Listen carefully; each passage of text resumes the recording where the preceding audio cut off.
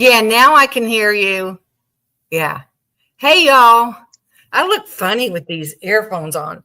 Is the sound good? Can y'all hear me? Am I echoing? Why can't I hear you?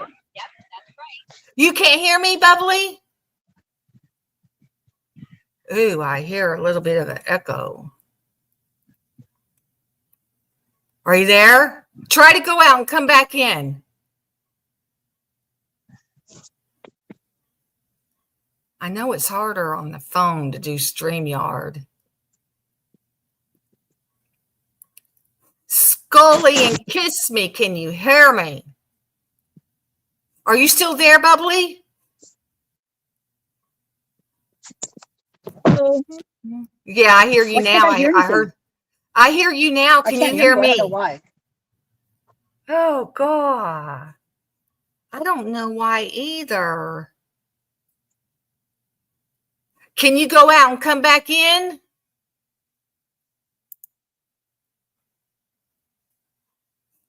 What is going on? Gotcha.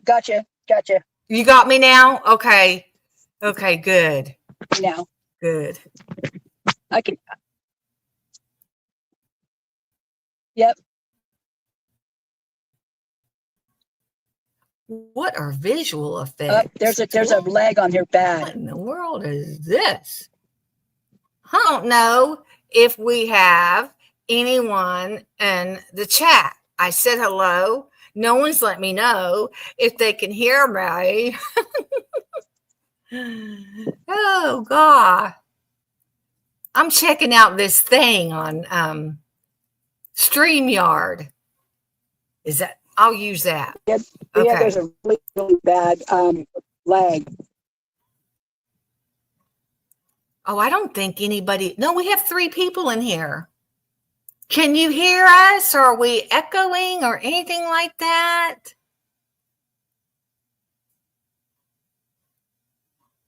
Okay, let me see if I can pull up that article. We could go ahead and start because if there's replay. Well, no, not that one. That one. A really bad lag. Let me see. There's a really bad lag. Yeah. Oh, let me, Leah. Oh, no, I just heard you fine. Let me see how my phone's doing.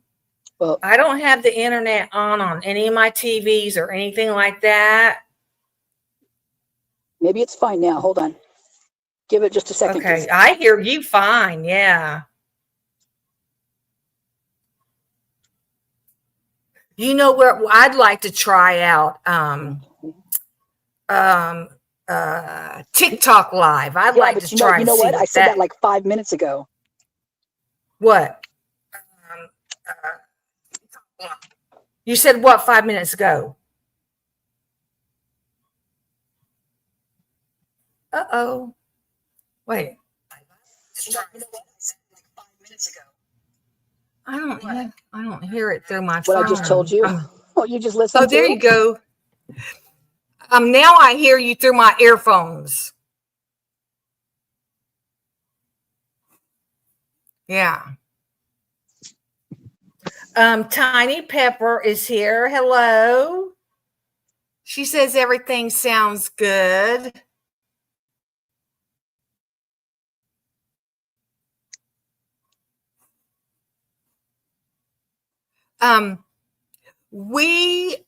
I think we have a good show planned for you all.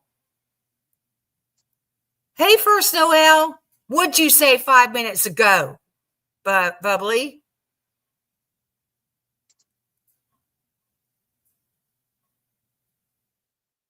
I wonder. Edit mic settings. Edit mic settings. Echo cancellation. Reduce. Automatically. No, not that one. No. Reduce. Yes, that one. And now I got you full blast. Are you there?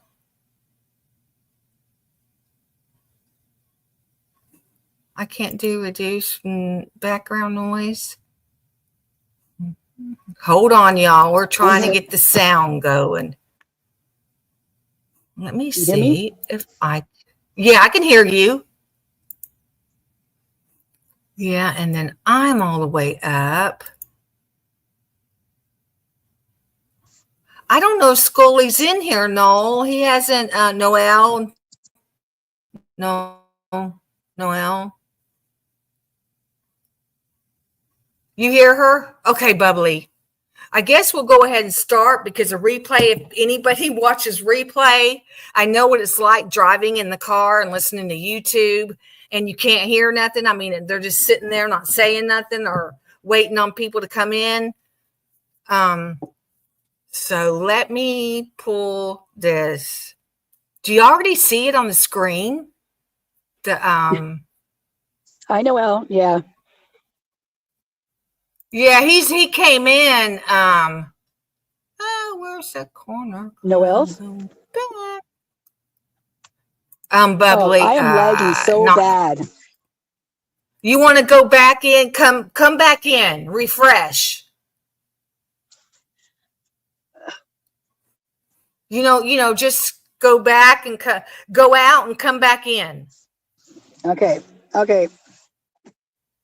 Yeah, I'll wait on you. Hey, Silent. Bubbly's rebooting. She wasn't hearing me good or something, Noelle. She was having problems on her end. Do I look funny with these headphones on? I feel like I look funny with the headphones on. And yes, I had to go to the store and get me a vape. That's why we're 30 minutes late.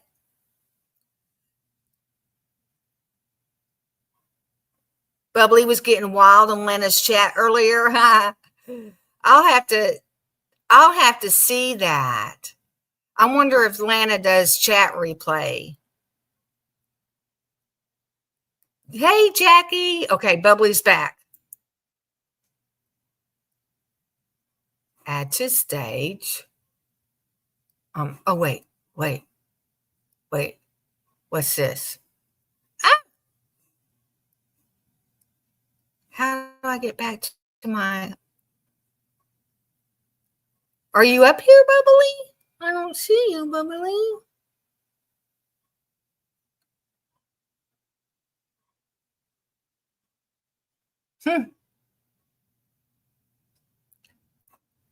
Raw's in here. Hey, Raw. We're trying to get set up here. I don't see Bubbly. There, I hear you. But I don't see you. Okay, now I'm here. Okay. Are you on your... Do you have a lap... do you have... StreamYard's terrible for the phones. I've changed. I did it on my tablet this time, and I had it on my phone last time. But I've always done it on my phone. It's been fine. Something in the background. You can't hear me?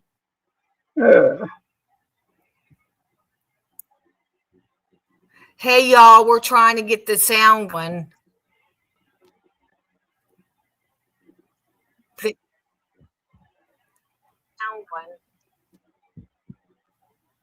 Are you on your phone or tablet? I'm on my tablet right now. I hear you. Tablet. I hear you, but you're cutting out. Okay. Yeah, now okay. They say they can hear us, Bubbly. Okay. Yeah, now I hear you fine. We're going to start out with the history of the Corner Club. Is kind of interesting. Hello, Big Amish. Oh, you love my... Am I echoing any? No, cuts out. I cut out. I wonder if I need to refresh. Let me see. Let me refresh. I'll be right back.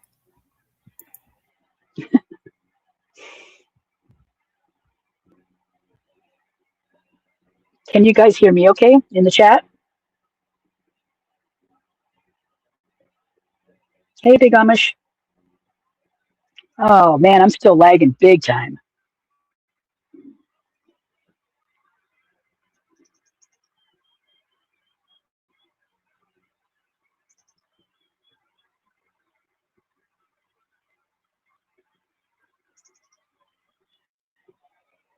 There. Do y'all hear me good? I hate the way StreamYard does this bull crap. If there was another way to go live, you're still lagging big time? Yeah. The only thing I know to do is go in and out, like refresh. Yeah, but I did already twice. Now you are. There you. I could hear you now. Yeah, but when I talk to you, it takes like a long time for you to hear me. I know. Or for me to. I'm gonna pull that article up, and you can read it, Bubbly. Let me see. There it is.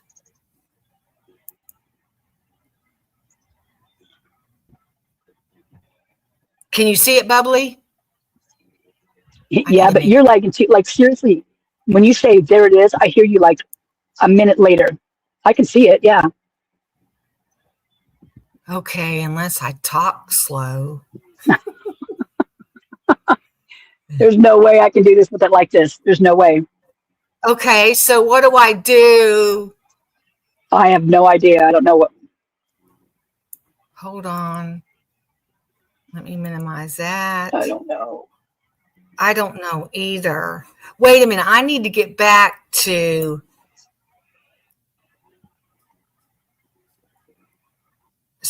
the original streaming. I am. Minimize. Okay. What do I do, somebody? What do we do? Okay. I'm going to put it, I'm looking at my microphone. I hear you. Yeah, but I'm not talking. You're not talking?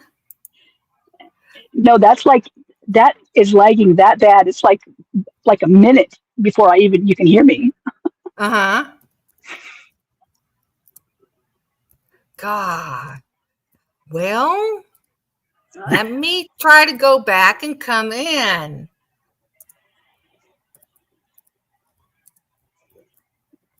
Hold on. I'm going to try that again. That's weird. Okay, let me go out and come back in. Let me do that.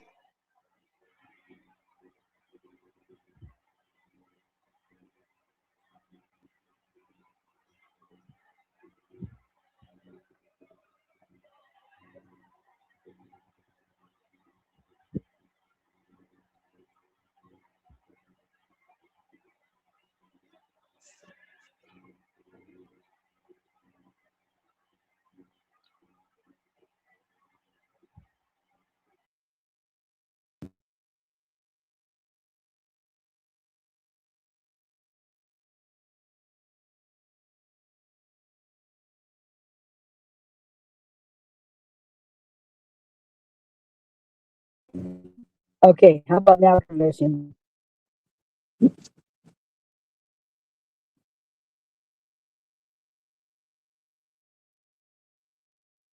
Oh man, it's still lagging bad.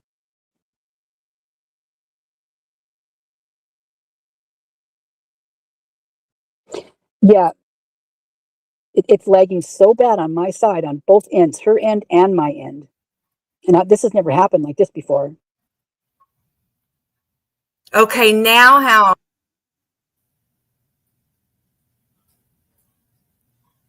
Do you hear me now? I don't know, but I feel really stupid right now. And it's like, Yeah, because I can hear you, but it takes a while for me to hear you.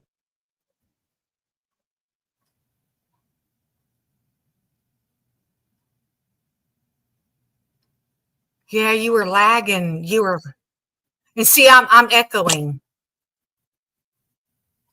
Like I can see you talking right now, but nothing's coming out. Really bad, right? Okay, let me put it on. Should I put it on Bluetooth?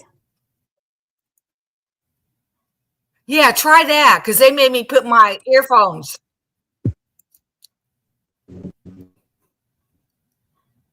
Maybe I have to take my earphones off. Okay, hold on. I just set it to default. Can you hear me now? I hear you, but it's echo. I feel like an And idiot see, right I'm now. echoing too. Let me take my Oh my earphones out. God. Okay, echoing. Now that I took the earphones out, well, shoot, I'm echoing still.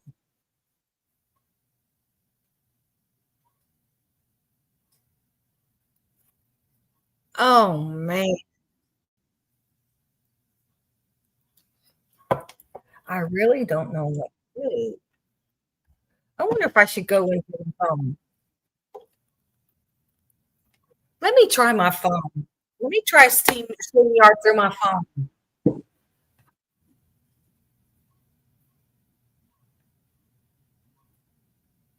Let me remove myself.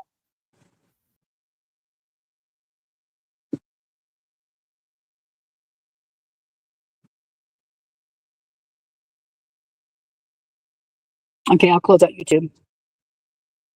I'll close that off. YouTube.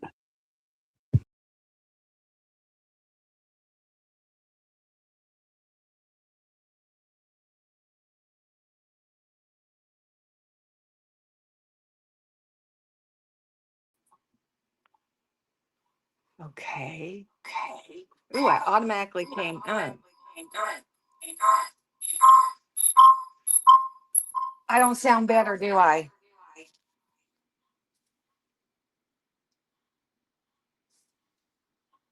Oh, y'all, I don't know what to do. Do I sound okay? No, I don't. Ooh, I wonder if I do this. Hold on. Okay. Leave. Okay. Do you hear me?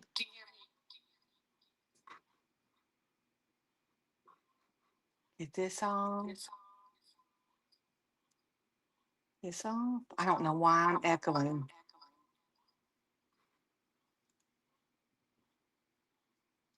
Let me turn that one on. Okay. How do I sound now?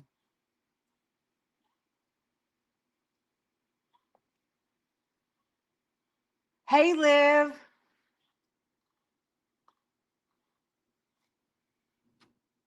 How can I tell if Bubbly's come in here? This is a different setup on the phone, y'all. Do you hear me okay? Am I echoing or anything like that?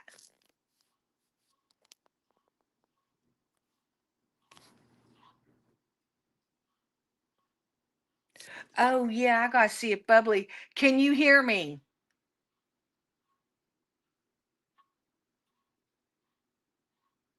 Okay, so I guess I'm gonna try it through the phone. I've never done I've been on StreamYard through my phone, but let me see how you present.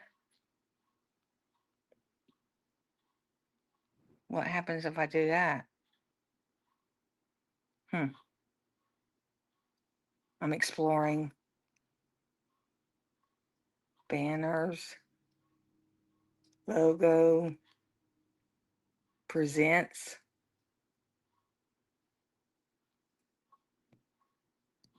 polls. Recording. Oh my God. Oh, here they are down here. I see it now. I don't see Bubbly trying to come back up.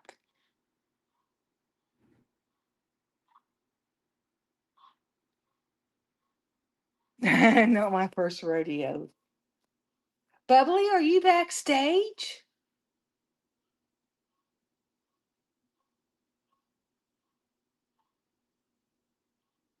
Oh, you need the link. Okay.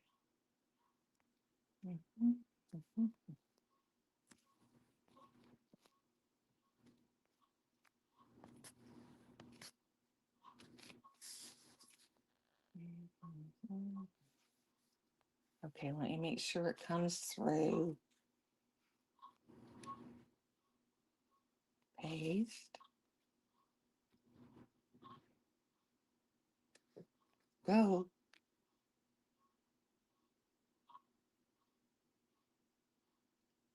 Yeah, Big Amish, we are going to talk about Eco Shield, but we're doing some background stuff first with the Corner Club.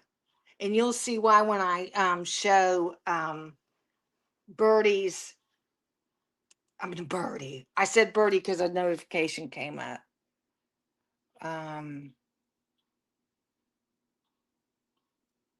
There you are.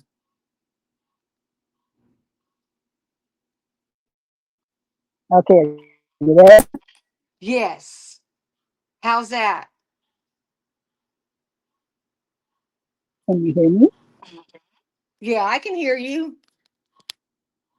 Okay, good. I can hear you now Now I too. can put my earphones in with my phone if I have to.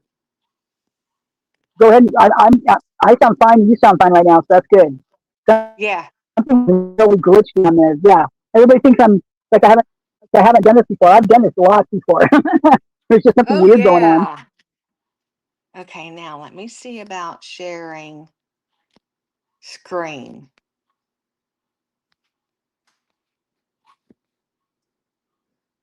Well, no, I can pull the story up on my side too. I don't see share screen. Uh, Weird. Let me do maybe layout. we're in limits right now. Maybe we're in like Twilight Zone.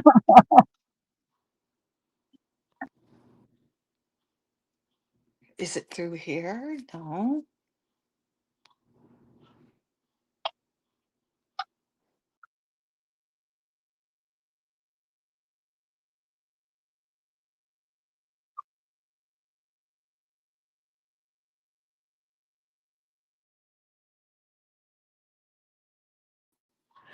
I might have to go back to the computer.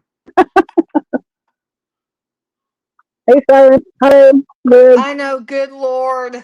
Ross says, good Lord. Glad StreamYard hey Amy, is It so has. user friendly. It's been weird lately though. I've even watched on other people's channels. It's really weird. That's chat. Where can I share my screen? I had it before. You were doing it before. Oh yeah, but I've been on the computer. The only time I've been on the phone is when I am on panel on somebody Oh, else's channel. gotcha. Okay, I understand now. Oh, wait a minute. Maybe let me look at this stuff up here. Oh God. When we get the Hey, sound going good. What's this? No. Come on, let me destinations and title. What settings? I'll just crack a little drink.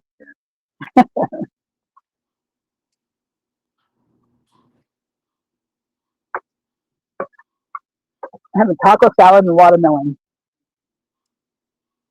I might have to get back on the computer. Golly, come on, StreamYard. Yeah, I'm not going to renew next month with them. I can't afford $50 right now. My electric bill is crazy.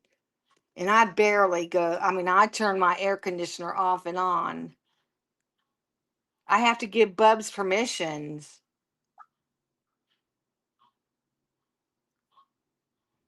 Yeah, but I don't see present. I sure don't. I'm trying to move over. You don't have to All that stuff.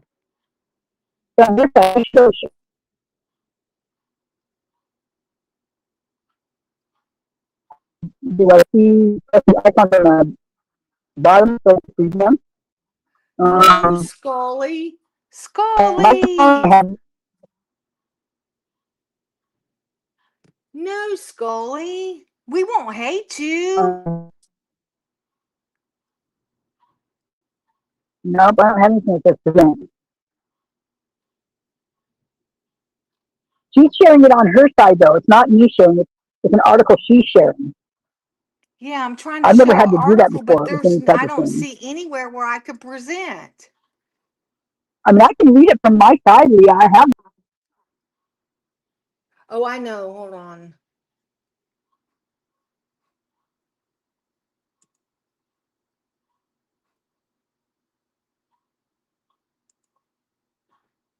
Did I lose her?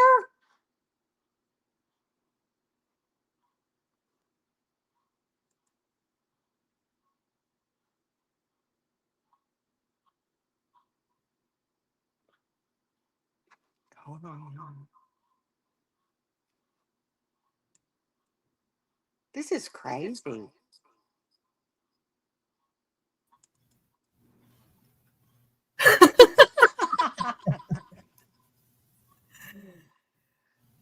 I guess I gotta get off the phone.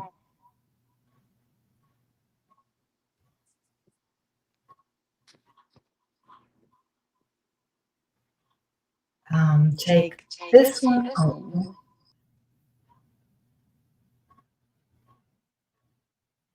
Is it just one of me now? In my, oh, here we go. There we go. I don't see Bubbly yet. Let me get out of here. Am I echoing?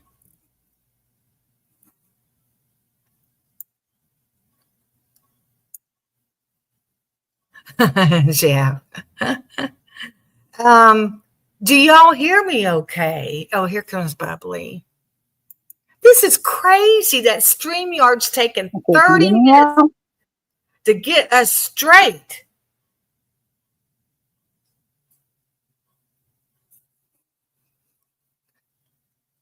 Hey, Bubbly. Well, Now, how do you hear me, Bubbly? I look like I'm blurry. I look blurry.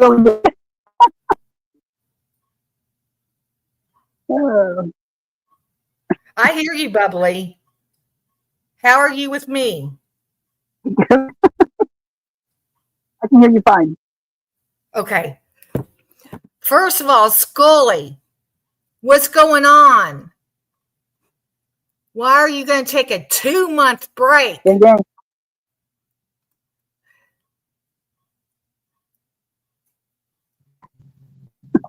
Yeah, maybe you just we'll need see when that happens. That's it's easier said than done.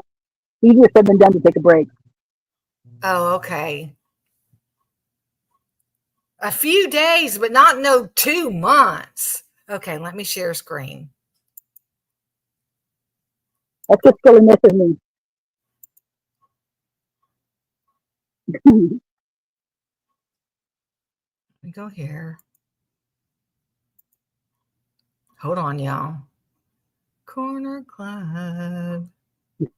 The story. Okay, do we see the story? Do you see it, Bubbly? What? Nobody cheats. Go. Oh, let me go back.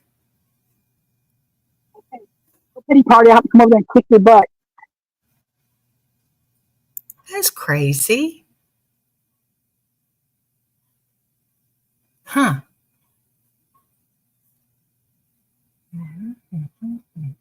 That's crazy.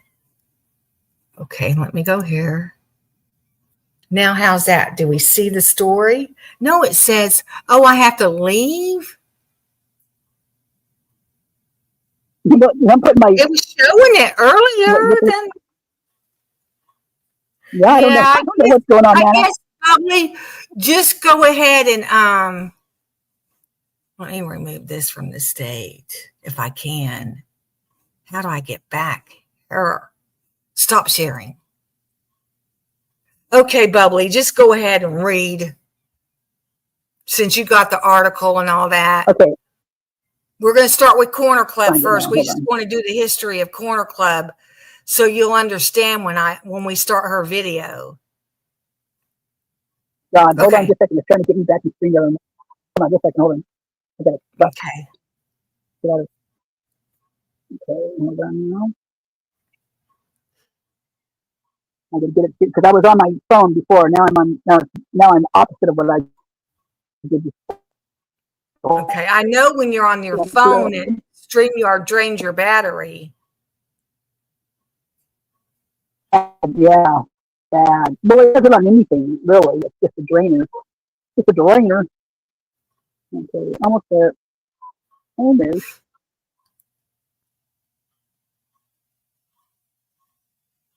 Okay, the story. Okay. You guys ready for this? You ready for this? Now I can't see chat because I'm reading the story, so I can't see chat. Sorry, you guys. Okay, so can't see it. The bar tail. Yeah, so I can't see it. But yeah, because I'm reading the Corner Club thing. Okay, the bar tail, the Corner Club. Okay, we got a picture up here with a guy. Let's see, a family. A family is what's up here. And it's not Mark Philippines either, so not sure why this family's there. So it says the Corner Club has been a Moscow, Idaho institution since 1940. A man and his horse walked to a bar. Man ordered 2 beers, one for him, one for his horse. Yeah, if you think I'm setting up a joke, you can stop waiting for the punchline. This is a true story from one day in the history of the Corner Club, a beloved 6-year-old sports bar in Moscow, Idaho. Since 1948, it's just been crazy stories like that, said the Corner Club's owner, Mark Philippines. Philippines laughs as he recounts another tale from the Corner Club's history of a man who would challenge his fellow bar patrons to a beer chugging contest. Their opponent, his sheep, of course. I mean, come on. The sheep won every time. The original Corner Club building held several functions: a brewery, a bakery, a restaurant, and a chapel, until finally in 1948, Gene Herman Goetz, Goetz, and Neil Lind, I always want to say Lund when I see that, turned the space into a bar. It started as a neighborhood bar for guys to get away from their wives, so he says. You know, they did forget to put in, it used to be a hair salon too, or a barber shop. I don't see that in this article. But anyway, over time, though, the old locals only ethos of the bar faded.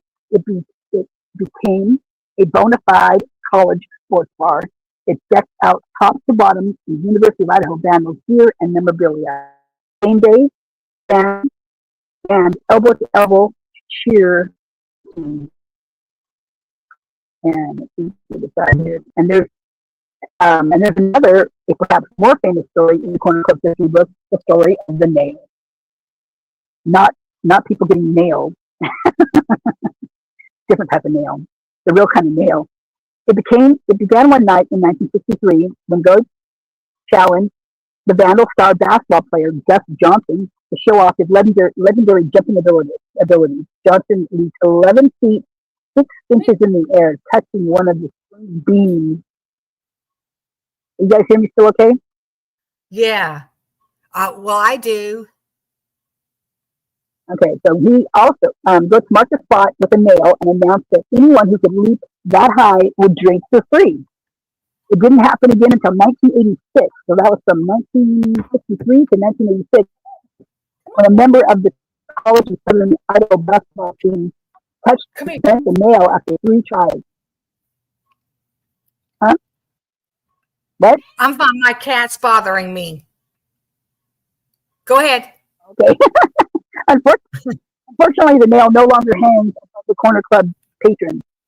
Part of the building was razed in the early 90s, leaving only a cinder block addition, which was added to the original building decades after it was first built. But today, there's a brick marked symbolically over the entrance of the bar at the same height as the original nail. That kind of sounds scary, to tell you the truth.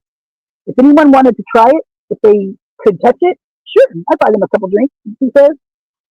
National Trust for Historical Preservation, all rights. Okay, you don't want to hear that part. So that's the story of the nail. Oddly enough, that guy that actually jumped, his last name was Johnson as well. I can't remember his first name, it doesn't say on the story here. But there's a lot of stories from this place.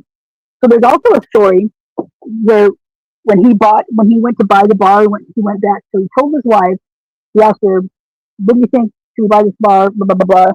And she, of course, yes, let's go do it, right? So the guy, it was only owned by 2 previous owners, and he's the 3rd one. And they told him that they would go ahead and sell it to him, but he couldn't change anything. He could add stuff to it, but he couldn't take anything out. Everything had to stay the way it was, all the memorabilia, all that kind of stuff.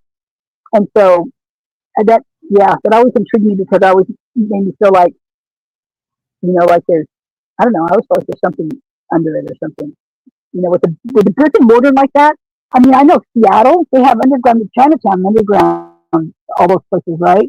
I mean, you think Moscow is different? Right. I don't think so.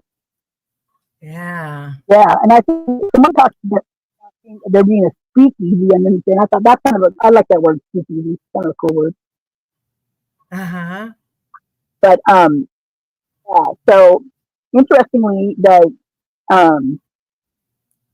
Adam Latta, who was a bartender there, he had another bartender that worked with him. Her name was Sydney Sterling, and she's also a criminology, graduate of criminology major, and she actually works with a couple senators in the legislature as well. And she's been doing that for years, like since she probably started out as a page, probably. Mm-hmm.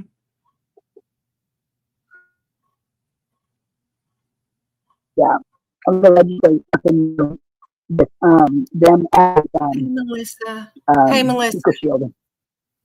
Amish, are you covering Eco Shield too? Amish what?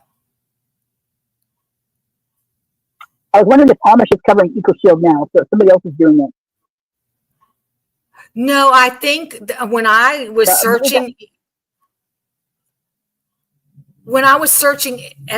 Eco Shield, and when I watched your videos, Bubbly, because you're the only one that shows up in the YouTube search when you put in Eco Shield Moscow, Idaho.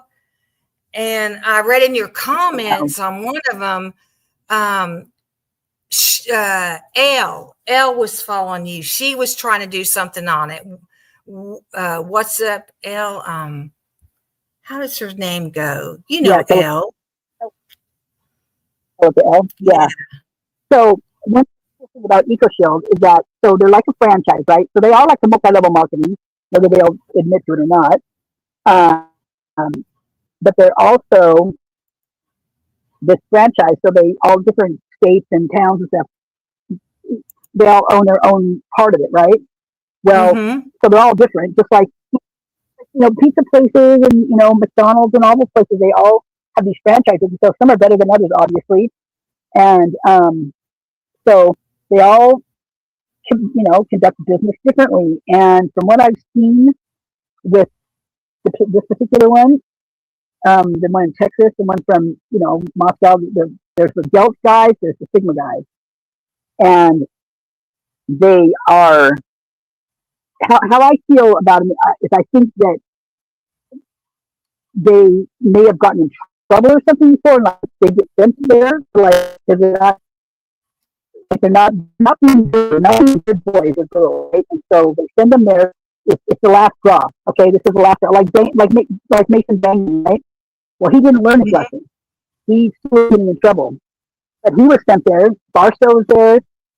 Eli Shoup, but he's a different story. His family owns, big buildings on the University of Idaho campus, but he never went to college there. He went to Boise, I think, which is weird. But I mean, there's so many guys, you guys, that go there that are like all in the interviews and stuff now. There's so many of them. Well, and the owner now, did you say anything about his frat, him being a graduate of University of Idaho, and he was in a frat? Who? Which frat? The owner, Travel. How do you say his last name? Triple Piece. He wasn't. Yeah, I don't think he was in Eco Shield. Yeah, I don't think he was. I don't know for sure, but I don't think he was. Yeah, he was in a frat. Remember, we found it. He's in Delta Chi. Delta Chi. Hey, Edie. Hey, everybody. If I don't see you, sorry, I didn't see you. Yeah, she was reading. Edie came in. Melissa. I saw Melissa. Jeff. I didn't say hey to Jeff, I don't think. Lucy. Yep. Amy, I want to make sure I did say Amy. Yes. And that's a Balama. Oh,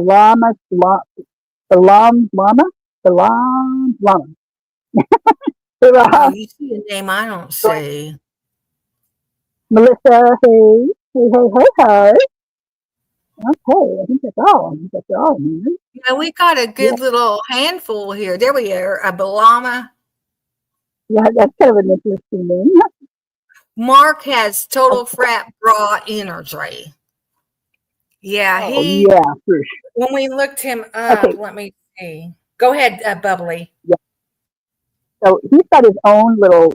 So when he went to college, he did go to college at the University of Idaho, and he worked from, the time he was able to get into the bars. He worked at Corner Club. That's where he did work as a bartender. Mm-hmm. So he knows that very well. And I think that's one of the things too, is that they, for him buying it, is that he did work there, and so they felt comfortable with him doing it. But also, one lady just passed away. She used to own it. What was her name again? I forget. You sent me. Let me see. I can't remember the way. Got it right here on my phone. LTON, one of the Meltons.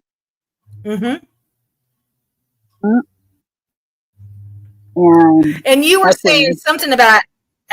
Was she the one that you think is related to an Abby or something? I looked it up. They're not really the Abby, not that particular one, but yeah, I remember there was the vehicle that pulled up at 12:27 or whatever, and up to 4 people. And people always say that they say, Abby, you need to park down below or whatever. They always say it was Abby Melton, but I don't know that. Yeah, they said Abby, right? Yeah. We still don't know who she is. Yeah, well, sounds like. I mean, we really know what if they say Farley. We have no idea what they say. I mean, it could be Farley, Harley, Charlie, Barley, Carly, I know, Marley. For real. Okay, yeah, let me.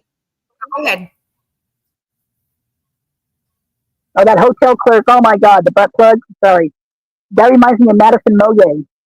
Madison Moye in one of her posts quite a long time ago. I might still have a screenshot somewhere, but she was talking with someone through Wazoo, and someone had put up it looked like a glass wine server, and what she referred to it as was a butt plug. Yeah. So when she said that, and then I see Maddie, that she's all talking about Maddie, it made me think of Madison Moye instantly. Wait a minute, Bubbly. Hold on. Balamas. I wish I knew how to say that. You've got to pronounce your name for me somehow. I know Triple Piece fairly well. My sister-in-law is Goette's family.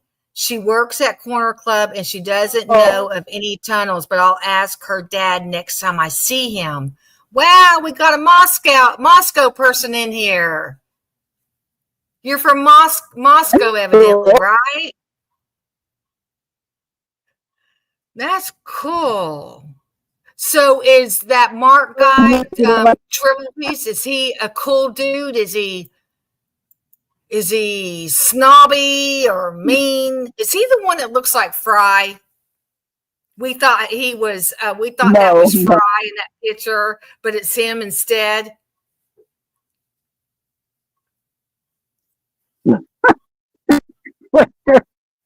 Did you hear what I said? Me or them? No record allowed here. Oh, okay. Oh my God.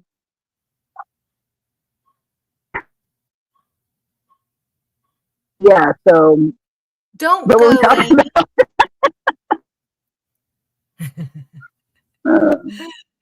okay, let me see. So you still want to, do you still want to say anything about Corner Club right now? No, I just know I've read a lot of things about over-serving is a lot of well there.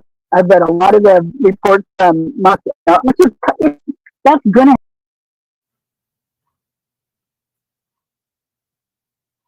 Oh, I lost her.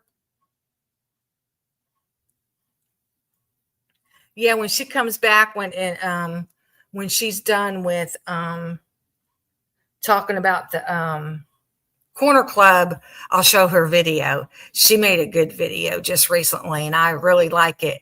And that's what got me into this stuff tonight. You know, for some reason, well, when I watched that video, it reminded me that I wanted to learn more about Eco Shield.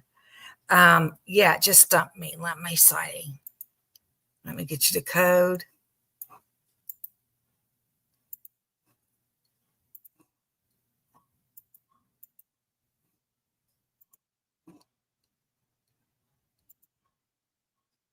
Hey, Thomas. Yeah, I'm getting ready to play her video, Big Amish. You got to be patient with me. We're trying to get around all this sound issue.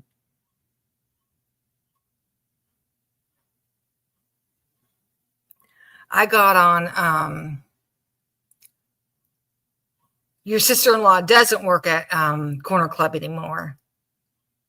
I wanted to ask you if Mark, the owner, what's he like? I mean, is he like a mean frat guy or anything like that? Because he kicked what's his name out of the bar when Roy went there. The owner kicked him out of the bar. Do they have a patio that they could sit on? Can you hear Bubbly? Yeah, it kicked me out. I don't know why. Yeah, there you are. There you are. You sound real good now. Yeah, I don't know why. This is the third time it's kicked me out of here. Oh, I hope you stay this time because you sound good this time. Cool. Right on. Are you talking about JLR when he got kicked out? Or Rory? Oh, Rory you're talking about, right? Yeah, Roy, remember when he went, I think he was live with us, and he went there. It seems like they had a patio, and he was sitting in the back on a patio type thing. Tables were out there, and I guess they got wind that, I guess he was a YouTube person or for Brian Koberger, and they kicked him out. Yeah, lickety split, too. That didn't take him long. At all. Okay. Mark's a big fish in a little pond kind of guy. Maybe he'd be nice if he didn't drink so much. Okay, I gotcha. Now I understand. That's part about owning a bar like that. And that's one of the things he talks about is that he, bartends on the other side, and then once he's done, he gets on the other side and drinks with everybody. And that's the first thing that it's not the best thing to do with a bar owner. I mean, that causes big problems. Mm-hmm. I guess it would be hard to do that and not drink. Well, especially in college town, we call the good old boys and everything else. You know what I mean? Yeah, the brotherhood. The brotherhood, right? Yeah. His wife Stacy was really nice. Oh, she divorced him. Okay, he's divorced now, Bubbly. a while. They've been divorced for a while now. Oh, so you know that Bubbly knows everything. I've seen the police report. Some like some problems with it, I mean, I read them that often that I know like where people freaking live in there, Mm-hmm. without even having to look the address up. I just see it on the police report. I'm like, oh, that's where so and so lives. And so there's been I mean, I don't want to say that you're too bad about it, but I mean, I don't know if he's hitting or if they're beating each other up or whatever. But there's some problems with some DV between them, from what it sounds like anyway from the police report. Yeah, and it is like a Peyton Place. It's like Peyton Place there. Yeah, I guess the fraternity and sororities, they get their way there in the corner club. Oh, heck yeah. Was the corner club, Big Amish is asking, was the corner club known for rug deals or transaction? I don't know about that. He's asking Blama.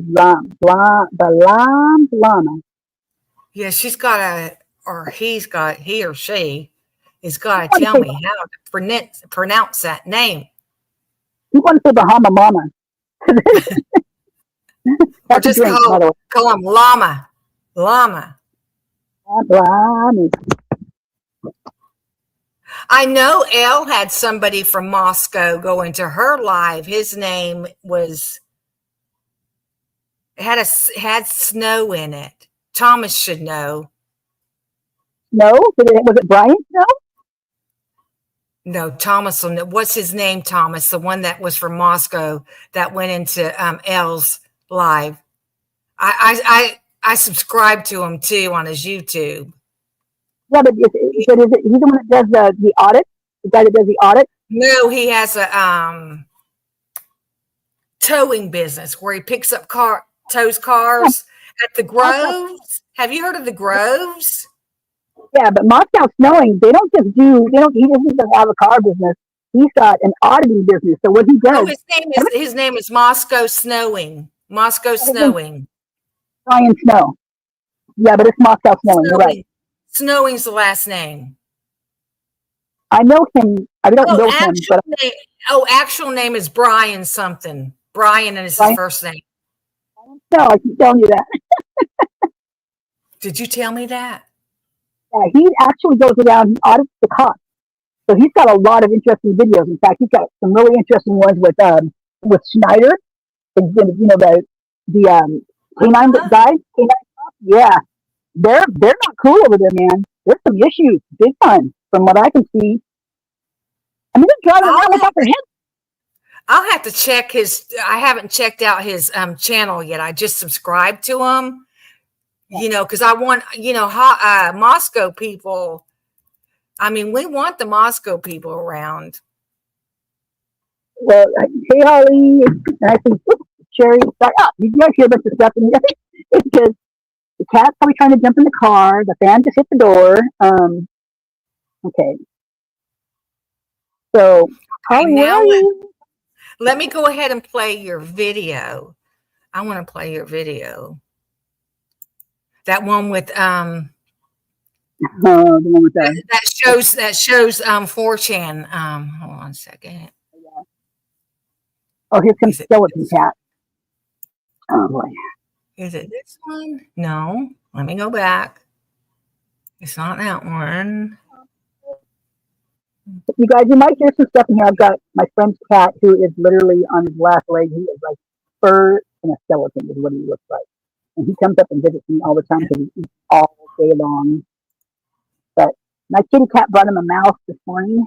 He loved it. Yeah, Llama said Corner Club don't know about the rug scene. I doubt it. I doubt that about the Corner Club. We would have probably all been hearing something by now. Hands down, that's going on in there. I used to bartend. I know what goes down in bars. And there's no way in a college town that that's not going on in those bars. No way, no how. That's true. Yeah, big time. Yeah. Now I gotta go back to, let me go to your channel. Maybe that's where I was. Okay, that's right. Okay, here we go. The ties that bind and the ties that don't. Magic deer's disappearing tattoos. That's only part of it. This is a good video, y'all. I need to launch a campaign in 2 weeks. Let's see. A lot. Okay, let me get it back to the beginning. Ew, and I. Oh, here we go.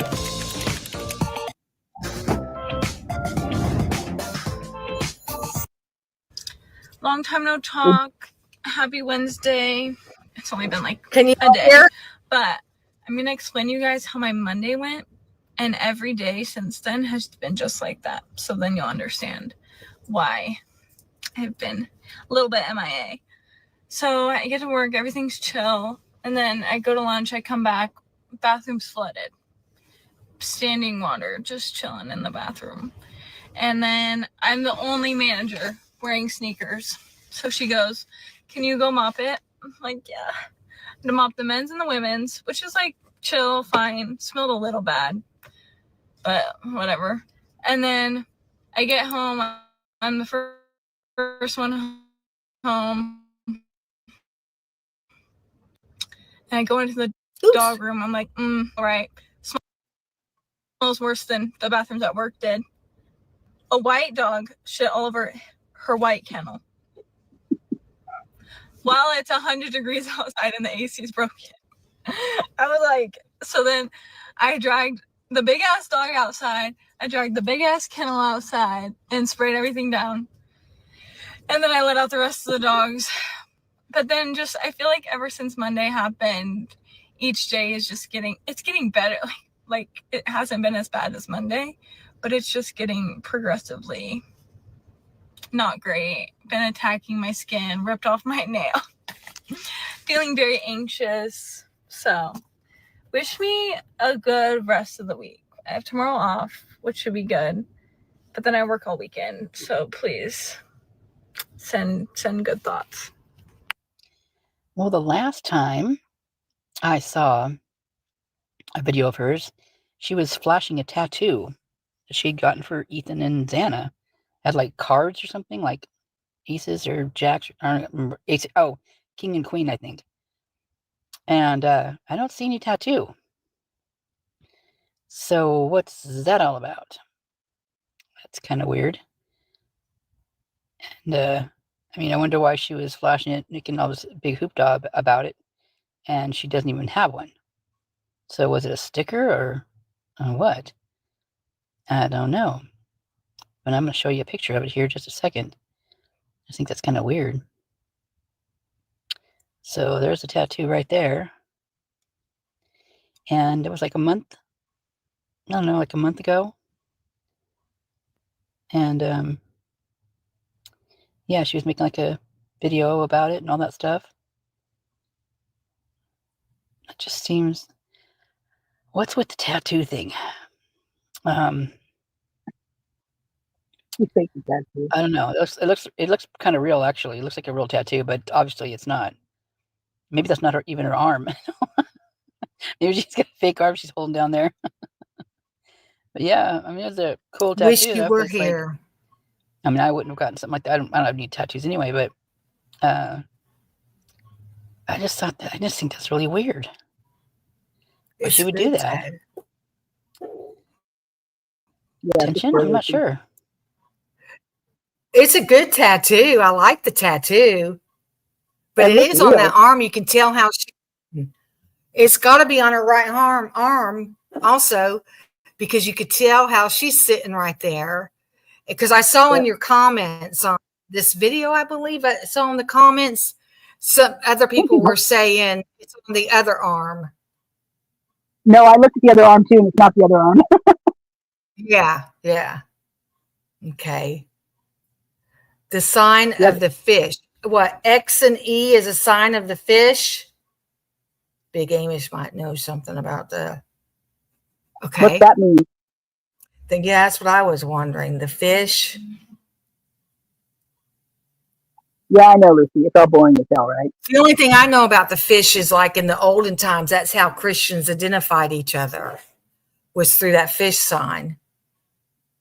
They would draw on the sand. You draw half the fish, and the Christian would draw the other half of the fish. Lucy, I broke a nail and had to mop up toilet water. Idaho4 chatter to non-followers. I mean, she's just like the so blasé, the way she talks, and it's just like monotone. And it's like she talks like that. That's her normal speaking voice. It's weird. There's no highs or lows. Yeah, I've seen her in an interview, and she did talk funny. She talks very just I can do it. I don't even know how to do no highs and lows. Hello, Italian true sleuth, the real Italian. Italiano. Yeah, her voice. Yeah. Jeff is saying you may be thinking of X chai and IX. I can't say that word. The fish symbol is, I can't say that word. It's or whatever. The Greek word for fish. Early Christians used it as a coded Christian symbol. Okay, that's what I thought. Again, that's the only thing I've heard about the fish. The symbol, Jeff, that you go like that, then you go like that, and the tail kind of looks like it's got an X on it, like it X's around. It's what they did in ancient days, olden days, where you had to draw on the sand.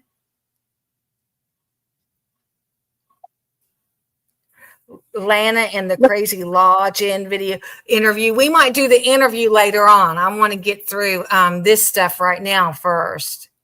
I'm gonna definitely do one on that interview, man. That is some nutty chick. Holy moly! Yeah, it is. Yeah, let's watch this video first. Okay. I just want to say, Did I start yesterday, Oh. as I was in my shift from hell at work, I saw 4 different engagement posts in my following. Like, people I follow, people I know. 4 in one day. And mind you, last week, wait, I can't say that. But 4 people in one day. And mind you, my bestie has been with her mans forever, and she wants to get engaged, but she doesn't want to because it's a trend right now. I'm like, what's going on? Are we just at that age? I hate it. I just want to say, yesterday, as I was in my... Let's dive into it. Okay, so I have a few other things that I want to discuss and talk about. First things is I want to talk about the formal that happened on Friday, right? Where they had this party at the house, and it's still, I assume that the formal was at the sorority house, and then they had an after party at the King Road house. That is what I'm gathering happened.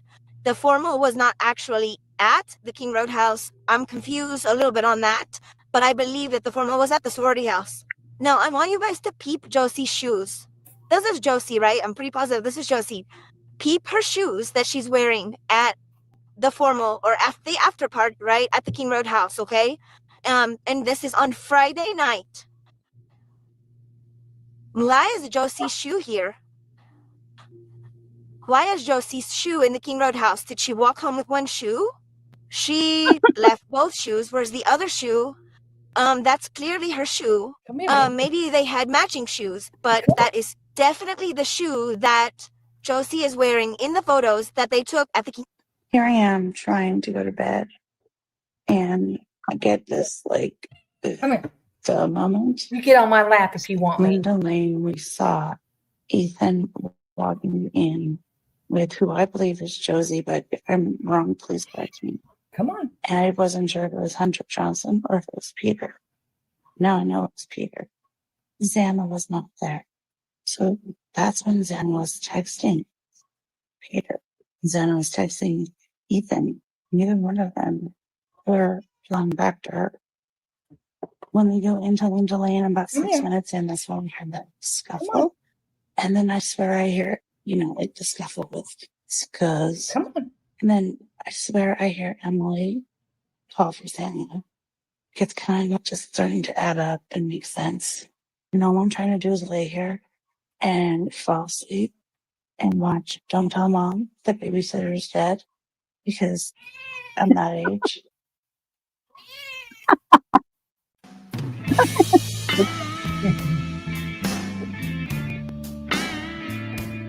I love how you find all the pictures. Actually, this is TikTok from somebody else. TikTok from other people.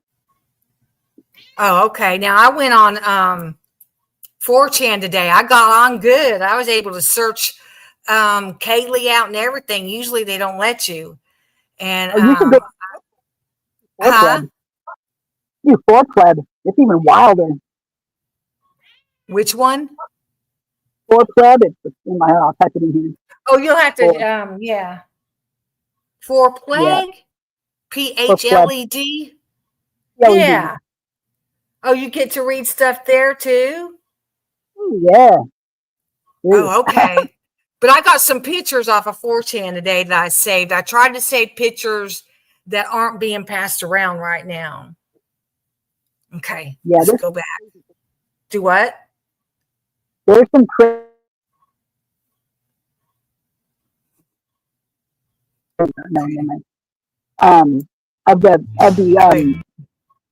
of the deep fake.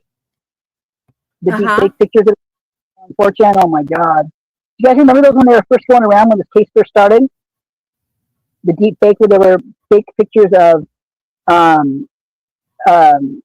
well, there's one that's actually going around, that's been going around forever. It's still on the net, but it's where Dylan's standing with a bunch of girls next to like a red wagon, and she's not wearing any pants.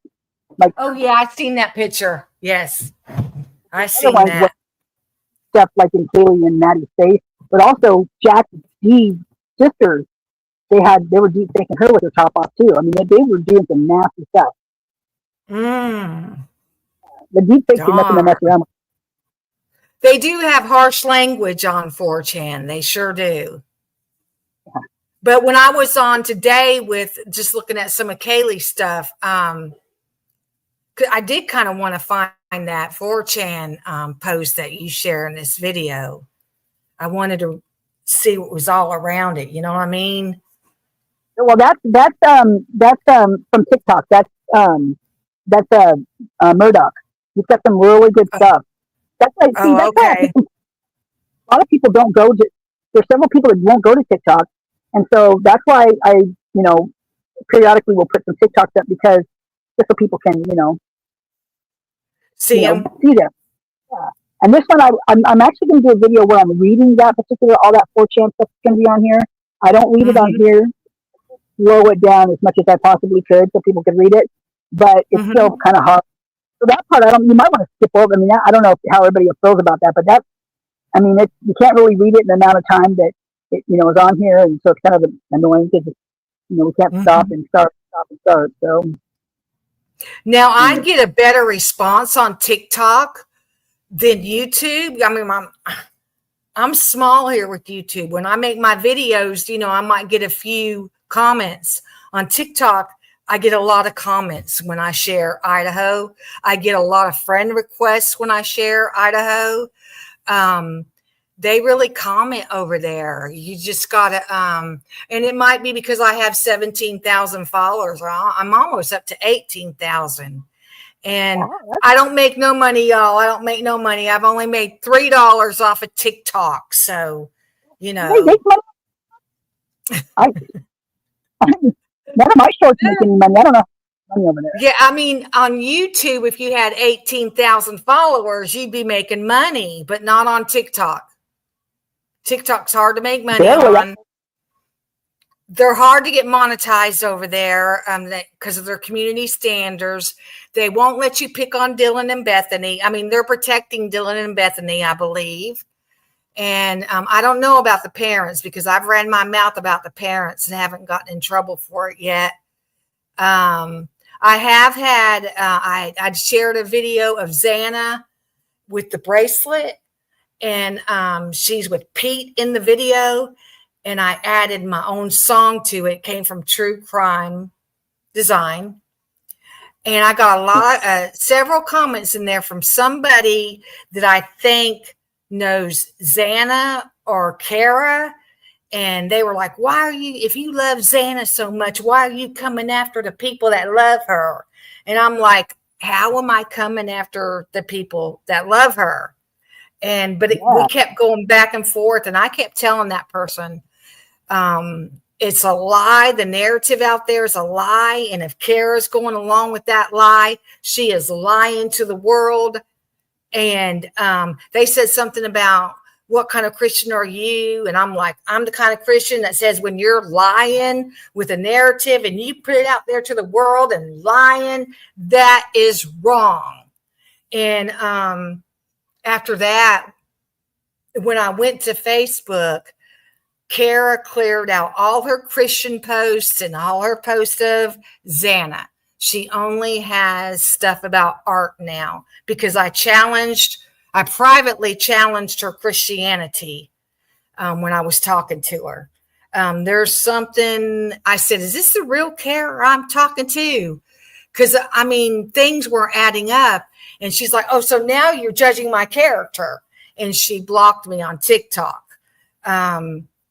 I wanted Kara to come on panel with me, either here on YouTube or on TikTok, and tell me about how she became a Christian and how God delivered her from the drugs. I wanted to know. We didn't have to talk about Xana. We didn't have to talk about the case. But of course, the mother grief, bonding through being bereaved mothers and losing children. Hello, Cassandra. And she just wouldn't answer me. She wouldn't respond to me about that. It's like she avoided that part of the conversation.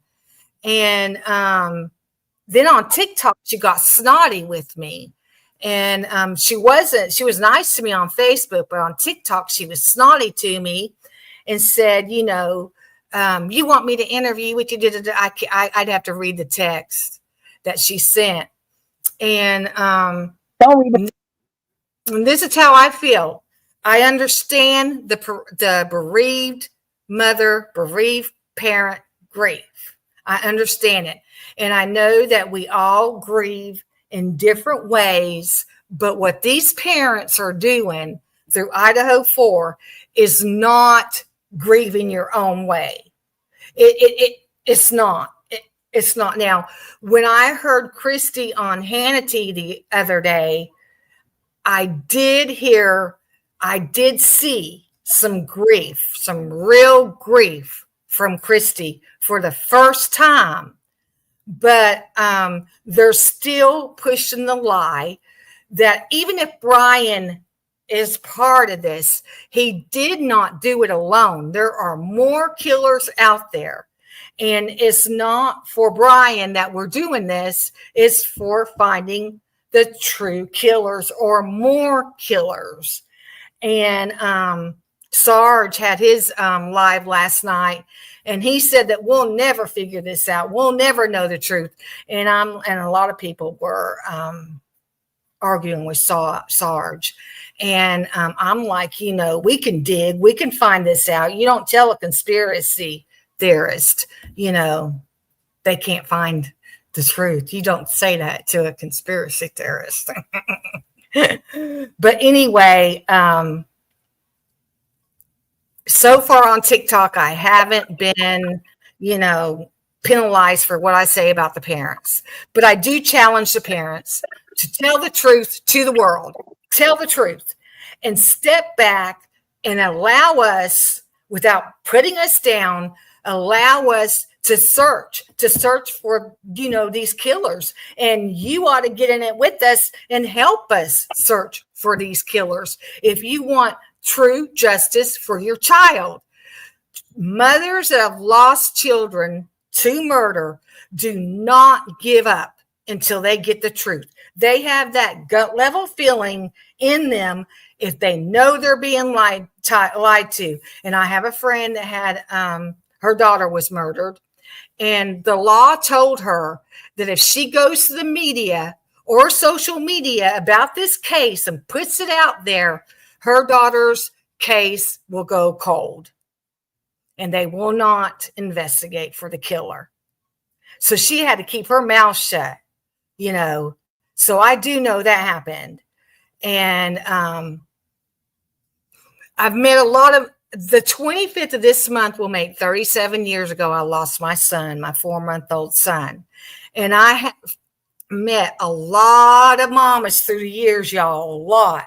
And none of them have ever acted like the Idaho4 moms.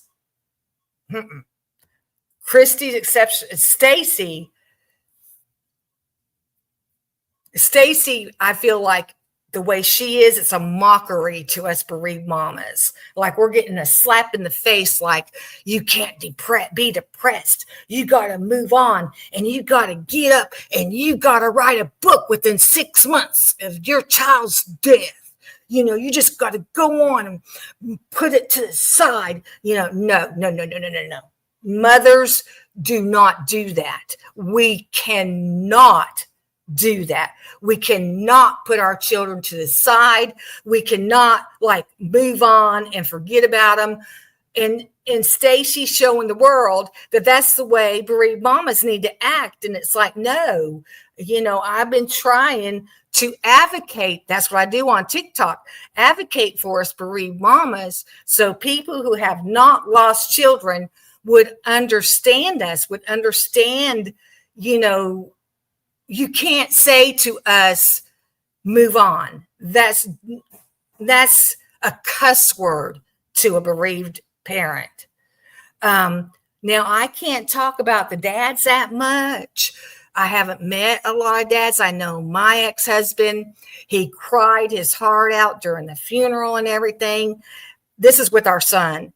And when the funeral was over with, he was fine. Happy-go-lucky, fine. And I was the one depressed. I was depressed. I was wanting to die.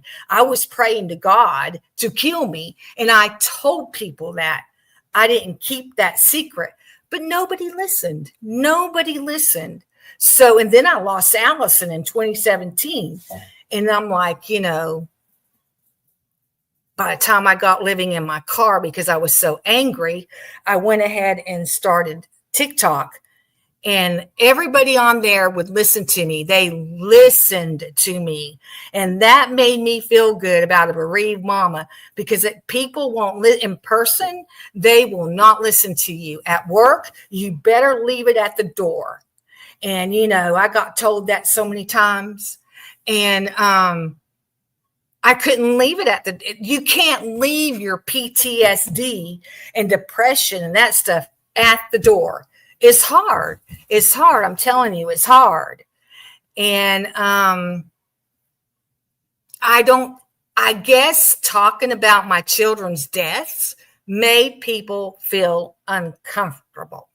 So, and the empaths, they feel your pain so much. It's like you're adding pain to them when you're talking about your children. So I'm sorry I got off on the side note there. Let's go back to Bubbly's video. I could talk about this in a TikTok video.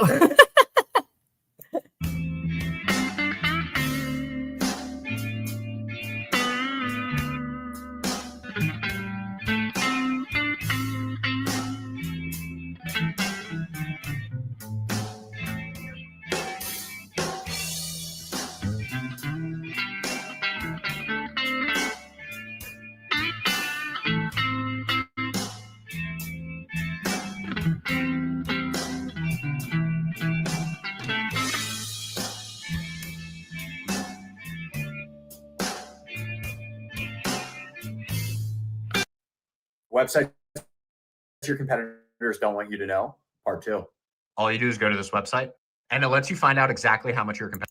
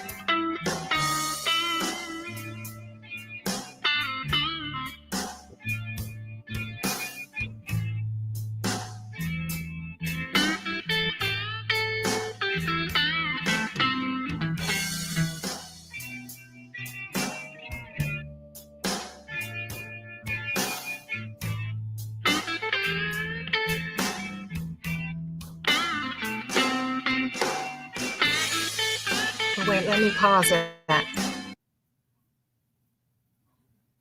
The organization and individuals responsible for officially investigating and dismantling these internet rumors were the law enforcement task force handling the case alongside the victims' families. Because the information vacuum before Brian Koberger's arrest led to massive witch hunts and safety concerns, investigators took the rare step of publicly monitoring and debunked viral fabrications. The specific entities who audited the digital, I can't see TikTok, corporate databases in housing, find that these names and networks were entirely fake include the Moscow Police Department, the local department led by Chief James Fry, formed the front line of defense against internet misinformation. The MPD established a dedicated digital tip line and assigned a team. I didn't know all this.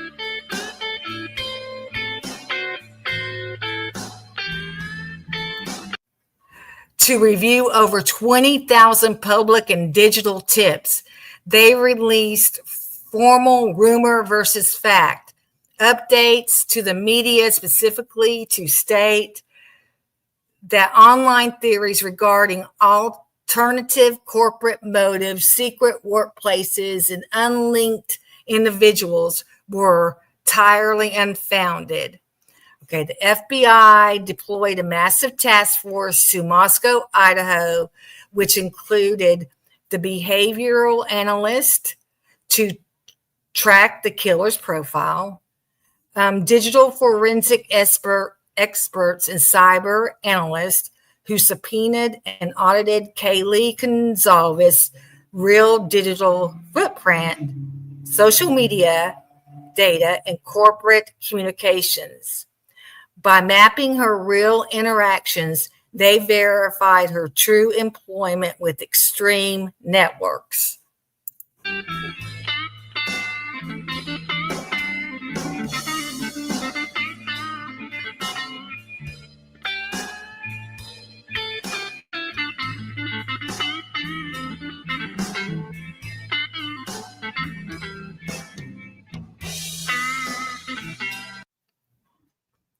And confirmed that names like Eli Shoup or corporate affiliations like Eco Shield did not exist in her actual life. Okay, we will see something a little bit later here in this video. The Idaho police. State investigators worked alongside local police to process formal warrants and corporate data requests. ISP tech forensics teams tracked the origin of several viral claims, mapping them back to random social media accounts rather than any real world evidence or witness testimonies. Okay, the Goncalves family and their private investigator. Frustrated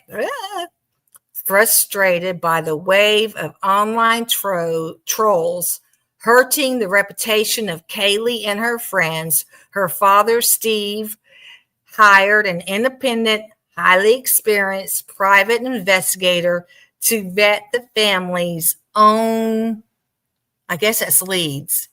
Steve and his legal representation frequently went on national news networks.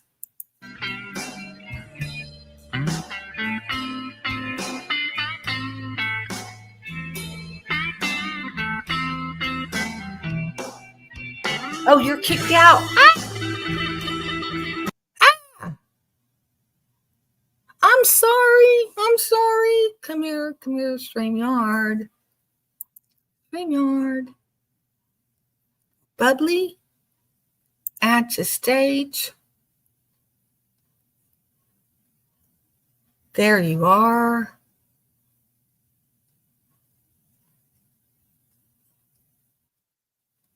Okay. Everything's cool? I'm going to go back to reading. Okay, this is from the video. You're going to read the whole thing? Yeah, I'm reading it. Yeah, it's interesting. What Leah is reading. Yeah, go ahead. Okay, I'm going back, Cassandra. I'm just taking notes. Okay, y'all can see the full screen, right? Okay. I gotta go back to the other page. Darn it. I like that screen better. Okay, here we go.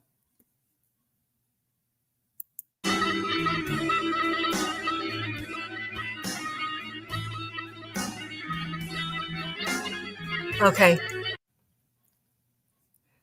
Independent, highly experienced private investigator to vet the family's own leads. Steve and his legal representation frequently went on national news networks such as News Nation and Fox News to explicitly name and slam the Hollywood, I guess that's supposed to be SHIT, and online sleuths who were inventing fake bosses, fake boyfriends, and fake employers. I don't know about that, y'all. Fake boyfriends? Okay. Ultimately, the final blow to the rumor network came from the Latah County Prosecutor's Office and the physical digital evidence compiled for court. When Brian Koberger entered his guilty plea, the official digital evidence presented, such as his personal cell phone records, laptop history, and vehicle tracking, completely aligned with a single isolated stalker. It proved to the public that there was no Eco Shield corporate conspiracy or hidden professional ring involved.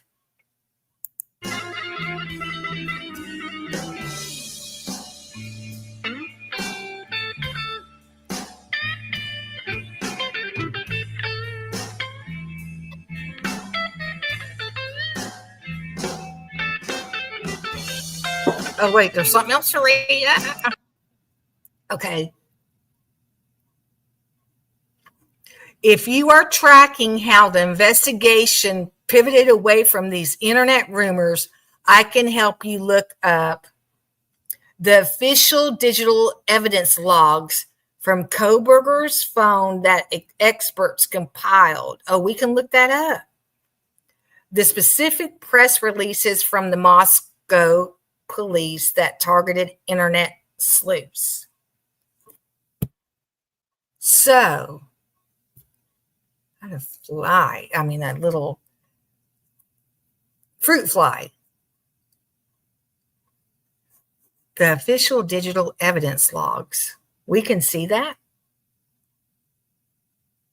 Is Scully still in here?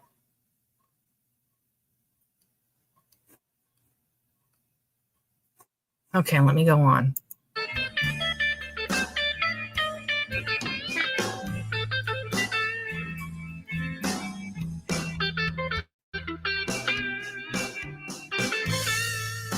Hey, Scully.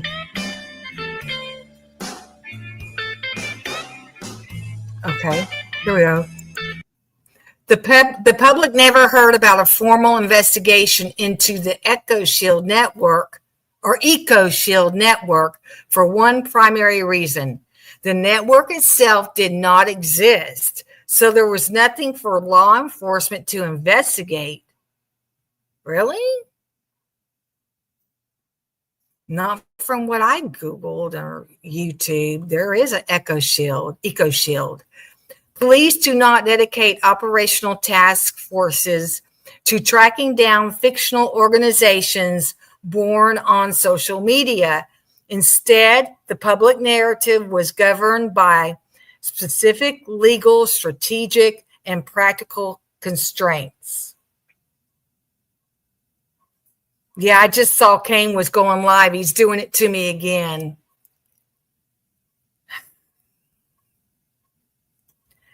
In January, this is the gag order.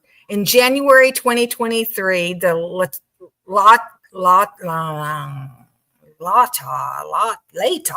Latah County Magistrate Judge issued a sweeping non-dissemination order, a gag order. This legally prohibited the Moscow police, the Idaho State Police, FBI, prosecutors, and defense attorneys from speaking to the media about any aspect of the case. Because law enforcement was barred from holding press conferences or answering questions, they could not publicly address or debunk specific internet rumors like the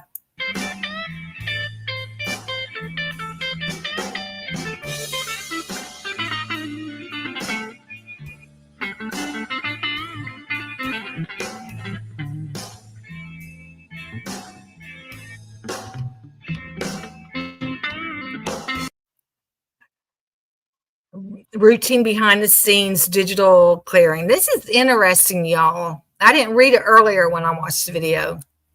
When people submitted tips about Eco Shield, Eli Shoup, now I heard stuff about him a while ago, or Jesse Holick, I guess I'm saying it right.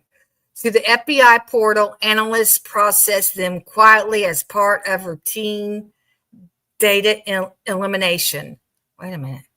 So is Eli Shoup involved with Eco Shield?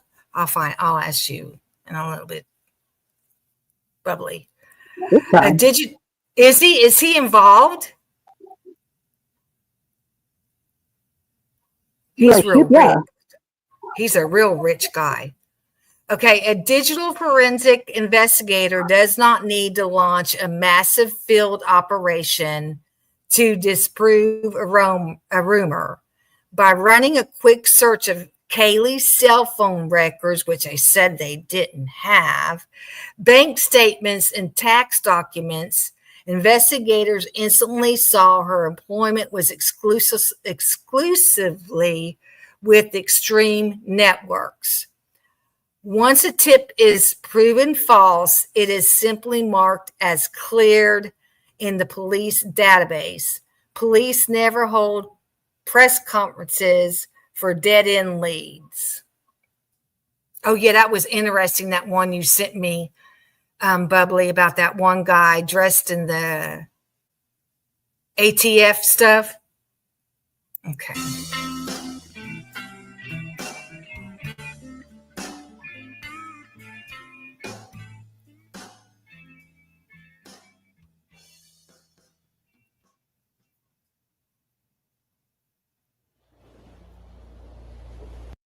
I built this website in 5 minutes with Wix Harmony. So I came across this image recently Hey, and thought to myself, Woke Up. what if I built an entire brand around? Oh, wait. Law enforcement and behavioral analysts know that publicly addressing specific wild internet conspiracies often backfires. If the FBI had issued a statement saying, "We have investigated Eco Shield and found no connection," true crime forums would have taken that as a sign of a cover-up or assumed the theory had merit. To prevent panic and protect innocent people like the real Jesse Holick or local bartenders, authorities chose to ignore the rumors entirely and focus purely on building the case against Brian Koberger. The finality of the guilty plea. Did you want to say something, Bubbly? No, I'm just like, just the whole thing. I mean, look at everybody that's look at the interviews. The interviews are all Eco Shield guys. I mean, pretty much all of them. Yeah. Had the case gone to a massive multi-week trial, the defense or prosecution might have explicitly listed clear leads to prove the thoroughness of the investigation. However, because Koberger entered a guilty plea. Yeah, and this is the guy, this is a TikTok that this video is from. K. Murdoch, 1975. Is this basically like to come in and write about everything? And I feel like everybody's like literally airing their dirty laundry or something on the stream right now. I mean, I just feel like it's being taken. I don't know. It's weird to me right now. Oh, chat right now? Yeah, I feel like it's just like, I mean, it's like one of those things where, like hijacking, the whole thing. I mean, if that's what, you need to do and you need to get out, this or that, that's fine. Go for it. But I'm not going to be involved. I'm not going to, that's not what I'm here for, I mean, that's for something different. I mean, yeah. I don't know why this needs to happen. A lot of this, like, it just gets me in fucking badness. Yeah. Are you all listening to the video or anything like that?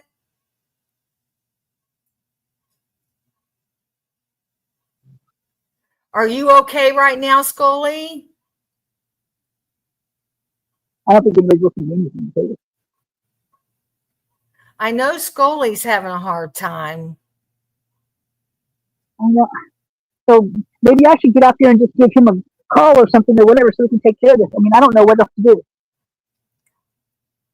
I mean, I don't want you to get off, though. I just feel like I think Scully's okay right now as long as he's in I don't want to think that we're ignoring him. We're not ignoring you, Scully. We are trying to do the live.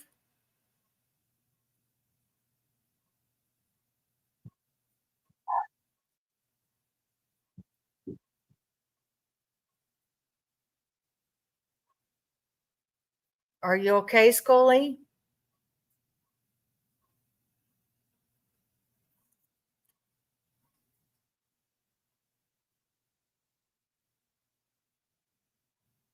No, Llama, you're fine.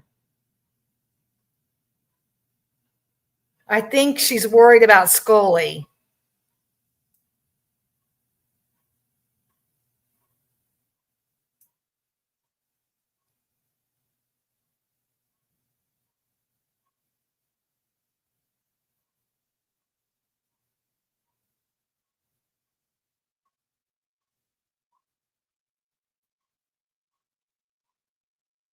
Okay, I know that Thomas and them are paying attention. Okay, let's go on, Bubbly. Maybe it'll get better since you said something. Are you there, Bubbly? Yeah, I'm here. I just have there's literally a park down below me, so they have like a live band right now. So that you can hear that coming up the hill. You can also hear the trains going off, dogs barking in the neighborhood. that skeleton cat running over here meowing is crazy. So I mean, there's a lot going on over here. So that's why I'm on mute. Okay. Otherwise, you can hear shit over here. I hope you're okay, Bubbly. Remember, I'm outside in the car, so it's not like I'm in a house where I can lock myself down. So Yeah, I understand. Okay. Law enforcement and behavioral analysts know that publicly addressing specific wild internet conspiracy often backfires. If the FBI had issued a statement saying, we have investigated, I already read that, didn't I?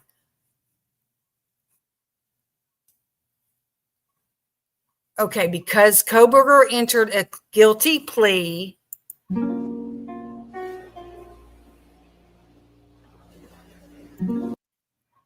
explicitly listed the guilty plea to avoid the death penalty. The state's mountain of evidence was never presented sequentially in an open courtroom. The case simply closed, leaving internet rumors to fade away without a formal public postmortem.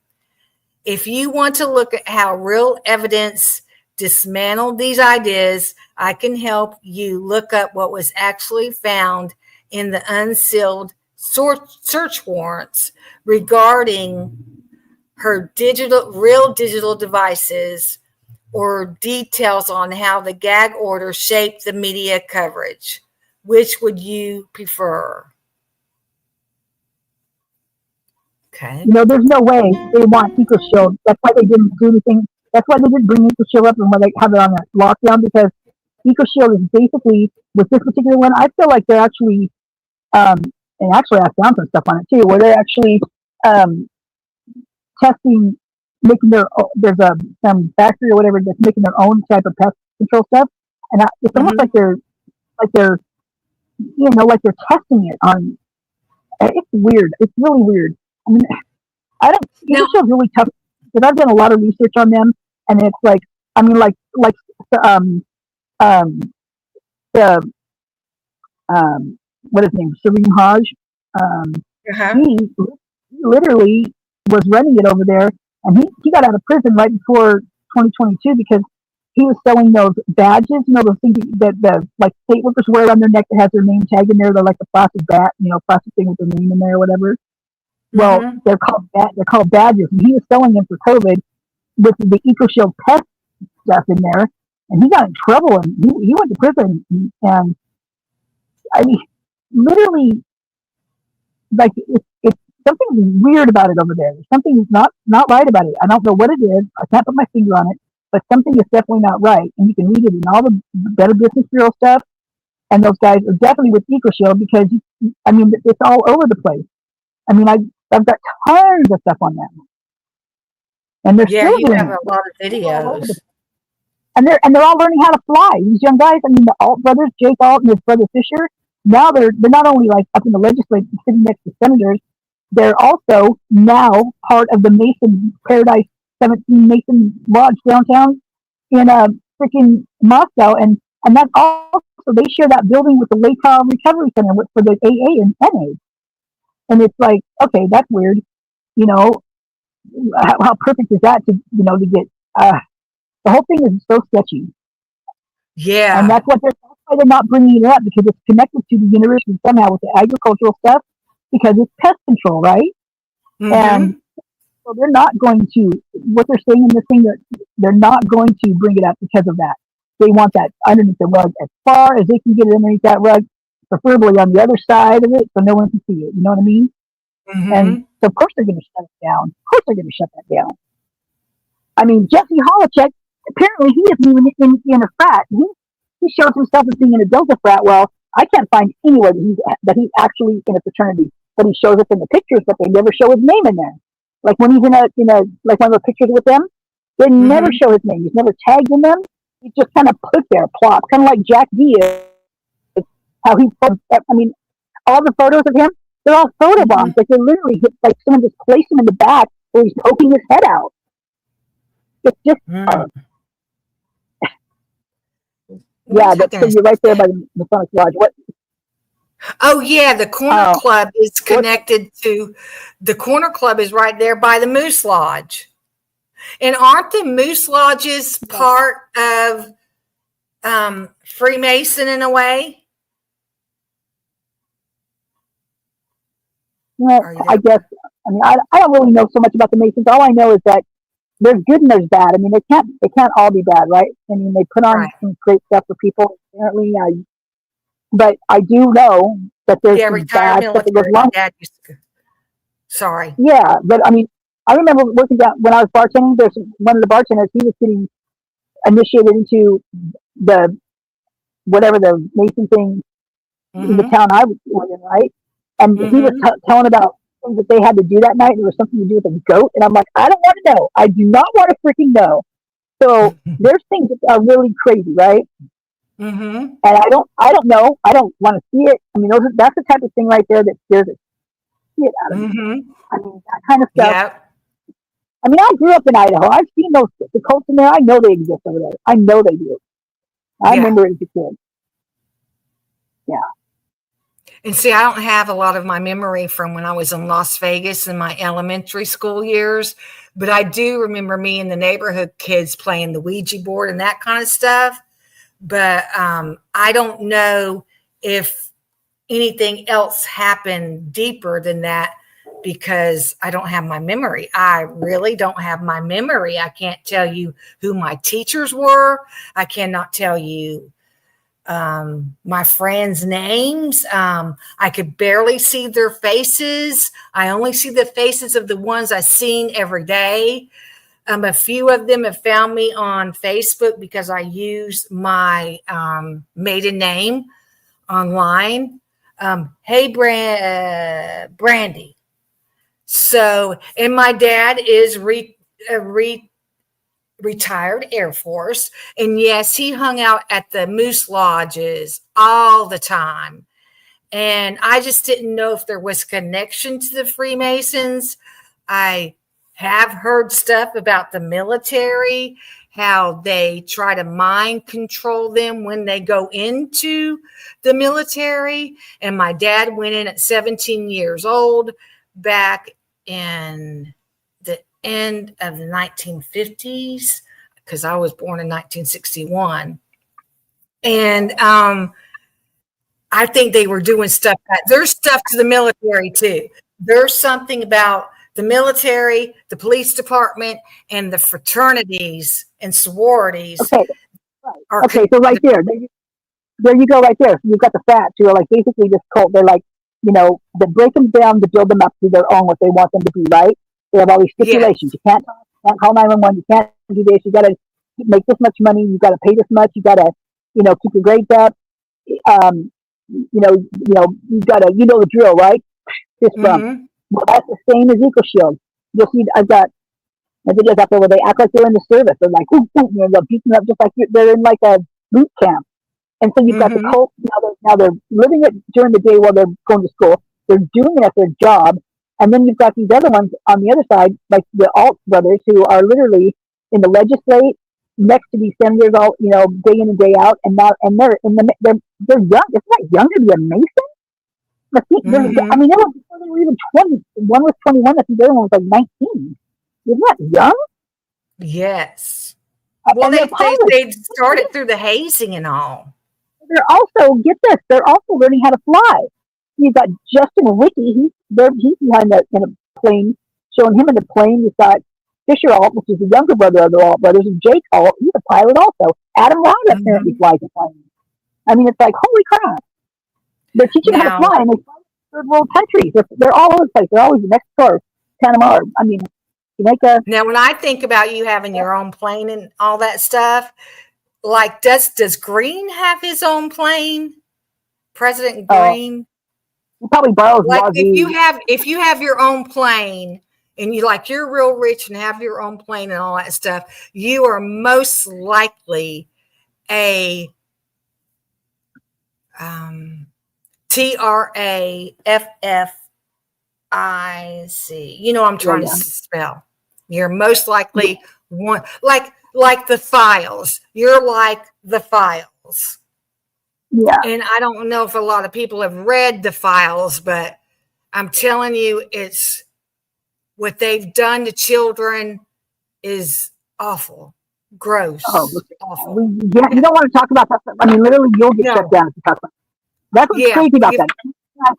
Yeah, you just can't. You cannot talk about that stuff. And it's the truth. Now, I had my Facebook page taken down in 2020, my original Facebook page that had all my memories of Allison when her four-wheeler accident happened and everybody was praying for us, and all those posts and everything wiped out. I was even wiped out off of Google. You couldn't put Leah's story in and find anything because I was running a group with a few other people. We were called the New World Order, something, the New World Order. Well, that's your first problem. Why'd you put that in there? It was a big group. It was a big group. And we got accused of Q. Remember Q? Which in my group, we allowed people to talk about Q. And in the beginning, when Q came out, we listened to him. Huh? Why are you talking about this right now? You're going to get it shut down. Oh, okay. I'll hush. Even saying yeah, that's why they shut me down. They shut down the group, and the other moderators that helped me, we all lost our pages.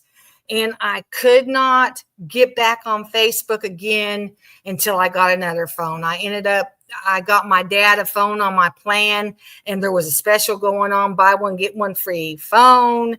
So that was the only way I've been able to get back on Facebook. So yeah, they're serious about censorship. They sure are. Here, I'll go ahead and start this again.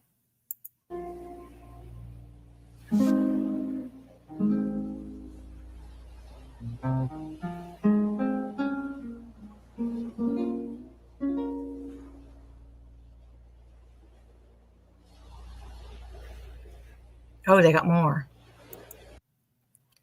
The FBI and Moscow police tip lines received submissions regarding Eco Shield, Eli Shoup, and Jesse Holick because members of the public forward those internet rumors to law enforcement.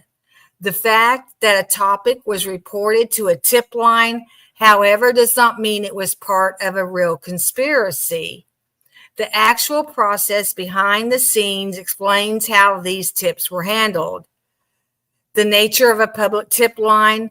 During the initial weeks of the investigation, the FBI and local police openly pleaded with the public to send in anything they saw and heard. See, I mean, they asked us to get involved in the beginning. Well, listen, if I'm the only one talking about that place, talking about them, how in the hell did they get all those tips? I mean, I was little. Back then, nobody even knew who I was. I mean, they don't even really, there's not very many people that know who I am now. I mean, it's just, the community here, but that's not very many people. And so for them to say that is so far, that is out there for them to say that. Literally, that right there is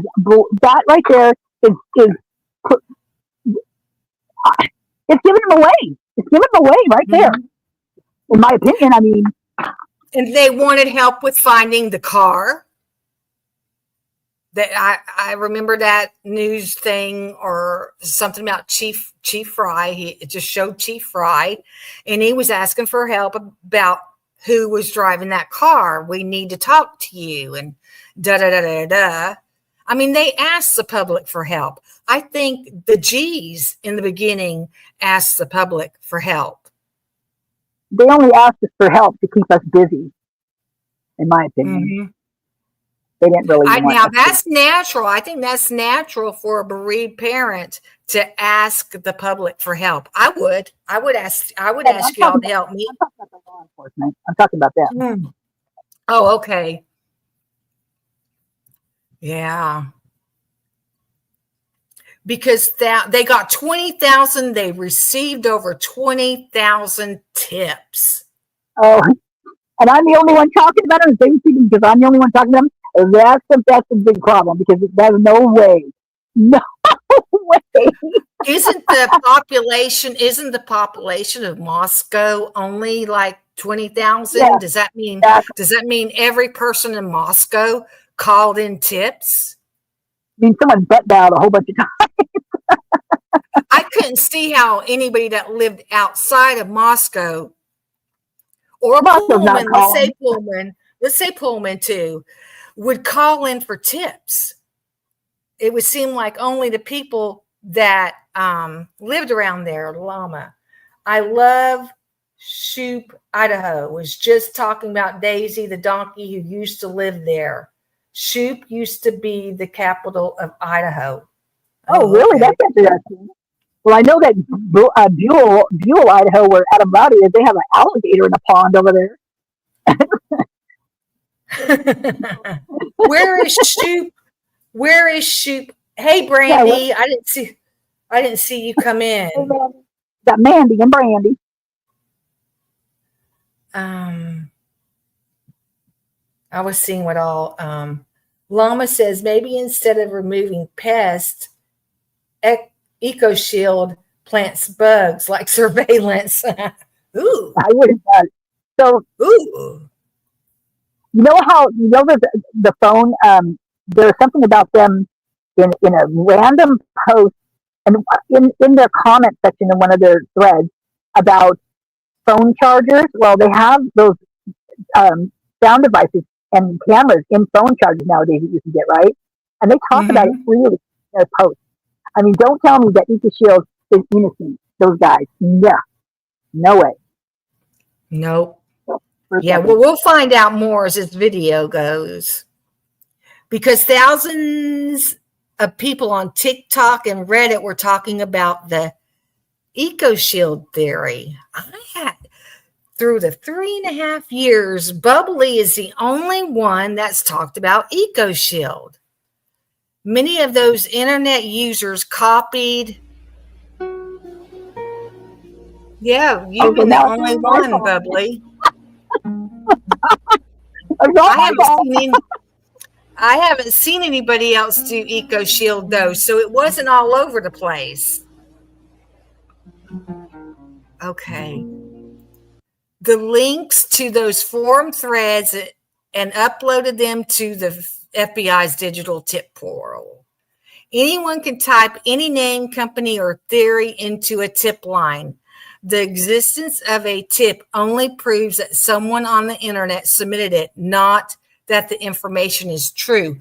We got to keep that in mind too when we listen to that interview from that lady from the hotel. Okay. When a tip, okay, this is how investigators processed and cleared them. When a tip regarding Eco Shield or these names entered the system, digital analysts with the FBI or Idaho State Police had to review it to see if it had merit. Analysis cross-referenced Kaylee's real financial records, cell phone logs, tax documents, and her verified internship data at Extreme Networks. Oh gosh, I can't see the rest. They immediately saw that she had absolutely something no link to Eco Shield.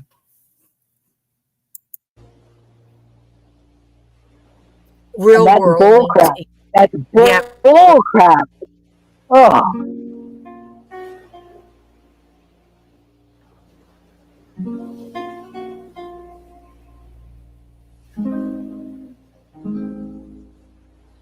Oh, there's more.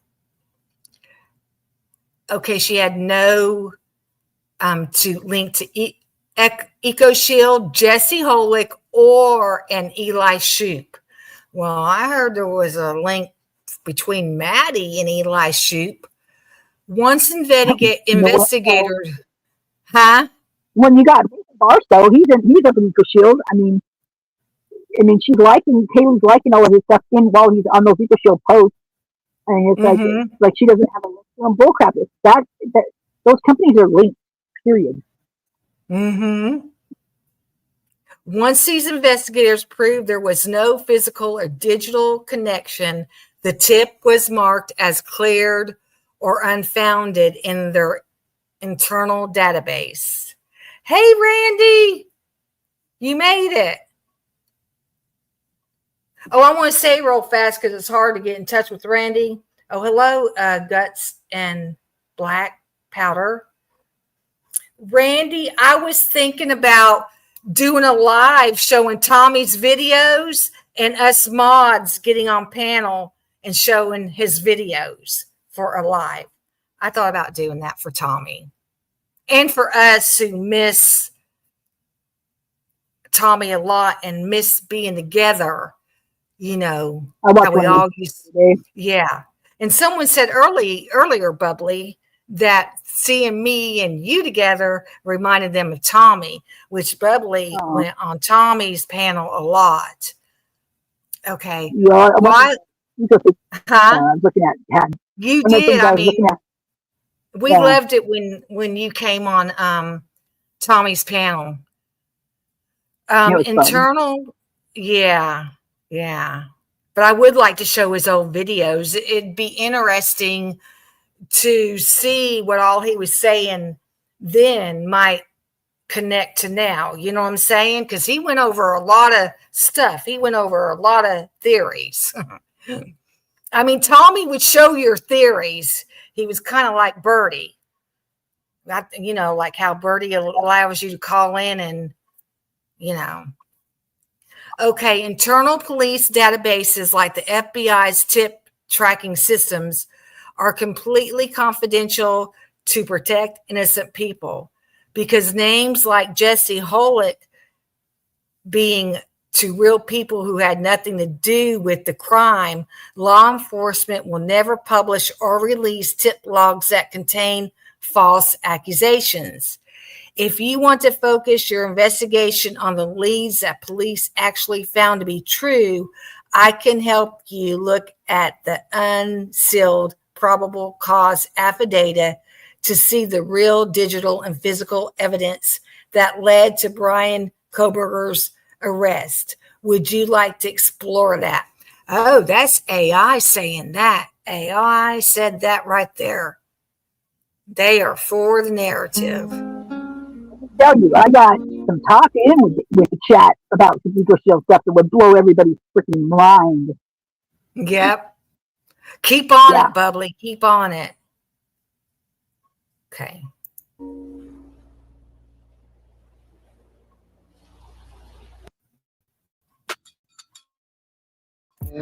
I wonder if that's it. Turn any text into speech instantly using AI and 11 Labs. I need to get that YouTube premium. It will help me when I'm driving. Oh, wait. Okay, here comes, this is 4chan, right? Here comes 4chan. Okay, I do, up here it says, yes, the MLMs are just fronts for money laundering. Now, Eco Shield, is it a MLM, Bubbly? For sure it is, yeah. Okay. They even talk about it in their stuff. They talk about it, literally openly about it. Oh, okay. Most likely they make regular donations to the DNC to stay out of prison. I don't know what that word is right there. Ponzinomic BS. Okay, here's this. This was December 25th, 2022. Yes, just as another Anon was saying above, I agree most likely it would have been someone who got scammed who did this. Perhaps Maddie told Adam all about this scam, about some of the people that they've ripped off. This could help explain Kaylee having enough money to buy that used vehicle. I know there's financing, but just an idea. And then people are gullible and will buy into anything and get scammed. Effing retards. Okay. Okay, this is still December 25th. Ha ha, it goes deeper than that. I'd like to see the location data on their iPhones. I bet it would be very weird, to say the least. Okay, these are anonymous people. We do not know who said this stuff.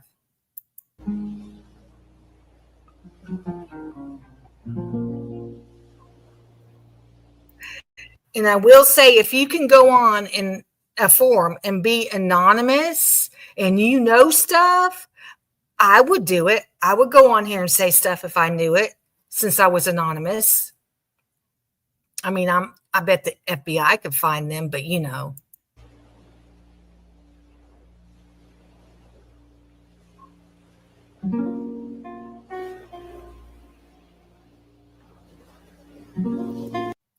Okay, this one's still December 25th, 2022. It's a standard period model. Kaylee was a recruiter. Shoop was her local area rep. Her sales resulted in much more money to the higher ups. She got the car. Shoop made advances. She was going to tell everyone she recruited. She needed to be silenced, and she had been advanced money for those recruitments. The car didn't come from thin air. So Shoop was making advances on Kaylee, and she was going to rat him out for that? I don't think that's what it is. I mean, but okay. But apparently that the car was an advance in her job. That's what the money, advance money, right? Or like a bonus or whatever for signing on with them, you know? Yeah. But there's a lot of things that wrapped around that car, even with the JJB stuff, because of one of the chicks that actually she's in prison now that was working with them. But that's all she ever drove was, and she was right up in that area with everybody else. So, I mean, there's a lot going on around that Range Rover, big time. Yeah. And she was salvaged. Also Range Rover. It says salvaged on the title, and so salvage that could have been confiscated from a bus, and you know, who knows? Yeah. And she was high maintenance too. I'm telling you, getting your hair done, doing your nails, all that stuff. It's expensive. It's expensive, you know. So she wasn't struggling. I don't think Maddie was either. Of all the retarded theories, an MLM scam gone bad is by far the most retarded. And someone said down here, pyramid model. So this was December 25th. I wonder if I can find that in 4chan. Okay.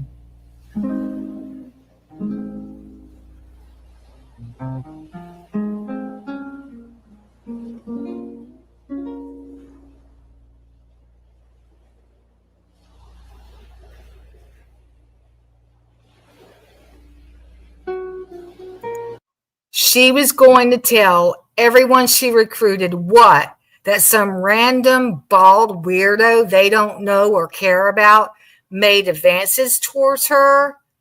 Some MLM scam involvement being related is not the worst idea ever, but the details of this theory do not work out yet.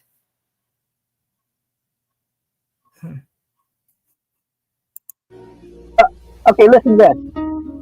Okay. When the guy, a local pyramid owner, August 12th of 2022, Hodge was sentenced to 8 months in custody, and both defendants, Eco Shield and Hodge, were ordered to forfeit $427,689 in proceeds and pay the rest of the things. He had to pay a bunch of money. He had to spend it in prison. This is from the Department of Justice. This isn't just off any website. I am not a robot to answer this thing.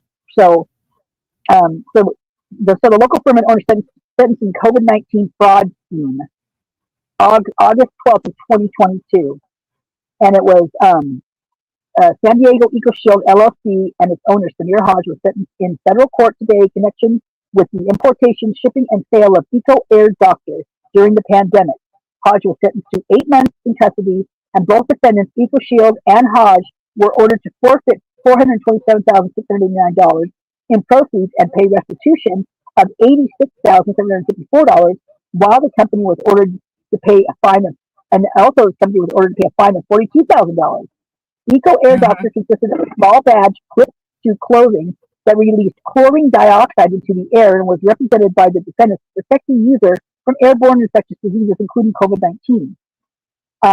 Products making these types of public health claims are regulated by the U.S.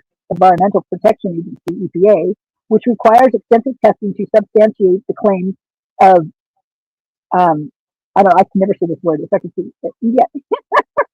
I'm not going to say it. And prior to approving them, I don't know why I can never say that word. Approving them for registration and sale in the United States. So Eco Air Doctor was not registered with the EPA, and testing performed on behalf of the defendants revealed that the badge was not measurably effective at killing off a useful number of microbes within the air. So the badge consisted of sodium chloride and natural zeolite. When the product was opened, the zeolite contacted the sodium chloride, releasing chlorine dioxide gas. The EPA has established a reference concentration for long-term continuous exposure to this, which is 0.0007 parts per million ppm.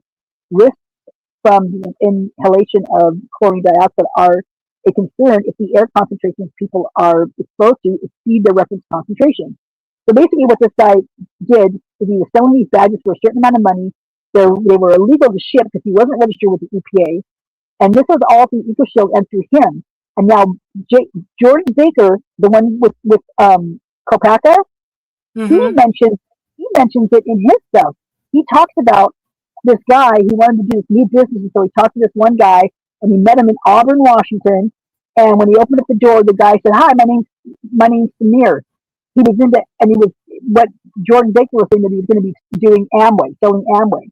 So the Samir guy's still around, but he's in Washington apparently. Whatever, who knows what Jordan's saying? But he's the one guy, that called on Kopaka. I mean, it's like this whole thing is all. It's all right. In this little nutshell, I feel like I feel like this thing is contained and all right there. It's just, you're never going to get it. We're never going to know about this because they're never going to say anything. They're never going to admit to anything. They have it all wrapped up nice and neat, and this guy's still out there doing his thing. And he actually was transportation of these materials via USPS strictly prohibited due to the danger of fire and explosion. Maybe this is why they're even looking at UPS and all those places during this time. I mean, you saw when he got arrested, August 12th of 2022. A lot of stuff went down on August 12th, 2022. Sorry, I'm ranting now. I'm just like, God damn it. You're fine. You're fine, Bubbly. They're staying on here. It's making me mad because it's like it's such a bull crap. I mean, they're not going to admit to any of this. And but anyway, this guy literally. Yeah, he got in trouble. And it's not the first time he's been in trouble either, so at all. All right. Proceed. Sorry. Okay. I'm done. You're fine. You're fine.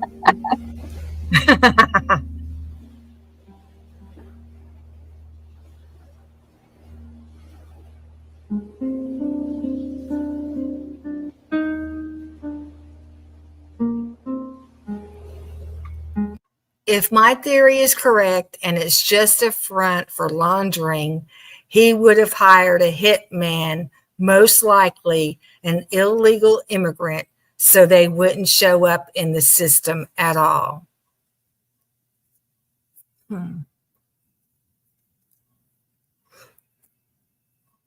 So,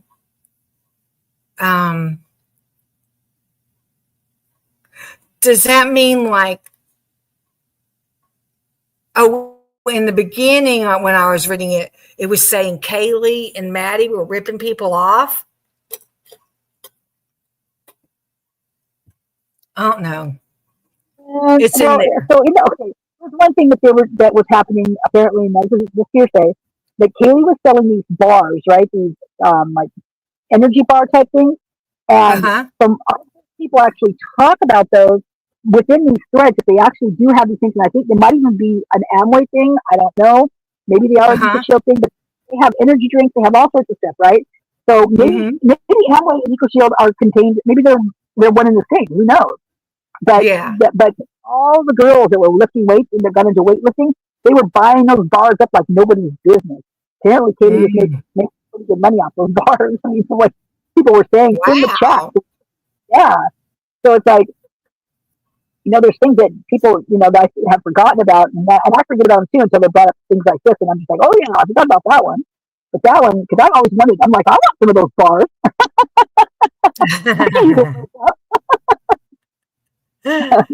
Oh God, there's the TikTok right there. We got it from. You see it right down here. Kay Murdoch, 1975. Okay. Good stuff.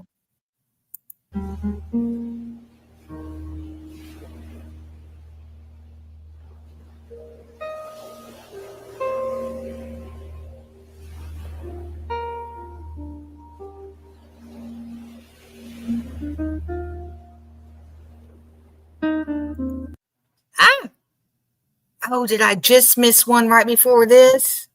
It went fast. Wait a minute.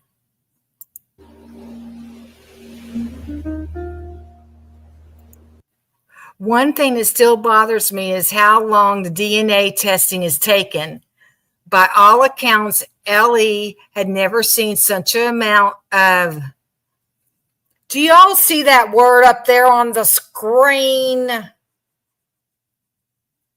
Oh, I hate saying it. Oh, for the people listening that could be driving and listening. They have never seen such an amount of ejaculate at one crime scene. I don't think they are doing enough looking into the triplet theory. E and B and J did not get along well, which I don't know those initials. X and Z were apparently getting involved in a way that A and L were didn't like. We can't discount comments made by P either. Triple homicide suicides are quite common by my research, so I'm unaware why this is getting overlooked. It's clear the police don't know what they are doing. I don't think that had anything to do with this one. Hey, Pravada. Okay. The little guy plus I just had splurged on a second monitor so that I can keep Nancy Grace playing on a loop in the background, hoping through osmosis, a break in the case will stick out to me. One thing that still bothers in real life. Do what? Oh, she'll actually explode on TV right in front of us. She makes me sick. Oh my God, I can't stand that woman. Oh, I don't like her either. When I'm at work listening to the YouTube videos, I have my earphones in, and when someone says something about Nancy Grace or they play her, I start hollering out, Nancy disgrace, Nancy shut up. Get off. I only have one other person that works with me. Okay. It's clear the police don't know what they're doing. Okay. I don't know the initials up here, y'all. What are they? I don't know who they are. Do you know who they are? Which ones? Where are they at? I can see them on here. Okay. Initials. Who's E and B and J? They did not get along well. Emma and E and J. E, B, and J. Ethan and Barry and Jay did not get along well. I'm not sure who Jay is. Ethan and Barry. Okay. That's what makes it. And Jay. X and Z. Who's X and Z? Xana and the only other one I can think about is there's Xana and there's another Xana, Zanna. Oh, she's there's also Vanderdash. Who's an eco guy. Oh, okay. And they were apparently getting involved in a way that A and L didn't like? Oh, they use them like like A and L, like Adam Lauda, like E and B, like Emma okay. Bailey, and okay. Emma and Bailey and Jack did not get along. Maybe that's what that said. Oh, okay. They were putting the ands in between the Well, that's weird. initials. Yeah. B. Berry. Nancy Disgrace. Yep.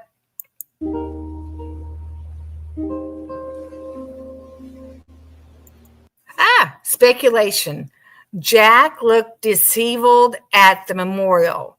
Maybe he wasn't handling the breakup well and was already triggered by her moving to Texas and decided if he couldn't have her, no one will. This is the 19th, December 19th, 2022. This was before this stuff I was just reading on the 25th. No, I wouldn't want Steve looking at me like that. Huh? I said, I wouldn't want Steve looking at me like that. I know. Yeah, the memorial.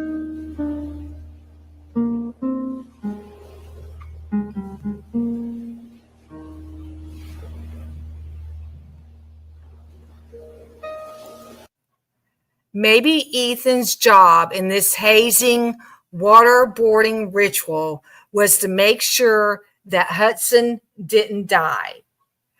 Maybe Ethan saw the ritual or participated in some way and was going to talk about it. If Loach, is the killer, perhaps Loach is silencing a witness, Ethan or Ethan and Kaylee. And Riley is helping because she thinks that Ethan or Kaylee did it because Loach, the guy who actually did it, told Riley that Ethan did it. Now, is Riley that roommate with Bridget? Riley, I don't know if they're talking about Riley Moreland. That's who I thought about in the beginning. Because that's who this just popped up. But there's also another Riley that's I don't know if she lives with Bridget or not. I don't know. Oh, okay. There have been conflicts within this group of people, and the conflicts escalated to murder. I mean, they have to be some big time conflicts. But then again, you know. Well, think about this. So Hudson went on his last day. Song using only your voice. Wait, hold on. Let's start with the drums. I'm gonna hit. Hold on. Do what? So Hudson, the picture, the last one we saw, the night of, well, the next day he was gone, right? And where was he standing? He was standing behind 1118 with the King Road house behind him, 1122. And so I feel like this happened behind 1118 and inside. That place is like an echo chamber in there. You can see from the TikToks with Hunter's TikTok how it sounds in there, and when you look at that place is like almost 2,000 square feet. It's a 5-bedroom, 2-bath, and it's big. And they have that living room. There's literally nothing in this living room. It's all wood floors and it's all open and big tall ceilings. I mean, it would be yeah. And in that TikTok video, I always thought it was in the front that Hunter was walking in the door when he was walking in the door in that TikTok, and he's actually pretending he's pretending to be Emily. Basically, yeah, I saw that TikTok where he's walking in pretending to be Emily. It's there you're talking about? Yeah, but exactly. But he's walking in the back door. He's walking in the door that's on the back side where the panning house is, not the front one where 1112 is. That's the back door on the back side of that place, where the footsteps went down to. You know? Mm-hmm. I haven't seen that part of the house that y'all are talking about. What do you mean? Like, okay, the house that had the Ring camera, right? 11112. Does it have a basement? Yes. And that's what you're talking about, right? That basement down there? Oh, I'm talking about the house next to it, the long one. The long blue one that had the pumpkins? Yep. And that's where you think that Tim guy lives. Yep. Okay. And that was also it's owned together. Like 1118 and 1112 are one and the same. They literally are the same. They make them look like they're the same building whenever you look them up. It doesn't show them separately. You can't even find 1112. It's only 1118. Now, what's the Shark Tank? You know what? At first, I thought it was the law. I thought it was 1118. But then there was one TikTok they were talking about the Shark Tank being. It was one of the girls. Who was it? Was it Bianca? Maybe no. One of the girls, and she mentioned something that made it seem like that 1122 was the Shark Tank. But I always thought it was the 1118 because of the way it looks like a catfish tank, and it's the Shark Tank. That's where all the stuff happens. So you go in, you're being eaten alive by sharks, right? It's a shark attack. It's yeah. Wow. I just think one was the Shark Tank. I could be very, very wrong. 1119 Shark Tank. 3 ones. Okay, 1119 Shark Tank is what Creamy is saying. Yeah. I didn't realize Jack's house was right next door to the one you could see forward in the ring cam. Oh, yeah, I thought maybe there was another house in between that one before you got to Jack's house, but his house is right there. Yep. There's a lot that happened right down there in that area too, in the back of that house. And there's one thing is that there, in some pictures, it shows a house on the back side of that 1119, the flat roof, and it's just like that. And on other ones, it's the same time frame. It's not there. So is it there or is it not there? Do they have like a green screen like cloak over the stuff? Maybe 1122 still is there. Who knows? Seriously, people do that kind of stuff. Big old huge screen screens. They can do that stuff if they want. Wow. Yeah, hold on. I got to choose my earbuds. This is going out. And when they do their rituals, they do get the demonic comes, and they get that demonic spirit around them or in them, and that's what makes them evil. That what makes them evil enough to do this right here. Escalated to. You have to think of a gang mentality, just like animals, right? Pack animals. But all by themselves, they can be the best animals. They can be cuddly and lovable and all that, everything, But you get them together in a gang, in a pack, and they can be extremely vicious. They can take over a freaking neighborhood. I've seen that myself. I've witnessed that, and it was a crazy pack of animals. There was a goat, there was a Great Dane, there was a wiener dog, and then there was a blue heeler. And I'm gonna tell you what, they ruled the neighborhood. And it was crazy, but all separately. Beautiful. So the goat like to dance on colors, but other than that, it was okay. But the Great Dane was like super cool. I think the little wiener dog was the worst one.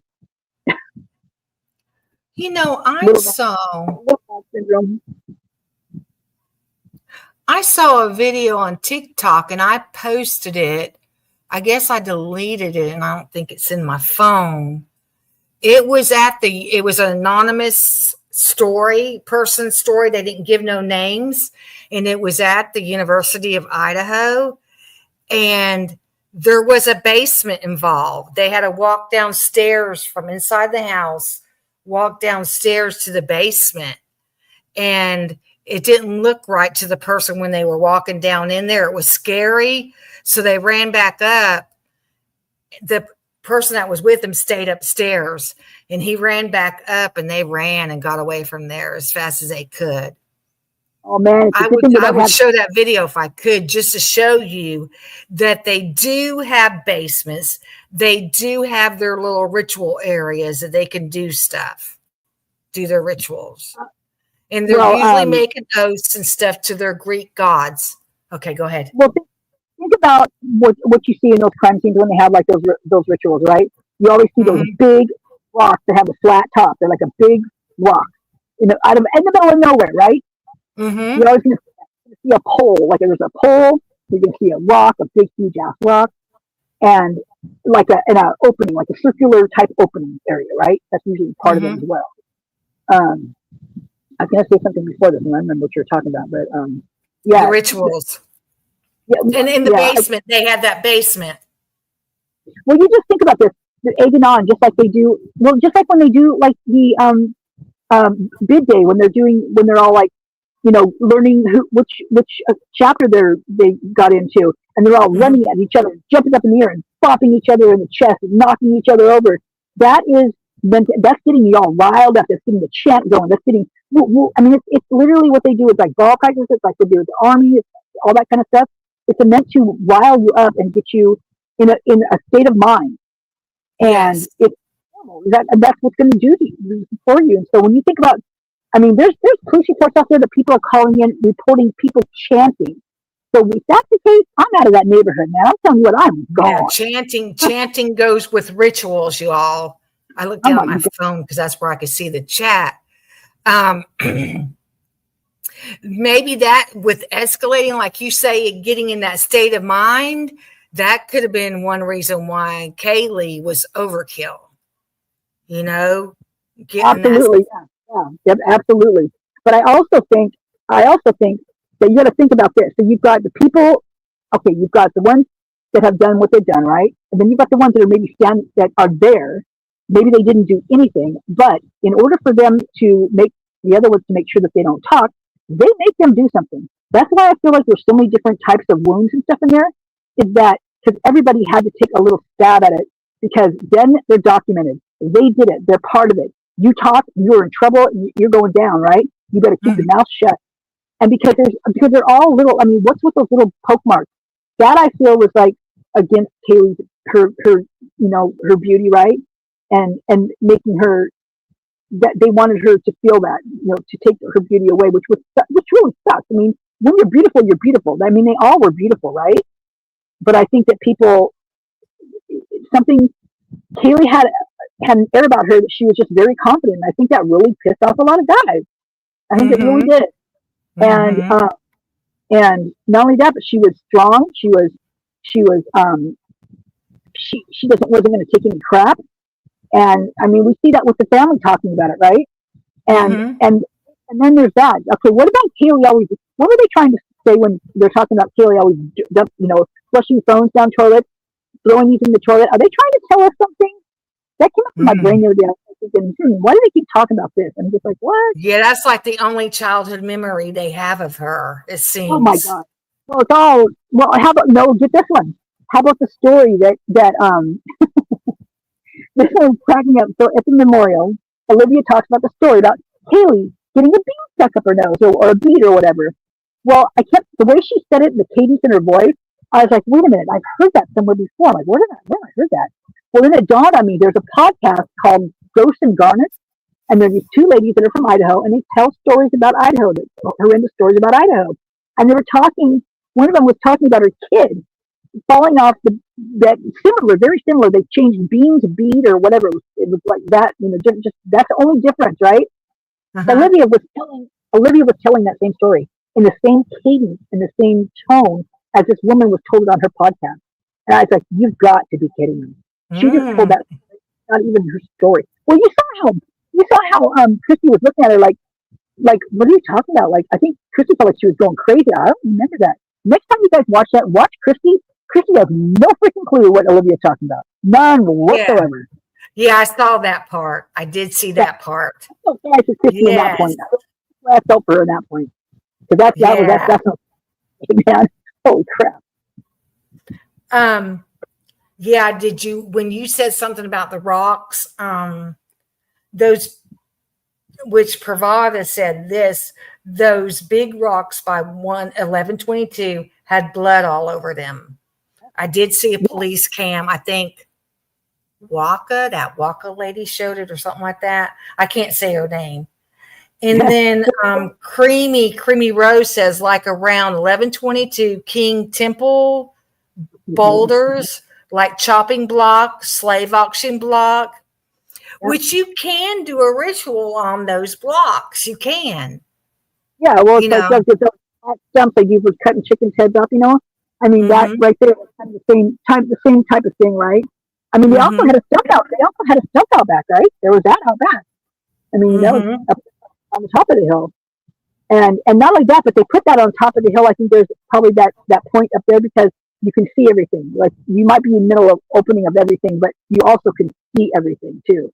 And you got to remember this. When Green got there in 2019, that place was covered in trees. When he got there, he felled those trees. He took those trees out of there, and probably because of all the rugs that were going on down through there, and they wanted to be able to see what's going on inside there. So that's probably why all those trees came down. One of the reasons, right? You know dang well Green's got a telescope in that freaking house. You know dang well he does. But I don't see them doing a ritual out in the open like that, outside in the open. No, they plenty. Unless the neighborhood was involved. Well, yeah. I mean, literally. I mean, no, in neighborhood, who's going to go against all the people that are doing it? I mean, you got to think about this. The amount of people, the majority of people that are doing this to the people that aren't. I mean, you're going to keep your mouth shut if you're living there and you want to go about your busy day. You want to, go about your life. You're either going to move or you're going to keep your mouth shut.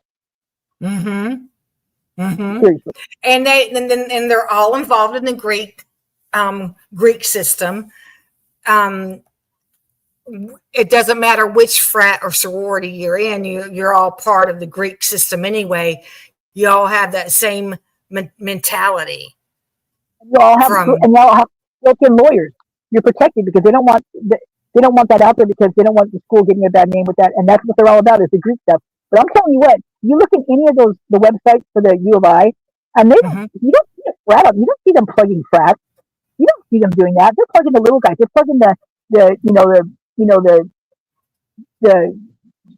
one that Gower runs because it's for they find a way for kids that can't get to college to find a way for them to be able to get college, to get education.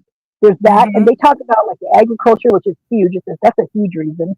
But they're not talking frats. You don't see any frats up in there in these little things that they put on that UW website. You won't find that in there. It's really interesting because they keep, and I find that very telling, because they plug it so much. They make it. I mean, they bring it up, and that's one thing that, like a lot of them, I mean, the percentage of frats to that university is huge, and yet they're not talking about it. Yet they're pushing it out there for everybody to do, and yet they don't talk about it. That's what's going on here.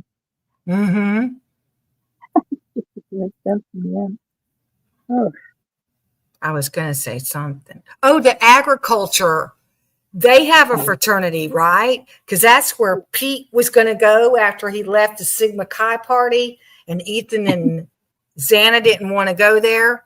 So they have their own fraternity, the agriculture. Yeah, they call it the farm frat. And that's where the Delta, when the basement got flooded and they had to remodel that whole house, they had to stay with those guys. They shared the house with them, right? And here's the thing, you'll read this in the police reports too. Those guys flood basements, and that's where they do a lot of their hazing stuff, because they make them exercise in these flooded basements in this water. And there's I can't even tell you. I mean, I've read at least 5 or 6 where someone's reporting either seeing it happen or getting home, and there's a hose inside their open window, water full blast, and their basement is flooded. So if people are thinking, oh, that was a broken pipe in that freaking frat house, I highly doubt that. I bet that has something to do with hazing, because they really got in trouble for it. Those guys literally. Oh, that's not the one. The one that they were actually off of it for a while too. But then they had the festering, the whole festering over there with that one frat. Holy crap, that one's crazy. I still haven't made the video on that one. I gotta get that video out. Okay. Yeah, you got a lot of good videos to go back to too, Bubbly. You got a lot of them. I got too many on unlisted is what I've got. No, make a playlist or something. It's just, certain things you just can't. There's so many things I want to put out. I can't. You know what I mean? Mm-hmm. This Okay, is let me unfortunate. see what goes on here.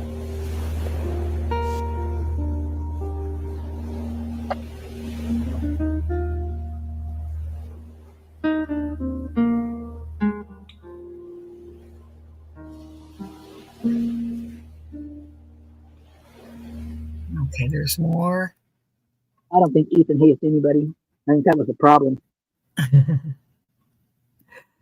Bridget is a friend of David Loach. They both went to Bishop Kelly in Boise.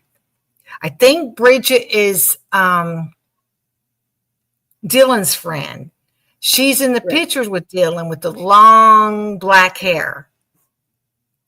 Mm-hmm.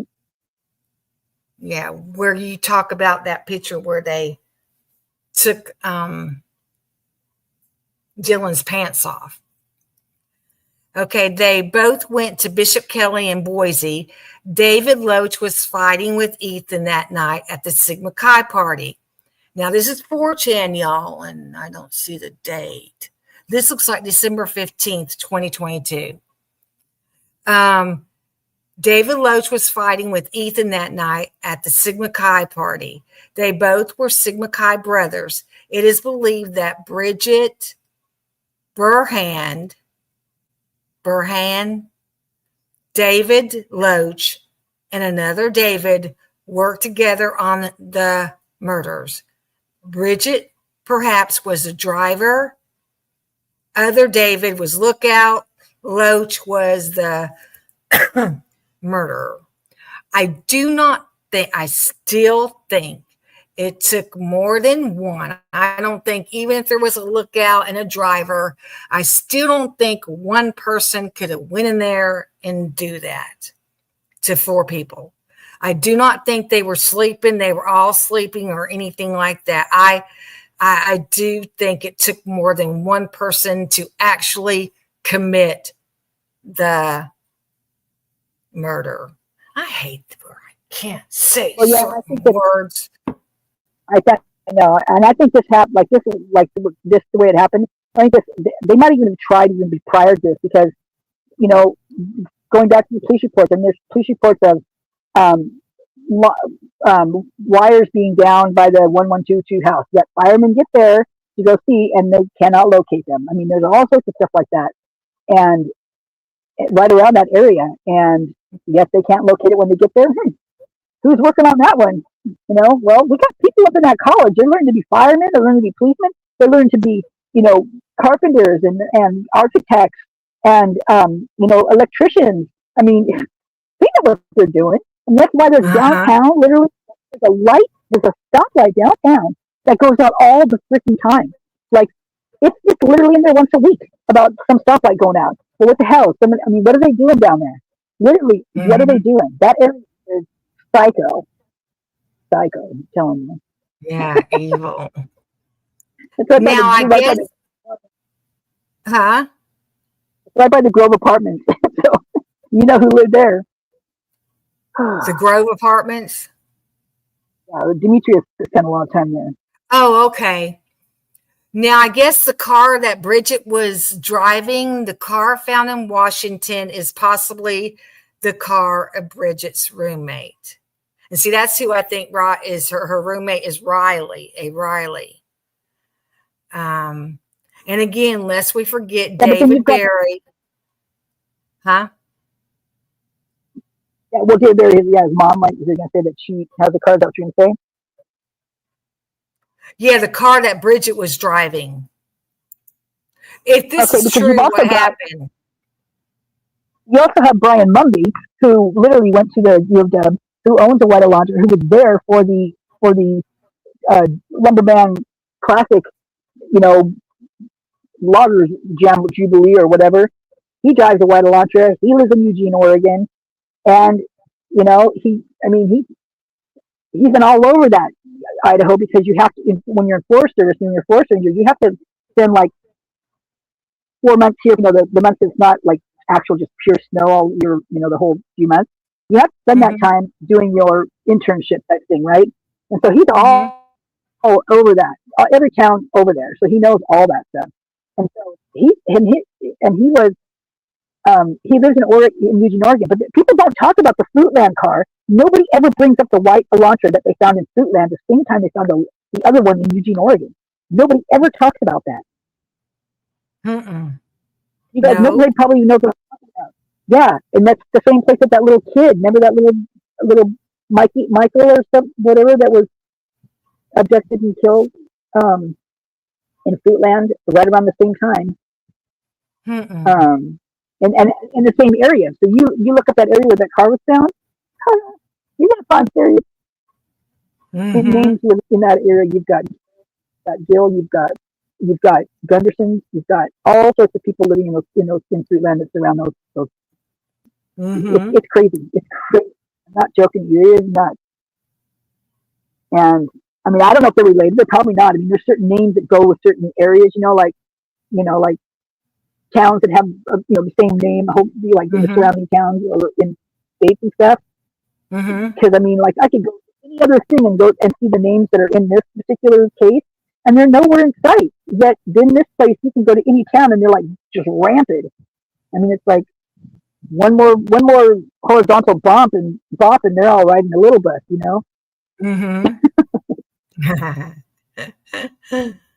Oh God. Now the rest of these aren't much of nothing. It's just talking about David Berry was accused by a random boomer on 11/21. That doesn't just happen.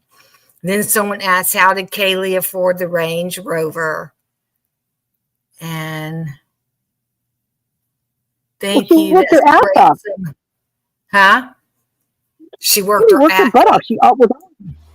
Yeah, I mean, it's like seriously, and she had help. She didn't do that all by herself. I mean, that's the whole thing, that they're all by herself, and maybe she is good at saving stuff up. I mean, some people are so good at that. Not me, but other people. And I mean, she was a hustler. I mean, she sure was. She may have been able to go door to door and sell pest control. Those bars. Yeah, they in Eco Shield, they had to go door to door. Yeah, but they, I'm telling you, they lie. They sell these packages, and they have a way of getting around it, and that's the problem. That's exactly what they're doing, and that's an issue, and that's why they get away with. That's why they make so much money on those things, on those when they sell a package or whatever, because they tell them, oh, it's a one-time $170. Well, that's not what it is. It's like 3 or 4. We have those commercials that from those videos I sent you. Oh yeah. Well, I read that on the Better Business Bureau. That's all over the Better Business Bureau. And not only that, they say that they're pet friendly and people friendly. Well, there's all sorts of things in there about pets dying, about people getting allergies, all sorts of stuff. Now, Pravada said, yes, you are correct. I don't understand how it's legal to have judges, government, etc., that cannot be held accountable for crimes they commit, which they're all. And the higher degree of masonry gets you in more protection and power, which the judges and the lawyers and all of them are most likely, well, they are Freemason, but they're most likely the fraternities or sororities, brotherhood, sister, that God advanced. And now the alumni get together, they still stay together and do their little things, their rituals. So the judges and the lawyers and all in that town, they do, if there's rituals going on, they do go if they're part of the. Not only do they go, but they're assigned. They're assigned. They're on a rotation. There's always an alumni there. Like if there's one guy that's not wanting, the Hazy's not going well and he's backing out of it, there's an alumni they call in to talk him out of it, out of leaving, and get him to do it. That is in the document. That's in the actual book, the book. Yeah, and that girl's testimony that we listened to, she says they go back and the alumni help with the hazing and all that stuff. Not only It's that, not. but the girls there's a blog out there that I found that the girls are saying that it's an open door policy. You're not supposed to lock those doors because alumni, whoever's been in that house before or whatever chapter, they can go in there anytime they want. It's an open door policy. That's their house. And she said it wasn't unusual to wake up to someone laying next to you, all your food gone, pee in the kitchen sink or in the stove. I mean, in the oven. I mean, literally puke on the floor. They said it was not unusual. She said you just have to clean it up and get on with your day. How messed up is that? That is. That's awful. Like you bow down to the alumni. Yeah, and there's things in the house too that they couldn't get rid of. Like there was a closet that had certain games and certain like outfits that they would have to wear for certain things, and they were the same freaking outfit year after year, like cheerleading costume or whatever. That like the It things, like the It 1 and It 2, or what is that one? Thing 1 and Thing 2. That is right there. That's exactly telling it right there. That's one of the things that they have. It's a tradition, and unfortunately, poor Dylan got the not sexy the thing 1 and Thing 2 costume, because the other girls have very sexy ones, but Dylan didn't get that one. Yeah. Yep. Okay, let's go on and get past all this reading.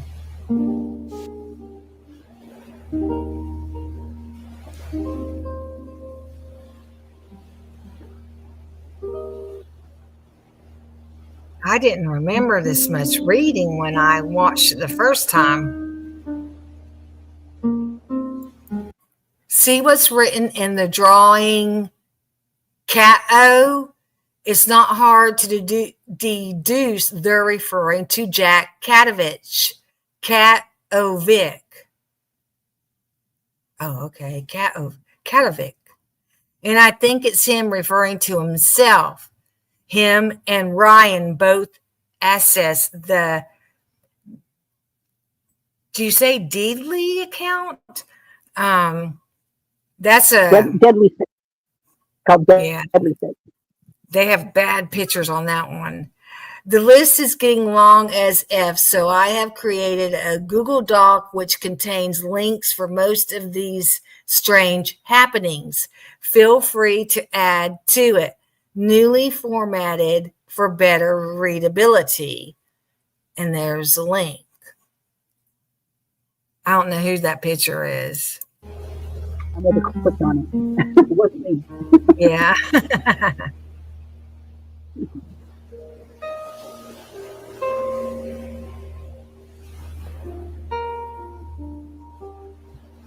Yeah, all y'all's comments are right on, y'all.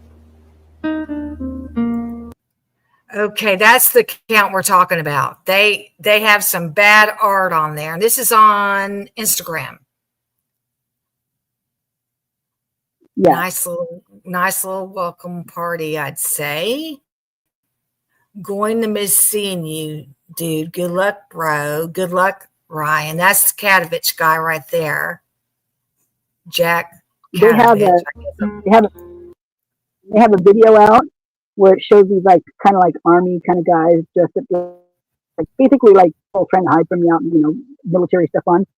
And the one guy, he's holding out his hand and he's like, "Got your bitches," and he opens his hand up and there's a pill in his hand. Like, "I got your bitches because they didn't come from my drugs." That is crazy. It is. DED. Yeah, it's DEDLY. DED. Yeah. LY. If you want to check out that Instagram. I don't know if it's public or not still, or it is. It used to be public. Well, some of it, but it's not all there anymore. I've got lots of pictures of it, but that aren't there anymore. But they're the things that he draws. His little things that he draws in the movies. They're called murder drones. That's what the name of them are, murder drones.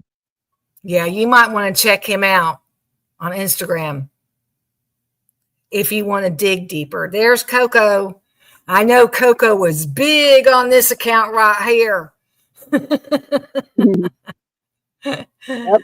Oh, back then she was like, I think he has something to do with this. I think he has something to do with this. And I'm like, I don't know. I don't know. Yeah, but I'm Nobody telling you, knows like who he that, is. that weekend where they say the best weekend, those guys, those particular guys, they were in LA because I've seen the videos. They were in LA with a big old conference that was going on there. A big old. These two brothers actually started this website where these guys can make their content and do their little animations and stuff like that, and not have to pay all this money. And it's like basically their own domain. And these brothers are like freaking filthy rich now. But that's where a couple of those guys were in LA at that time, and it shows. I mean, I've got a bunch of pictures of that too. I don't know if it's still up, but I definitely got the receipts for that one. And you still think the same way, Coco. And I remember her trying to figure out who this person was or people. Oh, is Coco in here? Is she in here? Yeah, Coco's in chat. Yeah. She just came in. Yeah. I guess when I started talking about this, it teleported to Coco. Come to the live. Come to Leah's live. But I remember all of Coco's. I mean, she would find all kinds of stuff. And she did some of the searching with you too, Bubbly. Oh, you think it's more than one person? More than one person does this account right here? Yeah. Oh, yeah, for sure. Yeah, because she would do researching with you. Mm-hmm. Yeah. Why I can't see her in here, but you can't see her? She's just regular Coco in here. Yeah. And her picture's dark. Okay. Yeah, I don't see Coco. She just said, hey, Randy. Oh, you might have to do all messages. I need to do that too. Instead of talk messages, do all messages. Yeah. Okay. Yeah, she says I'm right here, Bubbly. Okay, well, I don't see yet. Hi. Yeah, I'm on top. I'm on all. It's not showing. Oh, okay. I don't know what that is right there.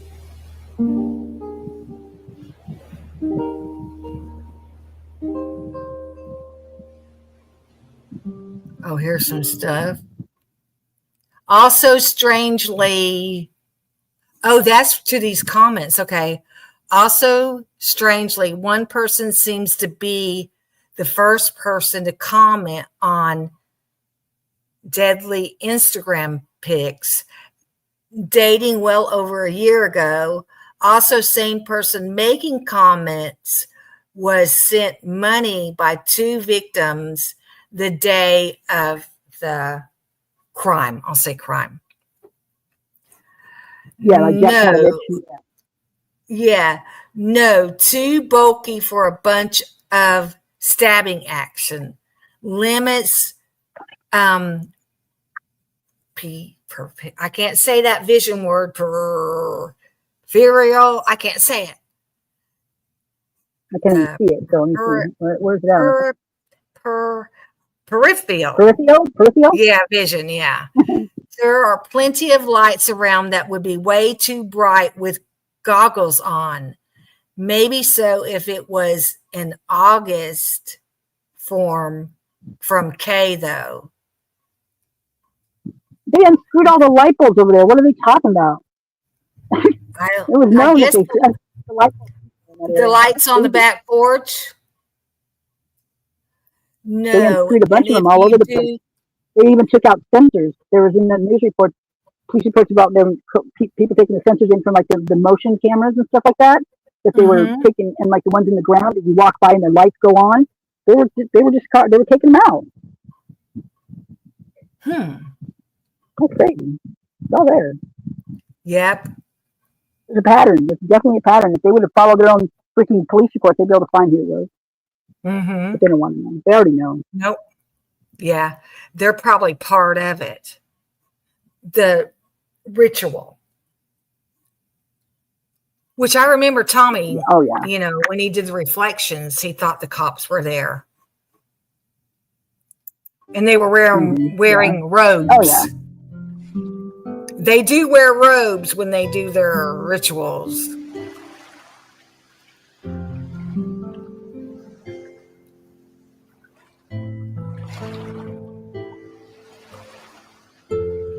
Okay.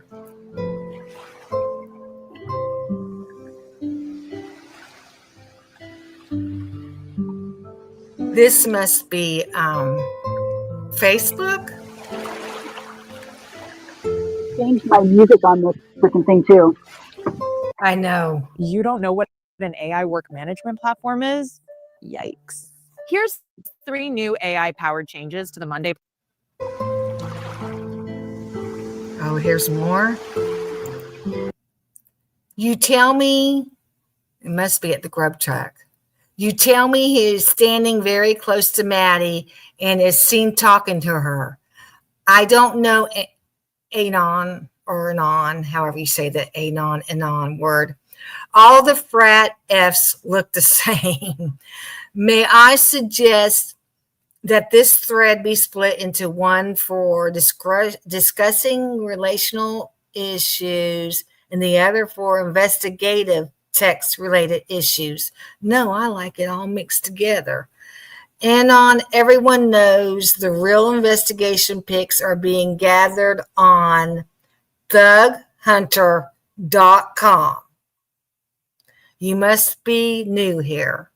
I wonder if there's a thughunter.com. I need to take notes. Thughunter.com.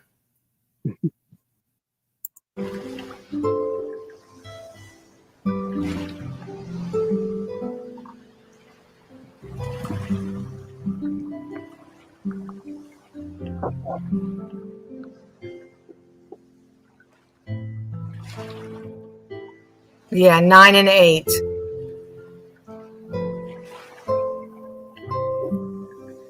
That's a good close-up picture of him.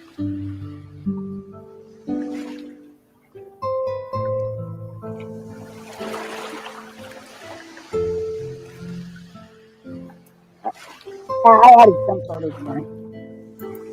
You can't read this over there. This is David Bear. No, this is David Deloach. If I retweet this, I think I'll get shot. And I don't know what it's about. I tried to get that one visually, I couldn't get it. Yeah.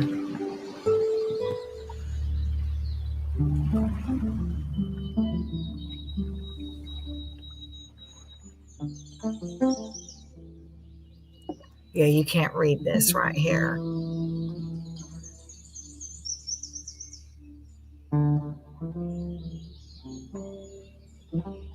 Yeah, Enan wasn't at the grub truck. I never saw Enan.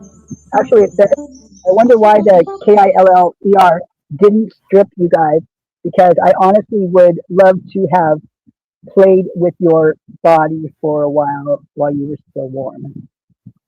Is that what was saying? That was what was saying next to Dylan's picture? What the first one says on that one you just showed us just a minute ago. It was just up on screen. They probably spent a lot of time fantasizing about punishing these attractive women and any chads that stood in their way. Hello, Bethune. Do what? I was reading to that one that had another little lighter colored one, like separate text. Oh, okay. And you barely could read it, but I could see it on this end for some reason. Okay. And so these particular posts, some of these things, you're going to find these on Faceless and Scumlord and Zero Sleep, those channels. Mm-hmm. Go knows what I'm talking about. They called me out. They actually named me in their freaking in the video they put out, which is kind of scary.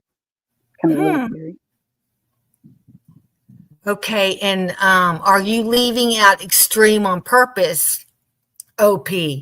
This is the company Kaylee was working for. They do cloud and maintenance, and here is a list of their customers. So like Kaylee was going to work for an IT company. You're doing what her daddy does.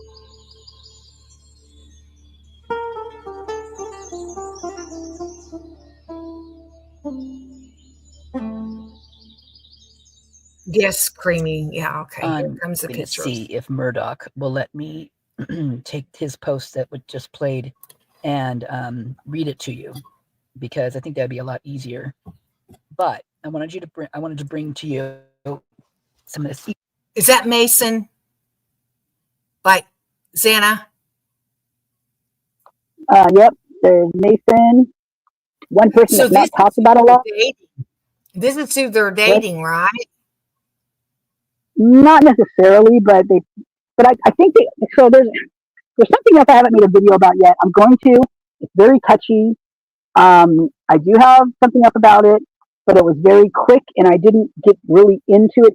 I didn't read the whole thing, but it basically had to do with queens and princesses. So it's like literally when she wrote queen inside the TikTok, that brought it up for me again. And so I'm going to do one on it. I just have to be very careful how I make the video.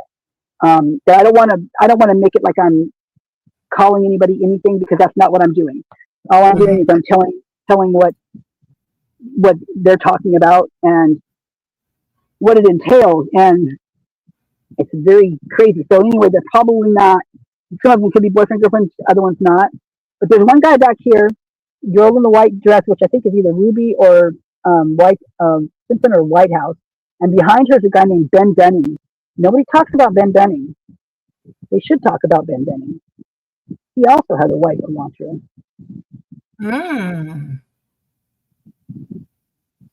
And he's alumni. He likes to wear. He likes to wear costumes. He's got a really wicked ass costume. He literally dresses up. He paints his whole body red, and he wears these horns, these ram horns, and he wears these long, grotesque fingernails. And yeah, he's a little scary. Kitten, that's a baby. I know, just a minute. Okay. Eco Shield. And it looks like he is caught up on it too, which is kind of nice. I don't see very many people on the tube that are even know about it, really. I mean, maybe heard about it, but really didn't know too much about it. Well, look at Molly. Yeah, little Molly back there, right? You see that? Down at the grub truck.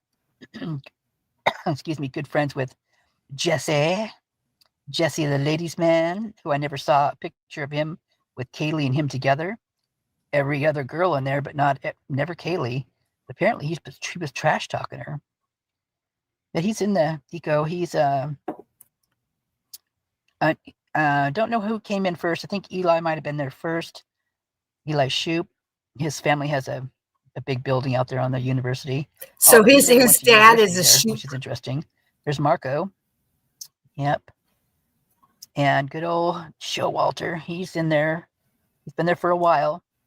I kind of feel like they put him in there when they're unruly, right? When they can't get them to stop doing what they're doing, and they don't want to, either the family, the high up family doesn't want them to, get in any more trouble, so they send them off. It's kind of how it feels. And these guys right here, these guys are what do they call themselves? The Men in Black. Yeah. Makes me wonder.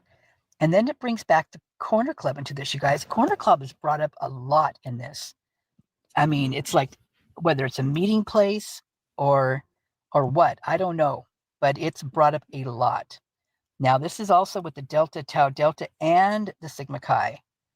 So there's a whole crew in each of them. So they get along a little bit better than anybody thinks they do. But what's interesting is that you got to think about the frats and their cultish type ways, and then you put them in a job. Same thing. They're with guys all day. Woo, woo, woo, woo. Work. Get that money up. It's the same thing. It's just doubled whammy. So that's got to be a little mind bending, I'm thinking. And then the girls who love the men who are in Eco. Oh yeah, they all come together there. Here's her who just was interviewed. Remember her getting interviewed? That's well, the one that Peyton Campbell. She was in ROTC. She graduated out of ROTC. She's the one that hugged Kaylee at the grub truck. She's a graduate of ROTC. Her? Maybe that's who Destiny was talking about. And which one is this? Because she's the Asian girl. That's Kaylee. Now, this is the one that OMP, Open Mind Perspective, thinks is a crisis actor. And she found a crisis actor that kind of looks like her, but I don't think so. Look, she's wearing her boots. They wear those short dresses with the boots. That's how Georgia girls do. Yeah, I think she's a little of Mason Barstow as well. I think both Kaylee and her were Bianca. So he's the one in pictures with Bethany a lot. I've seen here. Is it him? That's John Trumbull. Yeah, yep. Joe Faraka. And there's Mason Bang. I know his face now. Yeah, that guy can't keep clothes on. He always has a cigarette in his hand and he's shirtless. Yeah. And he holds the cigarette really odd. Really odd. There's a Peyton. You put Peyton right there. Joined at the hip ever since this. Joined at the hip. And they probably were to begin with, but they never showed it, in those pictures that all the media that they took down there for a while. But look, there's just all of them together. There's John Trumbull. He's one of the men in. Wait, is he the one in men in? Yeah, he's one of the men in black guys. And then this whole crew, holy God, Chestnut and Emily, you name it. We got both the Masons. We've got, what's his name? George and Paige and Xander Dash and Bianca, Jake Alt, Jack Showalter, Connor Chestnut. They're all here. Just all of them. There's everywhere. And this is Delta Child Delta. Corbin Carson. Now, the one that's standing next to Bianca, he was the one at the noise complaint that had the backpack on that asked the cop about something or other, and the cop Casey Green handed him a card. That's that guy. And he was the one doing a lot of moving from house to house. He was on, listen to his name, Xander Dash. What does that tell you? Kind of tells me he's like, kind of a DoorDash, but in a different kind of way. That's pure speculation. But you've got lots of guys in here. And I'm not saying these guys are all eco. I'm just saying that you've got the one in there. Probably there's more that are in there. But look they bring the Corner Club into this a lot. Yeah, there's the Corner Club. Oh, and I found something really interesting in the obituary about the Corner Club. And I was like, what? So maybe I'll put that on the end of this one. I was kind of going, this is interesting. Yeah. Oh, and Benjamin Dunning, his face is cropped out there, or his name's over his face. He's one to watch out for. Mark my words, Benjamin Dunning. Of course, you got your Lyndon Beck here, who's now dumped by Joe. Okay, apparently. Wait. That was Lyndon Beck. Dumped by Joe. I'm not. Yeah, he was the one, Josie's boyfriend. He was there before the 911 call, and he has that voice that sounds like the guy that made that video about Dylan in the beginning, saying she didn't have PTSD. It sounds like Lyndon Beck. So he's kind of connected too. Lyndon Beck here, who's now dumped by Josie apparently. And this whole crew. And I'm telling you, Kai Davis is everywhere in here. So is Manu. Gotta keep your eye out for those two. They're just up to no good. Look at them. Look at them all. Look at them all there. And I'm telling you, Kai is in everything. He's all over the place. He's a popular guy. He is. So is Manu. He's also a fighter. Look at their jackets in the front. Oh, that makes me laugh. It's so funny to me. It looks so it just looks weird. And of course, this one I can't read. This next one, which I can barely read that right now. You guys will be able to zoom in, but when I'm doing the CapCut, I can't zoom in or anything. So I can't really read it unless I get my magnifying glass out. And I just don't feel like doing that right now. Because I'm tired. I want to go to bed. I just want to get this video done. So I also came across some other stuff that I'm going to do, not in this video, but the next one. Pretty interesting. It's another little group that these Sigma Chi guys are in. Of course, and you get all the girls that are with them that all lied in all their interviews. Sure did. We know Peyton and her big old purse down at the grub truck. You don't bring a big purse like that just wandering around. Nah. Also, that big purse is seen by one of the people running in Banfield, too. You know, the 4 running across? That big purse was hanging off one of their shoulders. Letters off, bottoms up. Yeah, the good old Kayla, the #1 OnlyFans girl, I swear. But this is Lyndon, Beck, and Josie. To be a Josie. nurse. Jessie, apparently she was in law or something, but she's working for the Rack, Nordstrom's Rack. She's the manager there, apparently. Yeah, there's Josie with all the boys. Josie's milkshake brings all the boys. I didn't realize she was that popular. Sorry. Yep, all the girls. Tell Senator Ossoff to stop voting. I gotta for get higher YouTube taxes. Premium. John Ossoff voted for higher taxes on Social Security. I let go of Paramount Plus. I might be So the able one to get that's YouTube. Maxine. She was at the corner club at the grub truck down. She had the weird hat on. She was with Madeline Mayer and that whole group down there. And then this is the one side. I put this in here because of, well, Josie's in there, but also because. Is this the Whites? Yeah. Is this at the White? Okay. That's where the building kind of breaks. And I think that one back part, and that building's so weird. That the Whites building is very strange. I think it's because they had a really different house on there before. There was I'll have to find that picture. It's in the older pictures when you drive through the Google Maps. It's a very strange. It's got a big old club letters on it or frat letters on it. But yeah, Bianca, I think Bianca is Mason Bangman. So that's the OF girl, right? Bubbly. Kayla. Okay. Kayla. Yeah, that's okay. And not Bangman, but Barstow's little. Both him and Xana, I think, was his little. And I'm not positive about her. So she's the one that just got interviewed that had the graduation thing on, right? In the white dress. Yeah, one thing that really bugs me about the picture with Barstow with his arm around both her and Xana is that there's a caption on the very bottom that says it's the song that they play, and it's from Little Orphan Annie, but it's the year that Sia did it, and it's called "You're Never Fully Dressed Without a Smile," and that made me think of the way that she was left. Oh, okay, yeah. God. Her, but I'm pretty sure. And here's another thing too. So this is 1126 right here. I think it's called the cabin. I think something happened there, to tell you the truth. I mean, I think all the backside of those houses is where it all happened. And they kind of went around the outskirts. They probably hit every house. Who knows? But this right here, this is the day. This day right here is when they found Hudson Lindau, and they were all the things. It just made me sick to my stomach because they were all just kind of, the best. We had the best party, best thing, And then this is part of it right here, and this is the next freaking day.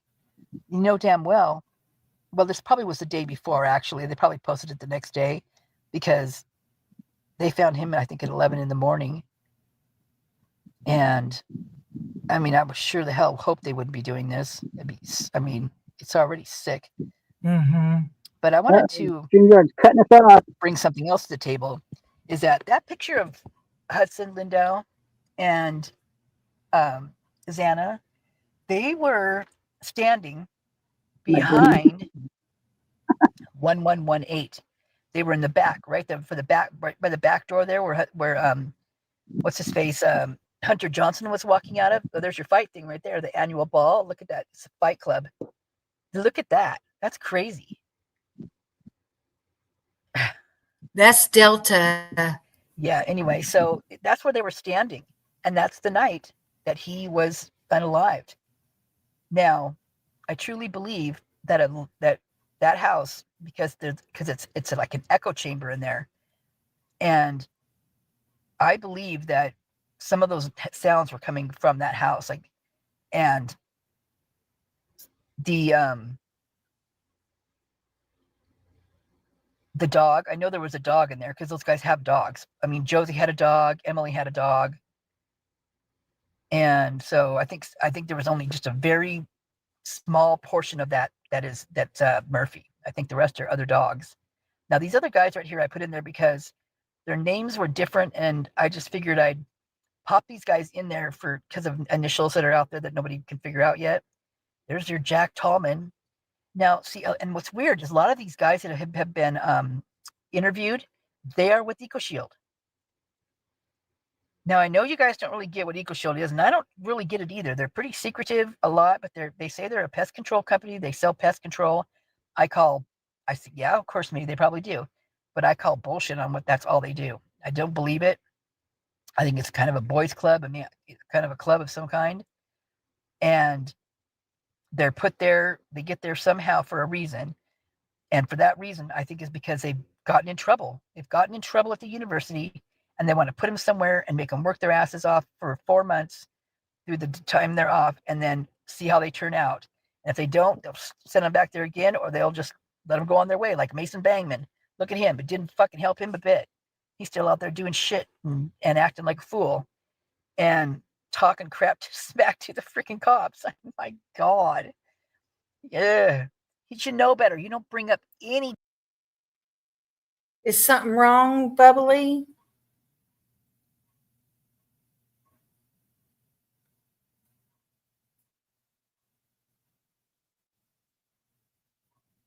Yeah, I've seen Luna Nor on TikTok.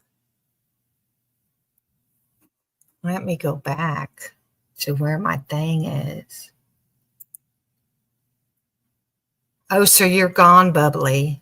Oh, you're backstage. There you are.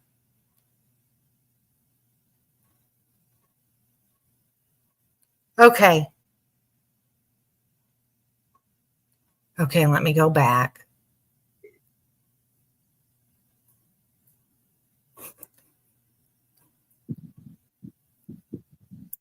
Okay. Vandals when you're in Boise. I mean, do what? A given. I mean, half this, they're just Oh, okay. Stuff down.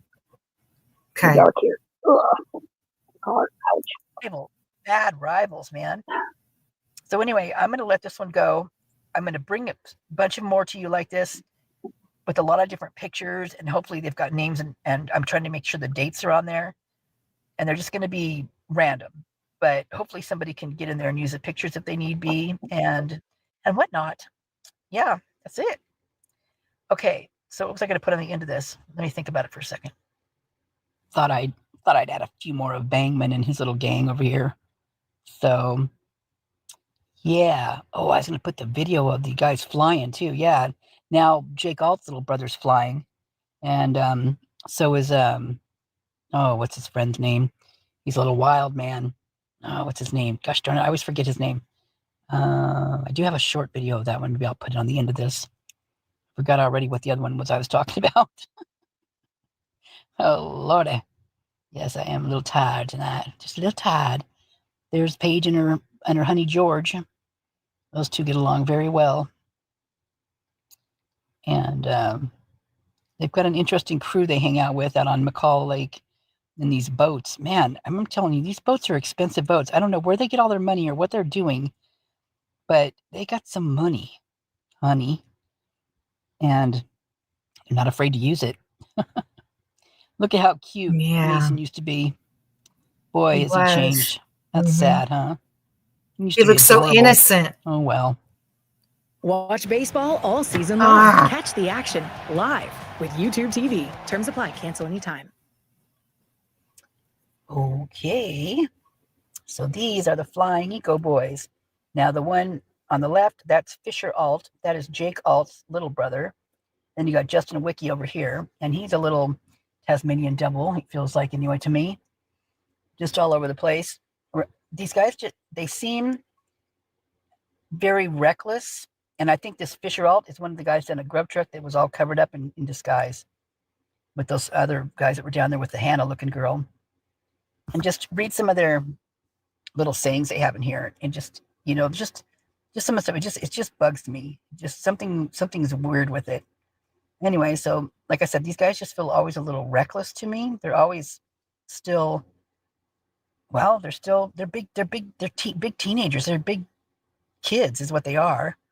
And they're making a bunch of money, selling pest control apparently. And they're doing things like this. Oh, baby. With probably somebody else's golf cart that they'll have to pay for, but ends up with a nice little crash to the head. They think it's all fun and games. Maybe it is to them. Maybe it's just the way they want it. I don't know. But they're always out in these foreign, Mexico or Jamaica. I mean, they're all over the place. And this is Jake Alt right there. He's also a pilot.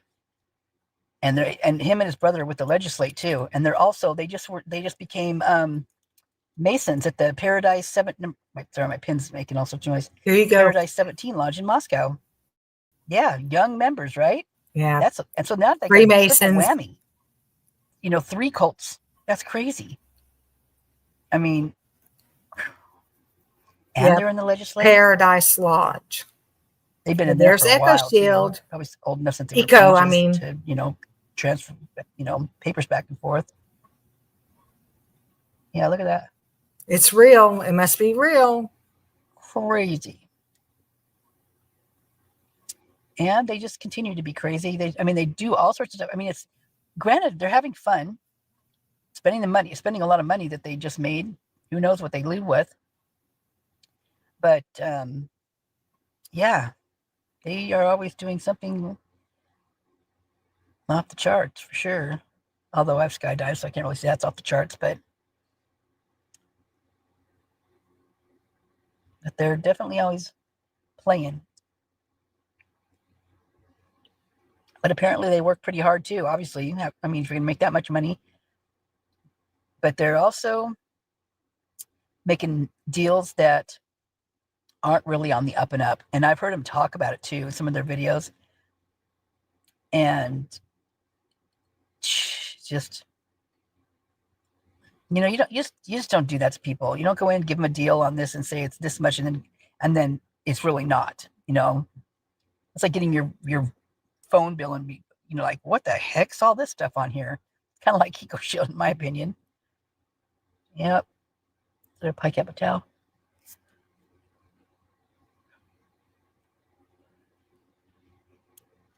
I think he hangs out a lot with the people at 1119 as well. That dude's legs are white. Actually, all of them kind of are, but that one on the left side, he's really white. That one white boy. Now, this one really bugs me too.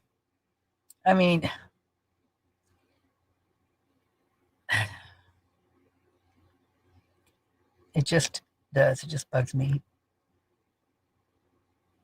It's reckless. You just don't treat weapons like that.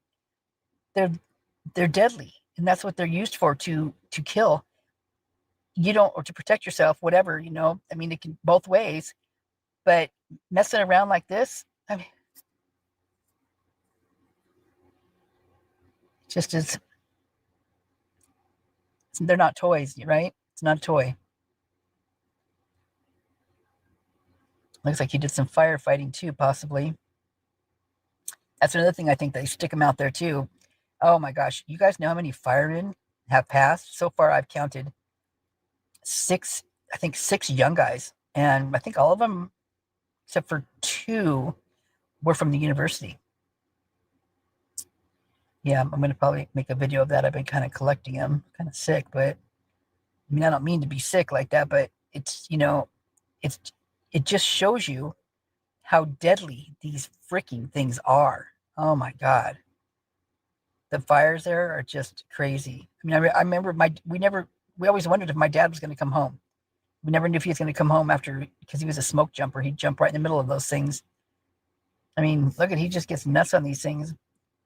He's already got a cast on his leg. Seriously. What the heck? I mean, apparently he's a glutton for punishment. He kind of looks like that type, though.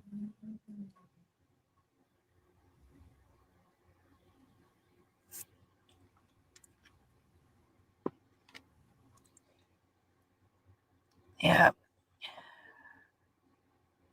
Pound and payment, door to door, selling pest control. And they're making, in 4 months, some are making $50,000 in 4 months. Come on, you guys. No way.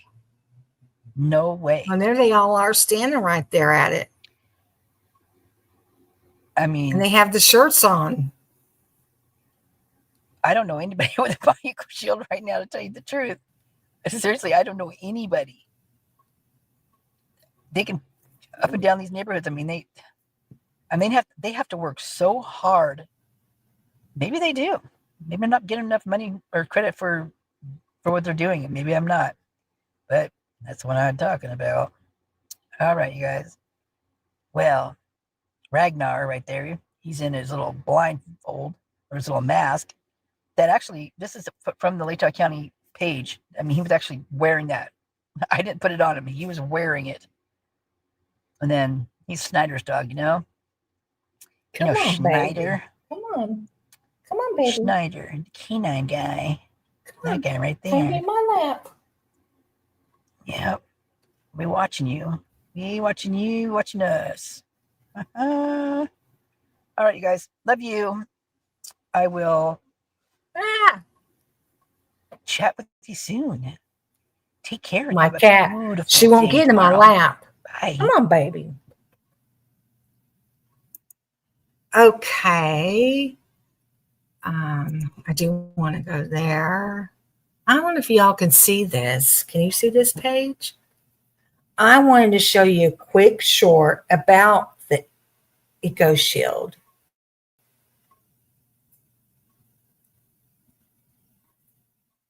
I can't tell. No, I still have this one. Okay.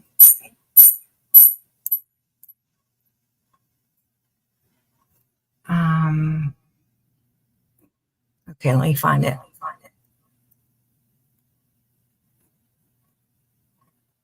Yeah, I sent it to you, Bubbly. It's that short of that guy that works at Eco Shield.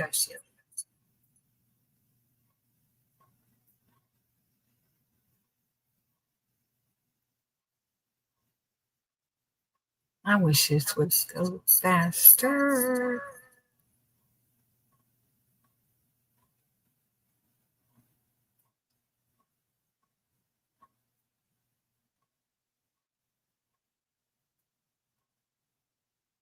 Oh, we'll have to, I'll do that interview right here next. Let me show you this short.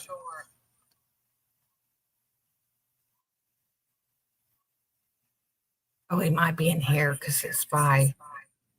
Here he is. Oh, wait a minute. Let me see if I have to share the screen.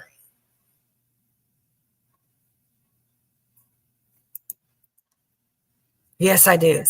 What happened to Bubbly? Oh. Oh, God. Okay, share screen.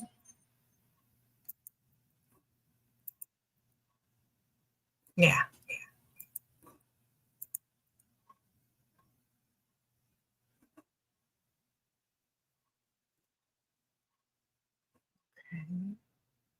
Well, oh, here it is. Month span when you can make it in 4 months and then take 8 months to go play, travel the world, go to school, or do whatever you want. That's the pest control industry. We call this summer sales. These guys go out and ship into a different market and work for 4 months, and some of them make from $30,000 up to $500,000. These guys make on average $300 to $500 per sale, and some of them on average their first year sell 150, and some of them sell 1,000 to 2,000 units in a 4-month period. Now they get to go make with their $500,000, they can go travel the world, invest in real estate, do whatever the freak they want, just selling pest control. So if you're interested in making more money in a 4-month period instead of working all year round, that would be an industry best for you. Why make all your money in a 12? Okay, so that's appealing right there. Mine. Okay. Go back here. Okay. Bubbly, are you okay? I'm here. I'm just typing. Oh, okay. Don't worry, the boogeyman didn't get me.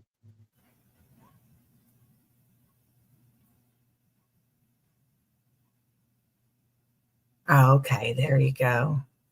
Yeah, we're praying for you, Senor. I'm so sorry about your grandmother. Yeah, just staying with us in here and you'll be good. Okay, y'all want to do that interview with that motel lady? Hotel lady? Baby chick. Okay. Well, actually, Connor put out there's a new one on Connor's got on the channel too right now. It's a new one. I don't know how long it is. It's another, I'll get right there. Is it an interview or like the hotel thing? Oh, Kate Art or whatever. She has one with 3 interviews from 3 hotels. I noticed she was today. Very nice to accomplished day. She was not very nice to her. Did you see that thread? Holy Moses! Who? What that thread? Kate lady on accomplished day's video on her the interview thing. Mm-hmm. Kate was just literally laying into her. Man, I was like, well, what's going on? Yeah, accusing all sorts of stuff. You got it. I mean, the thread's really nasty.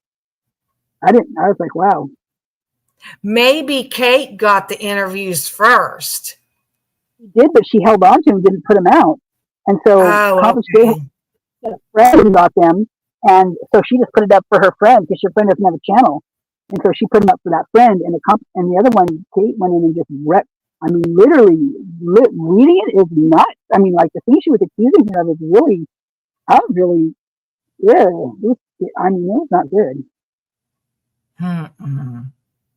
Yeah. No. Let me see what hers says. I mean, hers will come before the other one. David Jensen interview that Connor just put out. I don't know who David Jensen is. Now, who's David Jensen? Oh, I think he looks like the vape guy. He looks like the guy from the vape shop. Maybe. The beach house? The vape shop. Oh, the vape shop. Okay. 13 minutes long.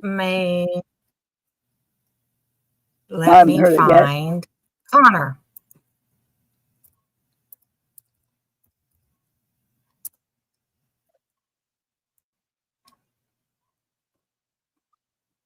I might have to go here in a little bit. I got a bunch of stuff that I pulled out of the shed that I didn't get put back in today, and I need to get it back into the shed before, some tomcat comes around and starts to pee on it. Oh, okay. But I can always pump. I just need to get. I have to, gotta lock some things down. Okay.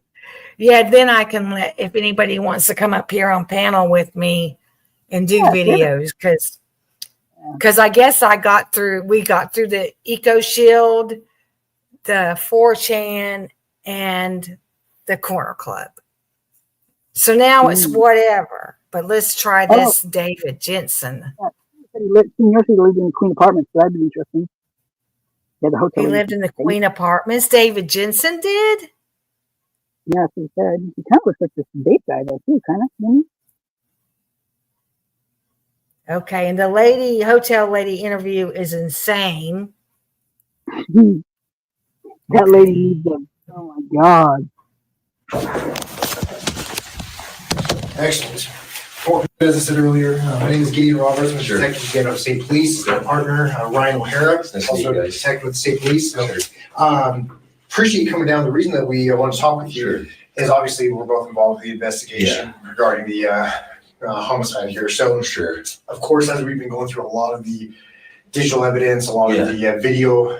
Your vehicle, or what we believe to be your vehicle, was caught on a couple of cameras around that time frame. So, of course, as we work this, not only are we focusing on identifying what we believe to be someone or somehow involved, but any other vehicle that we see at any time surrounding there, we want to be able to identify and then just make sure we know who this was and mark it off, cover our bases. Yeah, totally. That makes sense. So the evening of the 12th, early morning of the 13th. Can you give me just a breakdown of your activities and your timeline? Would have been, let's see, because it was Sunday when everything kind of took place. So it was the evening before, late. I was out with some buddies. We had basically went bar hopping that night, just for fun, like we do. And then we stayed out until the bars closed at till about whatever. I think it's 2:30, 2 o'clock is closing time. And then I walked with my buddy back to his place, which is over near so we walked from about, and then I drove home after I sobered up a bit. And I rolled up my driveway. Would have been close to 3 o'clock in the morning, I would imagine. And then slept, and then got up that morning, and I took my trash down to the street right there at the end of that road there where that big dumpster is. Took my trash there, went back, had breakfast in my apartment, and then I left to go do groceries and laundry and stuff around, I want to say about 10:30 that morning. And then I stayed out there, and that's when I actually got the text message from my buddy Dave that something had happened. He got the vandal alert because he's on campus. And he had said, hey man, I got a vandal alert. There's been a murder on your street. And I was on my way in from doing laundry. That's when the cops and everybody was there around 12:30, 1 o'clock, whatever time that was. But yeah, that was, where I was and stuff that evening prior, and then in the morning time too.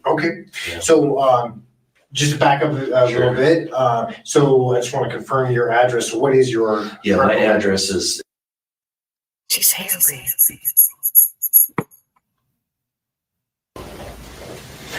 all right.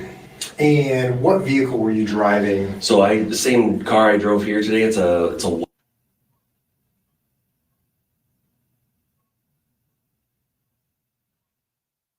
No, great cars. I had an 86, so the same thing as the first car for me. So excellent. Okay. Hey, baby. And what color is it?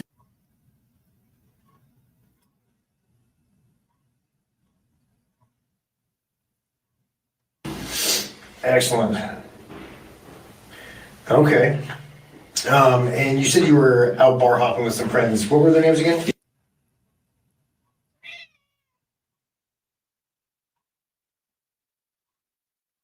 Hey, baby. We went to, I'm trying to retract the night now. We've talked about all of this and how peculiar this is because we were in that main street. We might have walked by those kids or whatever too. But me and my buddy, we had a drink at we walked over to Mills, and that's where we shot pool and stuff. But most of the evening, that's where my buddy Kyle met us. And then we stayed there for quite a while, and then we decided to walk down it just to kind of close the night. Okay. I'm sorry. Last name again.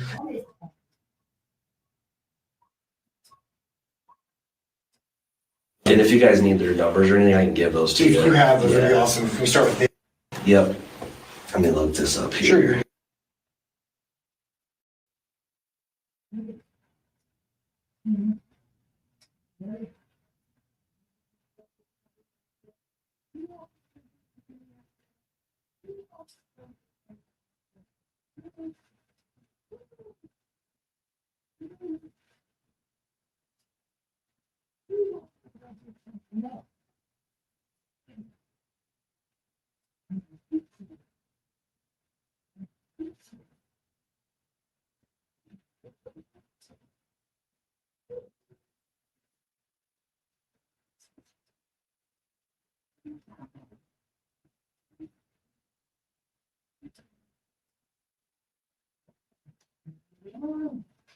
Leave me alone.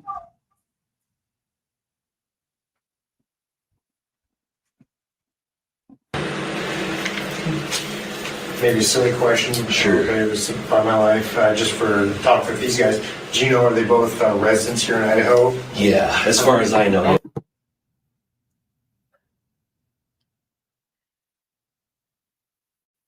Excellent. All right. That just helps me when I go to verify. I can look at the driver's license. Totally. It's super easy. Yeah.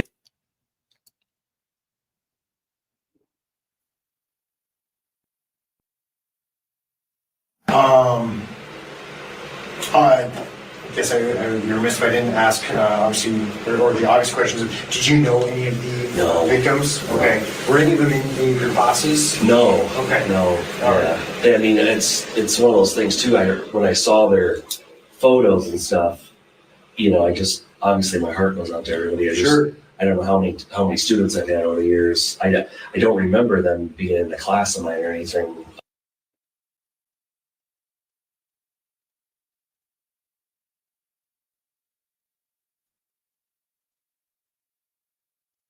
Yeah, that makes sense. Okay. All right. Did you, well, you said you didn't know him, you hadn't spent any time with him outside of the classroom or anything like that, any personal life? Yeah. Okay. Never ran into him on the street or anything? No, I mean, there's the one thing I remember talking to the investigative reporter from the Idaho Statesman like last week or so. Okay. And he was wondering about like if I'd ever seen them around, and that area back there. I was telling him the same thing, is that there's so many students and stuff when it's a normal like warm weather semester. I mean, it's possible I could have drove by and they were out somewhere one time or something, but I just can't, recall really. Sure. But I never had any interactions or anything with them for sure. Yeah. Okay. So and you bring that up, so now I'm just curious. Yeah. So reporters have been out canvassing or knocking on doors? Or? Yeah, just kind of, I've noticed there's some of them are just kind of like waiting for people to park, and then they're just assuming like, oh, you live here, let me talk to you. Sure. But that was Kevin. I can't remember his last name, but I talked to him last week. But other than that, everybody's been pretty chill back there too, and staying off the roads and stuff because it's getting kind of gnarly back there with the ice and stuff. Yes, it is. I was actually just in your apartment private calling, and that's pretty nasty, that little hill parking lot area where you guys are forced to. I don't know what the grade is back there. It's crazy. In the winter time. Well, and actually the one above you, where it comes to that S corner. Forget I would imagine people end up in your apartment. Oh, totally. Yeah, a couple of years ago, that's exactly. People were coming down there, and it was just too slick, and you slide until you can't go anywhere, and you just kind of go off a little berm. Oh, man. All right. Well, anything that I haven't asked that you might think is useful or wish to know about? Yeah, I don't think so. I was thinking about this just after I had got that call today, and I don't know how many of the neighbors you guys have really talked to as far as like the Queen Road, all those apartments. Mm-hmm. But I know like the person who lives right next to me, I've never seen them before.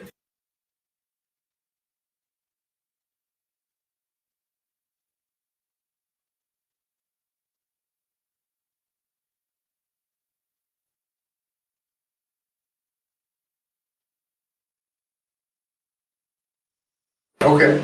But other than that, there's nothing I can really think of. Okay. When all of this happened, I was talking to my mom and stuff on the phone, trying to think like when I was coming up that drive, early in that morning, I didn't notice anything or see anything out of the ordinary. Sure. The same thing in the morning when I took my trash down the road, it was just so quiet. And I just remember seeing all the trash and stuff there, and I don't know if that had been emptied immediately after all that stuff happened, but I know that there was a report or something that the police had kind of went through trash and stuff, but I remember throwing my trash in there just going, Jesus, somebody should fucking pick this up. But I didn't notice anything out of the ordinary, that I normally would on a Sunday morning, Yeah. And you have to forgive me, when did you say you threw your trash in there?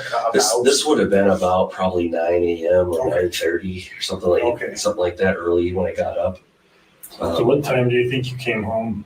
From doing like grocery shopping and stuff? No, before that. So you said you were out of the bars and waited to Yeah, this would have been probably close to 3 o'clock in the morning. Okay. Is it fair to say that we had seen your vehicle in the area around 2:48 a.m.? That makes That'd sense. be about right? Yeah. Okay. Yeah, All that right. makes sense. Cool. Okay. Just out of curiosity, since you live so close, was that house typically pretty a lot of parties? They're usually it's very busy, that house, and then the ones that are at the end of King Road, that like little I don't know, cul-de-sac or whatever you want to call it, that one's usually just hopping with people. So that one, and then the one that was a newer build, it's kind of like adjacent to that one that nobody's been really there since all this happened. Okay. And as far as I know, it's all undergrad students and stuff that live back there, but on the weekends, and I told the reporter this too, because he was wondering about the frequency of parties and stuff. I said, usually it's like stuff starts like Thursday night and it just goes all weekend until you just don't hear nothing on Sunday because everybody's sleeping in or whatever. Yep.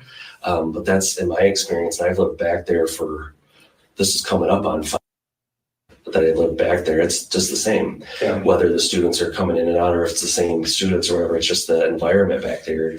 That's how it's always been. And it's so weird now. It's just so quiet back there. Yeah. Okay. Yeah. But yeah, I would imagine like if anybody's telling you that those houses are like not that, it's just not the case. Okay. Yeah.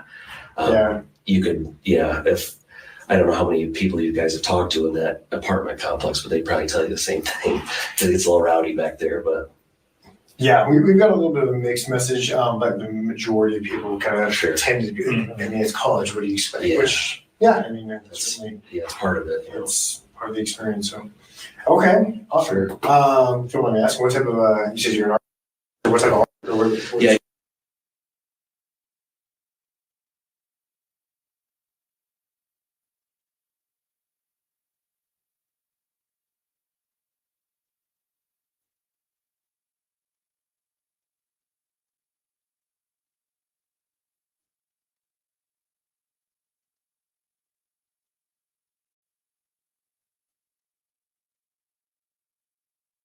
Too. Excellent. Well, and I gotta ask, because I can hear the accent a bit, so where are you from originally? Oh yeah, so you hear it. Oh yeah, okay, excellent. Yeah, that's all my students, they comment the same thing when I start talking. Yep. There are certain phrases I have too. They're like, what is that? Uh-huh. I remember I said something about like the night before Halloween one time about being like Devil's Night. And they're like, what? Yep. And I go, you guys don't do that? They're like, no. And I go, okay, that's good. That's good. Uh-huh, yep. Yeah, well, excellent. Cool. All right. Well, thank you very much for coming in. Yeah. Anything that you can think of? Sure. Excellent. Well, like I said, that really helps us hammer this down, because not only are we focused on, of course, I'm sure you've seen the news press release of that one white car. Right. We want to talk to those people as well. Yeah. But any other vehicle that we see, we want to just totally. That makes sense. we can make sure that we talk to and identify anybody with those vehicles as well. So, excellent. Well, thank you very much for taking your time out and come talk with us. Yeah. We'll get you out of here. If you guys need anything else, just let me know. Excellent. I don't live too far. All right. We really appreciate it. Thank you. Have a good day. Yeah, you guys take it easy.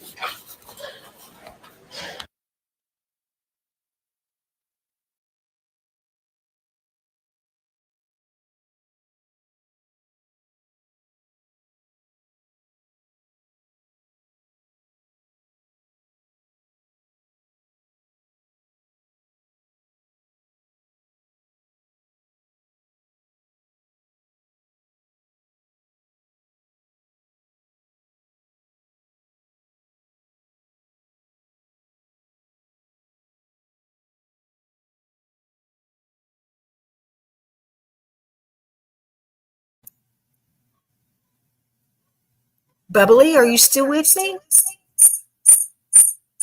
Wait on him. So I'm here. Oh, okay. I forgot to pop out. I just been busy typing on my tablet.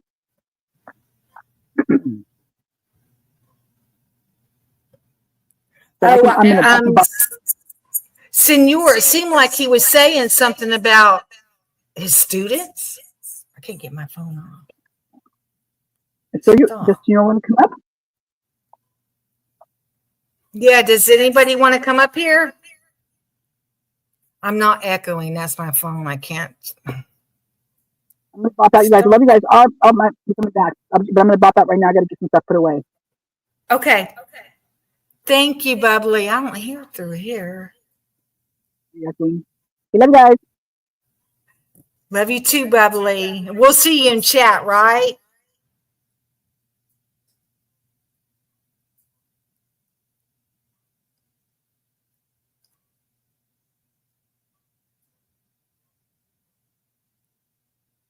Can you hear me?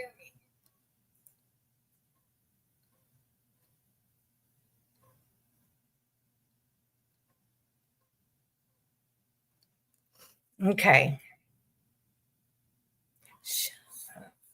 Stop. I'll do this.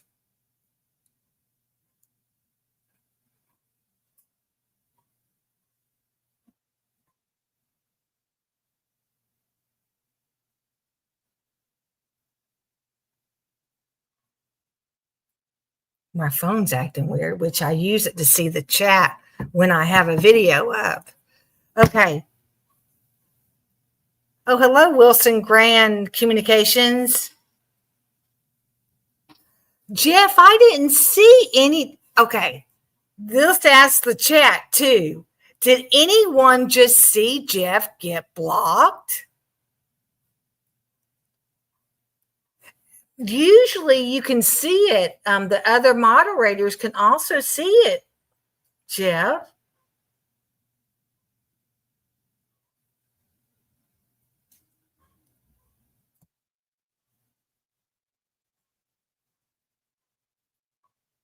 I don't see how they're secretly blocking you, because usually you can tell in chat when a moderator blocks somebody or removes the comments. Twiz is not a moderator.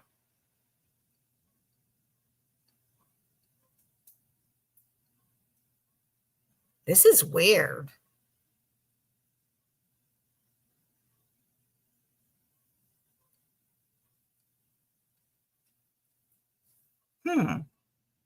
I have no clue.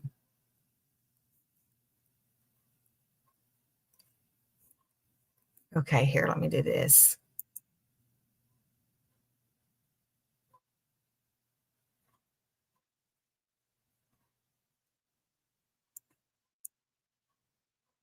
Yeah, I haven't seen any blocking, Jeff. I don't know what's going on.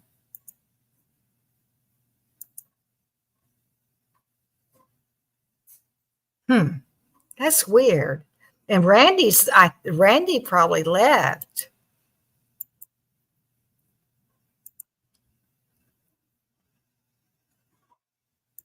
Randy probably left.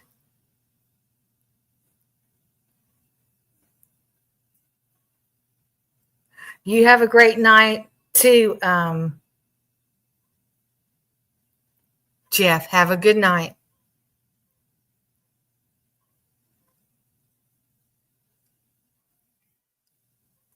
Okay. When I just looked at myself, I thought I had a funny look. Hey, Edie. Hey, Leah. How you doing? I'm all right. I'm all right. My rheumatoid arthritis is flaring up right now, and I'm having trouble walking and functioning, but other than that, I'm good. I love having y'all. Are you I love working? having y'all. Huh? Yeah, I am. I just grunt and bitch a lot.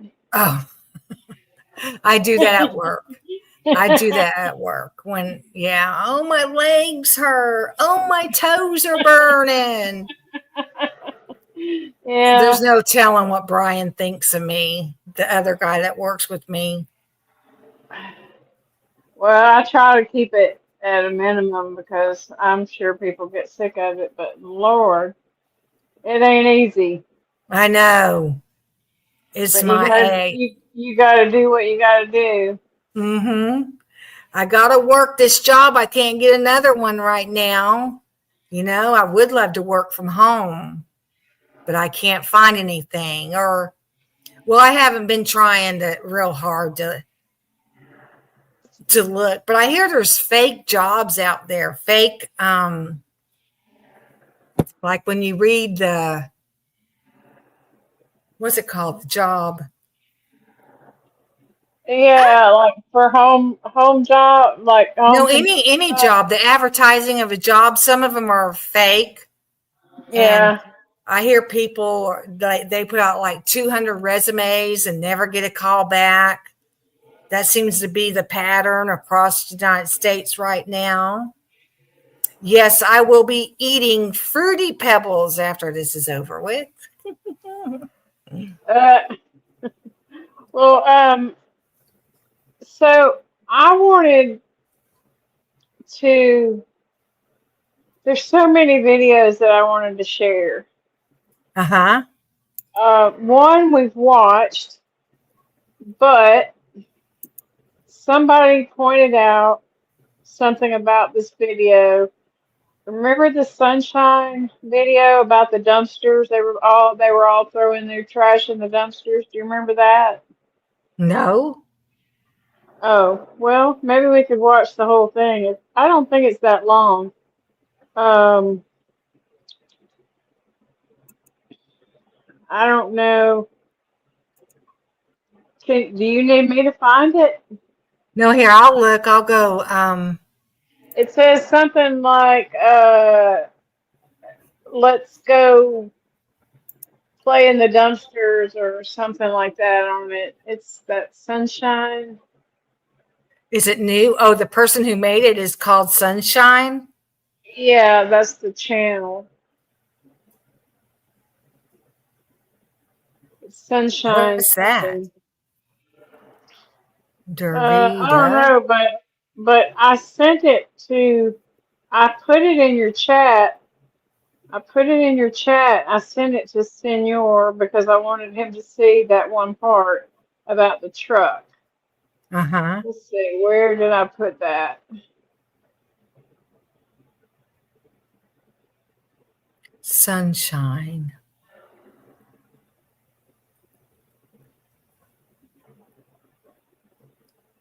I'm looking through the chat right now.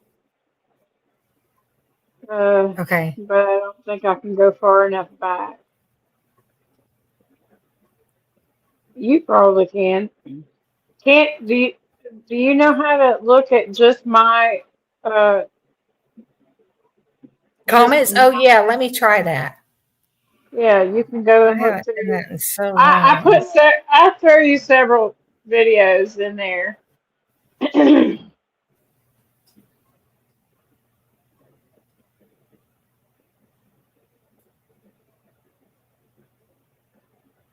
It's a timestamp of 7:20 about this vehicle, and somebody pointed out, and I never noticed it before, but I think Paul has talked about this truck, and other people have talked about this truck.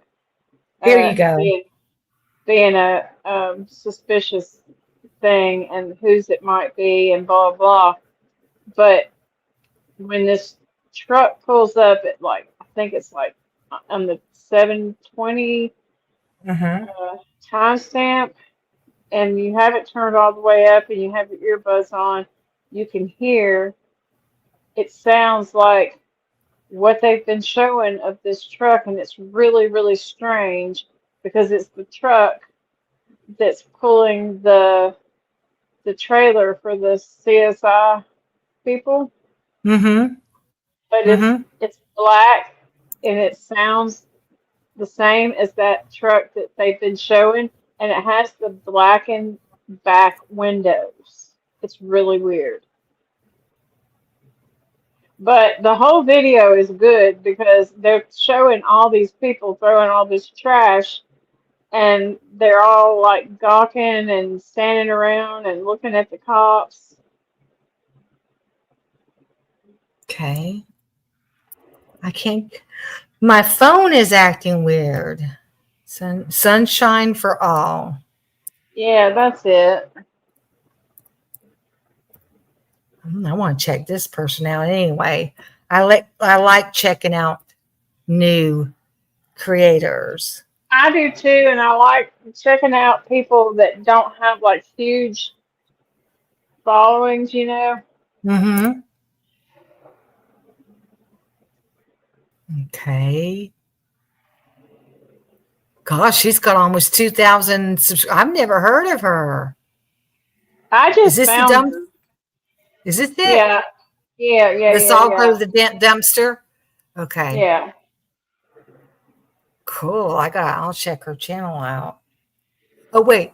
I gotta share. Stop a minute. And anybody in chat who knows what I'm talking about with this truck, I think Senor would, and I'm sure some other people would.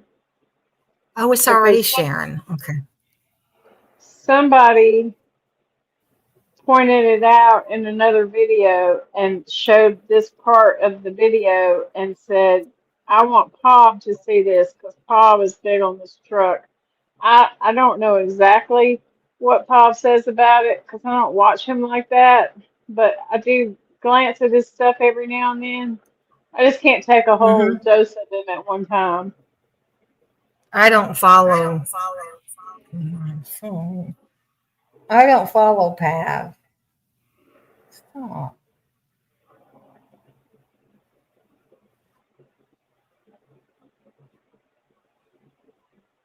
Okay, here we go.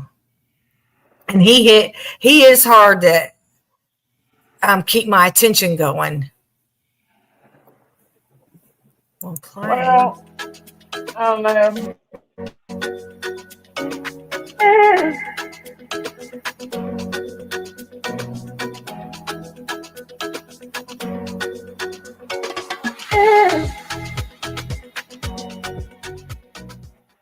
But just keep in mind when it comes to the 720 mark. Okay.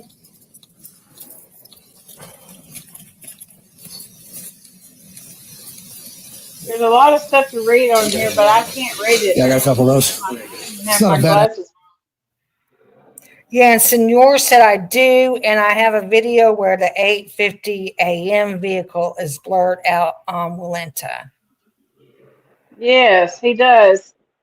He's got some really good videos that he just recently put out. Is that what you think that is, Senor?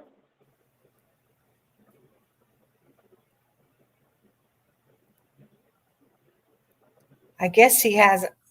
I'll have to check out his channel too. See what he's got, because he's been making short videos lately. You haven't been going live, but I understand. You're home, and again, I'm sorry about your grandma. I really am.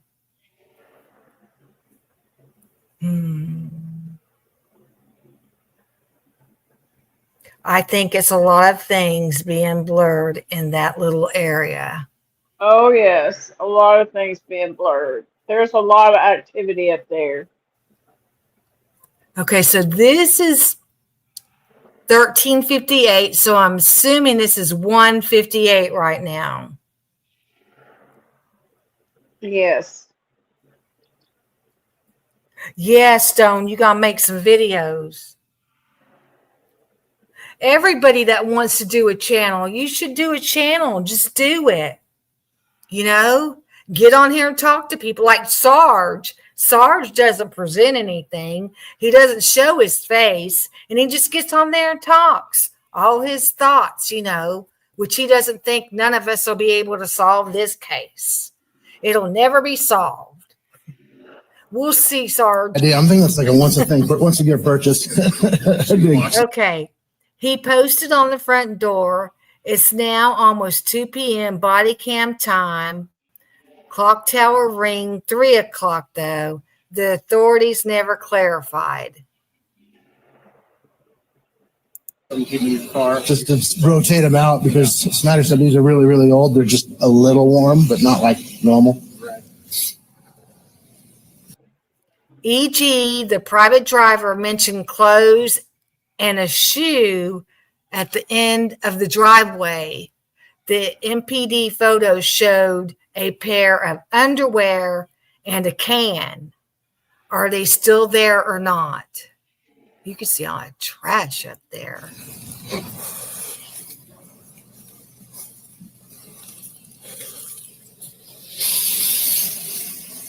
Sometimes it's good to go back after a long time and look again with a fresh eye.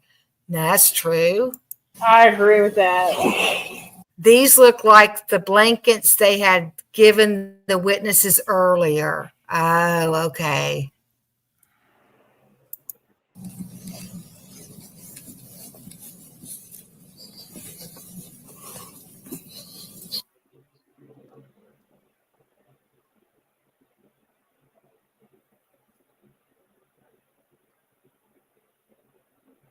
They're blurring out right up there.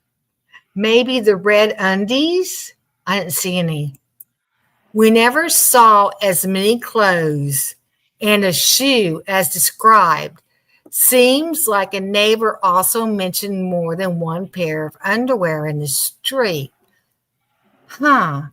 And see, we were just saying in the other video in chat and all that you think, or Bubbly was saying too, that she thinks it was happening all back around in these houses outside. And Xana was, when she was found, she only had a t-shirt and panties on, and Ethan had nothing on but his socks. So this is a good observation right now. Oh, I hear you. You see over to the right of where the cop is standing or the door is at the house. They have that blurred. Yeah, that's Xana's car. What, are they going through Xana's car or something? Did I read somewhere so it looked like Xana was in the back seat of her car and they were pulling her jeans off? I haven't heard that. It was a glance. It could have been open mind perspective.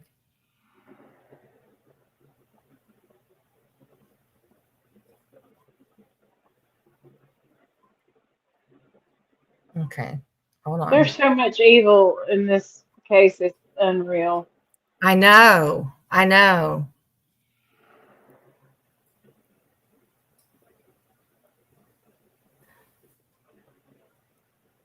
After this, Lanny, I'll go to Google and show you, if it'll let me do it, I'll show you how to get on 4chan.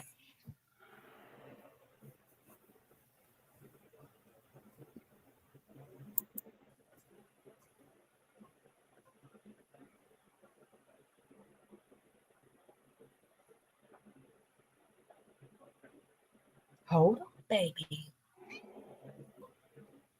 Oh, now it's not blurred. Yeah, that's just wild. The things they choose to blur and when.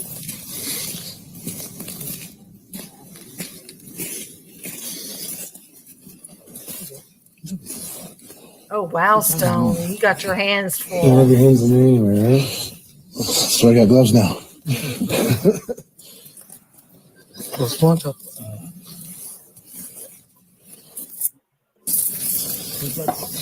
Who is that right there? With the glasses and the beard.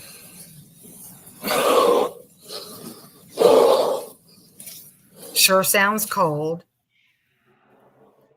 For just $67, you can generate as many videos as you want and never have to worry about showing your face. But TikTok and YouTube don't like those AI videos. They want to see your face. Oh, Gunderson is the one with the glasses and the... Okay. Oh, wait. He's cold at 2 in the afternoon. 2 body cam time. Get off of there. 3 o'clock clock tower time. Imagine how drafty and cold it would have been with the doors open all night, even if it made the heat run the whole time, especially right down by the front door. The bedroom door supposedly even had a gap under it.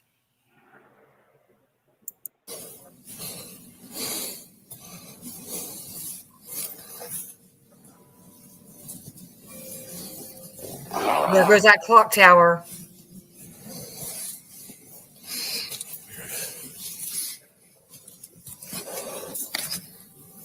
So this must have been the time change.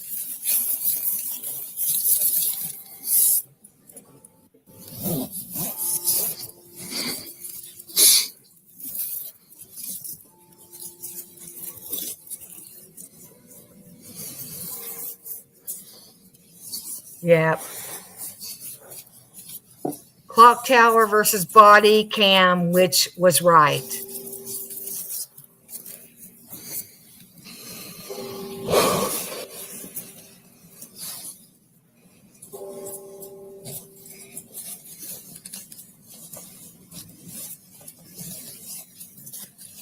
Can you believe the authorities never clarified that?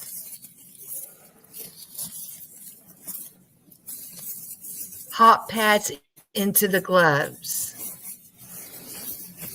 And the kids walking around there in shorts. Yeah, it's crazy. Kaylee received a text of Buddy, the dog, just before she left for a couple of weeks. I believe I saw it on True Crime Design. Also, she shared a press release how Payne killed probably a coyote.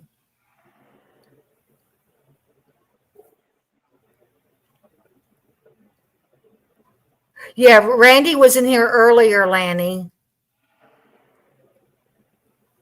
Okay. Oh, like Newton, Connecticut?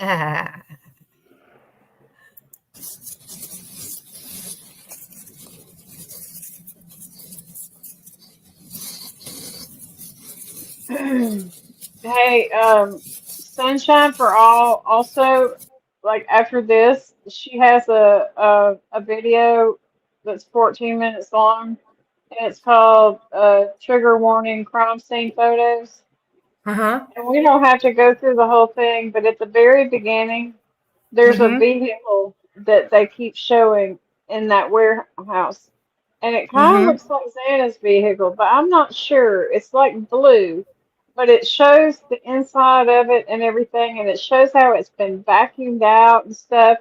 And I'm just real curious why it's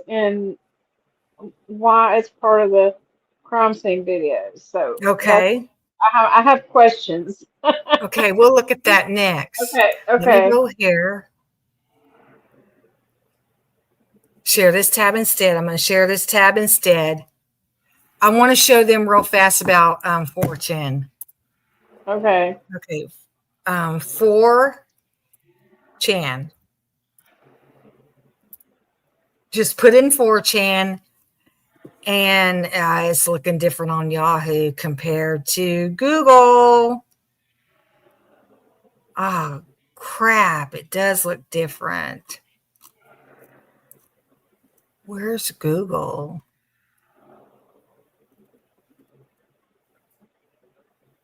Stop sharing. Let me get into another tab. Can you all see this? Probably not. Well, it looks like you can. Can you all see me searching like I'm getting ready to search the web? No. No? No. Okay, hold on.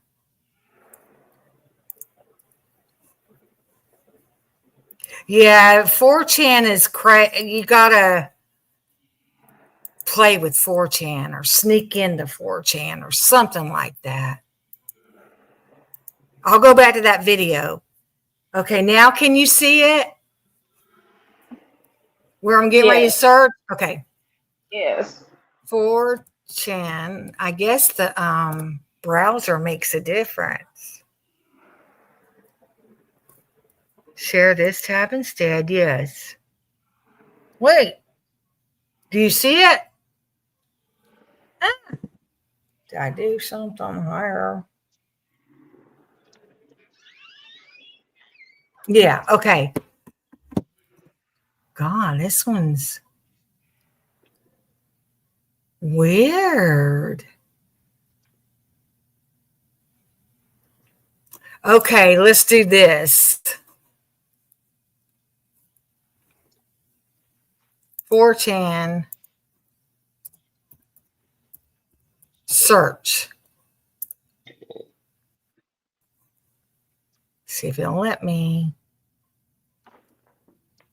No. You mean I don't have Google?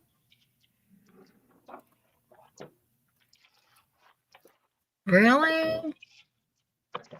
I need to download. Oh, this is Yahoo too. I don't want Yahoo. Wait, what's this? Here we go. Share this tab instead. Do you see this? Me doing this right here? Yes. Okay. 4chan. Oh, it's still Yahoo.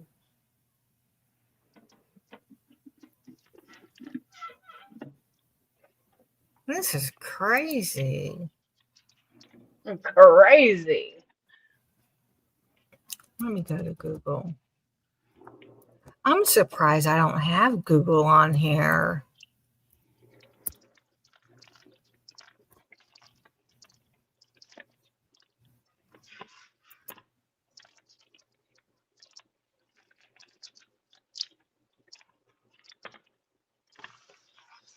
No, it won't.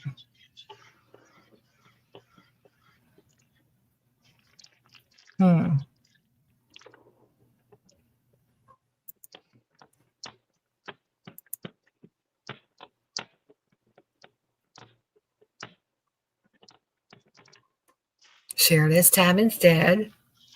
Let's see if Google will help me. What happens if I go to google.com? Okay, here we go. Oh no, it's saying, I don't know what will happen if I say leave. Darn it.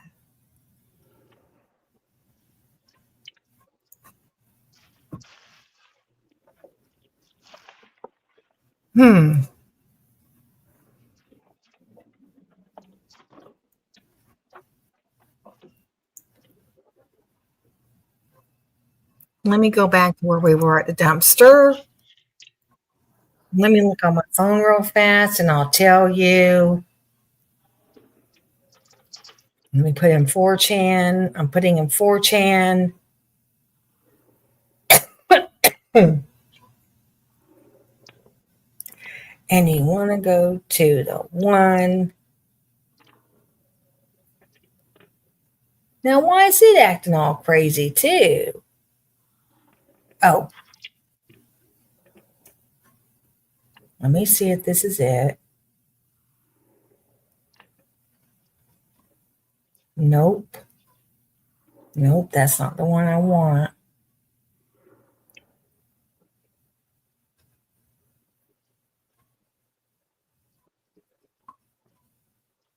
I mean, I searched it earlier and was able to find it.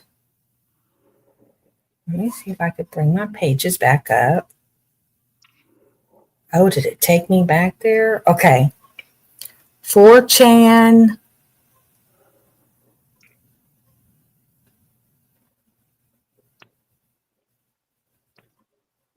I think it's this one. It shows the clover. Let me make sure it's the right one. Yes. Okay. I wish I could show you all. Let me go back. Can you see? I put in 4chan. Evidently I put in 4chan search. Can you see this? Yes. Okay, 4chan is right here. The second one. Go back. It's the second one. You see the clover by it? It's 4chansearch.com. You don't want to go to the other ones. You don't want to go to the second one where the clover is on there. And you go in, and there's your search right there. And I'm going to put your commercials these things have to get out of the way. Get out of the way. Oh, shit. Okay, here, excuse my language. Oh, God, they're putting commercials like crazy on, or ads. Okay, in the search right there, I'm going to put Kaylee's name. Kaylee. Acting up on me. Kaylee. Goncalves. Or you could put Brian's name in there. I'm going to hit go. Okay. Let the ads get out of the way. Okay. See, here's all the threads. Can you see all the threads? See all the threads? And you have the dates up here. You have the dates right up there. Can you all see? You got to answer me, Edie. Yes, I can see. I'm sorry. And you pick which one you want to look at. And just click on there. But make sure you have 4chan search and the clover is by it. Let me go back. I have never gone there before. See up here it says, right up here it says 4chansearch.com. Yeah. Just make sure that clover, see that clover right there, is in the search engine when you're looking through Google or whatever. Oh, okay. Yeah. That's how you get to see where it is right there again, the second one. But see all the other ones around it? You know, you want the one that has the clover. That's how you get to that search engine where I've been in the other search engines and they won't pull up. They won't pull up my stuff. Well, what I'm searching for, like Kaylee, Brian, whatever. Okay. Okay, now let's go back to, let me get this out here. I hate all the tabs open too. Okay, are we back at your video, Edie? Yes, ma'am. Okay, here we go.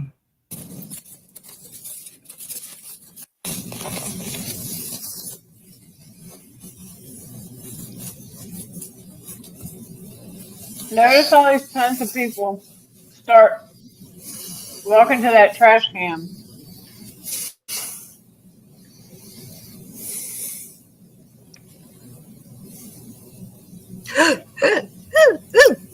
Watch the dumpster activity. How were these dumpsters not secured already? We've never seen any inventory from any of them or the household trash that I'm aware of. People just coming and going here. Right outside a quadruple unaliving crime scene. Yeah, I forgot about the unaliving word. I got to use that. I think that's dumb. Me too. Like we don't all know what that means.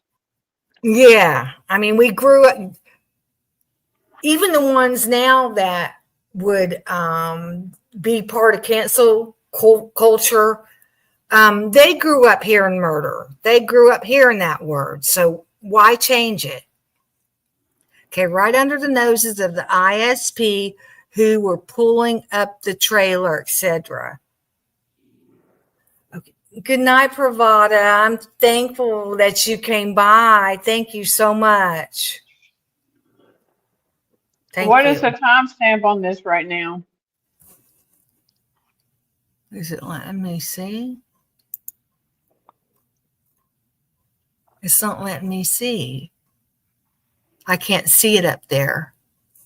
Wait, let me see if I pull it down. No, it's not showing it right now. Well, in a minute, you'll see that that truck pulling that trailer, and I want everybody to focus on that because that's Okay, because she seems says like the right here truck. she said like who were pulling up the trailer, etc. She did say something about this.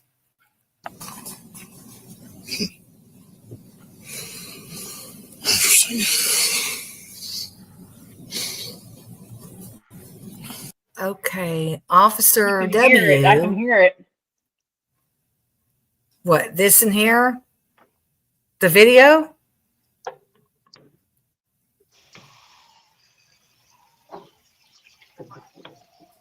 Susie said, what you were just reading is where Steve G admits saying he was calling untruths to throw everyone off.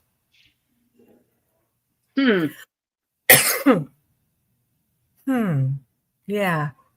Okay. Officer W noticed and said, interesting, he's just on door duty though. Door duty. The chief didn't put any security on the dumpsters outside a quadruple homicide. Dumpsters not taken away and secured. Officials from various agencies are right there in the street. No one cared, apparently. Yeah, there's no. Have you seen how many people have been throwing trash? I mean, it's like an unusual amount of people. Uh-huh.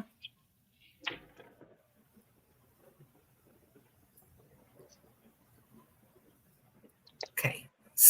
Yeah, Cyray's probably the leaker. We could have been. See, there's someone that took trash.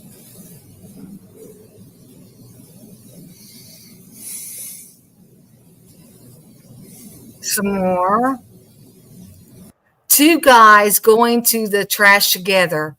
Both just happened to have full bags of trash that had to go out right then to that dumpster.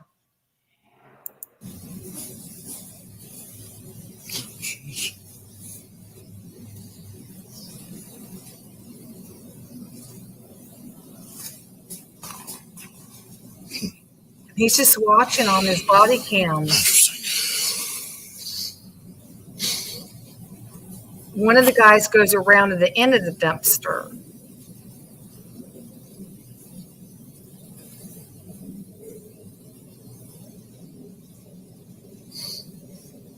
It's weird. He's just standing there. Then they come out with some totes.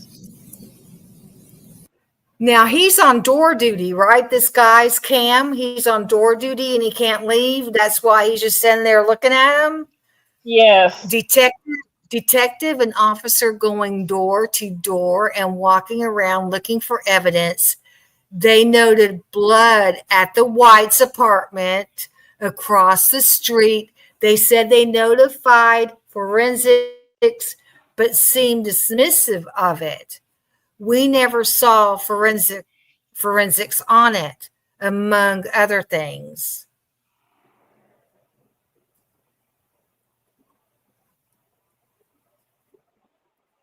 Okay.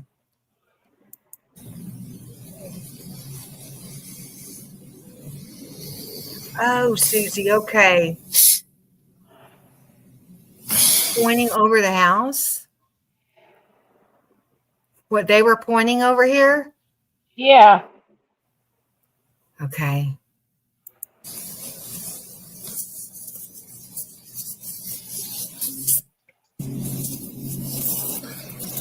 Oh, yeah. And then they look like they're explaining something. Is that a cop right there? No? The one in black? I don't think so.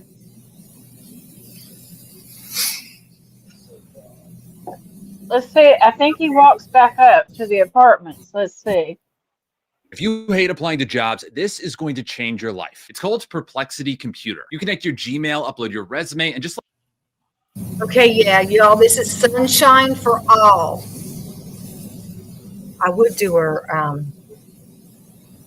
channel link, but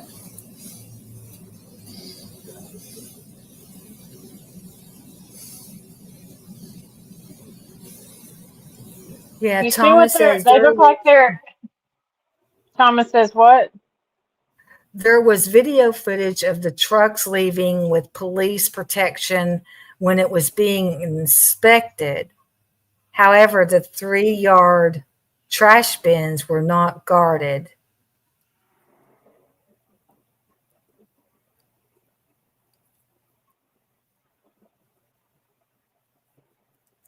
Thomas, will you do me a favor and get Sunshine's link to her channel? Just in case and all that stuff. And plus, if anybody wants to subscribe to her, I'll check her channel out in a minute and see how many Idaho videos she has.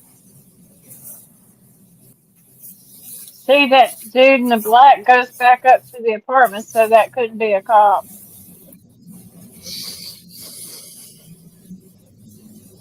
Oh, yeah. This is at 45 minutes. There's that truck. 45 minutes after he first walked up there. Because remember, it was 2 o'clock. Idaho State Police trailer. Yeah, now check out this damn truck. It's crazy. I think it's the same truck everybody's been talking about from earlier. Okay,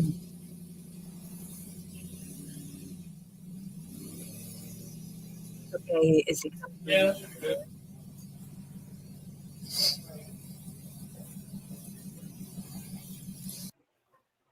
His item looks like a small bag. Guess it couldn't wait. She has a small waste paper basket.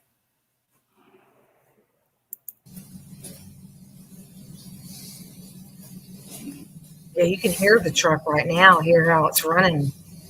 Mm-hmm. But what gives it away is the blacked out back windows. Oh, okay. Replay.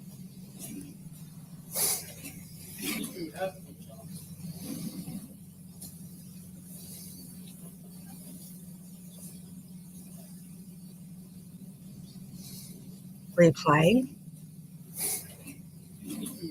Were those the ones that had like totes in their hand? 14:45. Hey, they showed the time.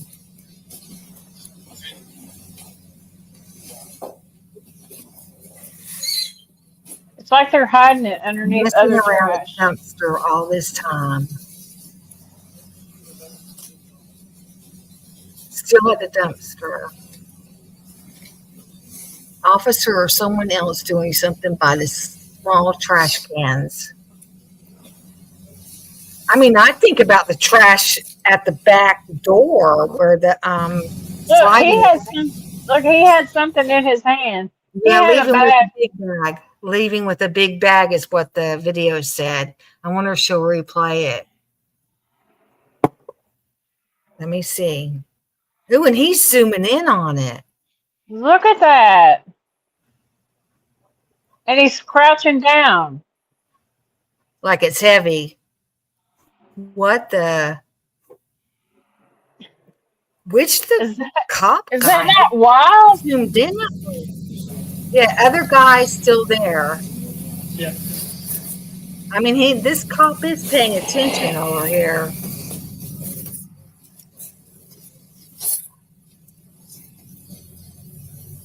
Now he has a small black container.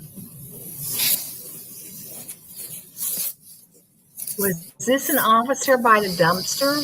So what, they were trading out stuff at the dumpster? Yeah, I think you missed the truck pulling up, so you can't see it now.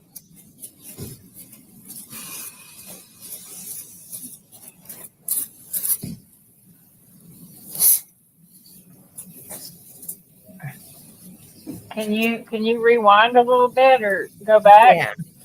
Just a little bit. Yeah, I had to get her name for her. Oh, what, you want to go back and see the truck? Or Yeah, I wanted to show y'all the truck.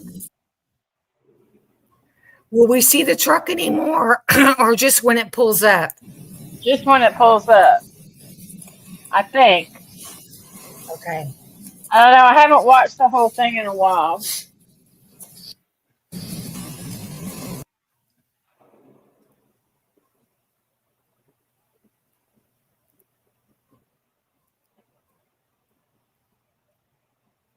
Yeah, it's still there. Ah, it's still there. What in the world? Where is it? I think that I don't know. I don't know what time it is, but I know that on the timestamp it's 7:20. I think.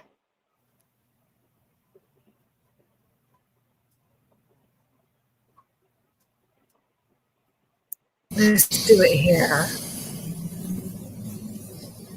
Because he just did his gloves and hit the. I hear something coming. There it goes. Yeah, there it is.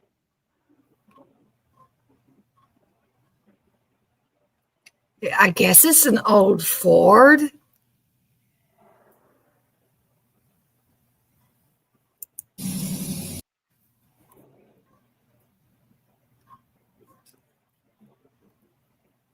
Thank you, Thomas. Yeah, this is whose video we're showing. And if anybody wants to subscribe to, check out her channel and subscribe to her. So what do you think about the truck, Edie?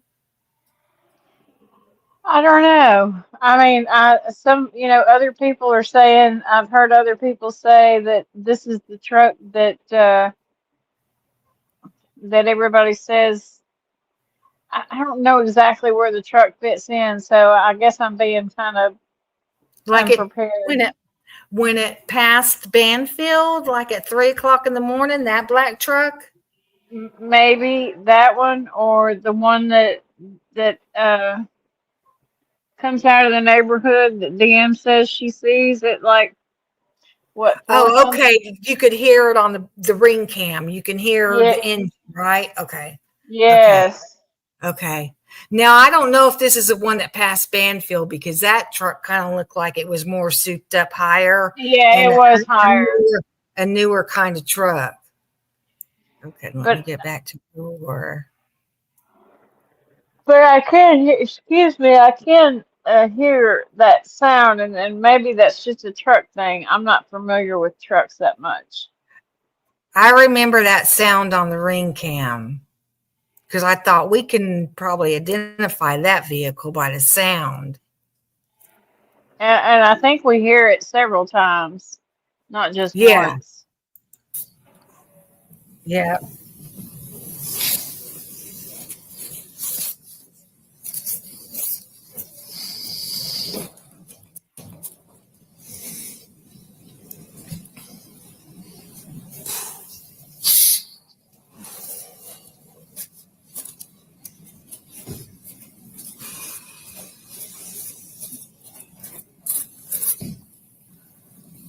I just really wonder what these people were doing in the trash.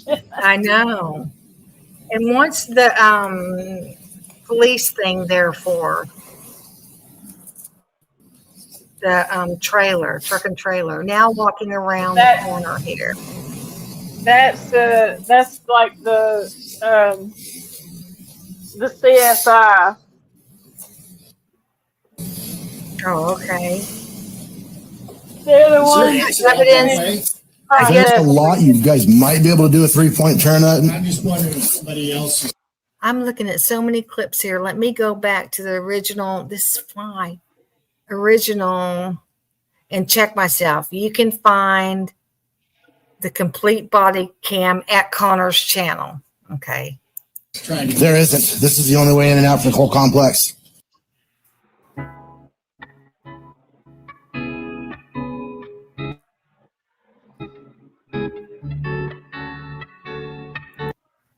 Oh, the truck was Idaho State Police Forensic. I guess they put the evidence in there, right?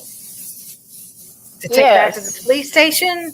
They're the ones Yeah, that okay. bag all the evidence and take pictures of it and all that. Okay. And this was at 3 o'clock in the afternoon that they come to get evidence. Before McButt Yeah, got there. after everybody's trampled on everything, moved stuff around. Mm-hmm. That's insane to me. Uh-huh. And this is before my butt came. My butt. Still. Okay, I hear. Let me.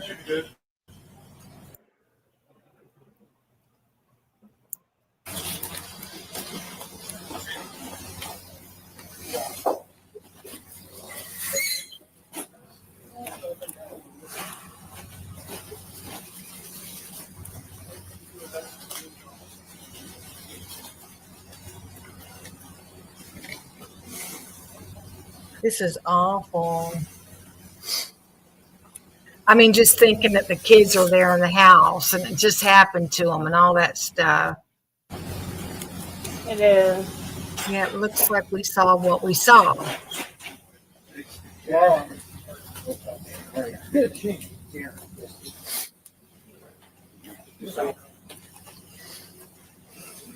Yep. Now she has a video that's like, I guess, new crime scene photos, and there's some stuff that I've seen and some stuff I haven't seen. There's like a picture of that Alexa. There's some clothing that I'm not sure about. There's a lot of stuff that I had not seen before. Okay, let me go to her channel. I thought I got out of that one. Y'all see me going to her channel, right? Yes, ma'am. You can see it. Okay, thanks. Sunshine for all.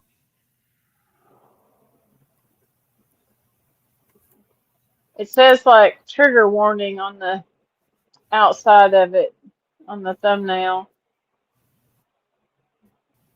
It looks like she's all about Idaho4, y'all, and that in her description and all.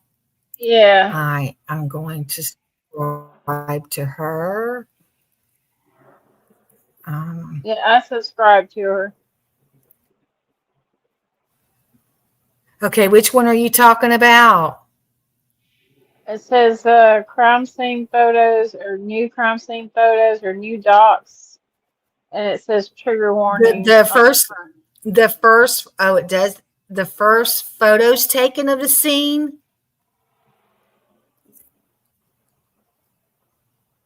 Oh, let's see. It's 24. It's a 24. Let me see. The roommates, the food, the crime scene. Oh, trigger warning. The sandy hair in Ethan's hand. Oh, no, that's Turvey on there. No, I don't think that's it. Hair from two people's. That's Go where it said. Are you on videos? Yeah. Oh, she was formerly known as Elkie Girl, now Sunshine. Okay.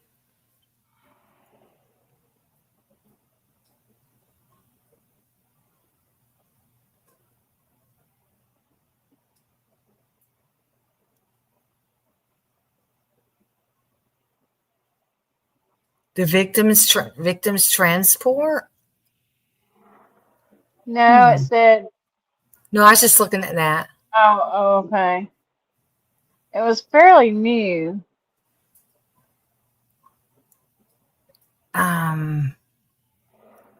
Okay, the new one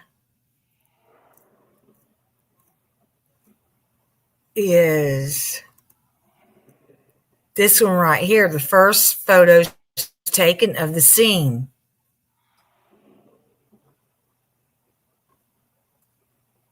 Let's see what's going on.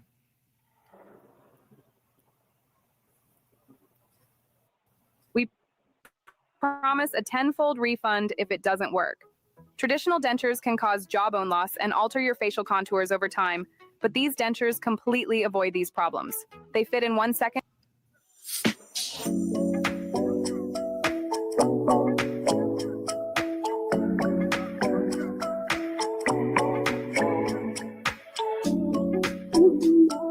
I'm trying to look it up right now.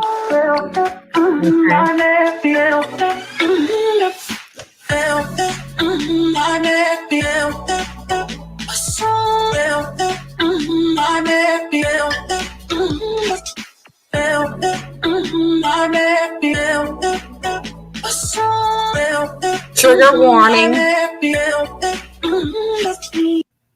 Hi guys, I just thought I'd post the original MPD photos again for reference purposes. These are the photos that were taken by first responders on the scene just after noon on 11/13/22. I put in public record request for the missing ones long ago to check on the sheath, etc., but was denied. Of course.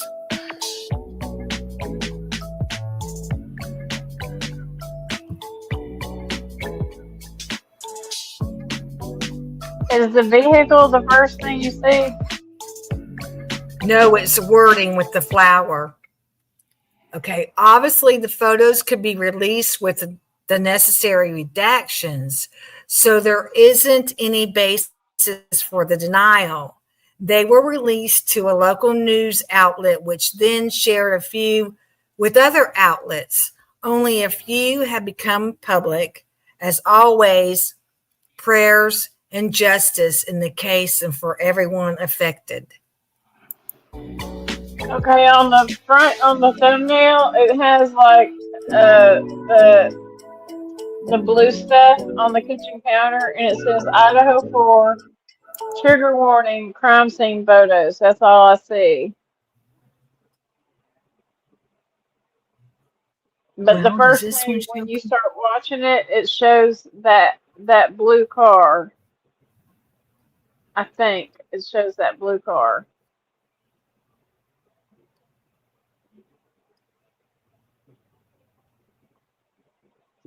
I don't know. When, how many months was it ago? How long ago was it? I can't tell unless I click on it, and then I'll lose you. It don't say up there around the title? Oh, shoot. This one was just... Man.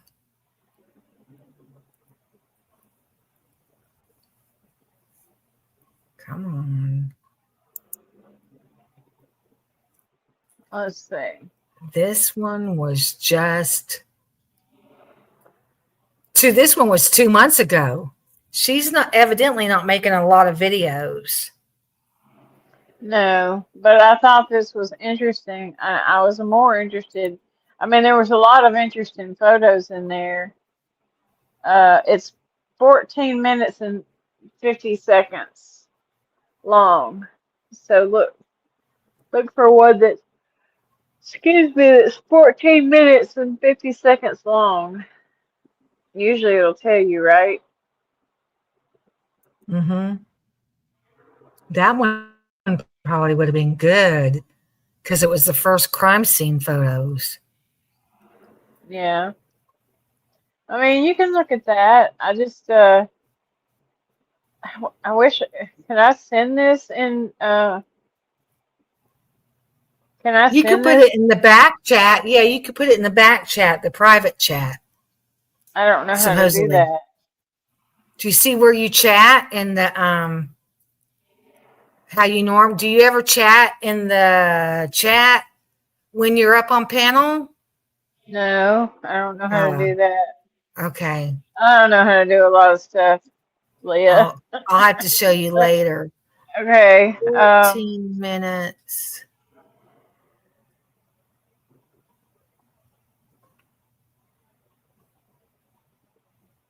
Let's see.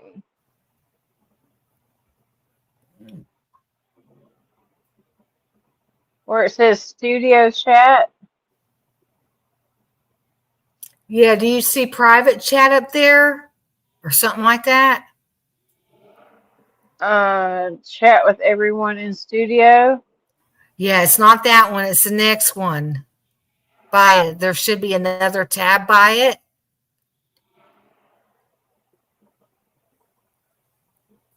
Mm.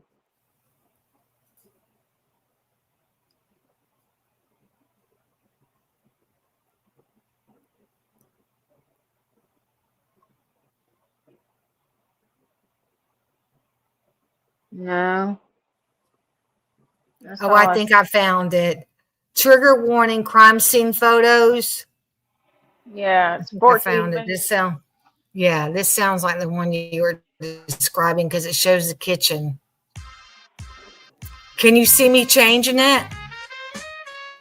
And got the ad and all? Yes. That's a crazy Okay. ad.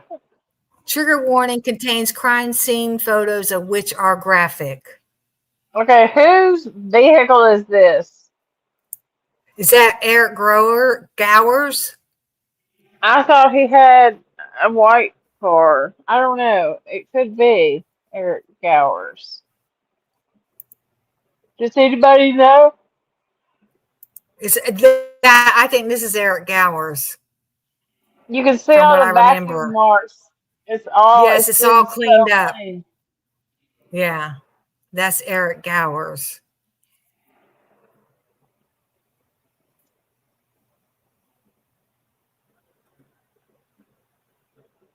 That's interesting because Golly, my car needs to be cleaned real good like that. really mine This too. is the dirtiest I've let my car get.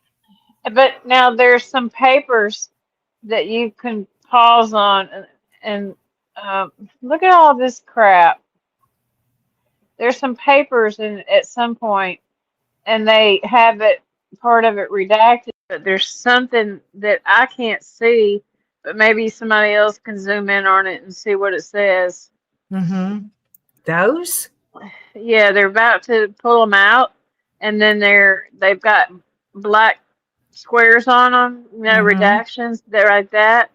But there's some that look like that I think that you could tell what some of that says. That looks like a bill of some sort.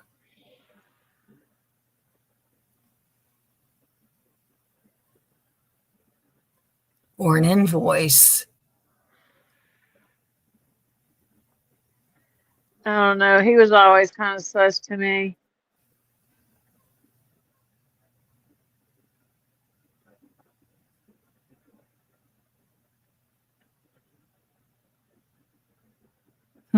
I'd have to get out a magnifying glass to see that. It looks like an invoice of some sort. Oh, That's okay. too white to see. There's some shoe. Well, I know a glove. Yeah.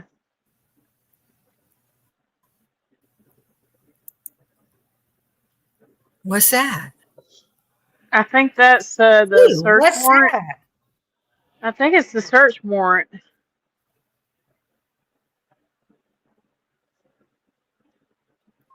Oh, okay. They didn't have to have a search warrant to come in there.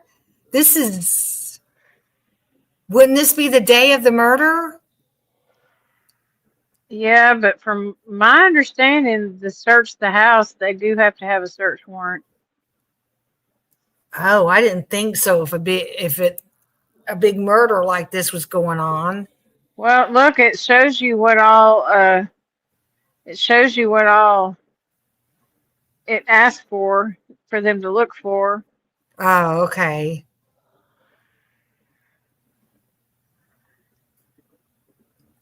Now, since we didn't see a lot of blood in the house, Do you think that's real, that blood coming down back right there?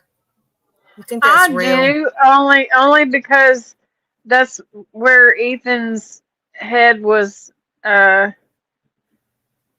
Okay. up against that thing. And when they pulled that bed out, there is a Mhm. huge pool of blood there where that hair was in his hand and was stuck to the bed rail and everything. Mm-hmm. Okay.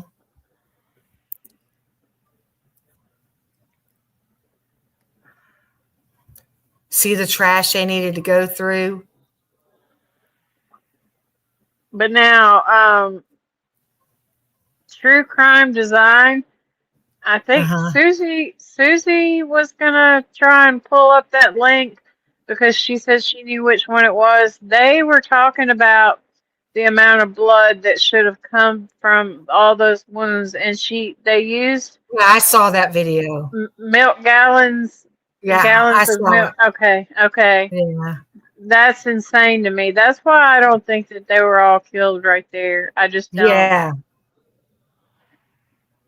Okay. Llama That has said Maddie on it. Yeah. Llama said it is customary to include search warrant in the crime scene photo like that. Oh, he was asking. I don't know. It just seems like the cops would have free reign if it's a murder like that. Yeah, there's a clean bathroom, huh? Yeah. Is this, wait, is this downstairs or? I think it is. Okay. You kind of have to zoom in to see some of these blood spots. There's one like to the left. Oh, hey, Randy.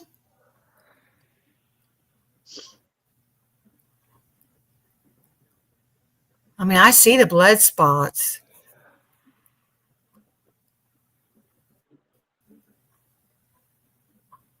See? That knife looks awfully smudgy. Now, what's the deal with, if that was the living room, why are they? There's some.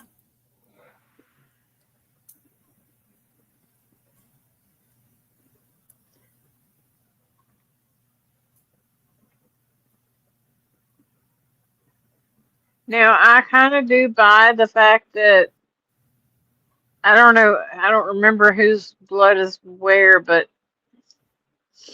if some of that's Ethan's, I could see Ethan getting into a fight, getting into a fight and being bloodied up and making some of that on the walls and the... Leah. What? I went out of the video. You scared me. Dang it. Oh, I know. Where is it? Is that it? No. Was this it? I believe this was it. Introducing Clip B. Whatever you can picture, you can generate. Want something wild like a man poses like... Yeah, I think Bubbly's been right on with Eco Shield too. No, this wasn't it. It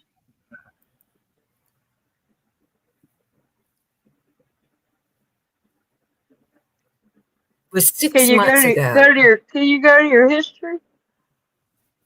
Yeah.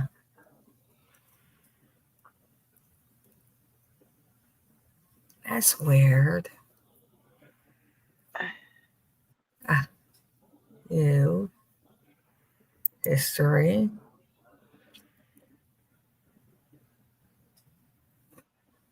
Yeah, well, no, here it is. Look, That's she how had I find 40,000 everything. views on this one, Wow. but only And I've never 4,000 up there. And I've never heard of her until I haven't a few either. days ago. Just a few days ago, I heard about her. She don't. I mean, I stumbled across her stuff. She don't show up in my feed. Is this Xana and Ethan's bathroom right here? It has I'm to not be. sure.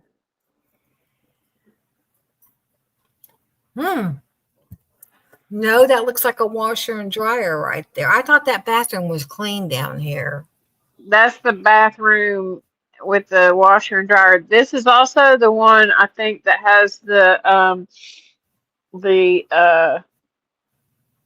Alexa in it, which I'm telling you, those Is that an Alexas Alexa pick right up there? everything.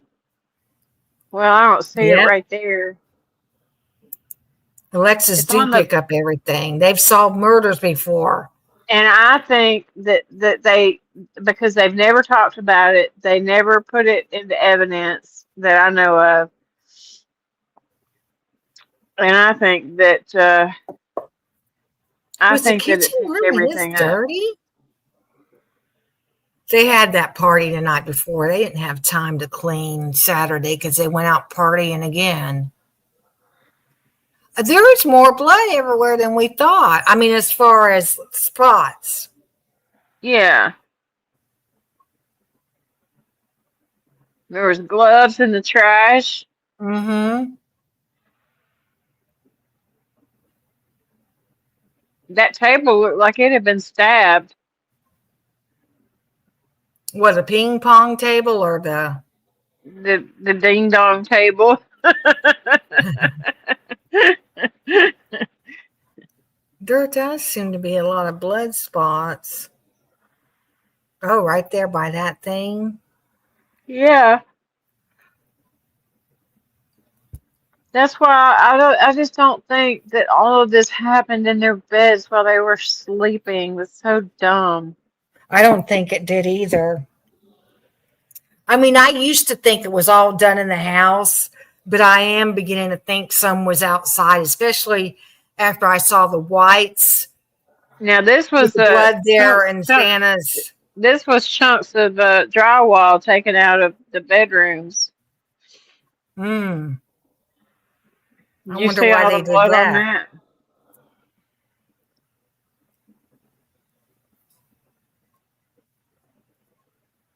I guess to take it for analysis.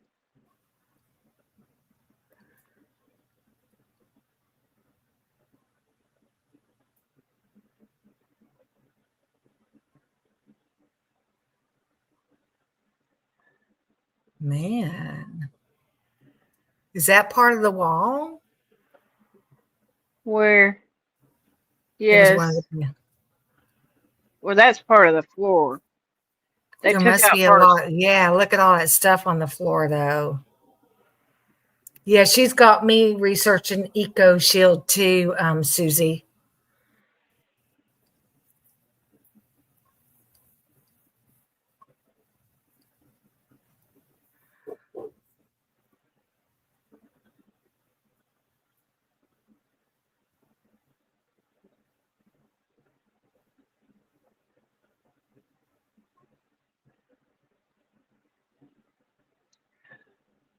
That's all blood. I wonder why they had to take out the walls, though. Why didn't they just test it there? Your cavities can actually repair themselves, and I'm not this no is how. police This is officer because the or cavity is a investigator. result of I did miss my calling. I would have loved to have been CSI. I know, that would have been crazy.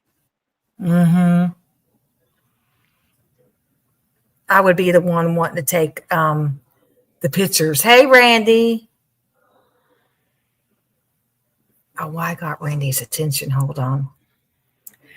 Randy, do you want to do a live and show Tommy's videos and have some of the mods up, you and me and maybe Coco? I'll try to talk to Moonflower.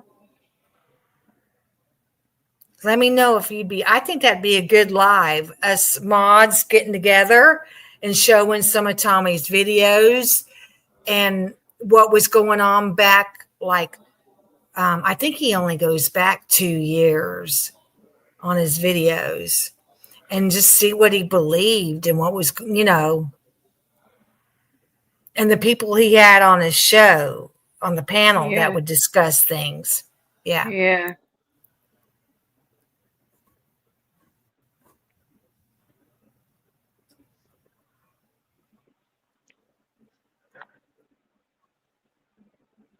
And Thomas was a mod too. I meant to say something to you too, Thomas, about doing a Tommy Jude or Once Upon a Crime Time marathon.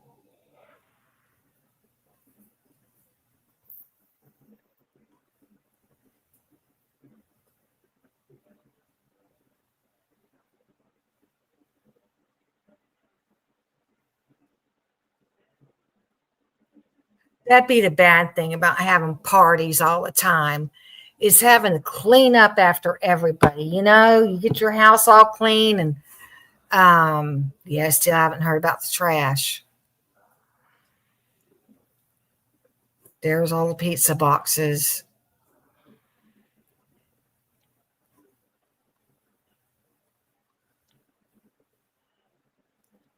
Randy, you don't believe there was a cleanup?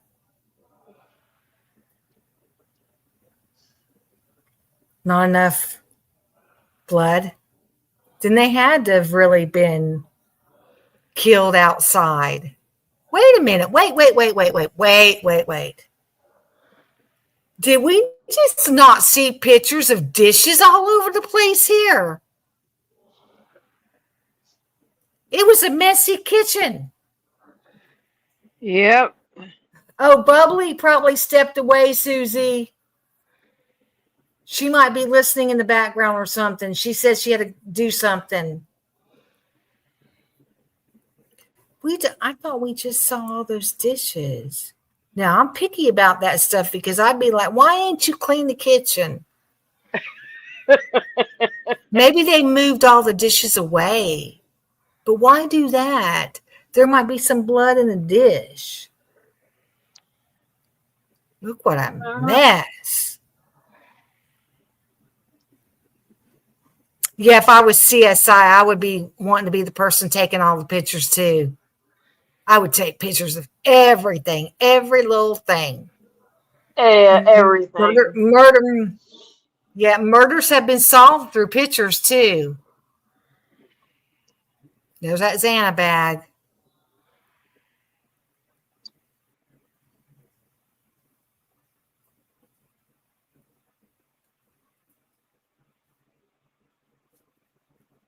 See, there's the mess.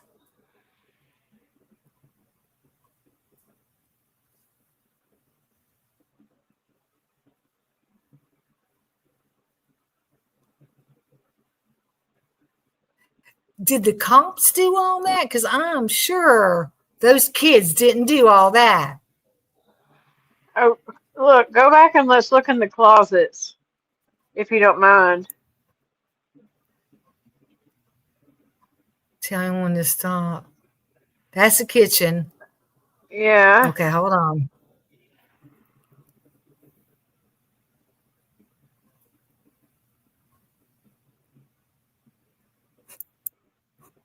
Okay, Well, pause. this is in the bathroom. Yeah, this is in the bathroom. Look at that box right there. That This is one? a steamer. That box. It is a steamer. I looked up the brand. But you know, they probably use a steamer for their clothes instead of having to iron. Possibly. I can see Kaylee having a steamer. Yeah. But why would it be down there in a pile? This must be them clearing out the room and all. I wonder if this is before they give them back their stuff. How did they know which was Maddie's, which was Kaylee's? I mean, I would have wanted to go inside. I mean, after the body's removed, I would want to go inside and get my daughter's stuff. I would want to make sure I was getting everything and not missing nothing. Because you want to save everything that your child touched, you know? Right. or adored, and and the clothes you usually give to someone in the family, like other sisters, that kind of stuff. I got some of my daughter's tops. Of course, I couldn't wear her pants, but Is that the steamer right there you're talking about? That looks like, is that the suitcases and all? Yeah.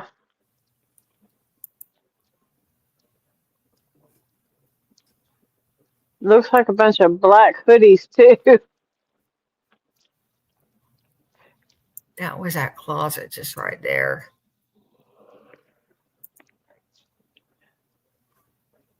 Right there. There's all their cleaning stuff. Uh-huh. This must be Bethany's stuff.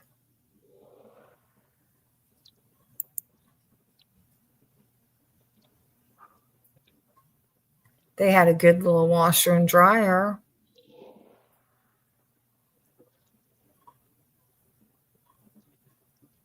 They had plenty of toilet paper. Yeah, but there wasn't any toilet paper running on out. Yeah. I hate that running out first of floor. toilet paper. Remember that first floor bathroom? It didn't have toilet paper. It didn't have toothpaste. It didn't have towels. It had nothing. Bubbly's here, Susie. She's right up underneath you. Hey, Bubbly. Well, I knew Bubbly was listening.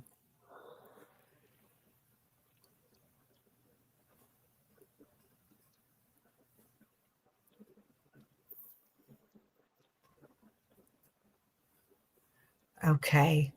Do you want to watch the interviews with the hotel people? Yeah, I do, but can we watch the ones with Lana? Because she made it so much more interesting. Okay.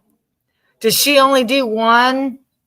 She does too. She does. I would do the longer one first, and then she does a shorter one where where they interview not only that crazy lady but the other people that work there.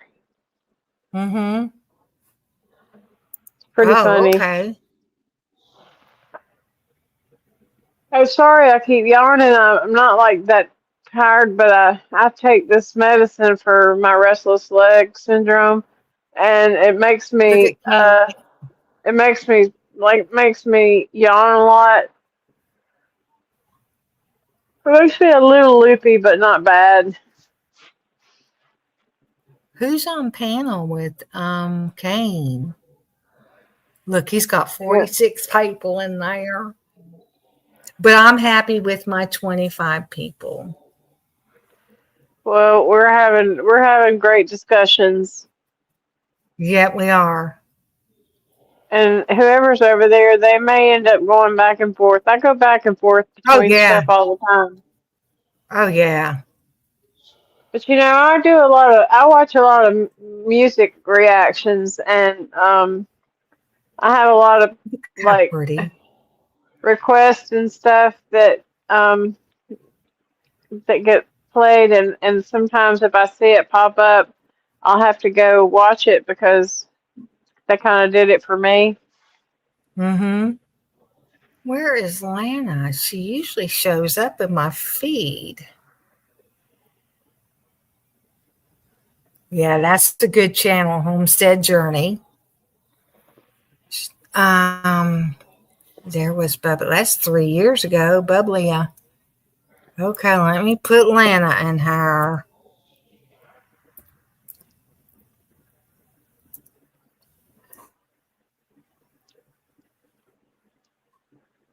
Let's see if I get her. I probably don't. I probably have to put truth and transparency in.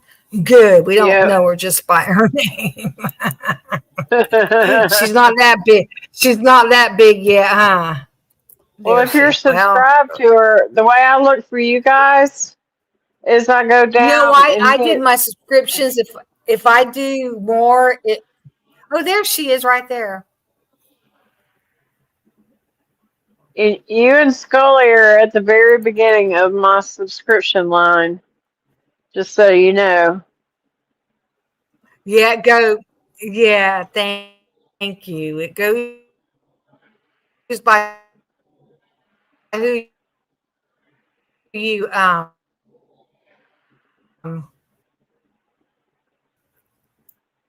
who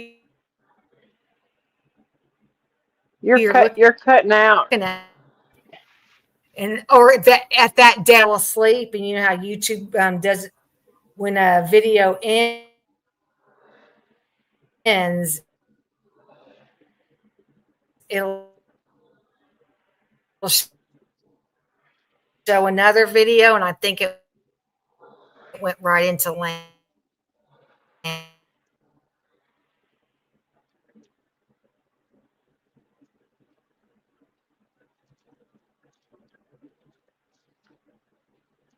They're looking this stuff up on the phone. The quality in Pullman staffer makes up entire. That one's oh, that's because she stops and laughs and all. Is that the one? Yeah, because there's a manager says Maddie's. Okay, which one do I go first? I haven't heard anything about. That might be the, but this one.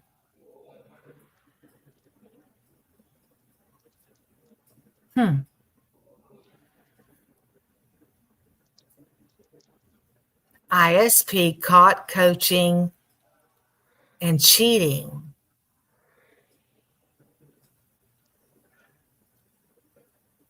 Which one do I pick?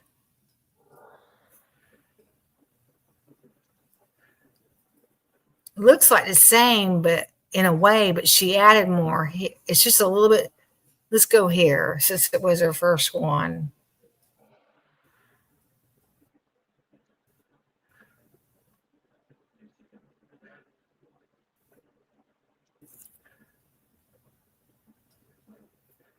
He brought up, he always carries. I do not. I do not.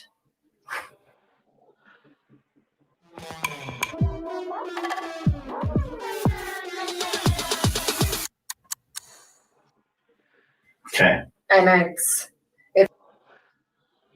Go back.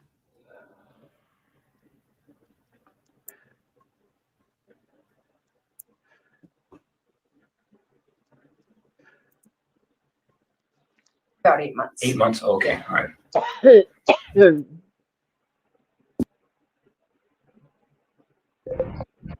Code awaits your command. The path is. Oh, here's her chat going on right here. Huh.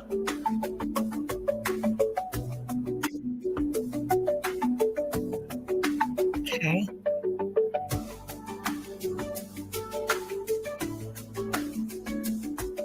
I mean, sometimes it's fun looking at the chat. I think we get. All right, guys, let's get into it. Sorry for the delay. It's been a wild fucking Yeah, I day. got it, Bubbly. Idaho4. This is the new quality in Pullman snapper. Makes up entire Kohlberger and victim meetup. This broad. Okay, this is Tina with What the Fuck Transition Services as well. What the fuck is going on here? We are in the middle of jury selection over there in the Mario Sedana case.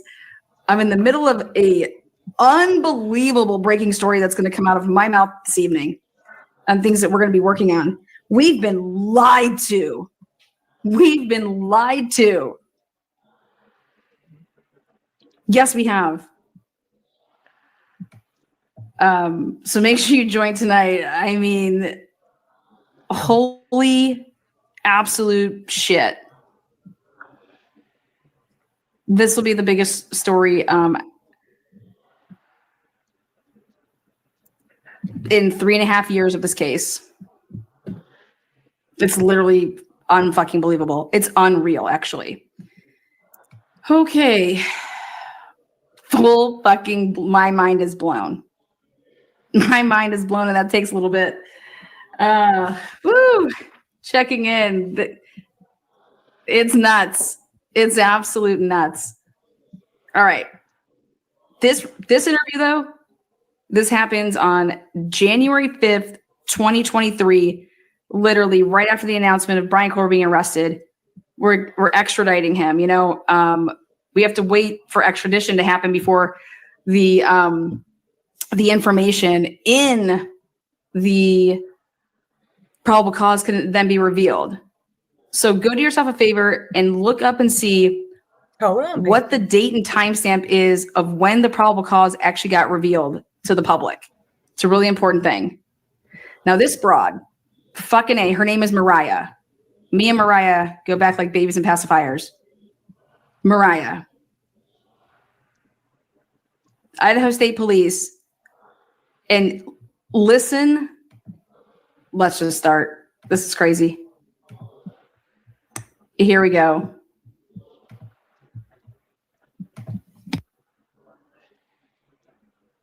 Your last name.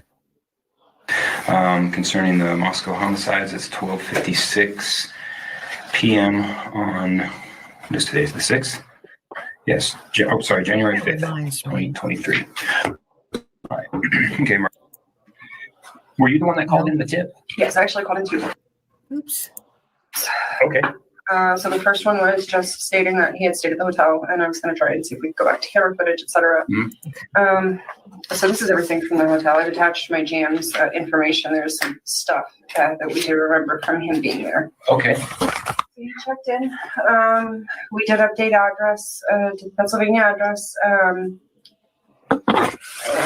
Let me slow down here.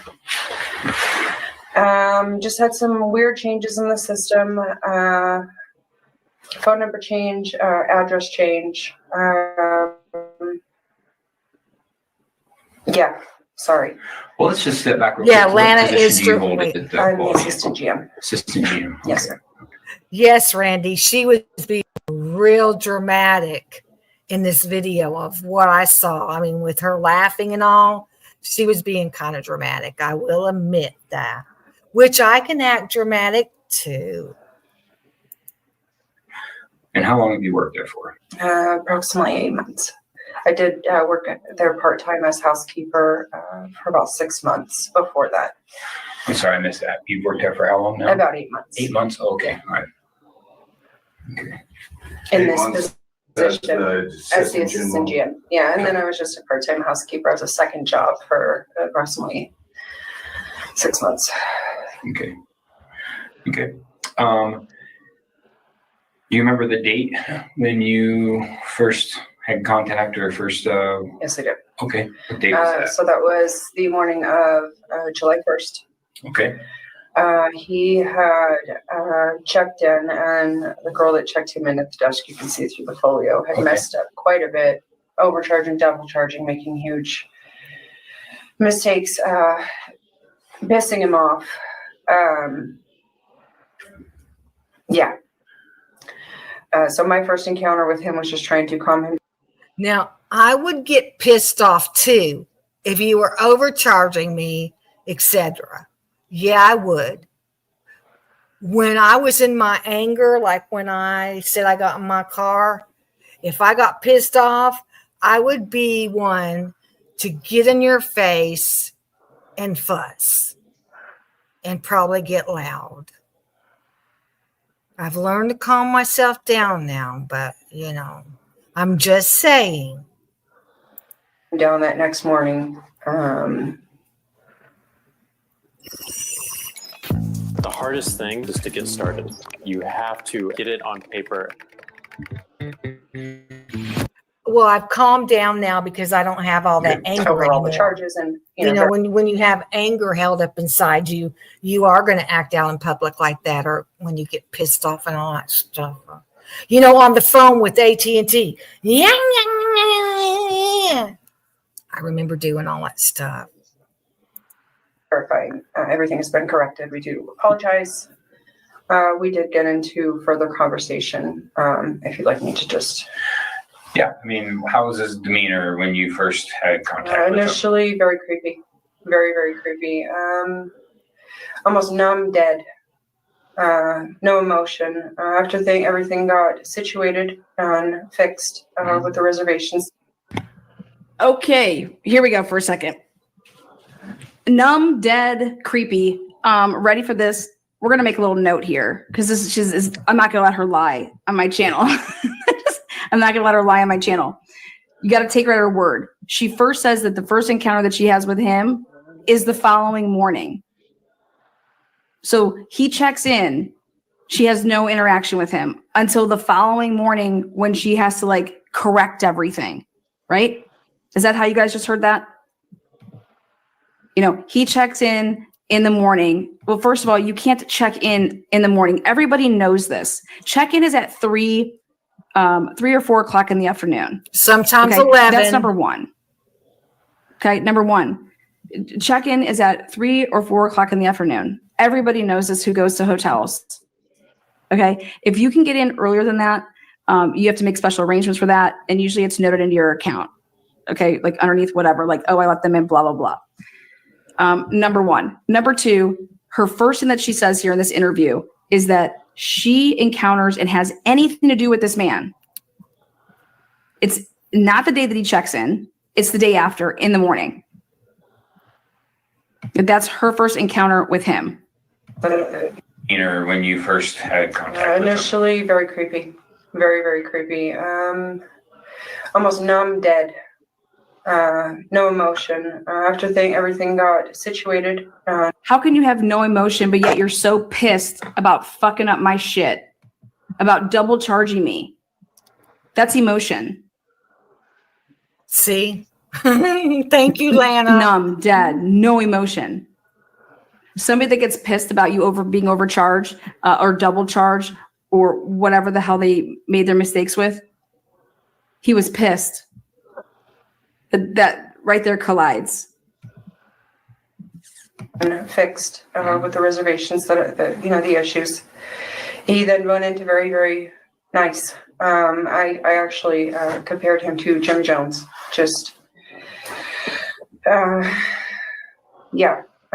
We then went into conversation over girl he went to school. I asked him what he was in town for, just completely trying to change. That's what we're trained to do. If we have a pissed off guest, what brings you into Pullman, etc.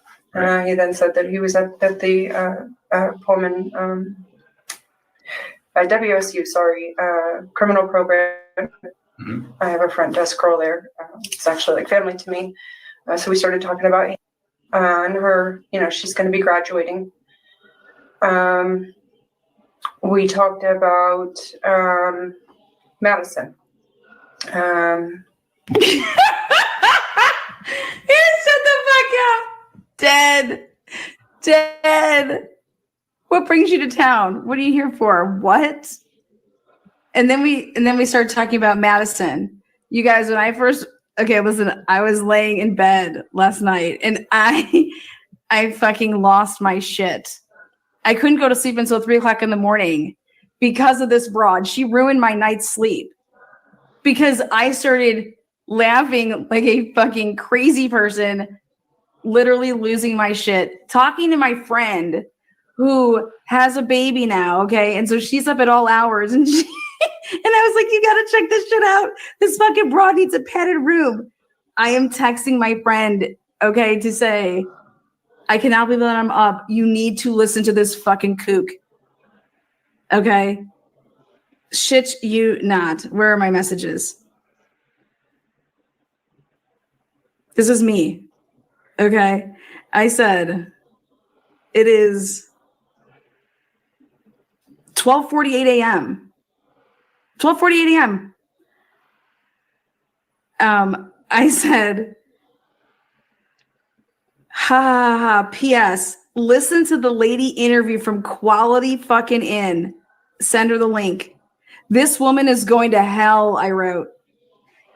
I said, I'm going to blow it all up tomorrow, though. Don't you worry. I said, these fucking liars. I said, all I know is I'm going to try and call this woman because she wants her 15 fucking minutes. Bitch, I'll give you a whole platform for 30.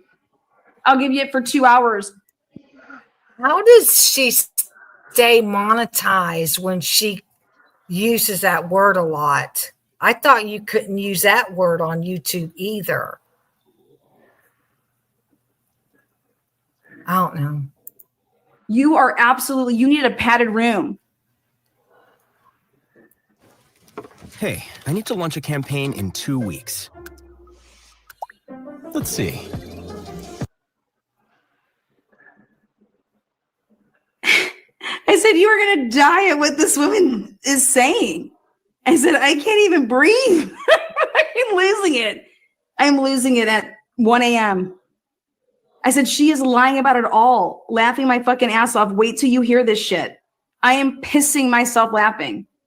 I said, I can't stop. I can't stop laughing. I said, well, enjoy, come back at lunch tomorrow, that's when I'll be live. And then I hear Maddie and I'm just like, ha, like a whole screen of just ha, ha, ha. I'm losing my shit. I'm fucking dead. I'm so fucking dead.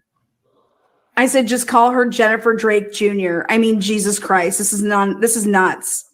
She said that Brian said he skinned animals. Yeah. Yes, she said that too. And when she said that, of course, I thought of Buddy,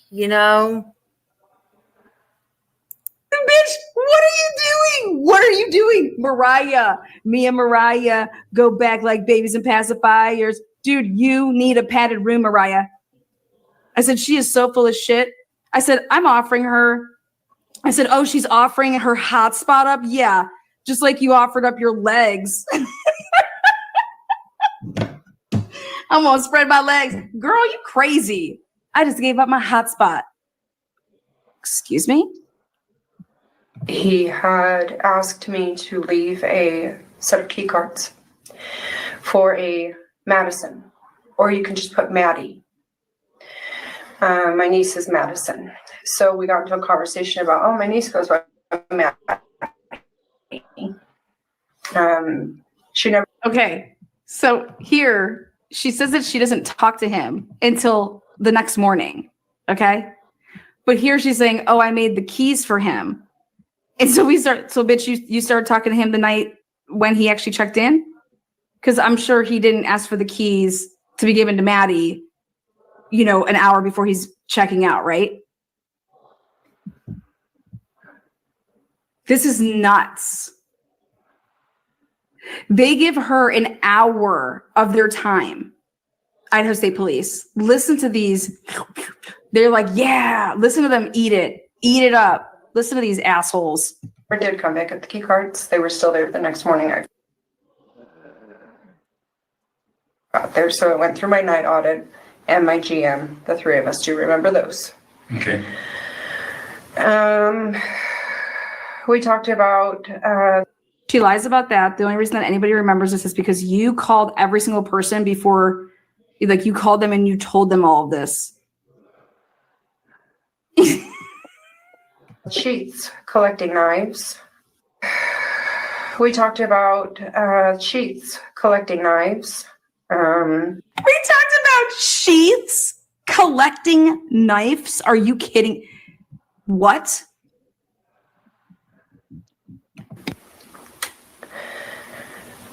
I don't remember to what extent on that part. I just remember thinking that my sheath that my sister gave me was probably more badass than he ever could have. Yeah. Just because. I just talked to my, she's no longer working with us, who checked him in. She does remember after him being completely irate, he kept coming up and down the stairs and just kind of checking her out and come back upstairs and come back downstairs and apologize for something that she couldn't remember. And checking her out and going back upstairs. And that was as far as with him. I know I'm rambling. I'm trying to, the past week and a half, just place all this shit together. Yeah. The past week and a half, it's January 5th, 2023. Brian Cover was arrested on December 30th. Okay. For the past week and a half, I've been trying to put this shit together.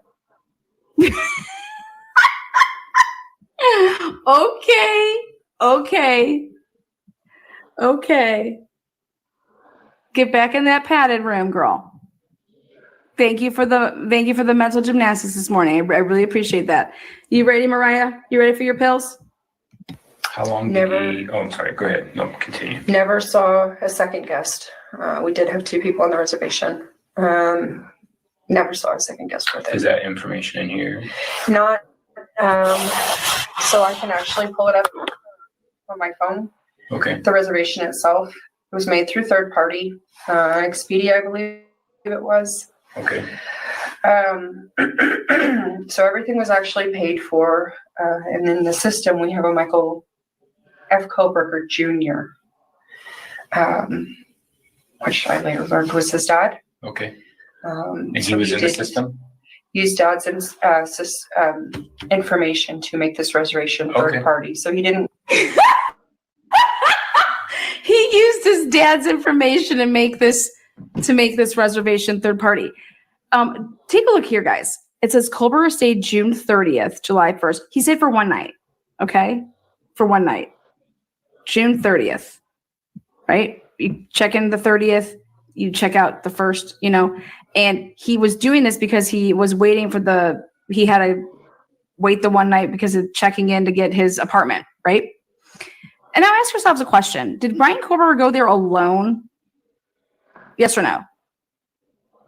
When he moved across country, did anybody go with him? What happened with that? Fucking fool. He couldn't use his dad's card at our desk without a credit card authorization form or his dad being there. So he did a third party. Okay.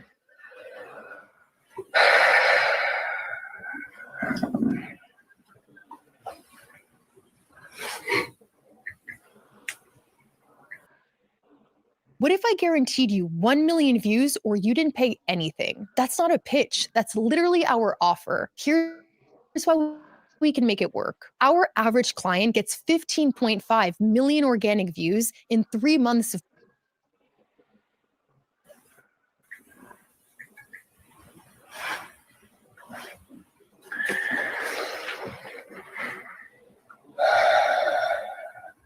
Again, I do apologize for my anxiety. It's okay. He apologizes for we're in the building, so it's going to take a minute to load. Yeah, the internet in here is not great. Yeah, I have no. Can you please apologize for your this is obstruction of justice. You should have been arrested. Fabricating evidence, lying to the police. This is obstruction of justice. You should be fucking arrested. Arrested. It's pretty crappy. So yeah, I mean, I've gone through this. My GM as well has gone through this. The one thing that remembers is the key card that said Maddie. The one thing that my night audit remembers is that key card that said Maddie. She blames the night audit. You guys, you have to remember this because there's follow-up interviews. She says, listen to who she's saying that somebody wrote the name Maddie on the key card. You guys know, like, that slip. They don't ever write names on cards. They put the room number on the card, the slip that it goes in. Okay. Room. Okay. What? Well, has gone through this. The one thing that remembers is the key card that said Maddie. The one thing that my night audit remembers is that key card that said Maddie. What are their names? And then this is my GM. Do you know what was it? MC. I do not. Okay, that's fine. And he was my night audit. Night audit? Okay. Yeah. And so the keys were actually handed to him, leaving my shift. We just kind of, hey, these were left here. Go ahead and give him guess that it was okay. She can enter the room. Oh, okay. No, when you're talking about keys, are you talking about the cars, or is it a physical key itself, just like No, a just regular car room- key or room card key? Key cards. Okay, just verifying. Sorry. Okay.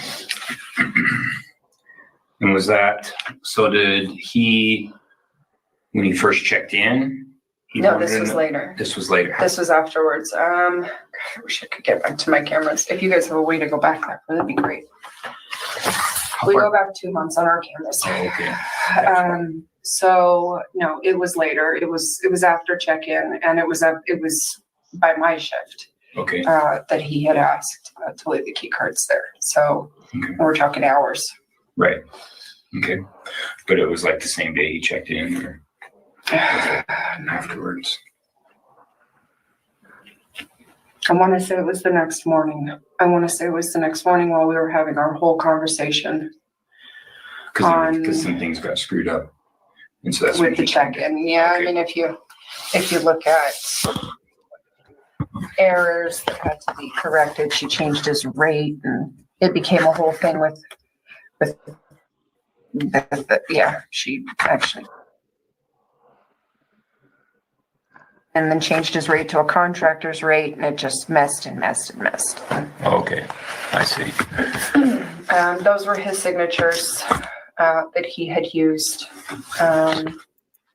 Okay, I will say this because Robot said it. He thought this Mariah assistant quality and assistant general assistant manager is the first honest person they interviewed in this case.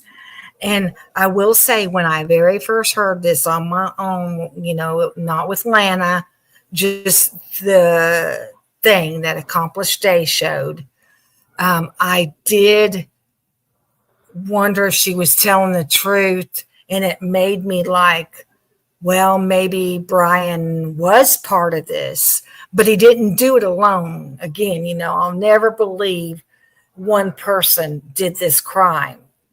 But I am going to say in the beginning, I did believe this woman being honest. Did you provide like vehicle information? Yeah. So this is all we ever ask for is make auto color. Okay. All right.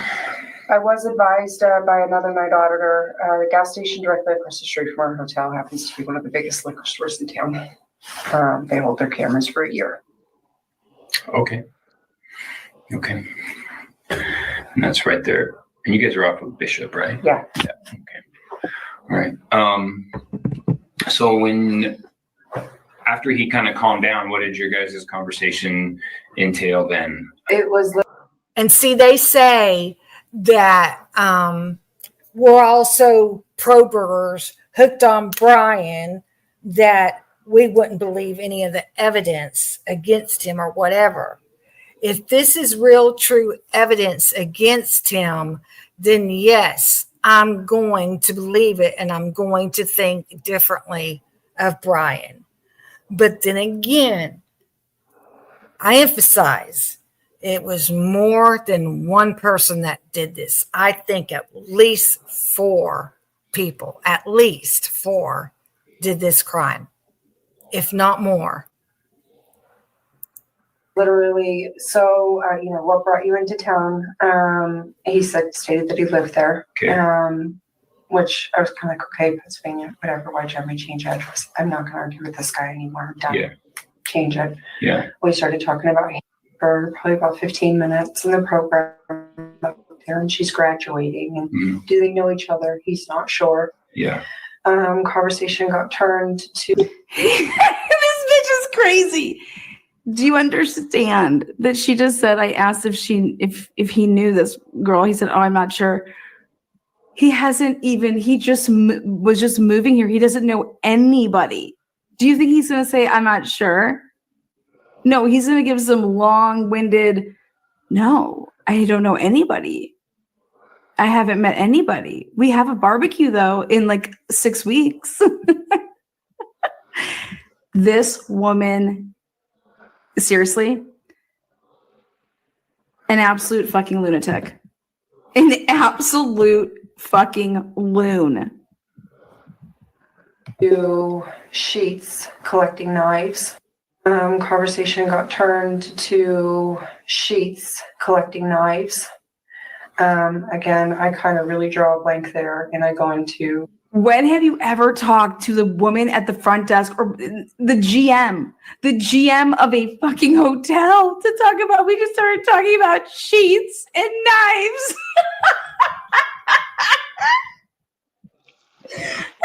Sure, bitch. Sure, Mariah. You fucking liar. Sure, Mariah. Sure. I mean, if Ann Taylor was not calling her to the stand, shame on Ann Taylor. I would be calling this woman to the stand, and yeah, why don't you just tell the fucking jury what you told the police? You absolute fucking quack.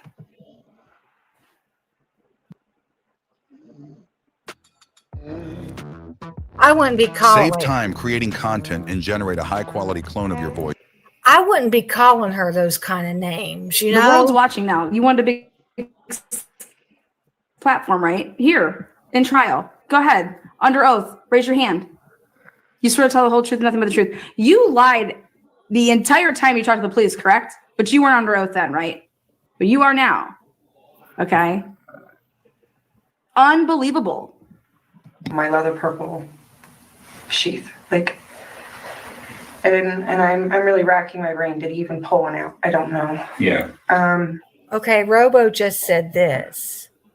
Did she get to the part where BK shows a blueprint of 1122 and ask her opinion on the best way to enter the home unnoticed?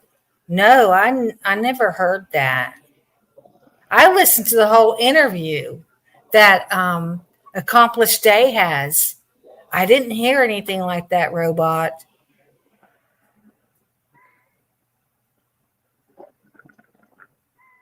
Hegseth was in Moscow at the time of the crime.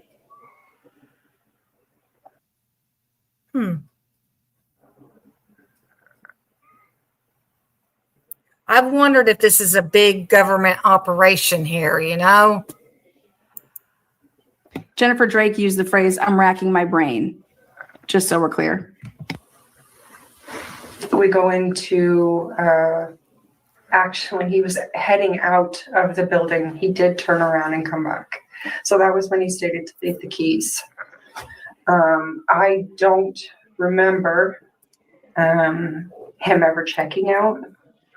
I know the keys were there. Don't ever remember printing. This part of the story changes about 20 minutes when she has an epiphany. Give him a receipt. Have a nice day. Okay. None of that. The last that I saw him was leaving with those keys. Okay.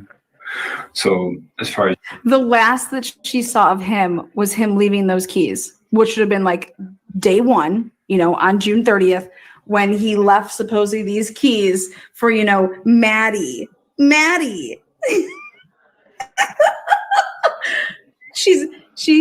This totally, remember, like, it's like, wait, what?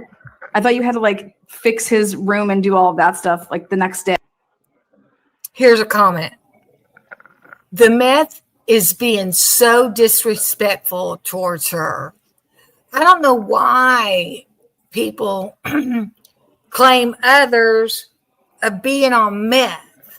They do that a lot in chat with this case. I've noticed that. Meth or crack. Okay. So the last you saw of him was when he left the keys? Huh. nobody else had any contact with him? Nobody checked out, or nobody remembers. Nobody remembers. No. Okay. So he did check out.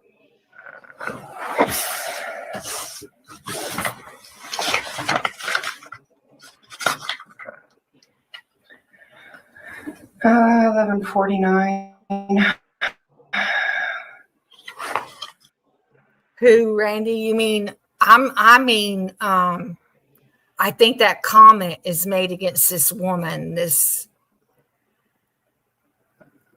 one being interviewed, like accusing her of meth, using meth. That's why she acts like she does. And Robot says, who bothers to go to the front desk and return key cards? You leave them with a $10 bill tip for housekeeping to collect. I never left tips. When I stayed in hotels, I always straightened up after myself before I left. So, I mean, all they had to do to come into my room is change the bed sheets and clean the bathroom, and that's all they had to do in mine. Because I'm a clean freak. 11:49 stated that I checked him out, and I can't recall if it was because I knocked on the door. Now she's looking at the files and it says he checked out at 11:49 and it says that I checked him out.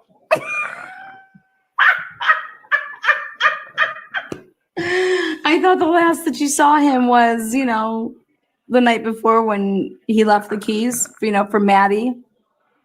Or it was because I knocked on the door. Okay. All right. So how it was. Here's her epiphany. If you're running your own business, you need Symphony. Just tell it what. 11:49 stated that I checked him out, and I can't recall if it was because I knocked on the door. It was because I knocked on the door. Okay. All right. So housekeepers were having an issue whether this guy was going to check out or not, knocking on doors. I went up there, knocked on the door, and he was standing there with luggage in the hand, door ajar. I'm leaving now. Right there. Yeah.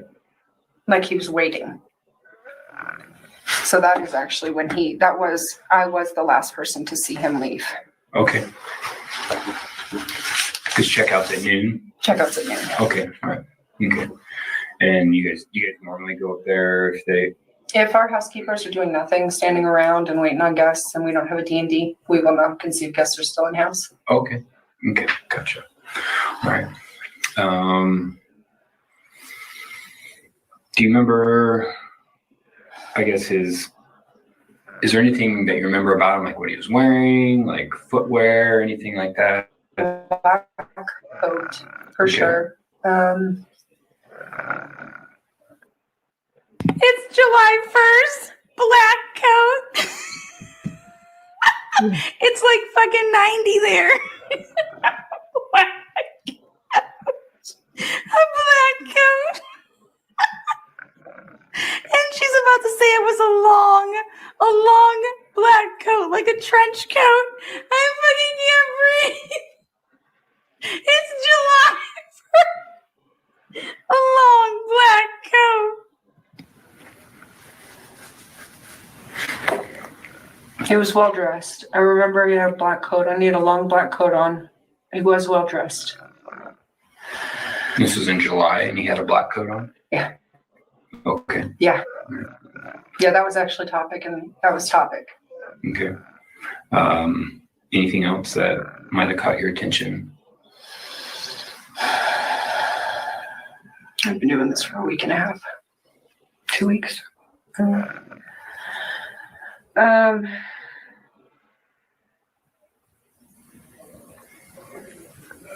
No, honestly, the main thing wasn't even, knife talk or any of that other shit that's now coming out. It still doesn't even blow up in my head. Mm-hmm. It's that fucking key card. And that he was so adamant that she was coming for this key card. She will be here. Make sure she gets it. Okay.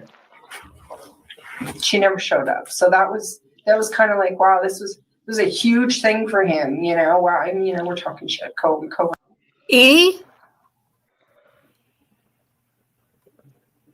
Edie? I'm here. Oh, okay. I thought so. I was going to say something. Somebody said she focused too long on one person or something like that in the chat. when you have a confrontation in customer service and someone's irate and mean or whatever, you don't forget that person. No. You don't forget them. They ruin your day or something. They get you all revved up, anxiety or something. You don't forget a person that is throwing a temper or getting mad. Workers amongst coworkers. But this lady was and then she never really a shows up. trip. What a piece of shit. Huh? This lady was kind of a trip. Yeah.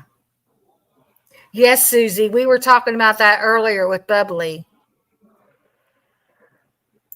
Yeah. You know, it was just kind of like, haha, you're a dickbag. Honestly, I'm not even gonna sugarcoat what we said. Okay. Nobody had a conversation. Dude, this woman is Coco for Cocoa Puffs. She is cuckoo for Cocoa Puffs. There is no conversation that she had with anybody in her brain. Yeah, she had a conversation with herself and her four fucking mind friends. Maybe Dylan.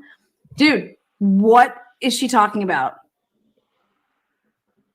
Yeah, and then, you know, she just no-showed and we were talking about it amongst coworkers, like, yeah, she like totally no-showed him and like, yeah, take that, dick. What? Just making this shit up. Whole cloth. Lying her tits off. Tell Senator Ossoff to stop voting for higher taxes. John Ossoff voted for higher taxes on Social Security. Lana gets a lot of ads. And listen to these cops. This is ridiculous. Jake, you got Yeah. Who's the gal who initially checked him in that messed up? Her name is Okay, and you guys got contact information? I do. I actually just spoke to her this morning. She just remembers him checking her out a lot. She's all of her guests did. Okay. So if we can get that contact information. Yes. Okay, so checks this guy in, messes all of this stuff up. You brought something up initially about a girl. Was that who you were talking about? Was one of the very first things you said there was a girl, and maybe it's what you touched on. Okay, here's Terry Dawn. I see her a lot in chats. For your information, morning time in Idaho can be chilly during those dates further north. Long dark coat with nice clothes sounds like a nice professional coat to me. On later with Maddie. I don't know if you remember that statement or not. I think when I first started talking, it was talking about you. All right. How many days did he stay at your guys'? Oh, jeez. It was 1 or 2 nights. It will be on that. So you check out the first. So he checked in the 31st one night. He booked it on the 30th. Yeah, because total charge. This dense, like, uneducated fuck twat thinks that there's 31 days in June. Sit and spin, mama. Sit and fucking spin, you lying cunt. This is ridiculous. This is disgusting. Who inserts? Now, I don't call other women that C word. I don't do that. There was only one time I called another woman the B word, and that's when my daughter was hooked up to a life support, and I was kissing her and holding on her, and she told me to get off of her, and I went off on that lady. I went off on her. I can't tell you how many times I called her a B, but I don't say that C word. Nope. Themselves like this in a murder investigation to lie their fucking tits off. This is a crime, and they should have charged her. If I could get in, I want to say it was actually booked on the 14th or the 15th. Okay, so he booked it ahead of time, planning this trip before Yes. he arrived. He didn't just show up. No, And no. just didn't walk. Yeah, no. Okay. Yeah, it was a Um, third-party reservation, booked, I don't remember the exact date, but it was booked, a week or so ahead of time. Okay. I wish I could get in my system here. And he booked it for 2 people? Yes, 2 people were on that reservation. Okay. But no one saw a second person with this individual at the time. And the only ever person he ever mentioned was Madison. And he preferred Maddie. Bubbly's in the chat over here somewhere. I see people saying hello to Bubbly. Okay, and who exactly is he now? Is another front desk. She actually did just graduate that same program. Which program was that? The criminology program, WSU. Okay. And Wait. Wait a second. She just said that the girl was like gonna graduate, hadn't graduated yet. Now listen, she says that she just graduated. Look. That same program. which program was that? The criminology program, WSU. Okay. And please now. Is another front desk. She actually did just graduate that same program. Which program was that? The criminology program, WSU. Okay. Yeah, and she's working at the front desk. I can't fucking breathe, man. Dude, nobody at the front desk works or was in the PhD criminology. What in the world is this broad talking about? She just said 10 minutes ago that the girl was,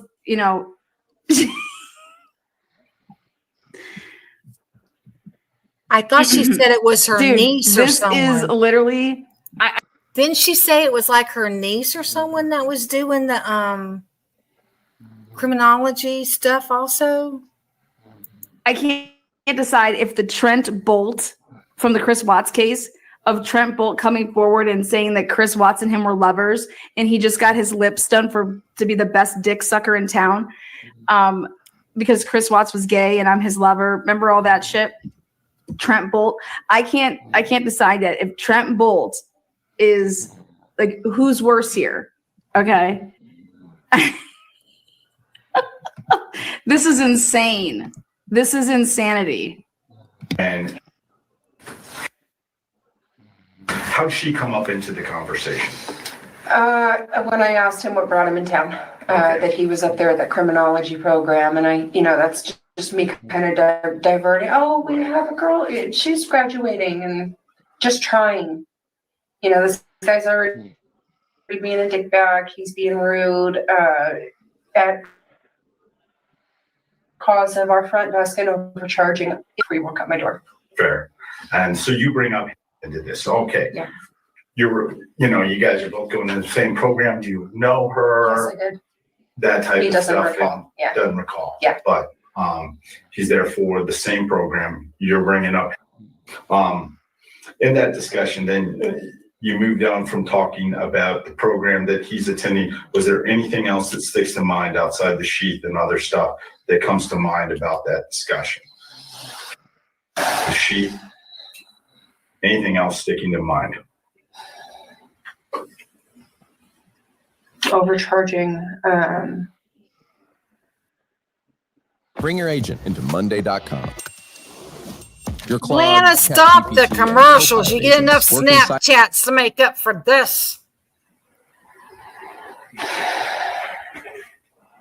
You have the option to not have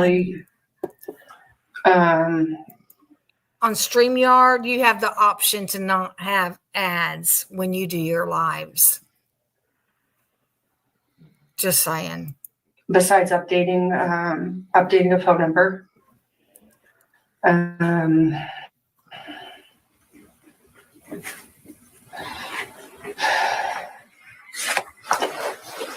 Our Wi-Fi was down. Something I will do when we have the crappiest Wi-Fi in our building. I will offer my hotspot. I offered him my hotspot on my phone. Okay. A He fucking hotspot. Wait, excuse me. Do you understand that you have to be really close to the person's phone to be using a hotspot?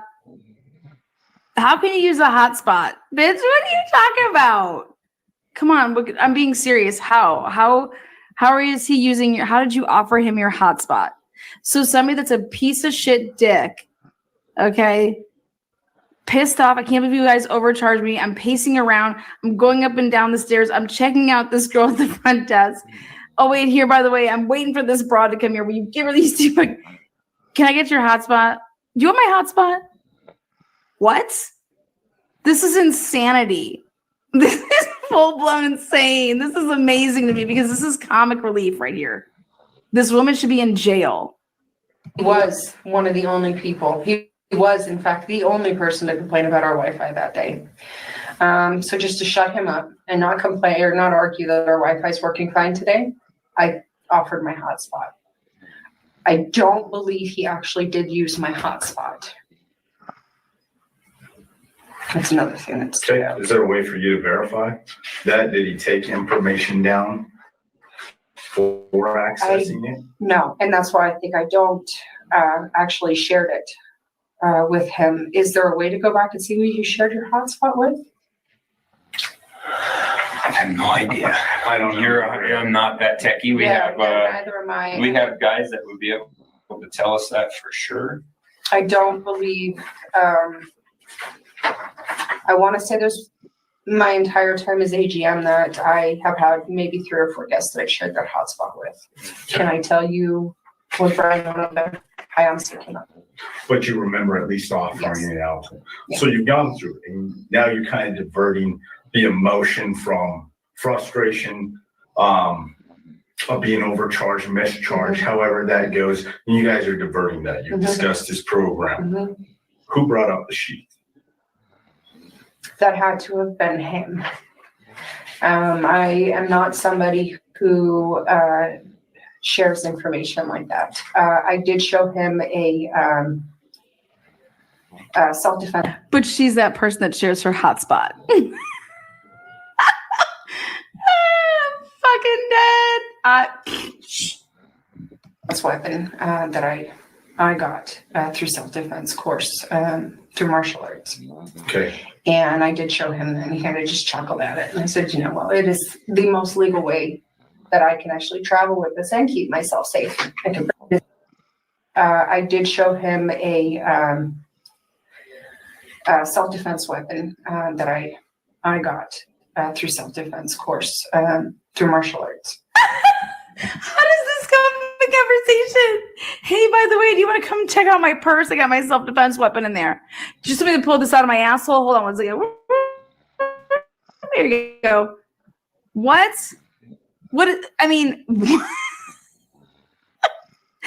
This is crazy. Okay. And I did show him that, and he kind of just chuckled at it. And I said, well, it is the most legal way that I can actually travel with this and keep myself safe. I can bring it on airplanes. I can, whatever.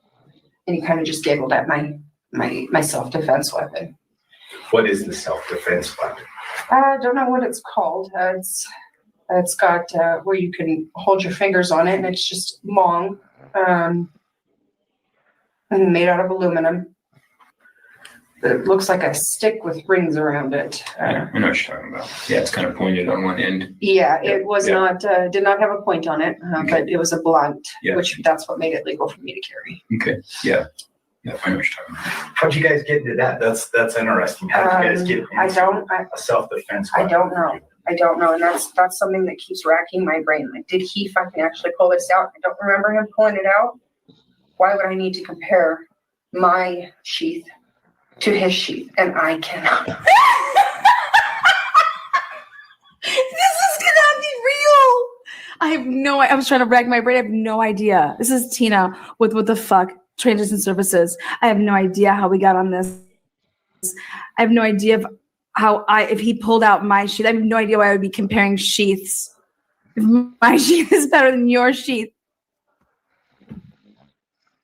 I've made $9,700 posting on my faceless home decor account. No face, no talking, just posting photos and videos of my apartment.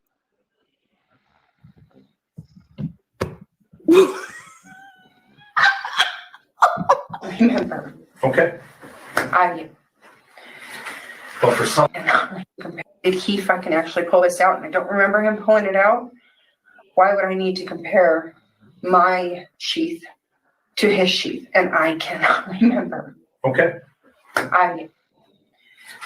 But for some reason, did you pull out and show him your self-defense weapon, you said? He did, Okay. yeah, and he chuckled at it. And he chuckled at Yeah. it. Okay. What kind of sheath was he talking about?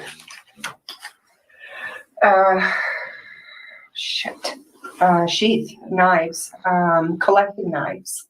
I shared with him the fact that I was actually, when I was younger, for having I brought a knife to school to show it off. We got into that conversation. He said, that's never good. You never want to do that. That was She brought a knife to school to show it off. When? In 1980? What are you doing? He said, oh, that's never good to do. What the fuck? This is Tina with What the Fuck Transition Services.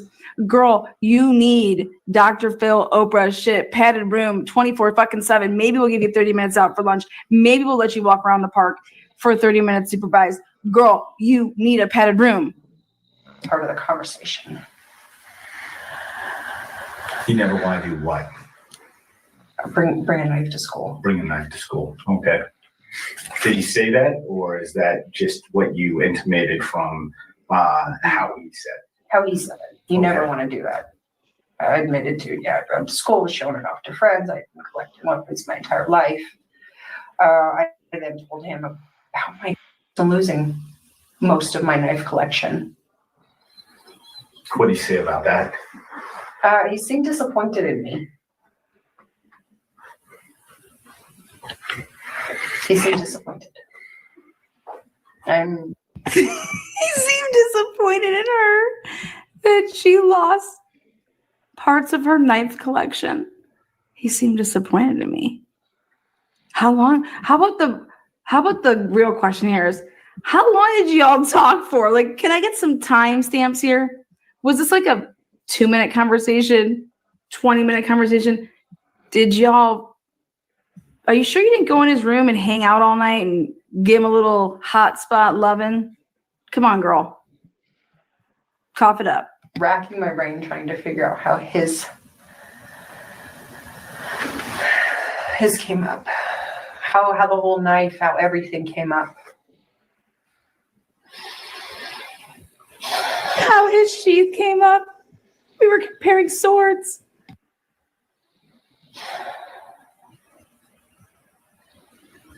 There is a small, very small piece of me that wants to say he had a black sheath. He had a black sheath.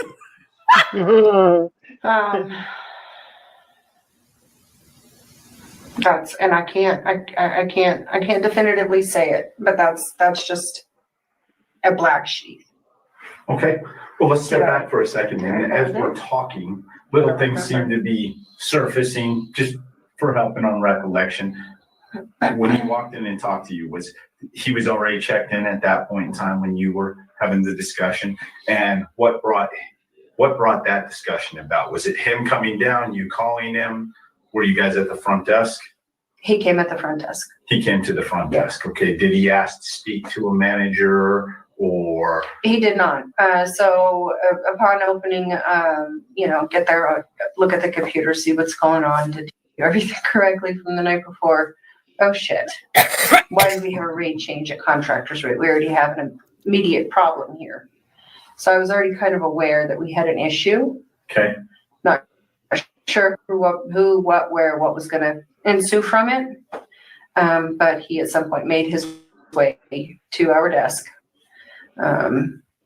to grab this desk, make all these discrepancies, and then we went over these.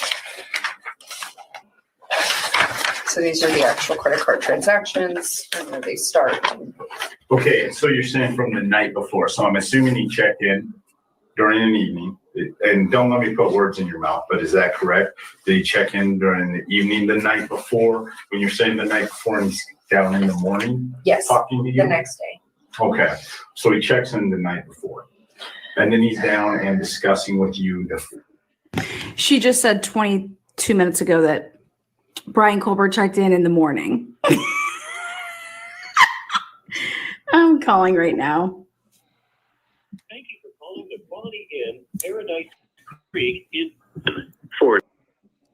You can check in earlier if you're coming out of town and all that stuff. If they have a room clean, they will let you check in earlier. That has happened to me before. For new reservations, please press 1. For the front desk or all other inquiries, please press 2.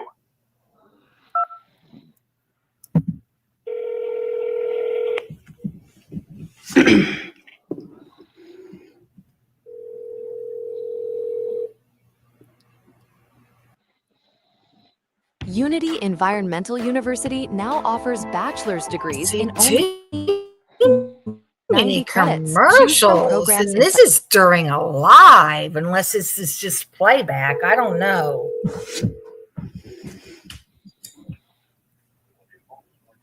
Hey, how's it going? I'm actually calling to see if Mariah is still working. She no longer works there. Okay. Because I'm just trying to get in touch with her to see if she'd be interested in an interview in the Brian Colbert case. Do you have any way that I could, like, I'm just an independent journalist, and I was thinking that she might be interested in doing an interview. If there was any way that I can get in touch with her, or if I leave like my number, you can give it to her. Oh, you haven't seen her in a while? Oh, okay. Okay. Were you happen to be there when he was there?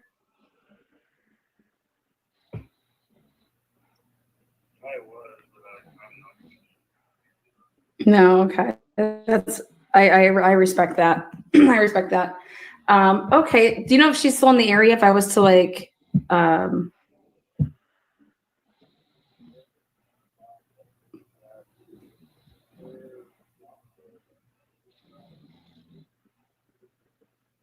okay.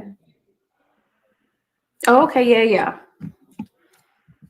Okay. Okay, cool. I can do that. Thank you. You've been really helpful, buddy. I appreciate your help. Okay. Sorry for everything that you guys have been through. Okay. Have a good one. Well, it looks like good old Mariah got fired, but her girlfriend, Lindsay, works at Hampton. Well.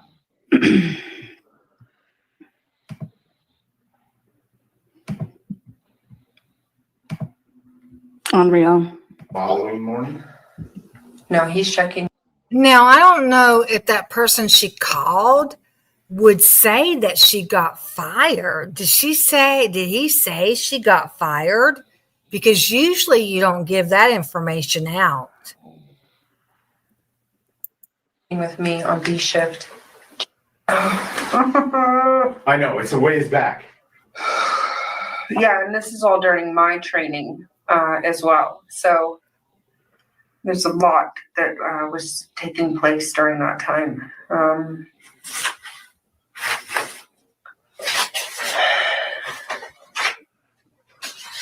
Dixon, do I come in on her shift? Did I pull a B shift? Did I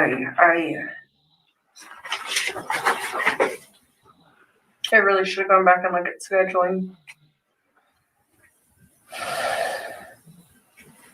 Which won't be a problem. I can definitely get you guys on scheduling. Yeah, okay. Just presuming when you're saying the night before though. Okay, at some point he checks in and then he comes down to the front desk. Does he initially meet with you, or are you called in to discuss the discrepancies in the bill? Or so did he meet with another staff member before talking to you?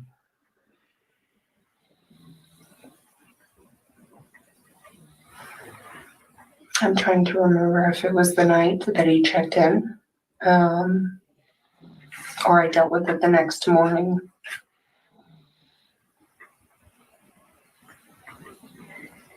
It had to have been the night that I talked to him, and then we had more conversation the next day because I was the one that made those keys.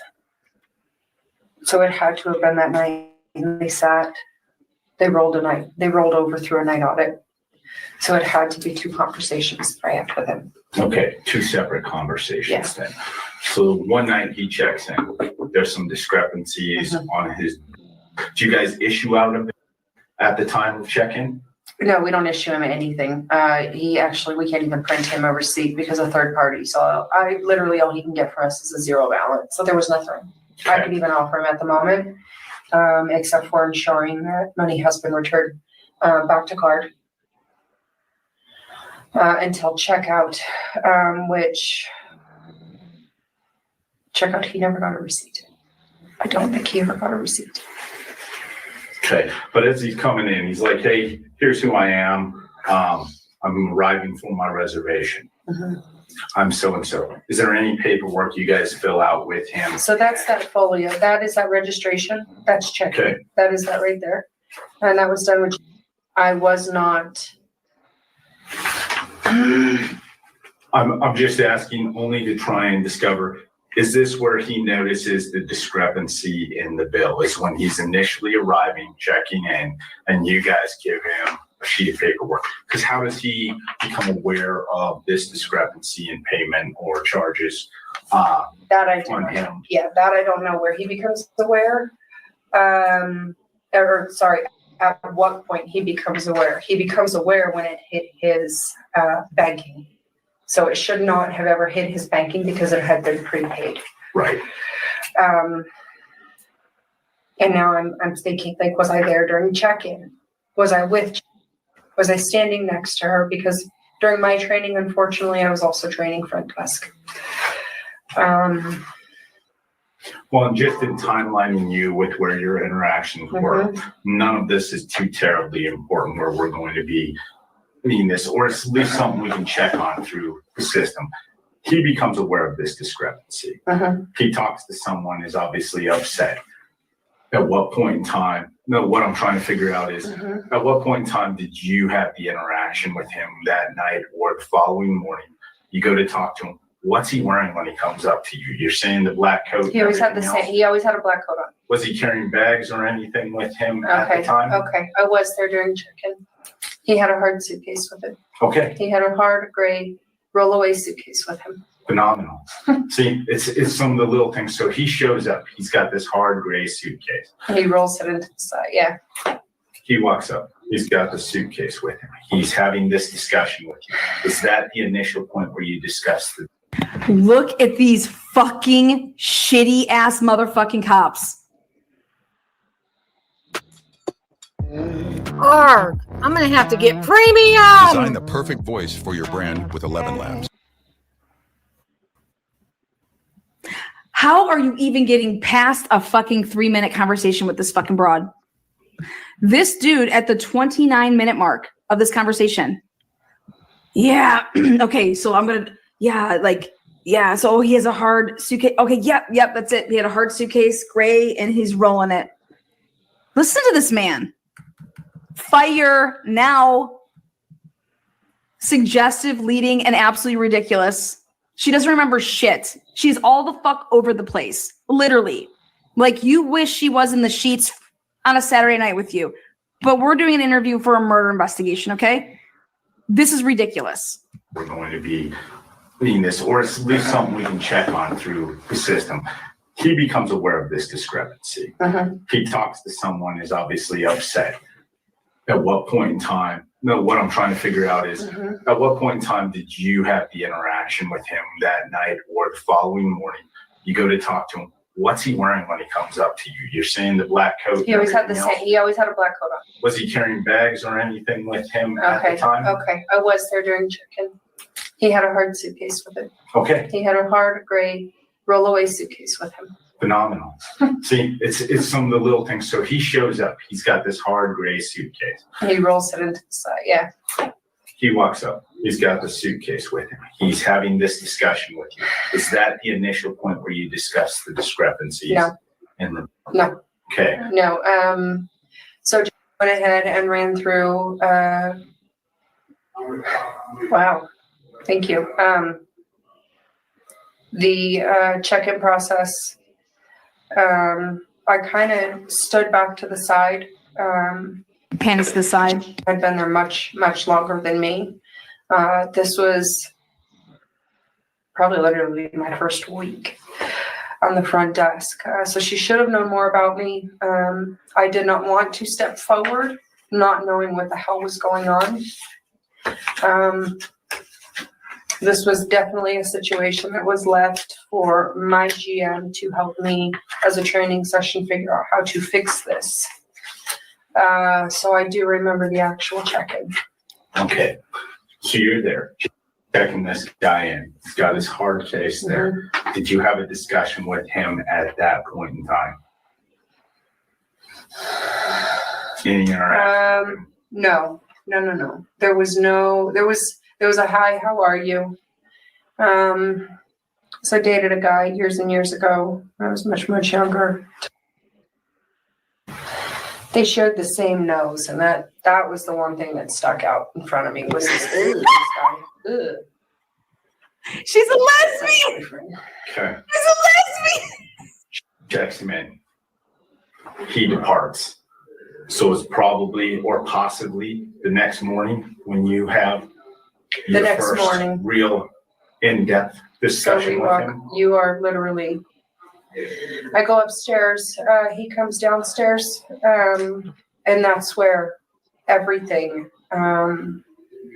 So I see him the night before. I apologize. I do see him the night before.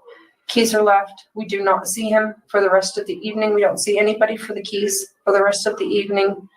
Next day, housekeeper comes to me. What's going on with 207? Doors open. Is the guy leaving? Is he staying? What's going on? Housekeepers will not go in the room, and much so for very many reasons. I go up there, knock, knock, knock. He's standing there, same ass suitcase. He follows me down. This is where our conversations take place. Okay. It's actually at checkout, is where everything has been taken care of, so everything has been fixed. I'm holding the key card while I'm talking to him. Now it's all different back again. Like this happened at check-in. Nope. Now this is when the conversation happened right here. Wait, excuse me. She's gone. I mean, it changes every 2 seconds. Every 2 seconds, she's over here changing everything. Pulling them out, throw away the sleeve that has Maddie written on it. While I'm talking to him, pulling them out, throw away the sleeve that has Maddie written on it. Just still holding those keys in my hand. We're still talking, and I'm just still. She has to get rid of the slip because the GM that's gonna try to back her story doesn't see any name. This is insane. This is so insane. She's a CI. Ugh, puke fest. Through my head is going, you stupid slimy piece of shit. Just still holding those keys in my hand. We're still talking, and I'm just still.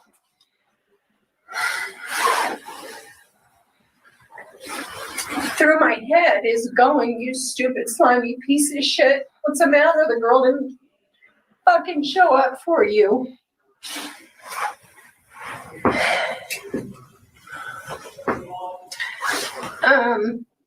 My opinion of him was crap. How could that be going through your head? She wasn't dead yet. What do you mean? Why are you crying? How could that be going through your head?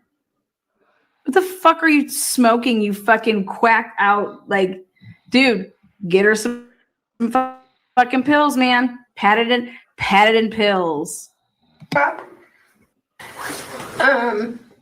My opinion of him was crap.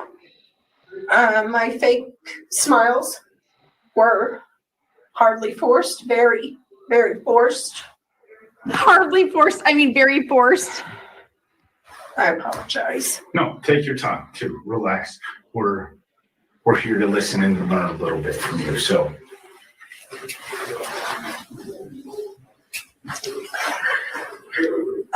so yeah, it was just pretty much, you slimy piece of shit. You know, what'd you come into my hotel for? To cause problems. You know, piss people off, freak out my housekeepers. Yeah. And then, you know, just left with a very bad distaste. And the one thing that I really wish that we had our cameras for when he walked out after our knife conversation was, you know, I was kind of shell-shocked. So you literally see me looking at the camera going, what the fuck?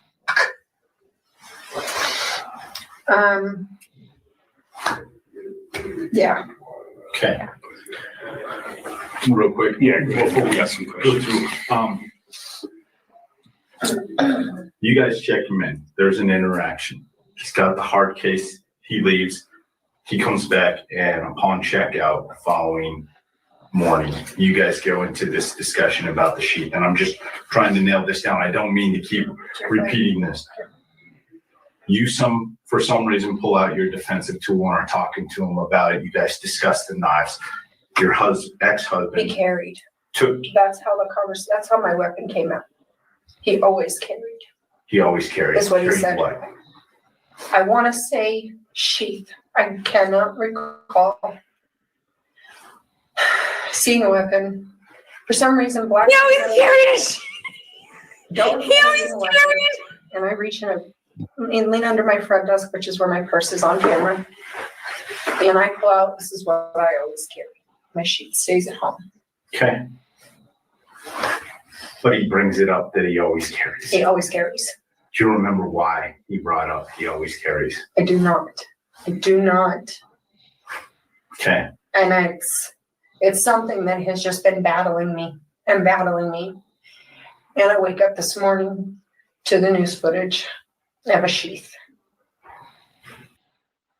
Customer service can be overwhelming with endless inquiries and delayed responses, but Bold Desk makes it easy to.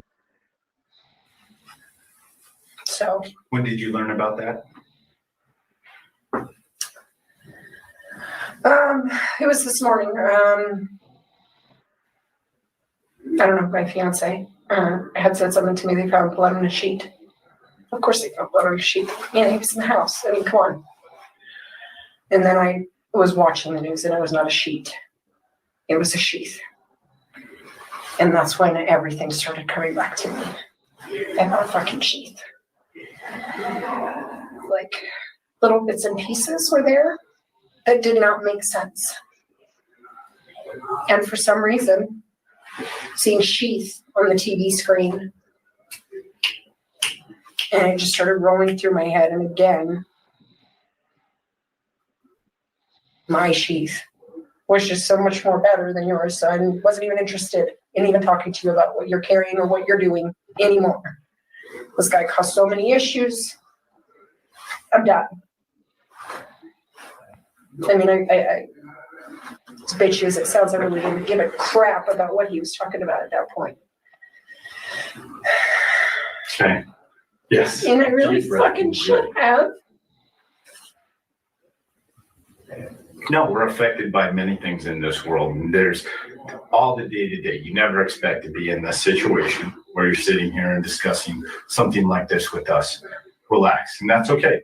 Think about the amount of information we're working through right now. Okay. And it's just slow. And it's a process. All right, guys, join me back for happy hour. You can hear the ending, and you can hear if the ending is, I mean, you think it gets better.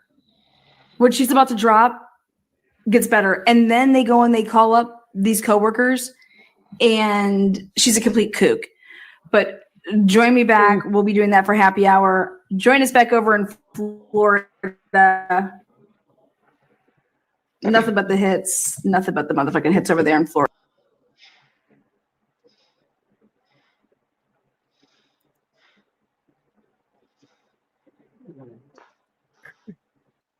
None of the other employees from this hotel back up this assistant GM's story, except one guy says he remembered the key card, but only after this lady called him recently to remind him about the key card. Stop. My phone was going on.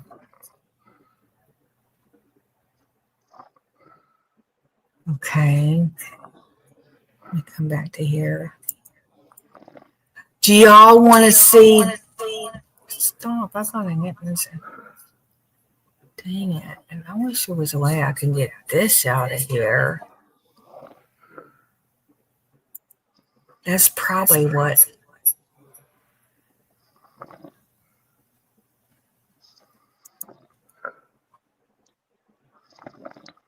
See, I put myself up there again. Get out.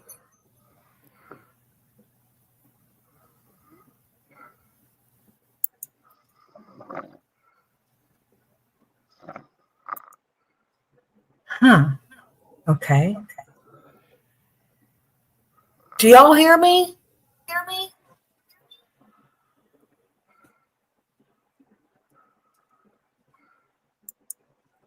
Edie, do you hear me?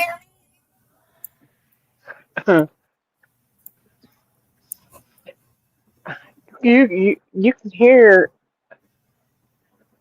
Hold on. Let me do this. It sounds like you're calling the whole neighborhood.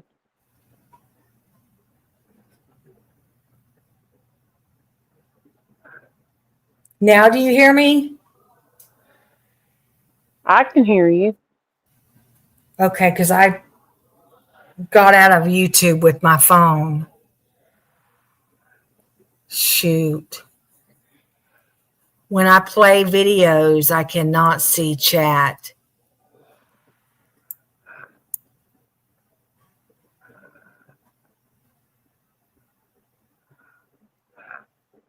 The J person, maybe JD. Okay, let's go back to Lana, where she does that other one. And she's the only one that goes over this phone call or interview.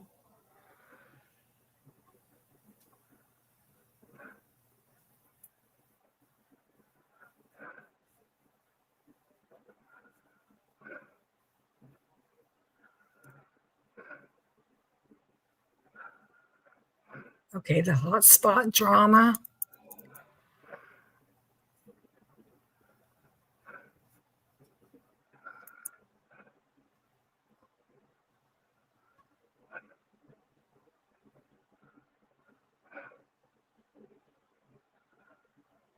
You're about to learn how to fully translate your videos into any language in just a few. で動画をどんな言語にも丸ごと翻訳する方法を紹介します。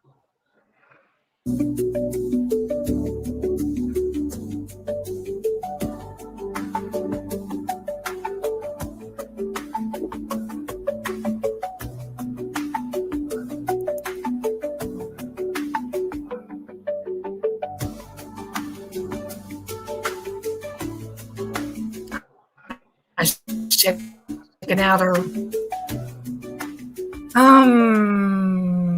What is up, guys? Welcome back to the Transparency. Let's do this. We're going to pick up where we left off. This is the second half. Quality in manager says Maddie stood Brian up and compared sheaths with the killer. Now, just when we thought this could not get any more crazier, it does. It absolutely does. Let's step back again, real quick.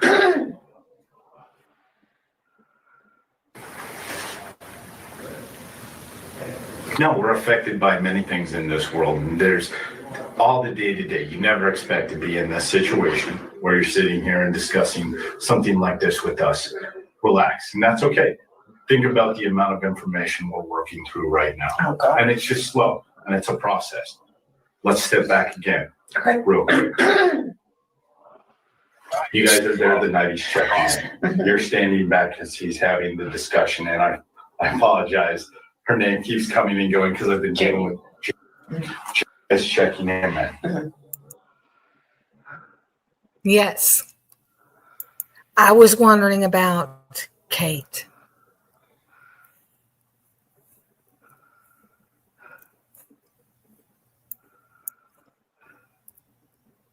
Now, Kate's always nice to me in chat. Whenever I see her in a chat.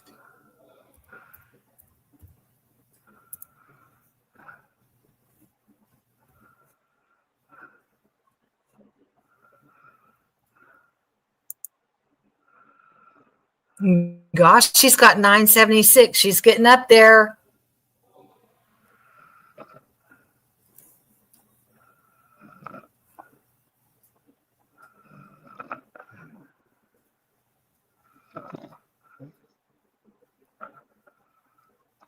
Is this one right?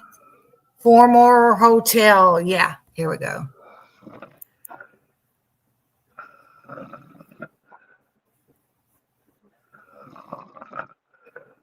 I didn't get to pay attention when I watched it. Is it okay if we contact you again?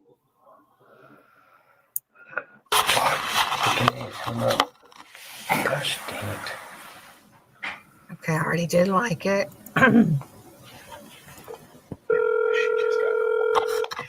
Hello? Hello, is this you? Yes. Yeah, this is Detective Powell with the Idaho State Police. Hi. Hi, how are you? I apologize. I just hung up on you when you tried to call. No, that's fine. Idaho, like as in Moscow? Yes, ma'am. Like Idaho is the state. Okay, yeah. What's up? Do you have is now a good time to talk? Yeah, hold on. Let me just go where it's a little quieter so I can hear you. Okay. So, yeah, what's going on? So I'm a detective with the Idaho State Police. I have my partner here, Detective Schwecke, as well. We just wanted to talk. Were you a current employer of the Quality Inn Hotel in Pullman, Washington? I was. A former, I didn't mean to say current, I meant former. Yeah, no, I was. Okay, about what time, what were the times that you worked there? Hold on 1 second. Okay. When I'm on the front desk, I would work from 3:30 to about 11:30 at night. Okay, what were the dates that you were employed by them? You know, I can't remember exactly. It was during the summertime. I know that. Of this 2022? It was like from June or July to like before October hit. Okay, gotcha. Yeah. What is this regarding? So this is regarding the homicides in Moscow, Idaho. Oh, okay. Yep. I still can't believe I met the guy. Like, it freaks me out. Yeah. Well, that's what we're calling to talk about, since you did have interaction with him. Is there anything, can you, in detail, can you recall that incident? I remember seeing his face, like when I saw his picture, I thought he looked familiar. I was kind of like still in training on the desk and said that I don't know how they probably looked at like the camera footage or whatever, but I apparently double charged him or whatever, and it was an accident, so he got really upset with me. But then, after everything got taken care of, like, if he is the same guy I'm thinking, he kept coming downstairs and kind of being, like, flirty and nice after the fact. Okay. But other than that, he didn't, like, bother me too much. I just know he, like, came up and down the stairs quite a bit. Okay. Now, I think if I heard you right, you were referencing, there's a... Yeah, okay. Mariah. And yeah. Who's... She was my manager. She was your manager. When's the last time you talked with her at all? I talked with her, I think it was today and a few days ago, because she She called me and said that the guy who was involved in the murders, he stayed at her hotel. And I was like, are you serious? And then she looked up to see who was on shift the night he checked in, and it was me. Okay. Okay. So she did tell me that, and I was in shock. Because I was like, oh my gosh, I was alone with that guy. Like, he could have killed me. Like, that creeps me out. Yeah. So is there anything that you can recall from that night with your interactions with him that you haven't spoke with about? Come on, Pam. No, just pretty much everything I'm telling you is what I told her. That he got a little upset about the charge on his room, but then, he seemed like he was being nice, and he kept coming down the stairs here and there for a little while, and that was about it. Okay. And I can remember. Okay. Did he like lose a key card or have you make any extra keys? I know sometimes people lose their key cards. I don't recall that. Okay.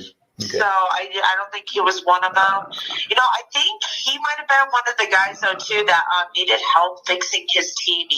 And I didn't have any batteries for the remote at the time. Gotcha. Yeah. Was there anybody else staying with him? Not that I saw. It was just him. Okay. Do you remember by chance, like vehicle he could have been driving or one that he might have put down on his registration card?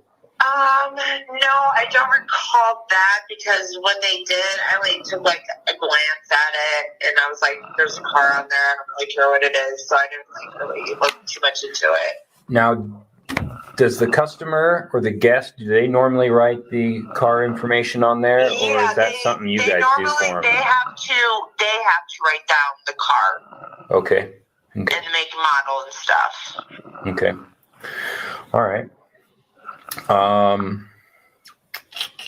Do you remember him asking any questions requesting you guys to make a card for a visitor at all, or was he expecting any visitors? Not that I know. He didn't say anything to me. Okay. Who was your guys' night audit that night? It could have been between two people. It could have been a guy named and a guy named Okay. one of them. Because this, depending on when it was and what day I was working, it was between those two that would switch on and off with each other. Okay, gotcha. All right. When you stayed at the hotel, is that when the murders happened? No. Okay, good. No. Okay. Yeah.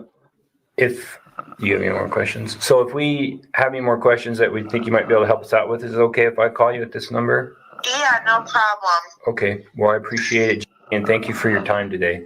Yeah, no problem. All right, Thank take you. care. Bye-bye. All right, bye. Okay. This is Detective Powell, Detective Schwecke with the Idaho State Police. We're talking to. Is that? No. Yeah. Okay. He's an employee of the Quality Inn in Pullman, Washington. All right. So, just real quick, let's just back up. What is your position? What do you do there at the Quality Inn? I've done several positions. I've done maintenance. I've done front desk. I do breakfast. Okay. But right now, I'm mostly doing front desk. Okay. And so, what was your role that day on June 30th and July 1st of 2022? I think I had gotten off early that morning because I worked a night audit on June 30th. Okay. What day was that? Was that a Wednesday? I don't know. 1 second. Let's look. Take a look here. I think it was a Wednesday. I don't remember. Let's see. Oh boy.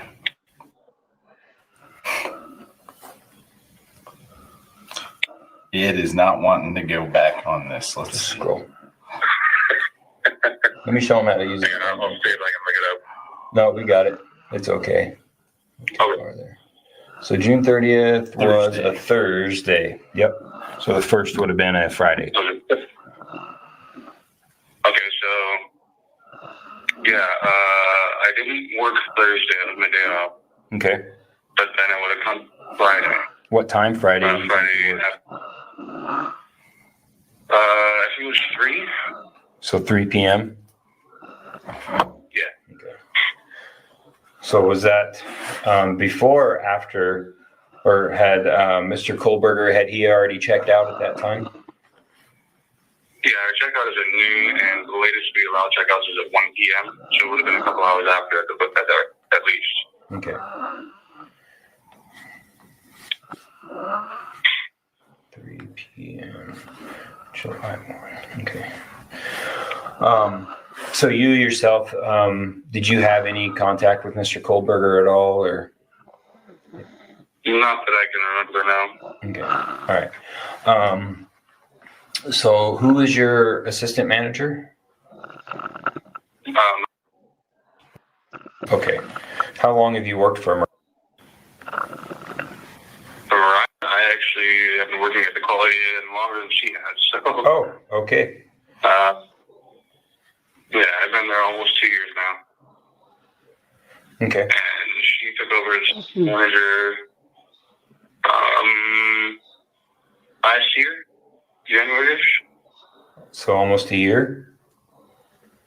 I think so, yeah. Somewhere around there. Okay. How is she to work with? Oh, she's great. Awesome. Okay. Never had any problems with it. Okay. And so earlier you had talked about a key card. Can you tell me about that when you first heard of it? When I remember that day I came in and asked what those spare key cards were for, and I remember who was working right then. They said a guest had left them for somebody that never came pick them up. Okay. So. Was there any? And then. Go ahead. Sorry. It was just a couple of days ago that I was talking about it, and we found they found the old registration card for Mr. Kohlberger, and then that was when they realized that the spare set of keys were left for Madison, and then they got to talking about it because she has like a niece or something named Maddie. Okay. So I don't know. Our cameras don't go back that far, so. Yeah. So you remember seeing some spare keys that day you came in. Do you remember, was there anything written on those keys? Any identification attached with them to, identify who they were for? I don't remember. Usually when somebody comes in and asks for spare keys, we ask them to show us the ID and everything. Okay. And it's written in the reservation on our system that somebody is going to pick up some spare keys. Okay. Was there anything in this? That's how it usually goes? Yeah. Okay. And in this case, had any of that been done? I don't think so. Okay. It's usually that way, but sometimes we just tell the next person coming on shift that this person left these keys for some such and such person. So sometimes it's just word of mouth. Sometimes it's written in the reservation. Okay. All right. I think. Yeah. Was there? This is Detective Schwecke. Just so you're aware. Was there any special instructions given to you about those keys, or did you just notice that the keys were there? I just noticed that the keys were there. Once they check out, any special instructions kind of are null and void. Okay. So, I guess he was only there for the one night, so he'd already checked out. So those keys, we just recycle them then. Okay. Do you happen to know who the night auditor was on the evening of the 30th? Who would have worked before you? That would have been, let's see, that was a Thursday night. That would have been. Do you happen to have a last name on it?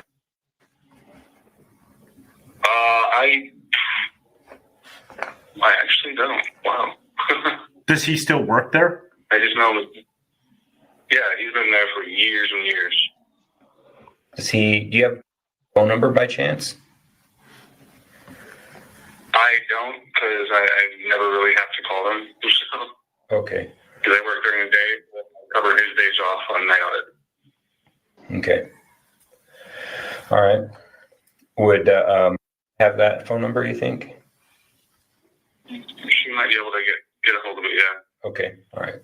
She can either get it or she can call the general manager and get it from him. Okay.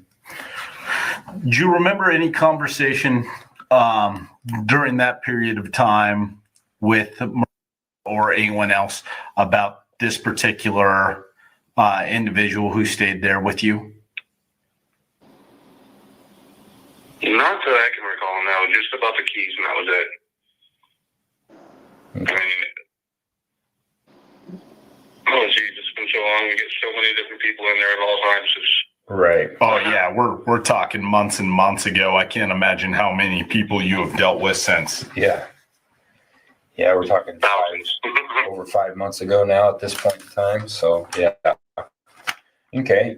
So you said you do work at the front desk sometimes? Yeah, now I'm only front desk and night audit. Okay. Back then, I don't was maintenance here, but still I'm not. I don't think I was maintenance then still. Okay. I may have been. Well, let me ask you real quick. When someone comes in to, fills out the registration card, what kind of information do they provide on there? Usually, what we usually do is we ask for their ID. Okay. And in the system, in our computer systems, we put the address in and everything, and then we get a credit card and put that information and all that stuff. So we get their address, their name, address, and at least a phone number, sometimes an email address as well. Okay. And then the name, address, okay. required. Okay. And then do they provide any other information? Do they sign it or? Yeah, they usually sign it. We noticed that he actually signed it in his dad's name because I guess he used his dad's credit card. Okay, gotcha. Do people have to provide their vehicle information at all? No, we only ask for the make, model, and color. Okay. And I think, well, I don't remember if that was on there or not. Do they write that down, or does that be one of you guys? They write Okay. and we just have them write it down. Okay. All right. Do they put the license plate on there at all, or? No, they don't have to because, we don't really. The only reason that's on there is if, they leave headlights on or the windows down or something like that. Or if there's a fender bender. Okay. If anything like that happens, call the room and let them know about it. Okay. Perfect. Okay. All right. Anything else? Yeah, I think that's going to do it. We sure appreciate your help. Real quick, was the general manager there? Yeah, he's a general manager. Does he have an Idaho? Do you have his number by chance? Let me look real quick.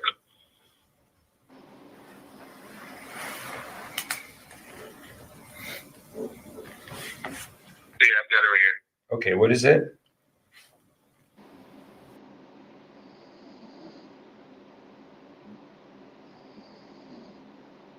Perfect. Awesome. All right. Well, thanks, Mike. I sure appreciate your help in this. And if we have any other questions or that we might think you have the answers to, might be able to help us out with, can we reach out to you again? Yes, of course, definitely. All right. Okay, and one last thing. Is my number a cell phone or is it a landline, do you know?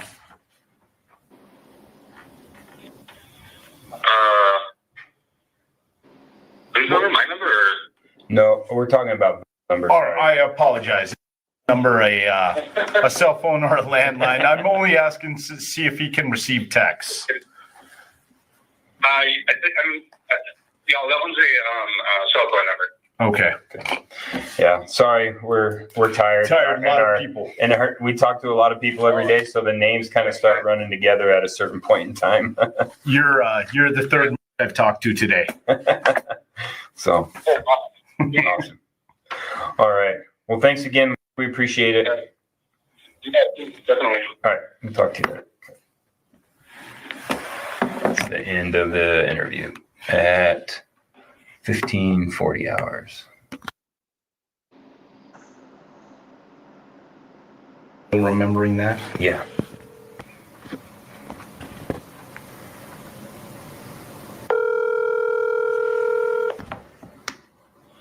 Hello? Hello, is this? Yes, it is. This is Detective Powell with the Idaho State Police. How are you today? I'm doing okay. Is now a good time to talk? Oh, yeah, go ahead. Go ahead. Awesome. Hey, I got my partner here, Detective Schwecke. We are going to be recording this just to let you know. So, yeah, of course, we are working the Moscow homicides, and we had received a tip that Mr. Kohlberger had stayed at the Quality Inn possibly a few months back, and we were trying to contact everybody that may have had contact with him there, and your name came up. So. Yeah. Okay. And can I ask, were you working the night of, I believe it would be June 30th or the day of July 1st of this last year? What day is that set on? Because usually I get a Monday and Tuesday off. It's Thursday. Thursday is the 30th, and Friday would have been the 1st. Yeah. You would have been working? Yes, I have. Yeah. Okay. Do you remember having any interaction with Mr. Kohlberger?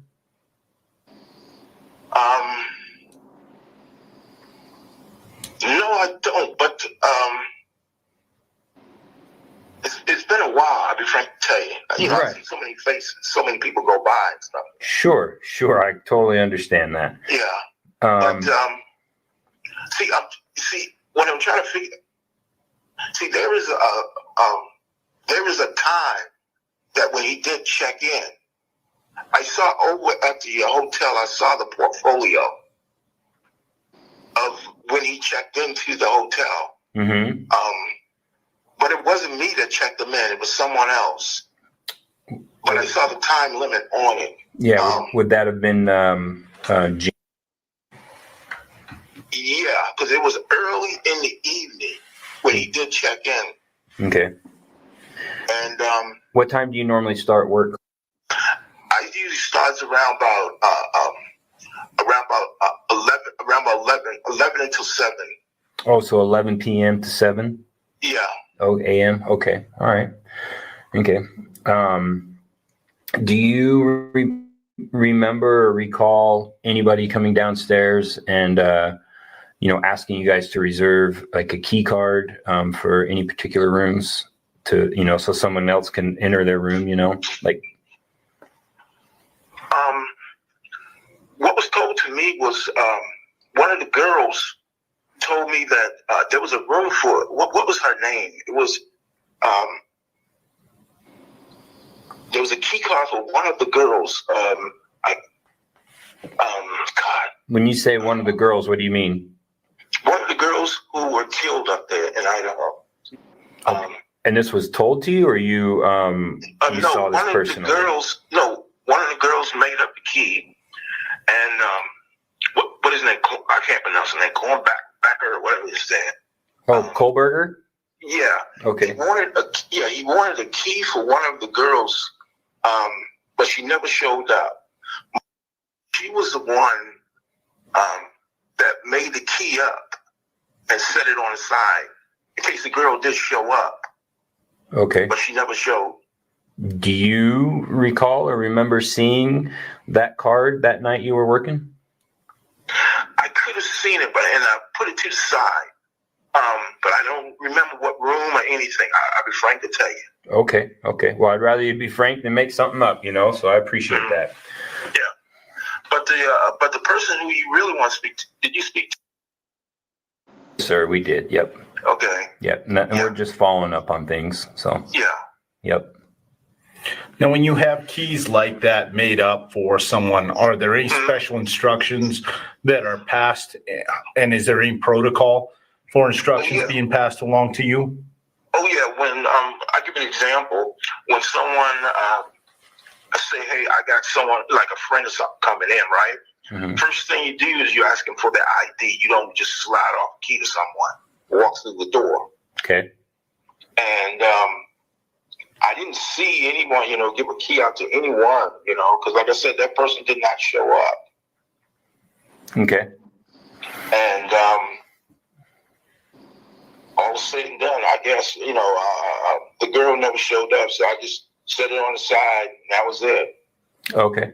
Now, do you recall having a set of instructions or keys that evening? On that day, I'm trying to remember. Like I said, there's so many times people do come in and they say they want keys. They got a friend coming in, and and I usually ask them if they got like ID. If they ain't got no ID, they ain't getting no key. That's for sure. Right. Yeah. And I can't remember, but I do know they did not come in. Okay. Okay. Now, later in the morning, do you remember having any contact with Mr. Kohlberger in reference to his charges or anything? No, I did not. Okay. No, I did not. Okay. Because I left. Like I said, it is from 11 until 7. So Yeah. I just finished my job and everything, put out a little bit of the food and clocked out. Gotcha. Went home. Yeah. Okay. Okay. Well, if we have anything else, any other questions or anything you think that we believe you might be able to help us with, is it okay if we contact you again? Oh yeah, sure.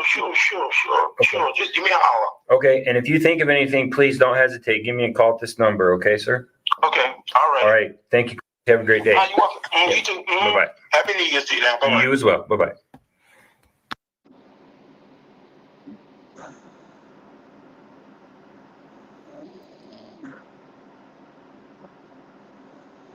It seems like they're all saying something about the key, about him leaving a key for Maddie.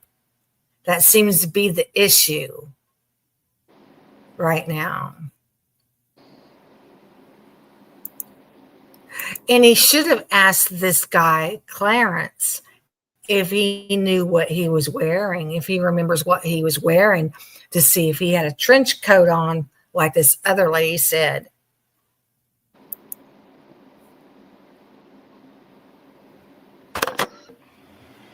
All right, it's Thursday, January 5th, 15:53 hours, on the phone with Detective Hugh Powell and Detective Jake Schwecke with the Idaho State Police. All righty.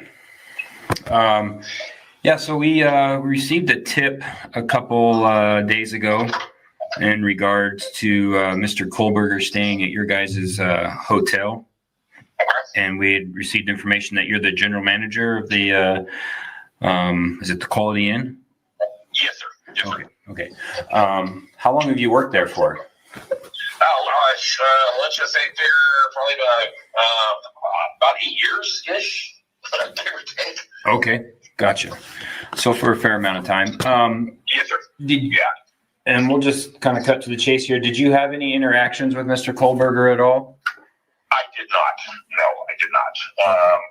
The only thing I had was, I'm sure that I was actually talking about that. What do you call it? He left a key card. He left a key card for a young lady named Maddie at the desk. And I remember coming in the next day, seeing it still sitting there, so it obviously had not been picked up. And then I went ahead and put the key card back, and that was it. Now, how did you know that he had requested key card be left for a girl named Maddie? Honestly, I did not notice. I did not notice at the time because when I got in the next morning, there was a key card that was sitting on the desk for Matt, but I didn't realize I didn't know anything in correlations with the gentleman, the Kohlberger or whatever. I had no idea. Okay, but there was writing on the card stating who it was for, and it's Yes, sir. Okay. All right, and so is that how it usually works? Well, I've had several guests, saying like their brother or their friend is going to be coming by. Can I leave a key card, for somebody? Okay. That by all means, we'll do what we can, to accommodate our guest. Okay. I mean, it's not like a standard practice, but it has come up in the past. Okay. All right. Well, when did you remember a key card being left for Maddie and how it could have been associated with Mr. Kohlberger? When did that last come to your mind? Actually, when I was talking with Okay. When we first realized that Mr. Kohlberger stayed with us at the hotel, and then I was thinking, wait a minute, Maddie, wasn't there like a key card? And she was actually the one that brought it up to me, and then I in turn remember that key card being left for her. There's actually it's a very rare thing that I forget things, especially had I had interactions with him, I would have definitely remembered that part, but I do actually remember a key card being left behind. Okay. All right. Yeah. This is Detective Schwecky. Yes, sir.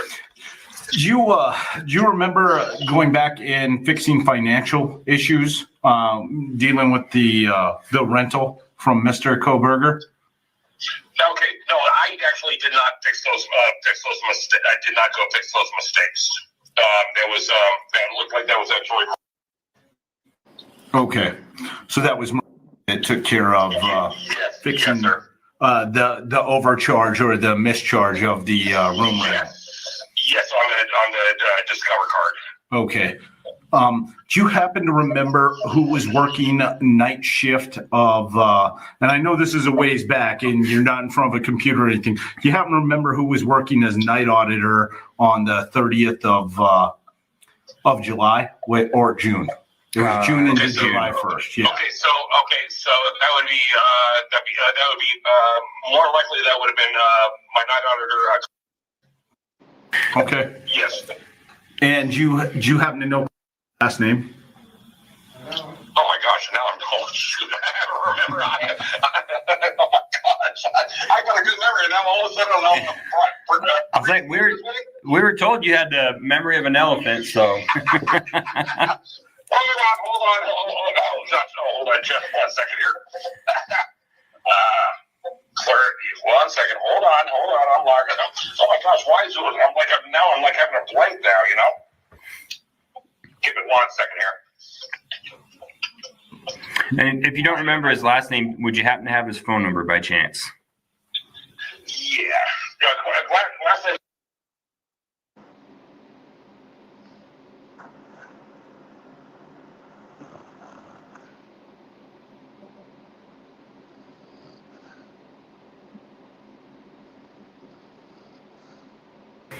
Yeah. And hold on just 1 second here. Let me pull up this phone number here. Where you at, Clarence? Where you at, buddy? Sorry for the delay here. Oh, you're fine. All right, thank you. Yeah, here we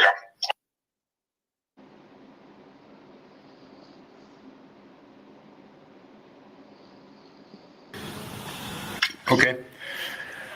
Perfect. All right. Ready. Oh my gosh, I can't believe I might have an elephant not a froze on his last name. No worries. We always got to test it. Once we hear it, we got to test it. So. Yeah, thanks. No. Any other any other information that you can remember surrounding this, conversations you've had with or other staff involving Mr. Koberger's stay while he was there? No, I do not. No, I do not. Okay. Yeah, I gotta be honest with you on that one. I could pull out stuff, that was clear that we're talking about. But for a memory for myself, no, I cannot. Right. Just from that time, then your one distinct memory, if I say this wrong, obviously correct me, is seeing the name Maddie written down on those key cards for the room. Yes, sir. Well, yes, sir. for a room at the time, you didn't realize it was for his room. Oh, yes, sir. Yes, sir. Okay. And real quick, I had an employee, I believe she no longer works there, but is that correct? That's correct. You wouldn't happen to have a phone number for her, would you? Well, now we're talking here. Hold on. Actually, you know what? I don't. That's another thing is I don't delete phone numbers either. So the phone number that I have on file in my phone, I don't know if this is still a working number, but okay.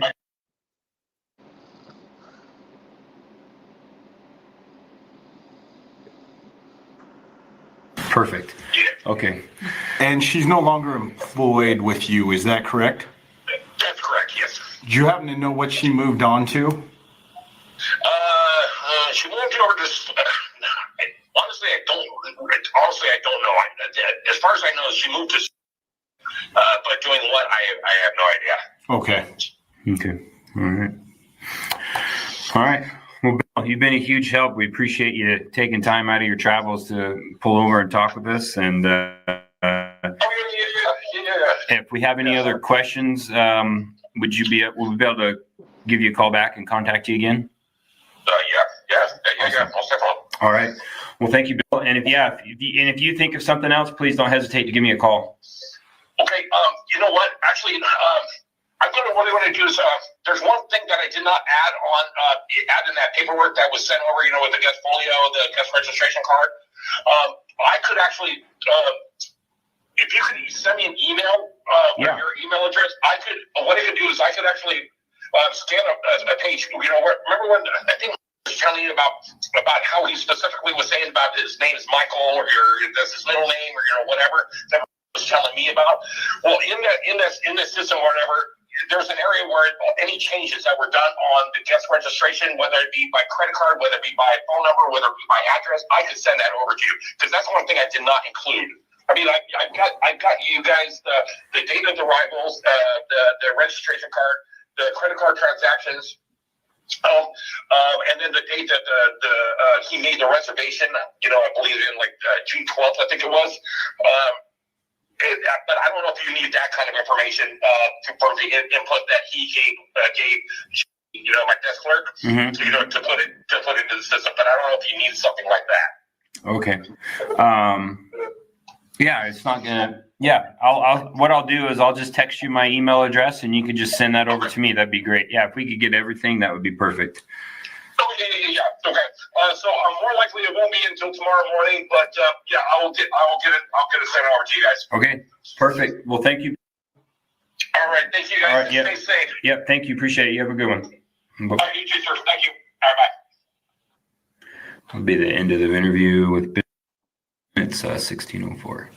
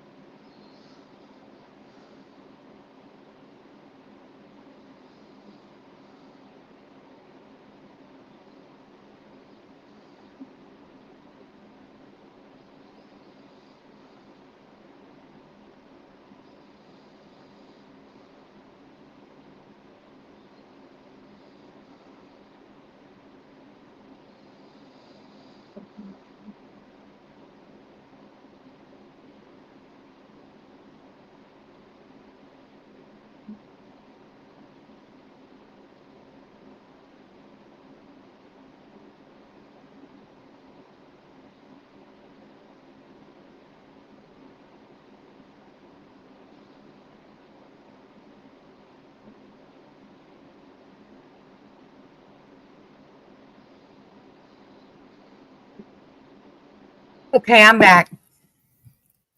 Yeah, Valerie, that's true. But okay, I'm back. Oh God. Yeah. But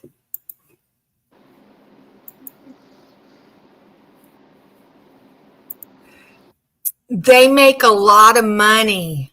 Well, usually they make a lot of money doing that. And I guess a lot of college students do that to get them through school and all. And I mean, you can tell with Maddie's pictures when she's in her bathing suit, you can tell she's like modeling, her bathing suit, kind of the way, I don't know, she seems like she models a lot according to her pictures. Well, even with her clothes on, I think she was also a model for a clothing company. So that I'm thinking that's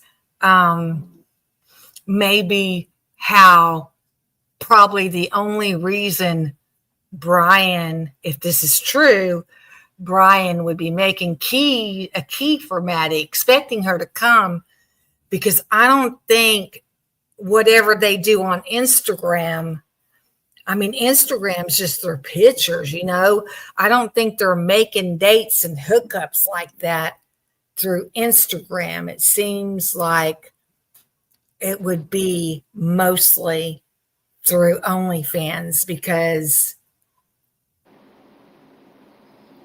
that's where you can really ask them if they will, meet with you and all that. Maybe it's because of that post I have up. What do you mean?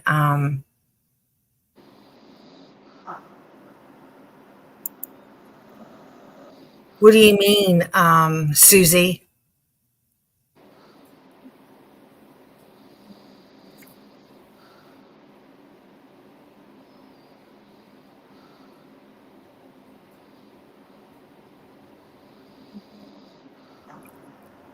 Yes, Valerie, I do agree with you. I can't, Instagram is synonymous with prostitution. I didn't know that, Robert. Hello, Robert. So I can't get back on my Instagram until I do face recognition or something like that. And I wasn't active on it anyway. I would like to be on there to see who all these frats and sororities are, like Bubbly's able to. But it just seems to me like they would be able to make dates easier through OnlyFans. And they probably have to be paid to date them. The way I've, when I was started TikTok, there was a follower on there that had OnlyFans. And I learned a lot about OnlyFans through her.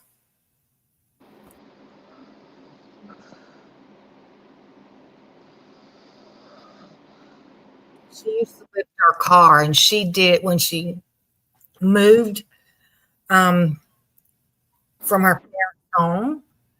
And she was real good on TikTok with living in her car. I loved following her and all that.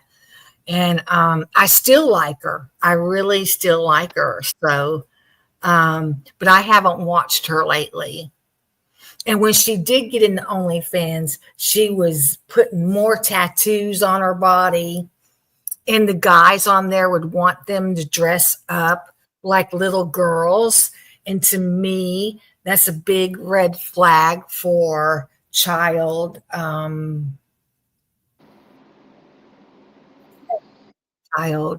that's a pedophile. Like, you got a member, you got somebody watching you that's a pedophile, and he wants you to dress up like a little girl. And sometimes she would do her TikToks in what she dressed up in that wasn't a lingerie, that's something that covered her up.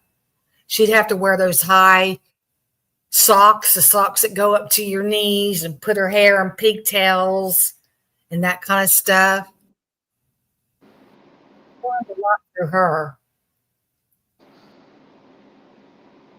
That's what I hate about OnlyFans, is all the pedophiles on there and making these girls, I mean, these young women, you know, you have to be 18 to have OnlyFans, and making them, you know, be like little girls, dress up like little girls.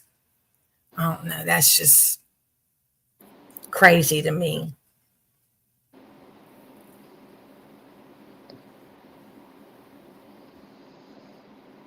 Now, I do have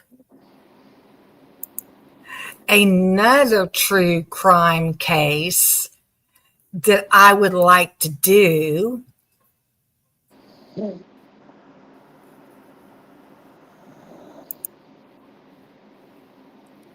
And I'll show you a little bit about it because I know y'all would like it. You would be interested in it.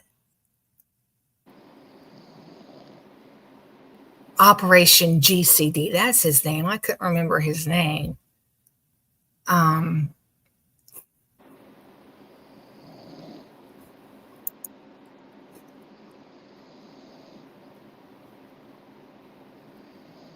Your comments are repeating. Which ones are repeating, Susie?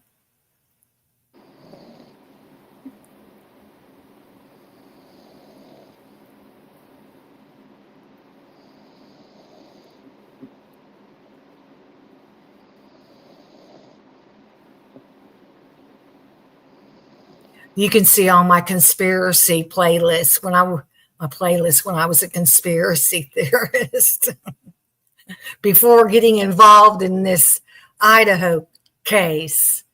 Okay, well, I had one on Wonderland.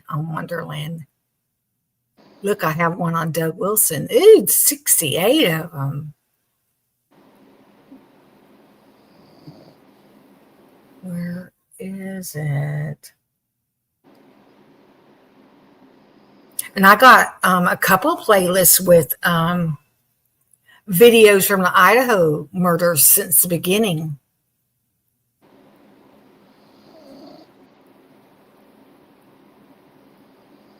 I believe that was the first one, the first playlist. Here's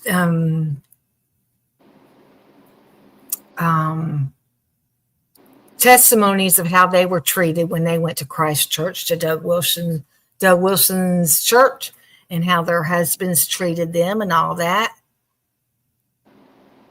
There's Lana's playlist.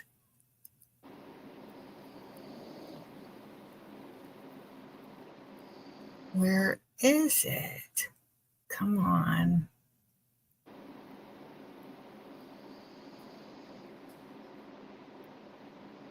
I didn't think it was this far down. I must have went.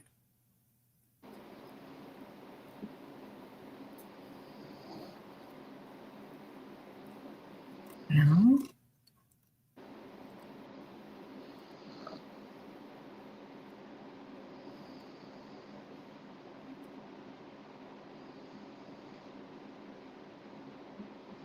Well, geez.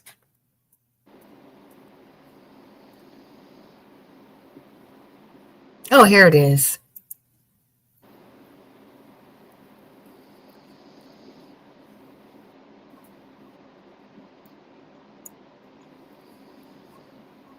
Let me see how my playlist looks, because it's only showing the first video.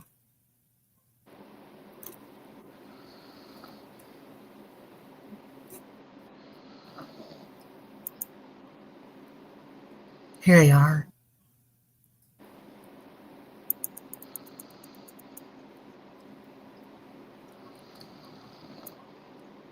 Okay. This first lady, Dawn, she was the girlfriend of John Holmes, and he was accused in the murders too. That was a good book.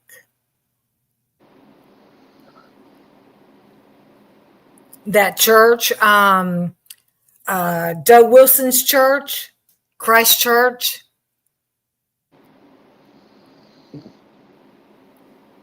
Now, they said most gruesome crime scene in LA history. I seen a crime scene video where they showed everything. It was on YouTube. I don't know if I have it saved. I don't know. It says right here, Wonderland, real crime scene graphic, 18 plus. It was worse than the Manson murders. According to the pictures I seen of the Manson, of Sharon Tate and them.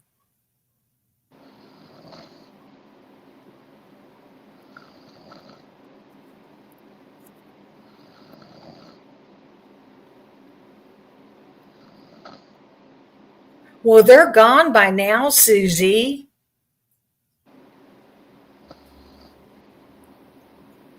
But yeah, I thought about doing this. I got to see if I still have her book. I don't know if I gave it to the library because of domestic violence.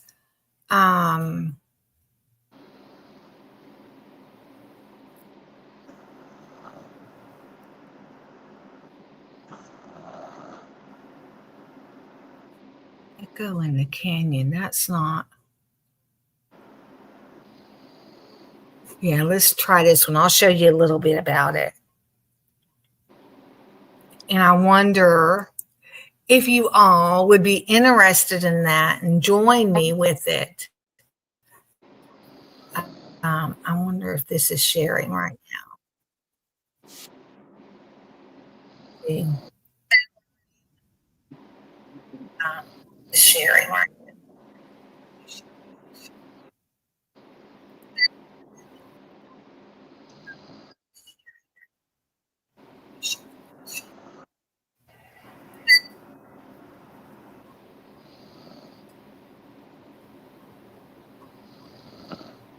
Well, it says, let me stop the screen. Okay, let me do it again. No.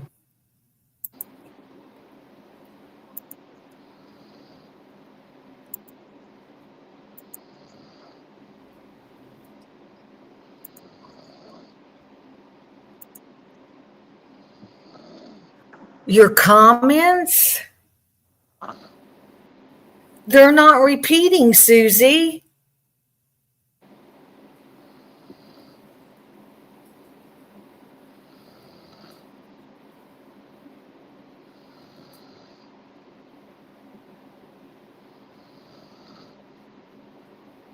Okay, I wonder if anybody's going to leave me because I'm not showing anything Idaho right now.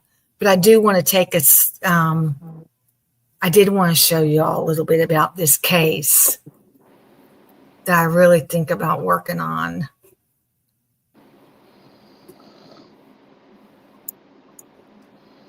By just pasting a YouTube video URL.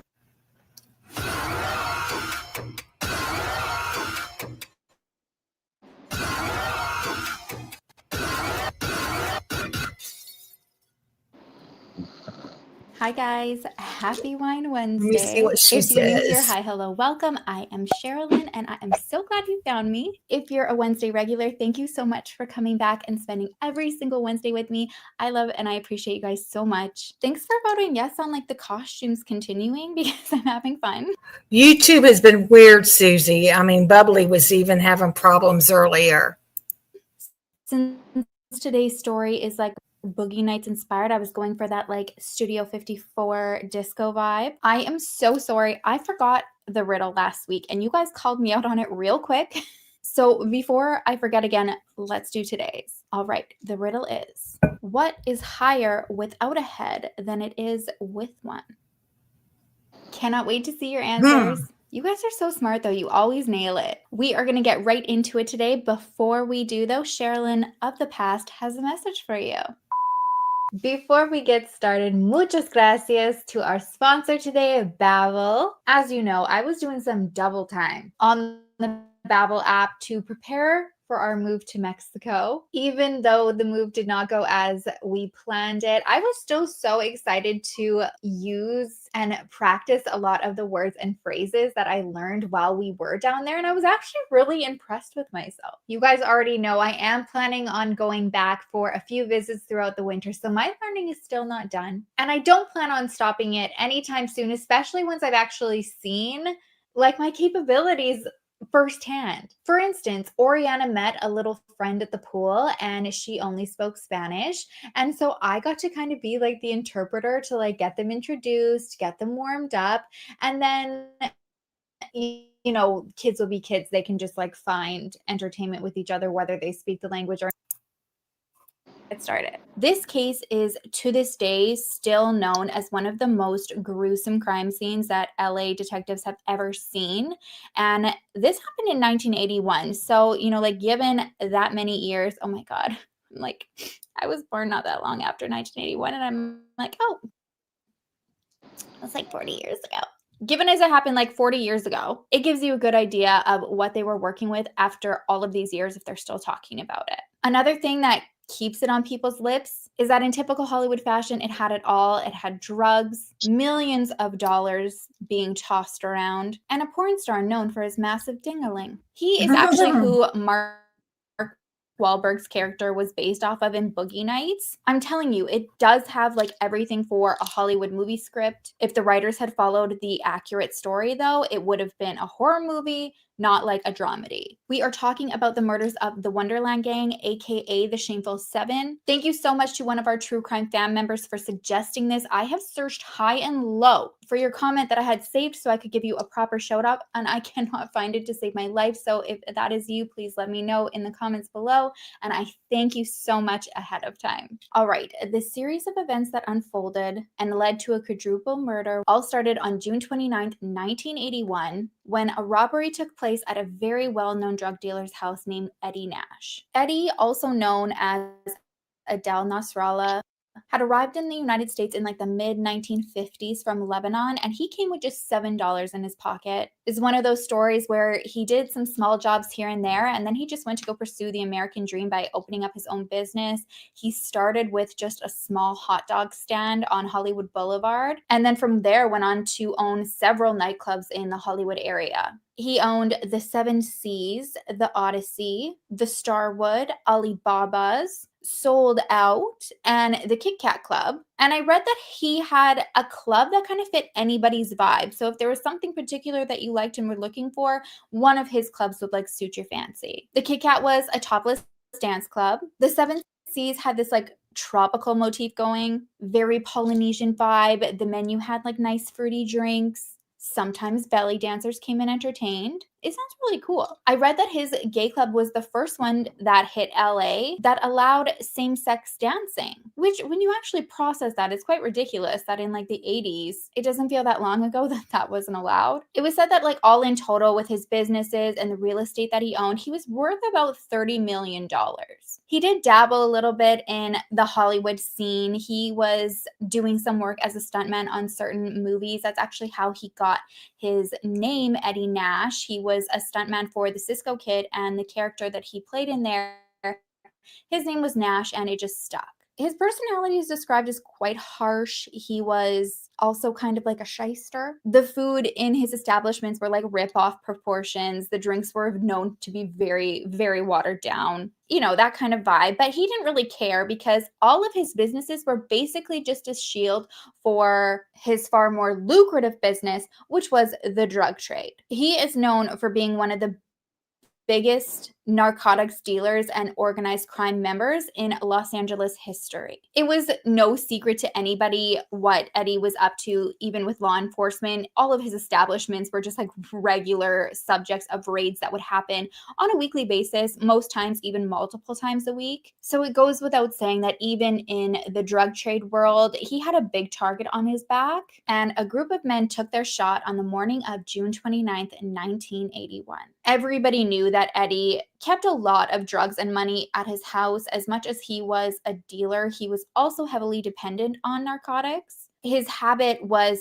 so heavy that he actually lost part of his nasal cavity and one of his lungs was also removed. So everybody knew that at any given time, there was going to be a plethora of drugs at his house. So it's the middle of the night on June 29th, 1981, and 3 men pretending to be law enforcement show up at Eddie's house at 3315 Donna Lola Place and bust through his patio. Bust through. This company made training video creation so easy, it feels like cheating. People in my company used to spend bad everywhere. They bust into Eddie's startled 300-pound bodyguard named Greg Giles. He's also a karate expert, so he charges at them, but the 3 of them work together and they're able to overpower him and get him handcuffed. While this whole commotion is going on, one of the assailants' guns goes off and it grazes his back, so it was like a superficial wound, but the noise wakes up Eddie Nash. Eddie comes barreling into the room, and as soon as he sees Eddie, he knows like there's no chance for him to overpower anybody if he couldn't.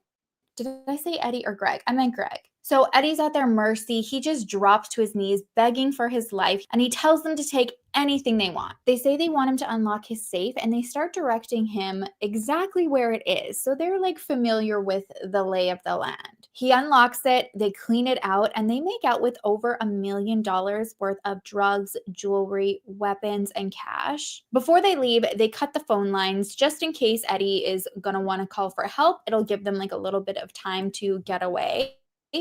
Eddie clearly didn't want to call for help, at least not from the police. I can only imagine like how that phone call would go, like, yes, hello, someone stole all my drugs and my drug money and my weapons. Please help. Okay, thanks, bye. Instead, he takes to the streets and he summons all of his henchmen and he's like, I want you guys to find out who did this. He is livid, not so much for the theft, but more so for like humiliating him, like making him be on his hands and knees, begging for mercy, begging for his life, and just like willingly like cleaning out his stuff and just giving away his possessions to these people. So they head out and they run into a friend / acquaintance that is well known to Eddie. His name is John Holmes, and he's wearing a ring that was just stolen from Eddie's house. John is not only just known to Eddie, he's also known on the Hollywood scene. He was really quite famous in the 70s for being one of the top earning porn stars. His full name was John Curtis Holmes. He was born on August 8th, 1944 in rural Ohio to Mary and Edward Holmes. He was the youngest of 4 kids. The Holmeses had 3 boys and a girl. When he was only 3, his parents got a divorce. I guess his dad was quite a heavy drinker. John remembers his dad would get so drunk, like even at a young age of like 3, and he'd be stumbling around the house. Oftentimes he threw up so violently he'd like throw up on the children too. I guess you wouldn't forget that. So his mom moved herself and the kids out, and they went to a housing project in Columbus. When John was 8 years old, his mother remarried a man named Harold. Harold also had his struggles. He suffered from depression and relied a lot on the bottle to self-medicate. John had a really bad relationship with him, so when he was 16 years old, he left home. He didn't really tell people his life story, though. He made one up, and his story was that a rich aunt is who raised him. They lived in a bunch of different places, like Florida, Michigan, London, Paris. She was like a socialite who was married like 15 times. He said he lived a life of privilege, did bougie sports like fencing, went to etiquette class. But really, after he left his family home at 16, he joined the U.S. Army and served in Germany for 3 years. When he was discharged, he moved to California, and really quickly he met a nurse named Sharon Jabeni. She was young, in love, saw the stars in her eyes, and not long after they met, they were married in August 1965 in Fort Ord, California. He was bouncing from job to job. Sharon had a really stable job. She was actually part of a team of students and medical professionals that were trying to like nail down open heart surgery. And I think John probably felt like a little bit inferior. He didn't have a lot of skills academically, but what he did have, he used to his advantage and started making money behind his wife's back in the porn industry. Initially, she had no idea what was going on. And then one day when she came home early from work, she catches him and he's like nude in the bathroom, like measuring his bits. And he just like kind of blurts out like, this is what I'm doing. She's not happy about it, but he's like, you know what? It is what it is. Like, you just either accept it or you don't. I have a gift and I'm going to use it. During this time, the porn industry was booming in South California. So it took very little time for John to make it to the top. And really soon he was being called the king of porn. He made 2,274 films. Among some of the titles were Liquid Lips, China Cat, Tapestry of Passion, and it's estimated that he got busy with around 14,000 women. He was a top earner in the industry. He was making like $3,000 a day on film sets. He also was charging about that much for like any private extracurricular clients that he was taking on. According to legend, he was packing about 11 to 15 inches. But his career had recently taken a dive, quite literally, because he was getting heavily addicted to drugs, and it was preventing him from like performing properly. It was almost like in an instant he went from huge success to broke. He was funding his habit primarily through theft. He would rack up his wife's credit card by like buying appliances and then like selling them on the streets for money or exchanging them for drugs. Another thing he would do was go to the airport and then wait for luggage to come off the conveyor belt and like steal it and sell whatever was in there. He also had a young mistress that he would use to also go and do work and take that money from her. So his two main sources that supplied his habit were Eddie Nash and also a group called the Wonderland Gang. Like Eddie, they were very well known in the underground world. Their group consisted of 4 main members, and they all lived together at 8763 Wonderland Avenue in Laurel Canyon. Ron Lannis, he was known as the leader. I guess he was very ruthless, feared among anybody that he met. Just 0 F's given about anything in life, and multiple people who met him described him as the coldest person they'd ever met. He was born in Sacramento in 1944. In the 60s, he fought in the Vietnam War. He was in the Air Force, but he was dishonorably discharged when he got involved in the drug trade in Vietnam, and he was caught smuggling drugs in the caskets of dead soldiers. This is how you can uncover all the secrets of your family that no one ever told you. There is a platform where you can search billions.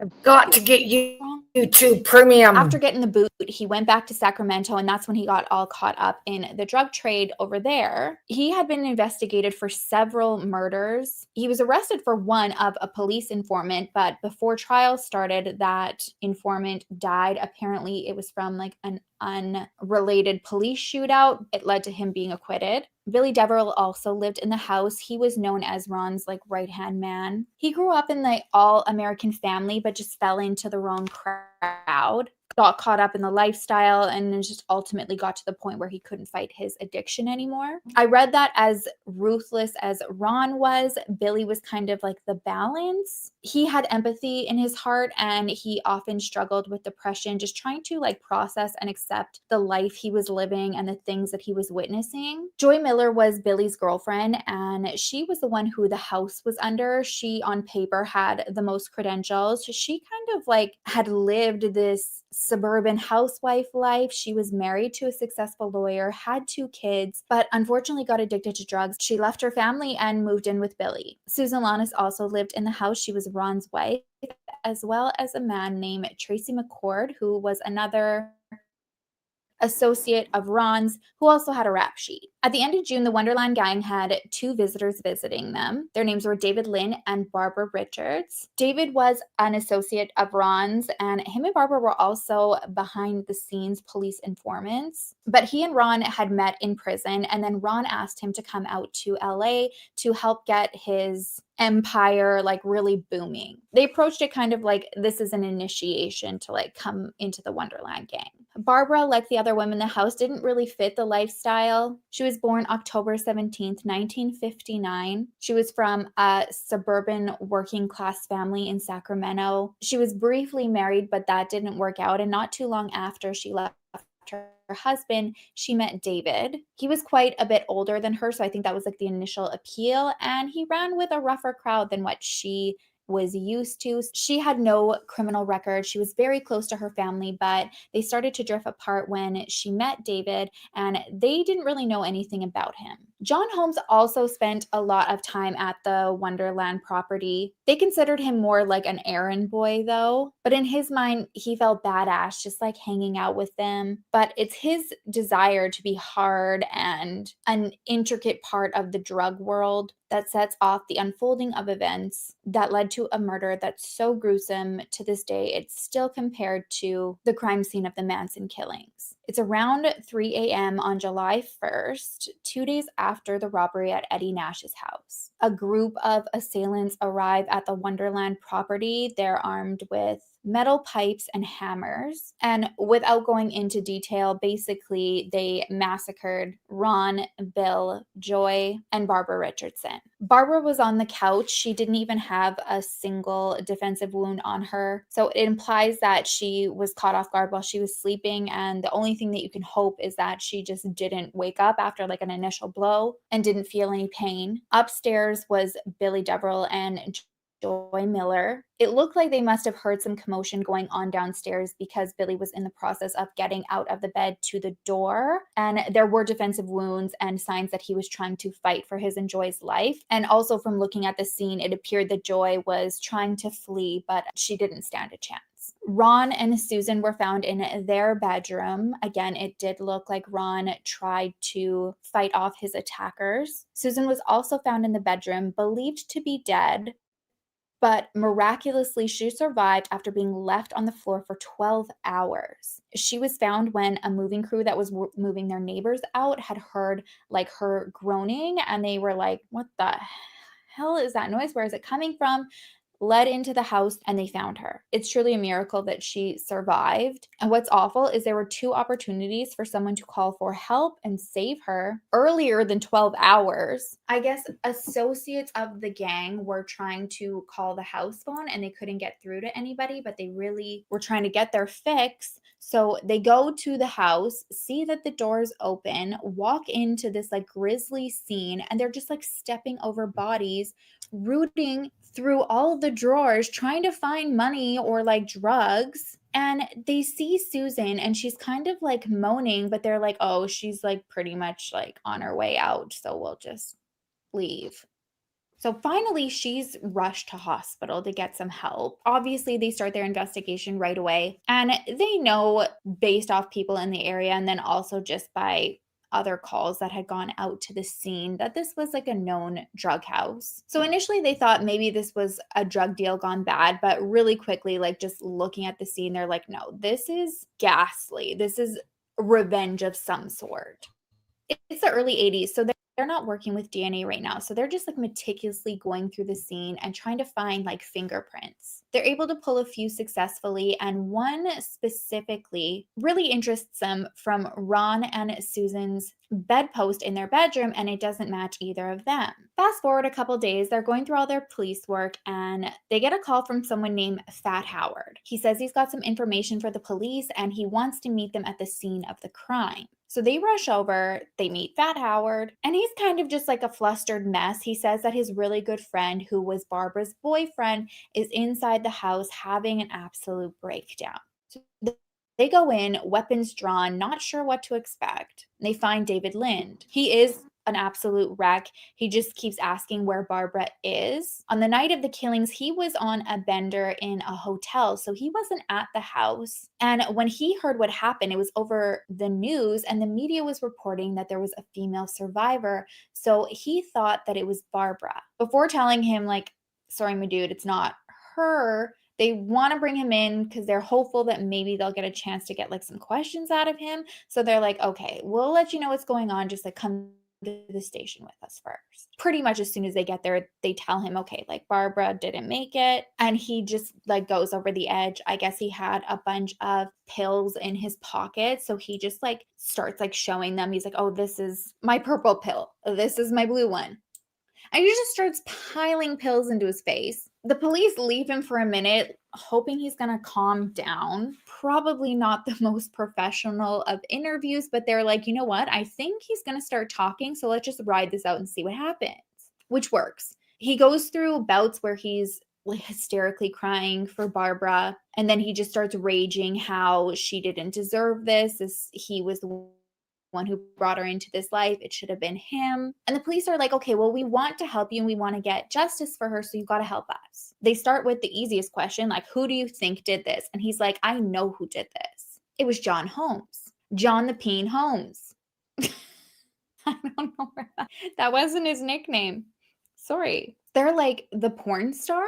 And he's like, yeah, it should have been John the Peen Holmes. He said this all unfolded because John set up a robbery at Eddie Nash's house 2 days before the murders. By this point, he's like pretty blitzed. And he just goes on to say that he knows the details of the robbery because he's also involved. He says that it was him, Billy, Ron, and Tracy that carried it out. And John kind of set things up earlier in the day and put the whole thing in motion for them. His task was to visit Eddie earlier on in the day and then leave the patio door open for them so that it was easier to get in. I guess they all mapped it out at Wonderland. They were sitting at the kitchen table. John was a regular of Eddie's, and Eddie considered him kind of like a friend. So he was just going to go as normal to Eddie's, pick up some drugs, and find an excuse to go into the house. The plan was for him to get like a clear visual of valuables that were out that day, so where they were located, in what room, and then come back to them and draw it out on the map.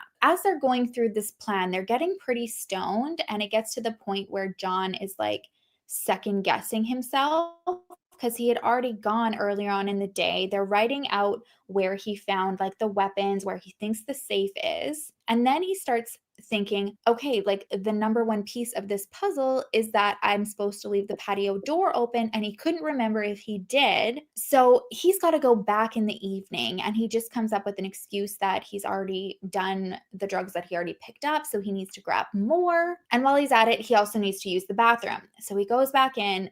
The patio door was unlocked, but he just confirms that it's unlocked. David said then him, Billy, and Ron busted through the patio door. It was him who accidentally shot Greg. And he was really believable. Like, he had details that I don't think you would like think to share. Like, he told the police that they had dipped their fingers in liquid bandage before they left so that they wouldn't leave fingerprints at the house when they got there. And he said he knew that that robbery had to be the cause of what happened because he could just see in Eddie's face how humiliated he was.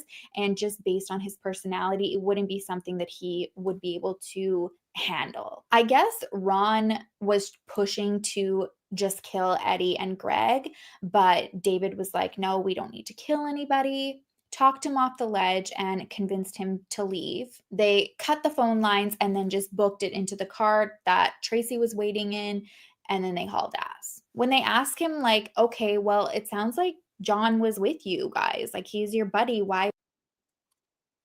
Do you want to see the video that has the crime scene in it? I can fast forward through the bodies if you want me to.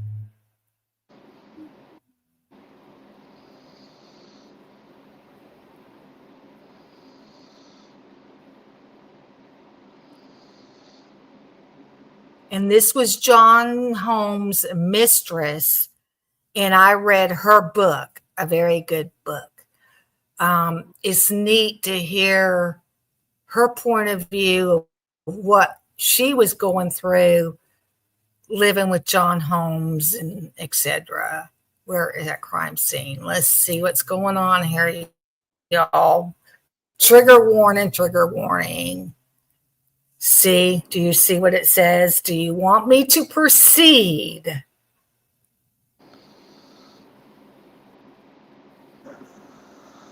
Here, Robert said yes before. Here, let's proceed. This will really get you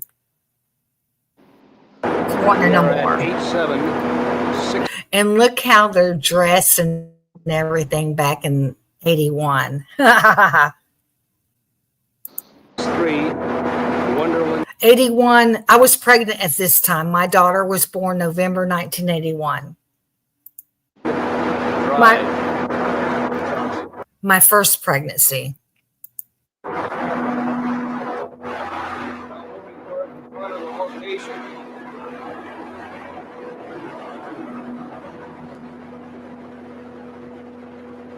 Looking in a northwesterly direction towards the entrance of a 3-level single-family residence.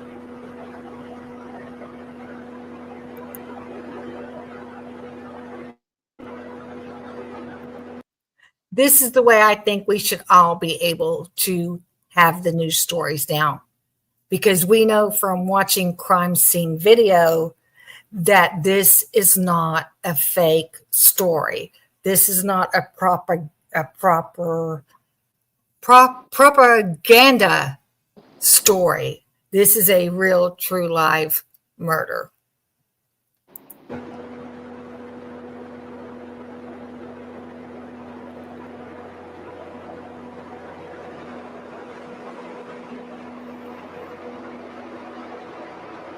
Vehicle license number 741 Nora Queen Victor, located in the garage beneath the residence at 8763 Wonderland.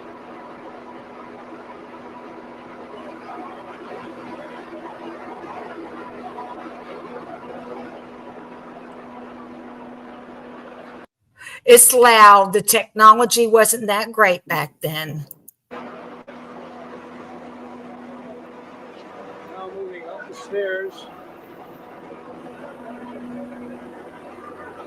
In a northwesterly direction to the front entrance of the residence.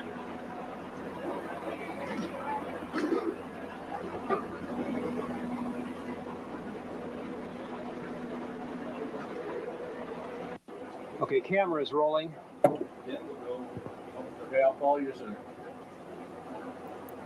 Okay, it's going to be gruesome, you guys. It's going to be gruesome. Video? Absolutely. Video going? Get the video taken in and out. We are now in the residence, the first level living room area, wherein victim number 1 was found.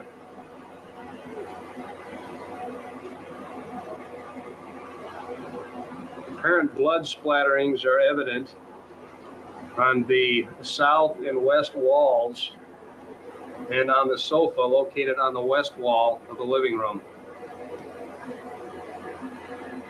There is evidence of ransacking in this room.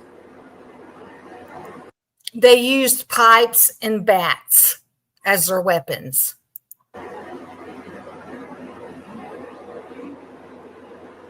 Apparent narcotics paraphernalia is evident on the coffee table directly above and to the northeast of victim 1.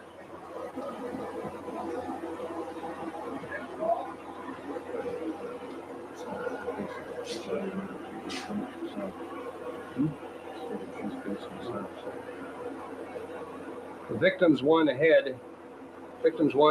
head is facing in a southerly direction.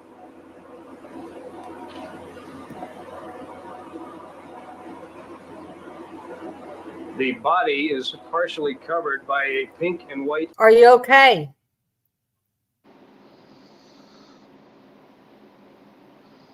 Is this okay, y'all? You want me to keep on? It gets worse.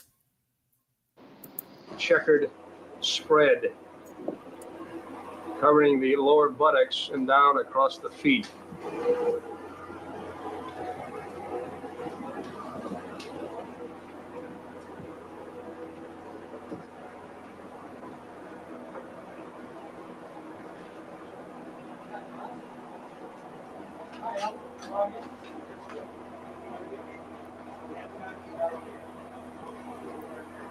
A hanging potted plant is evident on the floor south of the victim's head.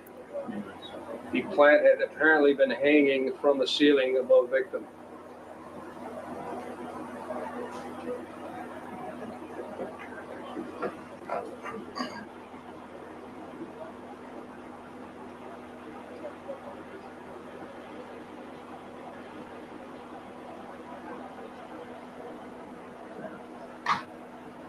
5 cigarette butts evident in a glass ashtray located on the coffee table, 2 of which are Winston cigarettes and 3 of which are Salem.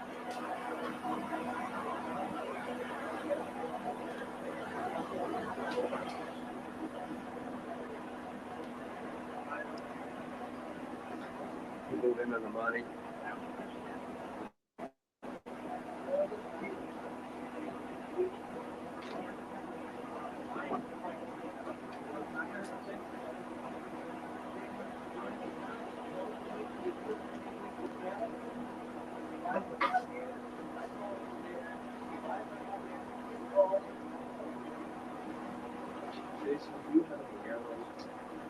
Okay, whatever you have to do enough cardboard arrows.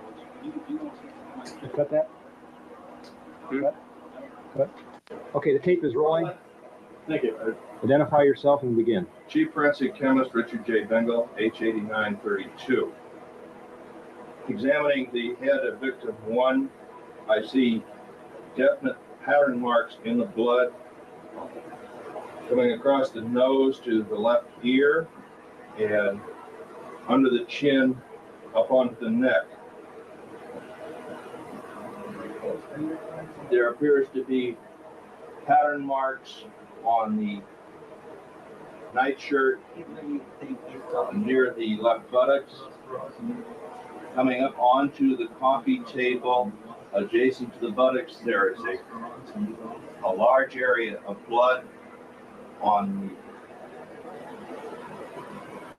the southwest corner. Appears to be brushed. Examining the mug on the coffee table, there are blood spatters approximately 360 degrees around the mug and interior in the mug. There are patterns on the coffee table extending down onto the book upon the coffee table that appear to be straight down drops approximately to the knees of the body on the couch that appear to be splatter marks. No apparent pattern, appear to be fairly straight down. These marks begin to fade into things extending into a westerly direction, and on the back of the couch and the west wall up to the level of the picture, a cursory examination indicates blood spatter roughly perpendicular to the wall. Moving in a southerly direction, there's quite a lot of blood spatter upon the records, straight into the south wall, and proceeding behind the stereo speaker to a point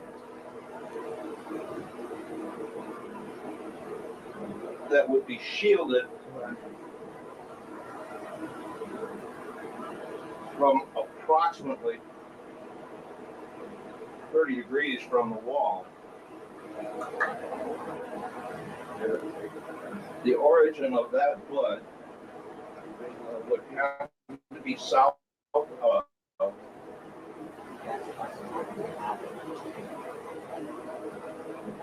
the end of the coffee table, the south end of the coffee table, and appears from this observation. Look at the albums. That's what we had to listen to back then, not CDs or music online or the tapes or the 8-tracks. We had albums.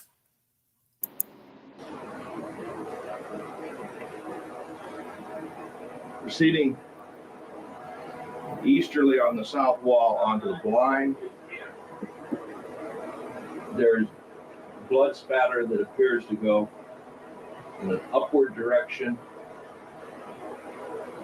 again emanating from approximately the position where the victim head is now.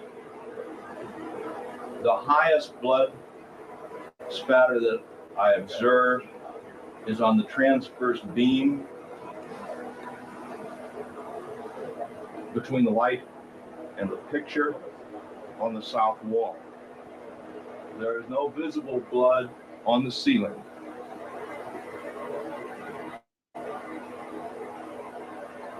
There are quite a few blood smudges on the floor, near the body, and throughout the whole room.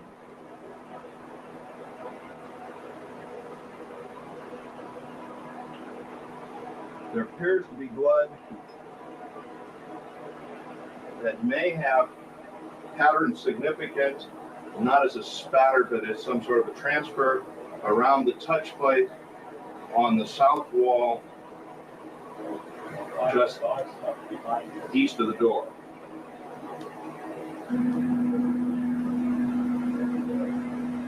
Begin. The throw pillow on the south end of the couch has a large blood stain, not a spatter, definitely a soaking. There's very little spattering on the south end or the southwest end of the couch, and none on the wall at that location. The blood previously described behind the stereo speaker could not have originated from the area of the large soaking. As we come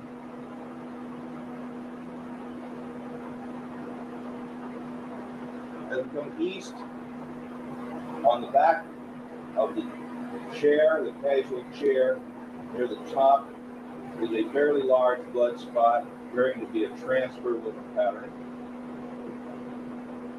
Coming north from that chair to the other casual chair in the room, there are several drops and spots which have no directional pattern to them, appear to be almost straight down.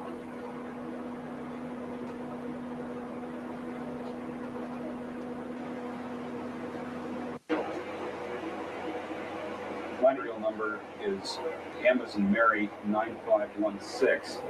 What I'm pointing out is, first of all, a pillar or post at the base of the staircase, which is just facing the front door, front entrance of the house. It has what appears to be bloody transfers, some form of smear or scrape on one side of the pillar, the side facing in toward the living room. The side facing up the stairs has, first of all, what looks like some blood has run slightly down the pillar, and then down below it several inches there's another smear transfer of what appears to be blood. And then just across from the pillar, across the stairs, at the base of the eating area, what appears to be a blood spot with a directional pattern facing inward from the door and down in that direction.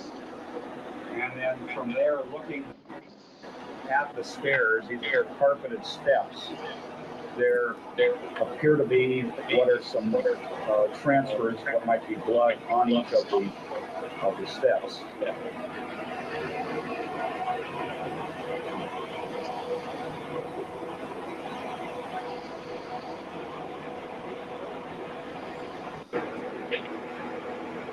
This is once again Detective Tom Langler at the entrance of the residence. We're walking up 4 steps to the landing in a westerly direction. And we're now turning towards the north, entering into the dinette area where the kitchen is located. There is some evidence of ransacking in the dinette area. The refrigerator door is ajar. There is a wooden chair between the kitchen and kitchenette. There is a brownish material smeared on the counter, as evidenced by tag number 12, and on the north wall. Moving in a northerly direction, we are entering the northwest bedroom where victim number 2 is located.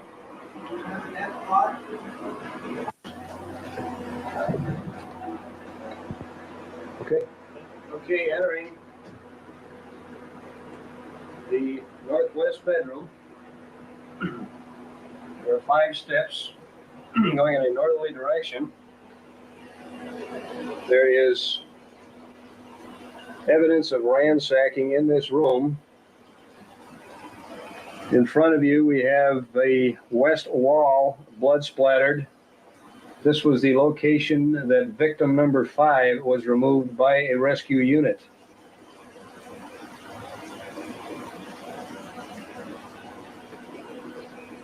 As we move to the south in a southerly direction, we have victim number 2 lying in bed, head in a southeasterly direction, apparent wounds to the head. There is evidence of ransacking to the nightstand just to the east of victim 2.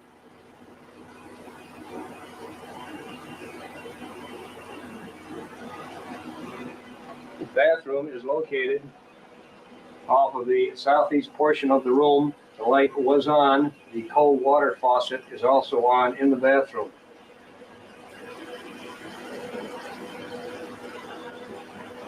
Moving to the north, there's a large walk-in closet. The light was on in this particular closet. There's extensive evidence of ransacking. Floor in front of the closet had a 4-legged metal white chair with apparent blood stains on several of the legs. There's a pair of brown leather cowboy boots located to the west of the closet on the floor that are covered with what appears to be blood.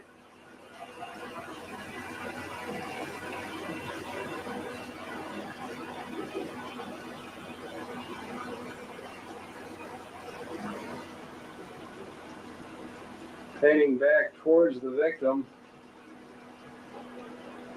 there's a phone on the floor east of the bed.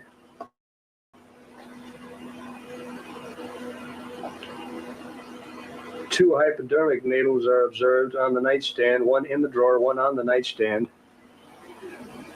east of the victim.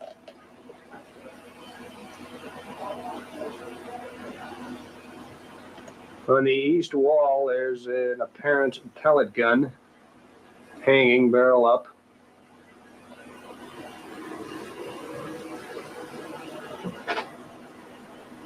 Blood splatterings are evident on the south wall above the victim's head, as well as on the west wall and the curtains to the west and the northwest of the victim.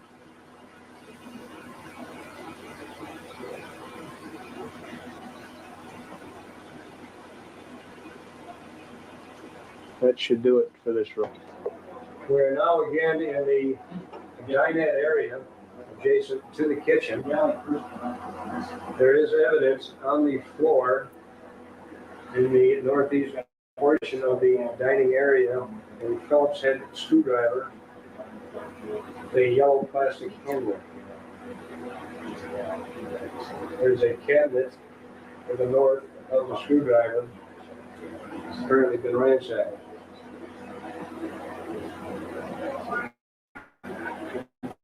And that should do it for this area. Okay, we're now in the dinette area looking in a northwesterly direction towards the kitchen. There's a brown substance located on the wall, the northeast portion of the kitchen. The kitchen light is on. There are dirty dishes evident in the sink. The refrigerator door is ajar, and there is evidence of ransacking in this room.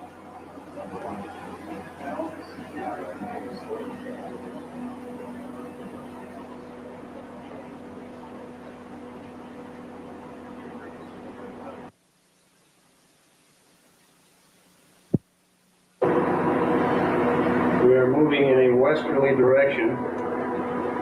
Blood is evident on both sides of the stairwell.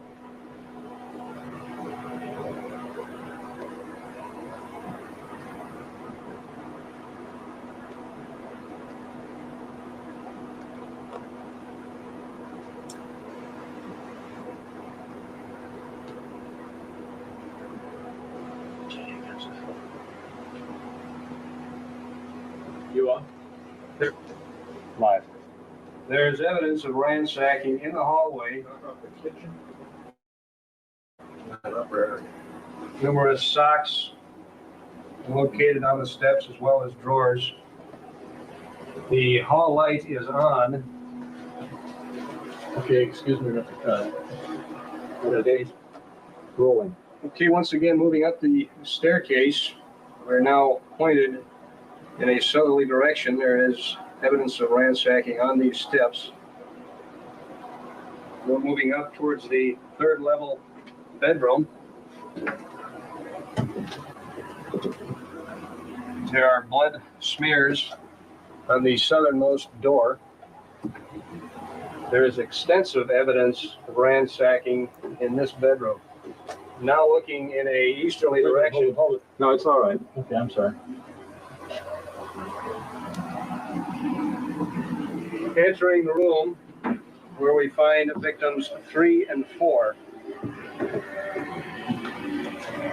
Victim 3 is lying on the king-size bed in a supine position. The head is in a northerly direction. Arms at her sides, legs draped over the bed. There is extensive trauma to the head of victim number 3. There are 2 bed lamps and 1 wall lamp that are on in this room. Once again, extensive evidence of ransacking.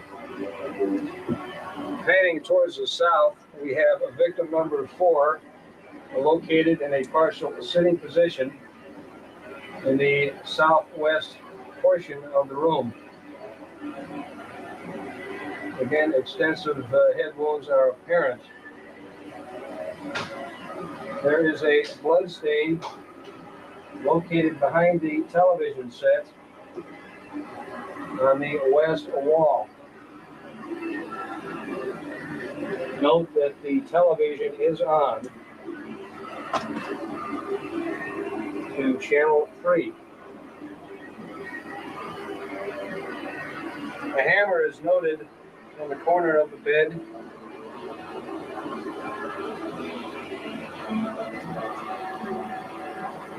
Drawers have been emptied. Drawers have been emptied. The floors are extremely blood-stained around the bodies. There is a bathroom located off the southwest portion of the room. There is some evidence of ransacking in the bathroom. Blood splatters are noted on the bathroom floor. And just to the north of the bathroom on the west wall, and on the mirror of that wall. Blood spatterings are further noted on all 4 walls, from approximately 2 feet up to the ceiling, and indeed some splattering is noted on the ceiling in the north and northeast portion of the room.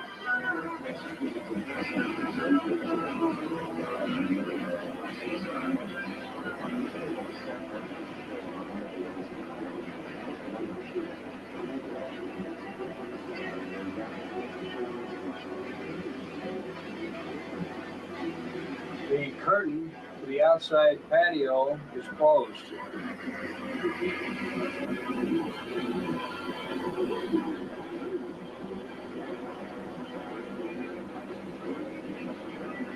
I think that might be a record.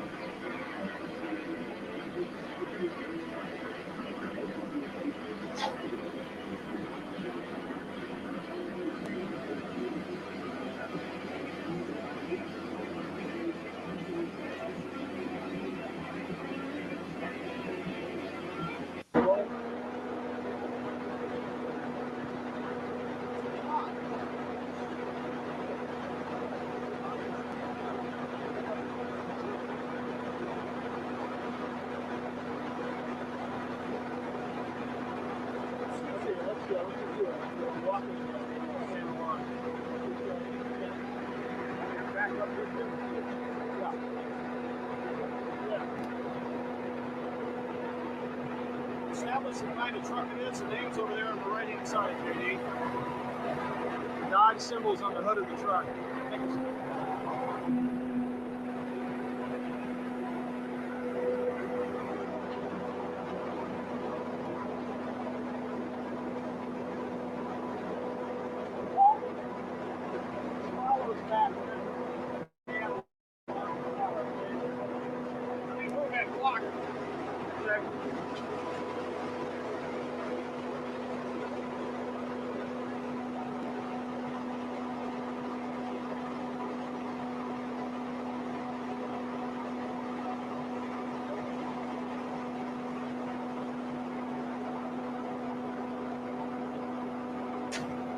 Watch yourself.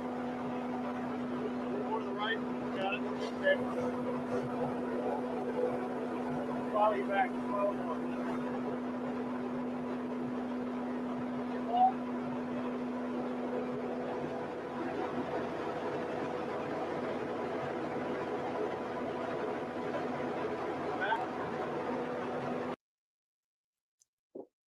I was curious what the same drum beat would sound like in 4 different genres.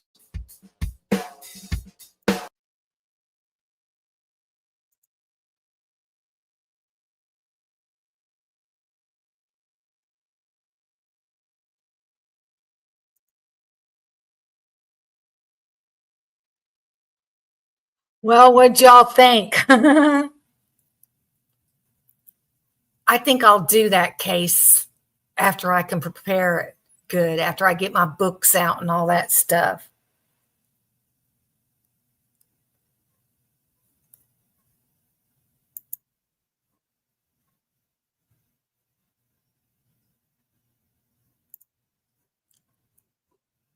Okay.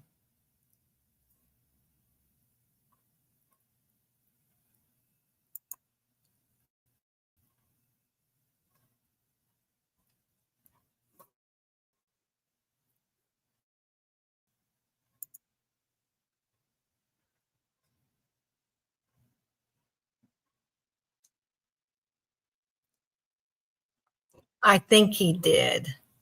I think he did set up the killings. Do you want to watch Logan, Susie, where you were talking about that tape? I can't talk. Tape. I can't say it. In Xana's room. I wonder if no, she's not showing up first.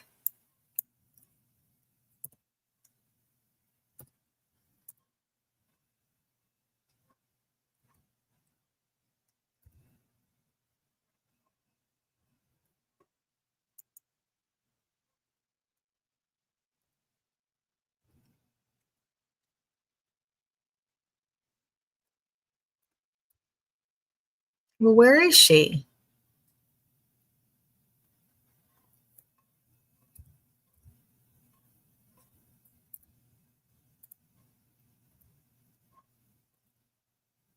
Well, shoot fire. Is it Bronx Tales?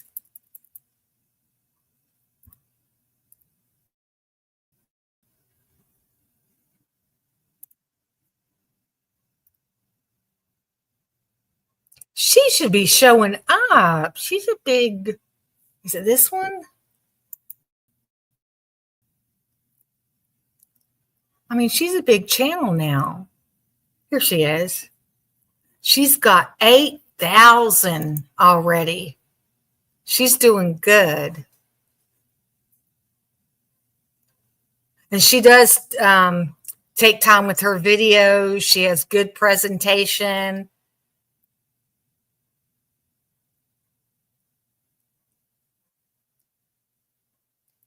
I watch mostly the Idaho4 and some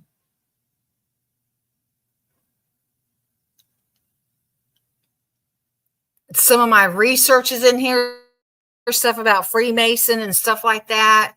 And this other channel I watch where she has videos that she compiles from TikTok and all about the living crisis in America right now, how people are sharing how they're freaking out about things, the high cost of rent, they can't sell their homes or they can't buy a home. The rent is like $1,500 and above. People can't find jobs. They put out like 200 resumes and don't get a call back. And a lot of people complain about not being able to find a job and all that kind of stuff. And some of my conspiracies. Now, where's the one with Logan where she does Xana's room? Help me out, Susie. Oh, here, let me do this.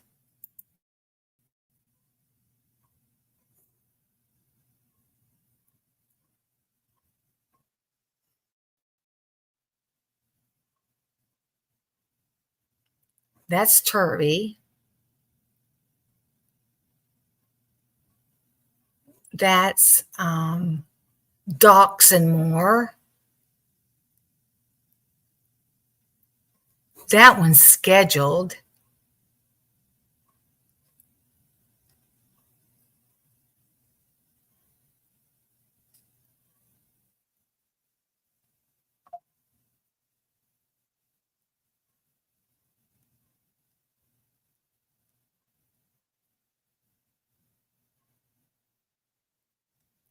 Come on.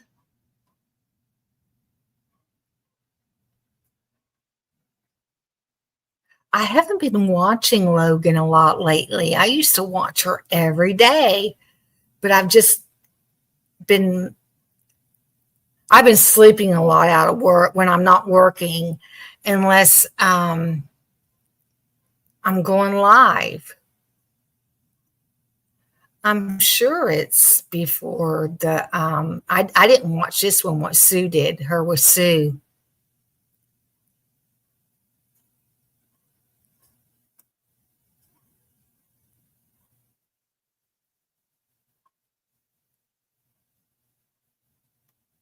I want to see her do their interview with Hannity. I don't like Hannity. And he made sure they went by the narrative too.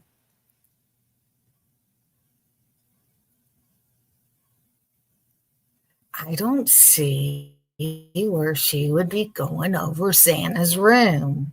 Susie, are you there? And she makes good thumbnails. And in her videos, when she does presentations, she has stuff set up, where you can read. Like she really put a lot of work into it.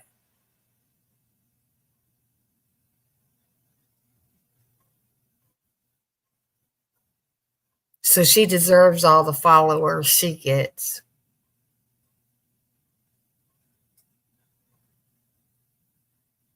Bethany's phone. What do you all want to watch? for Idaho4.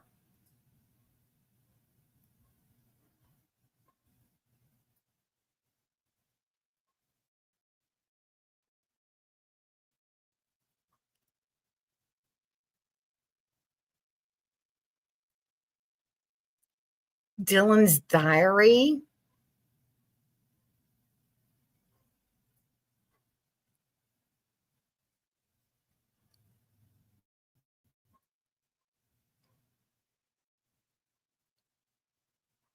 Anything Idaho4. I hear you.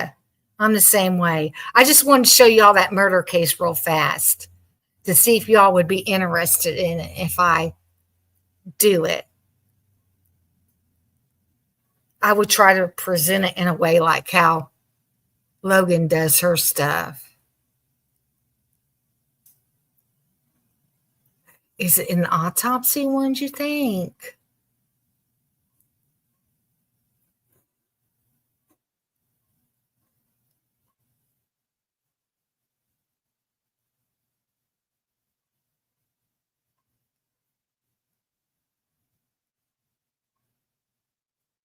Okay, I've seen a lot of those.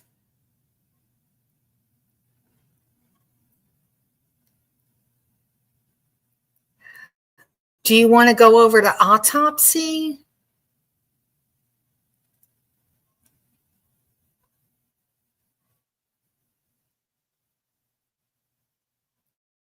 This is them discussing the autopsy and surprise guest.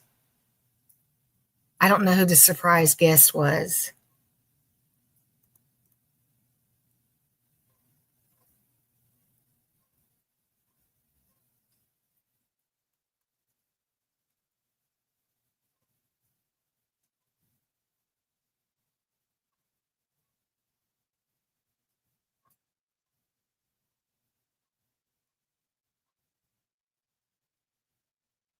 I wonder what this one was like. I want to hear Bill Thompson's statement where he, oh, I figured, Edie. Well, Edie, since you're the one that can find videos for us, what should we watch next? Do you want to come back up?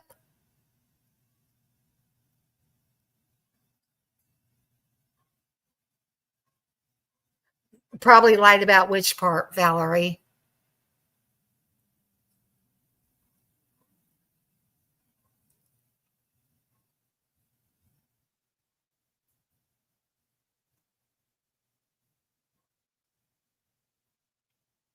Okay, hold on a second.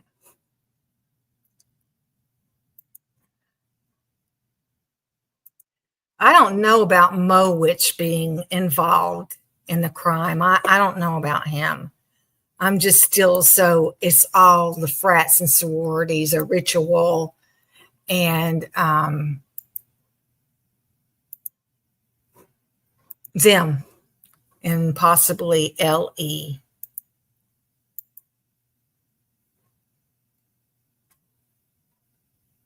Where is it? There we go.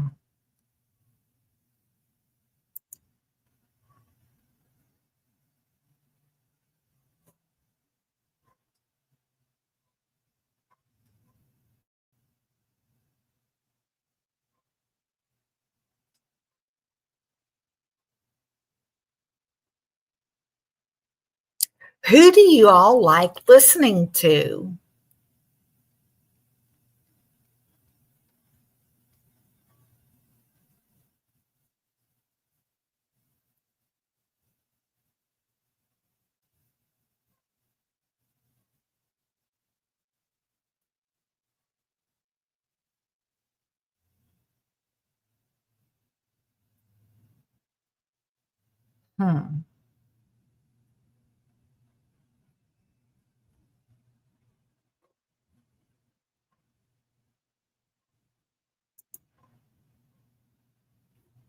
I hope I can see you when you pop up, Edie.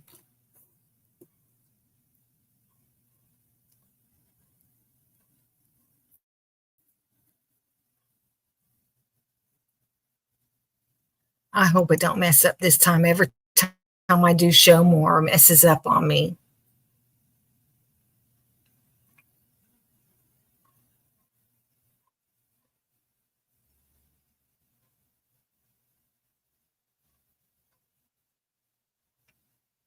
See?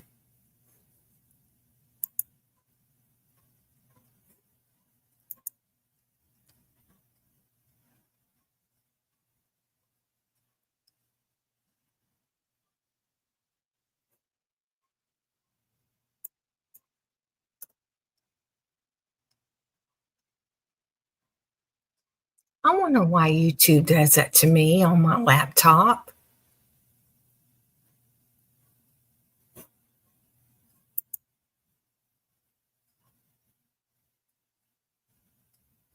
No, I don't mind Birdie.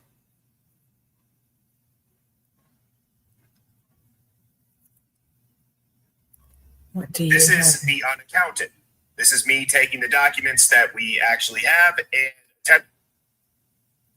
Okay, so this is one of his shorter videos.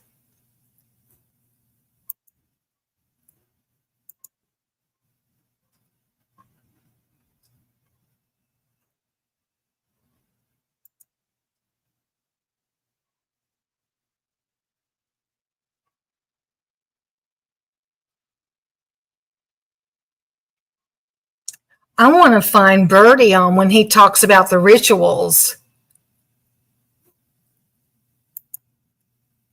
And I can't find his video that I'll get out of there.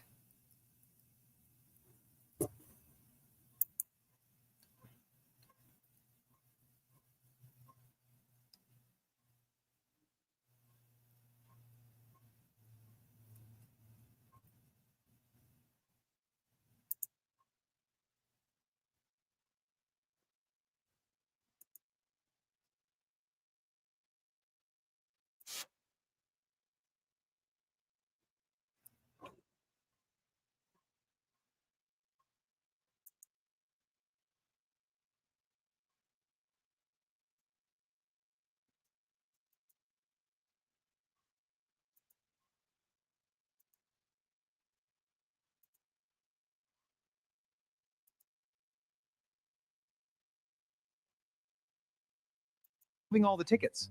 Theo, the Monday intake agent. Resets, access requests, licenses. Theo screens. and attempting to fill in the part of the. Okay, Edie, are you coming up yet? Let me get to my chat where I can see it. Okay, you're going to get a cup of coffee.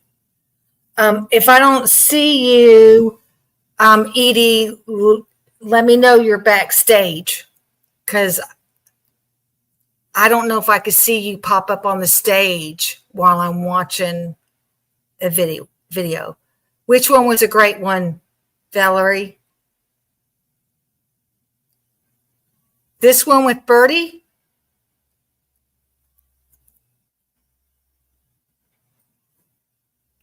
I spent days connecting this. Now it all makes sense.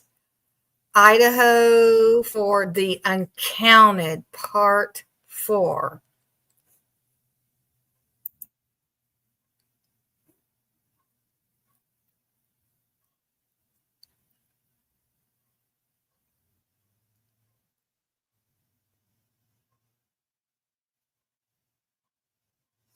I do like this. We do not tell you what to think. We put the facts on the table, question what does not add up, and follow the evidence wherever it leads. Narrative warfare. Oh, yes. Oh, okay. Which one is that then? I wonder. Yeah, hold on, Edie. We'll probably get back to this if I can't find. Was it like a live? Okay, it was like around a year ago. Okay.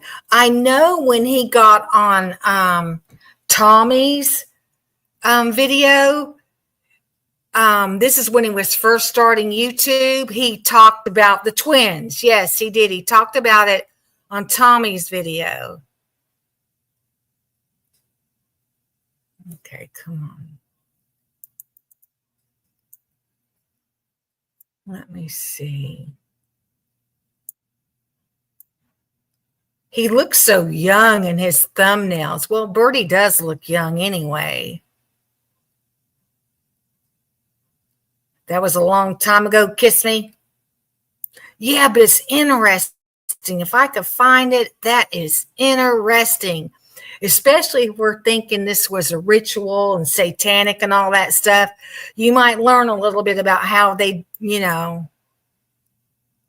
how they can actually do a ritual like this kind of ritual.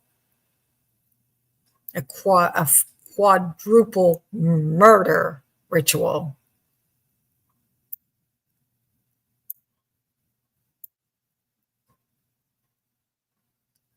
Where are we at? 6 months ago. Dang, Birdie makes, well, he goes live every day.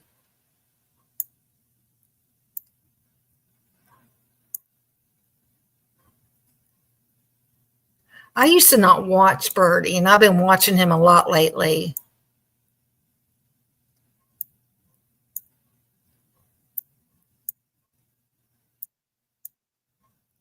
He does a lot of interaction with the chat and his members or subscribers.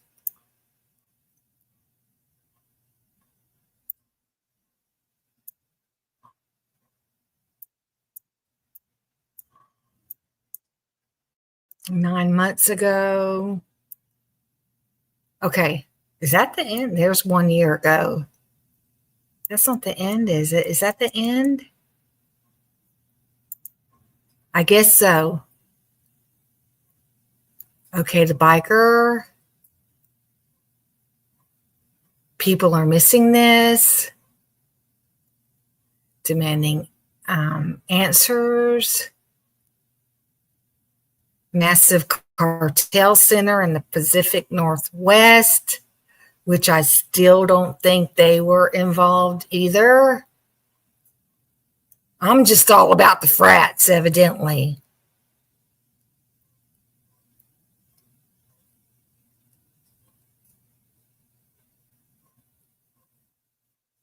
Oh, I don't want to go through the interview again, Susie, because we watched Lana's and then that one by Kate.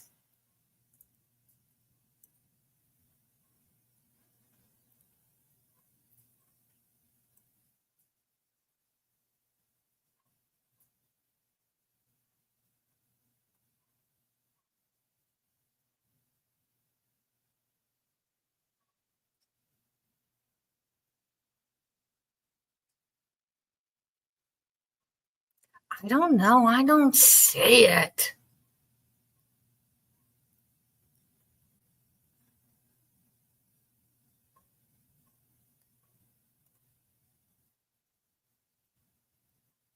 Let's go to videos.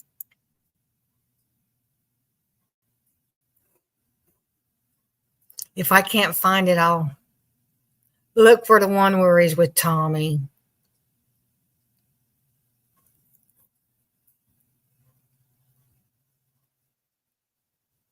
Okay, let me see where we're at.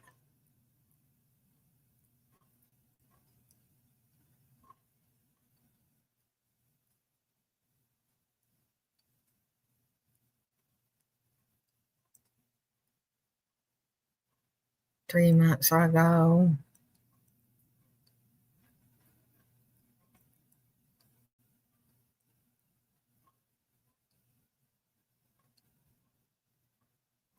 When he was on Tommy's, he talked about doing this.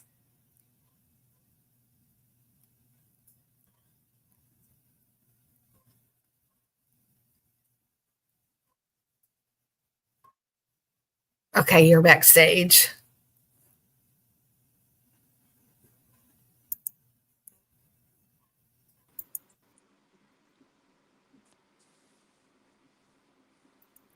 Okay, I'm trying to find the ritual one first.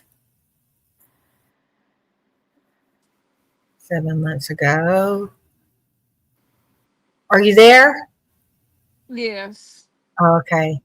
Oh, that was one of my favorite ones. I really like. I thought that guy was amazing. He had some fact. He threw out some names and some facts. Which one? The one that you want me to watch? No, the one you're looking for, the ritual. Oh, one. okay. Okay.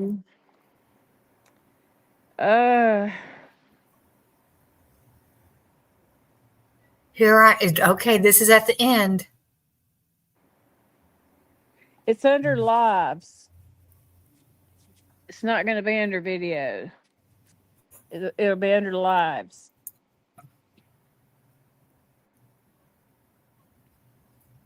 I wonder if I can search it.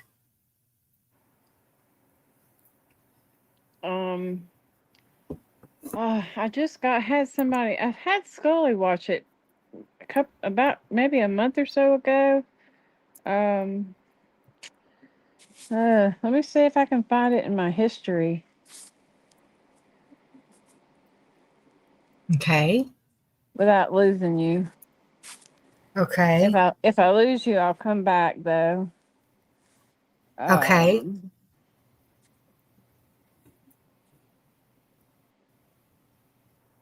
That was 5 minutes ago. 5 months ago. That was 3 weeks ago.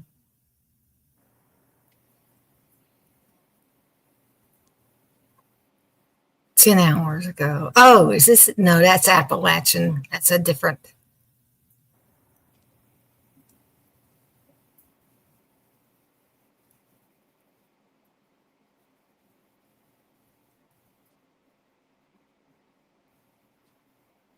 $4chan post.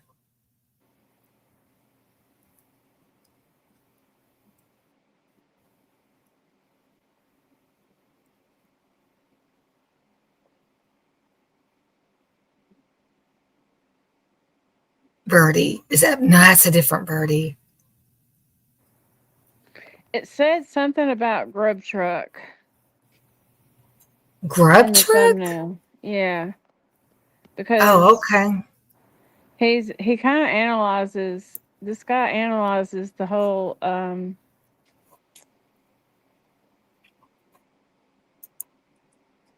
all the people at the grub truck basically. Mm-hmm. That goes with this twin theory.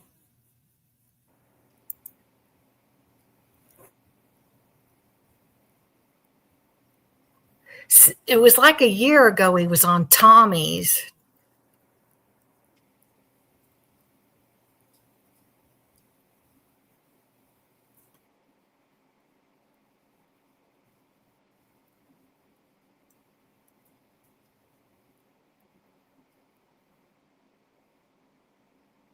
Come on.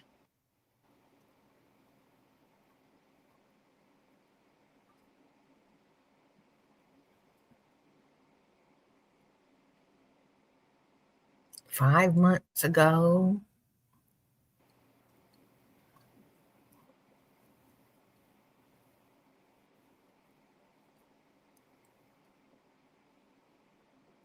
Okay, I found it. Oh, you did? Ritual. Oh, okay. Ritual at the grub truck. How long ago was it? Can you tell?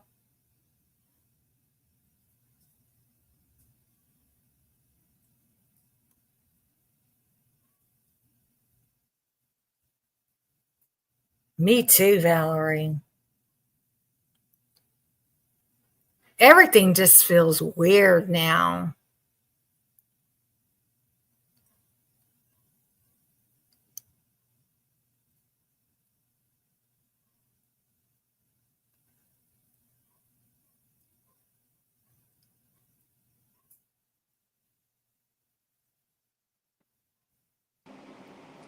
Can you tell how long? Oh, here we go. Here we go.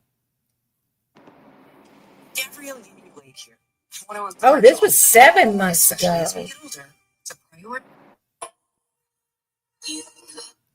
Okay.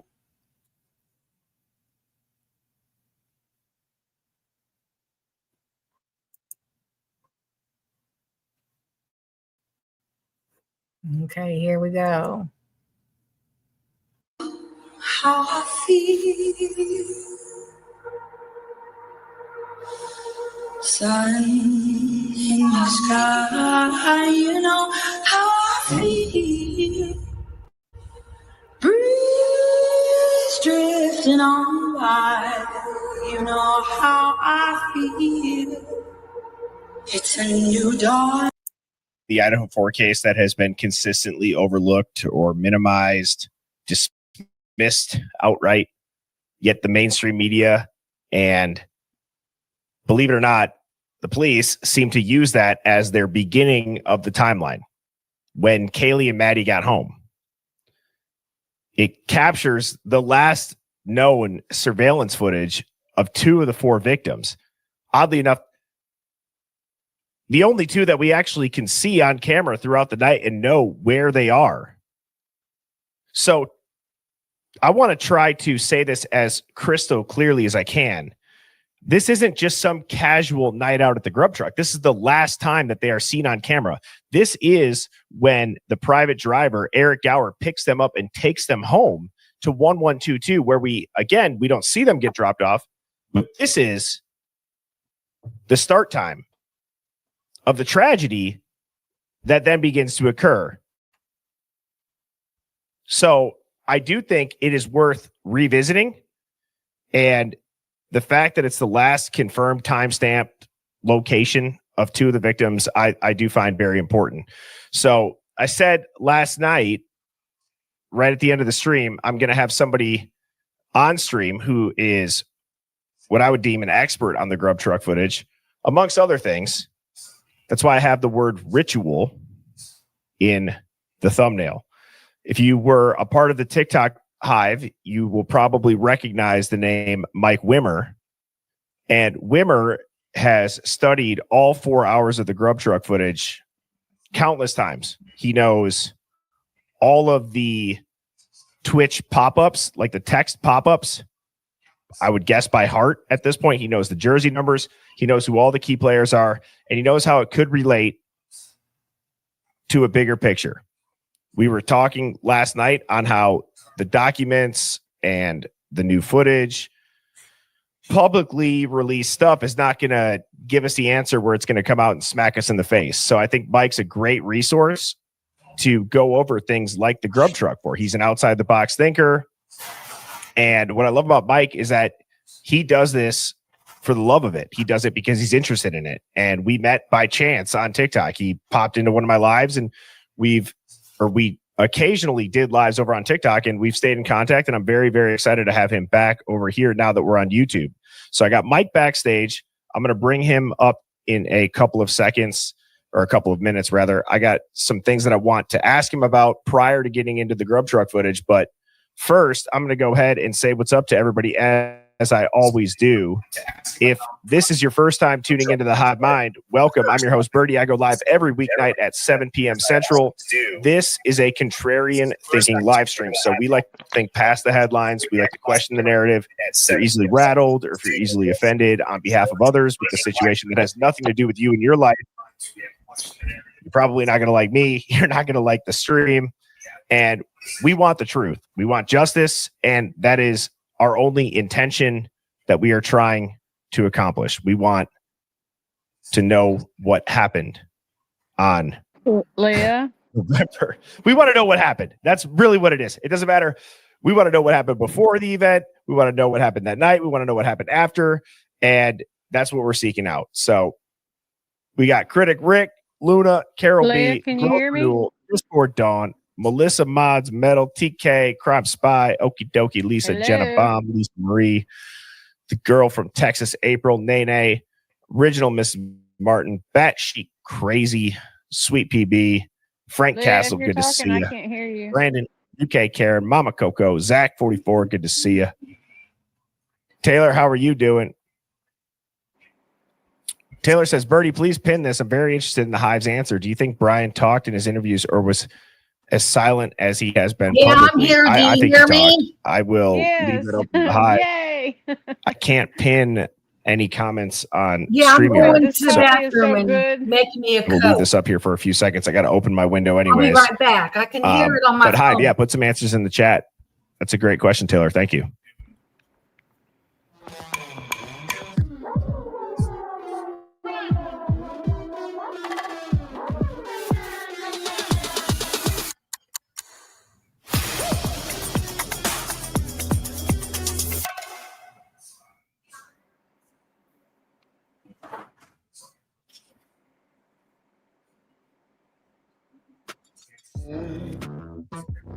Save time creating content and generate a high-quality clone of your voice with 11 Labs.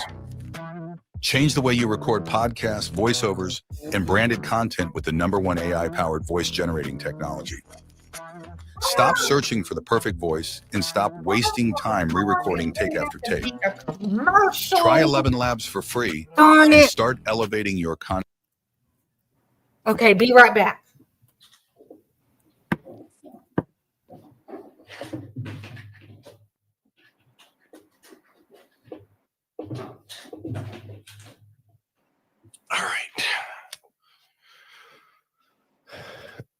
Jeremy Pearson, XO, I'm Ghost, 530, Sessa, Cookie's Corner, Dog Lover.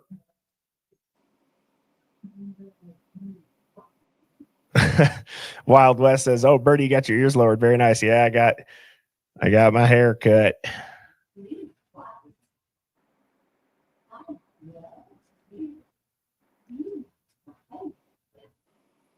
How can they tell he got his hair cut with a hat on? All right, we're back. The heat kicked on. Amanda B says there's reports. So yes, he talked. Amy Lou says talked. Missing on.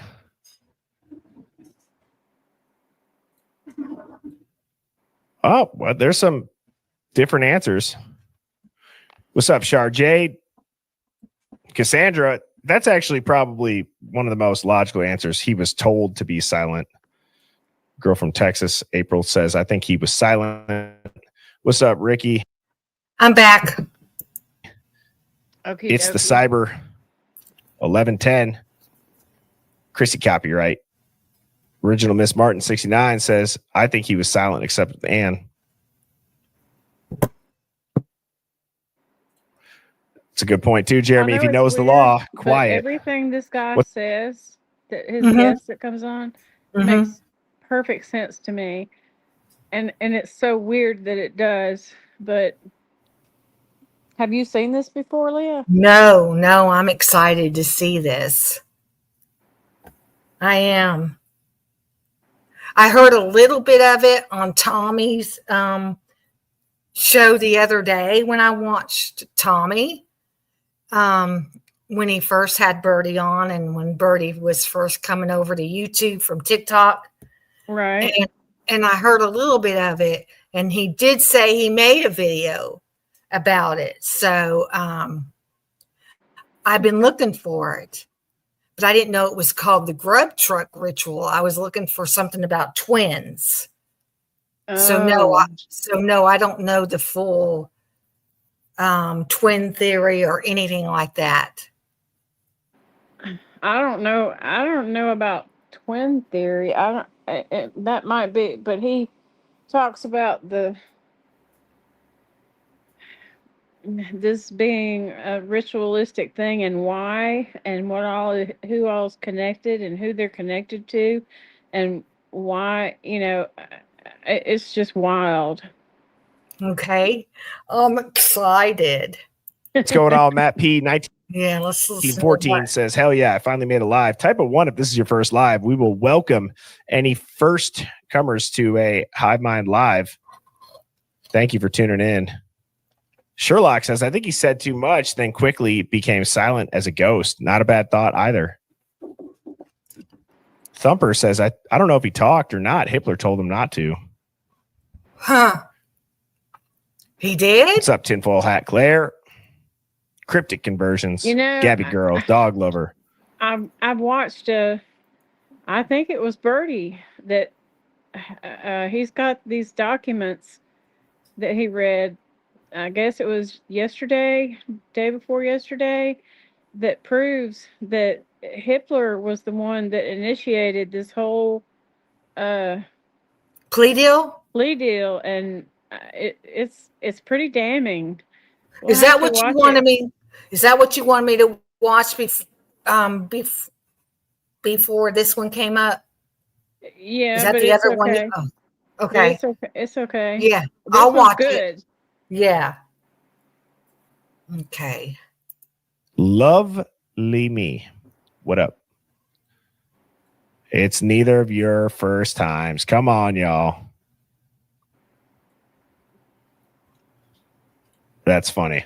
Well, a couple housekeeping items as usual. If you have not hit that like button, please do. We got almost 600 people in here, only 200 likes.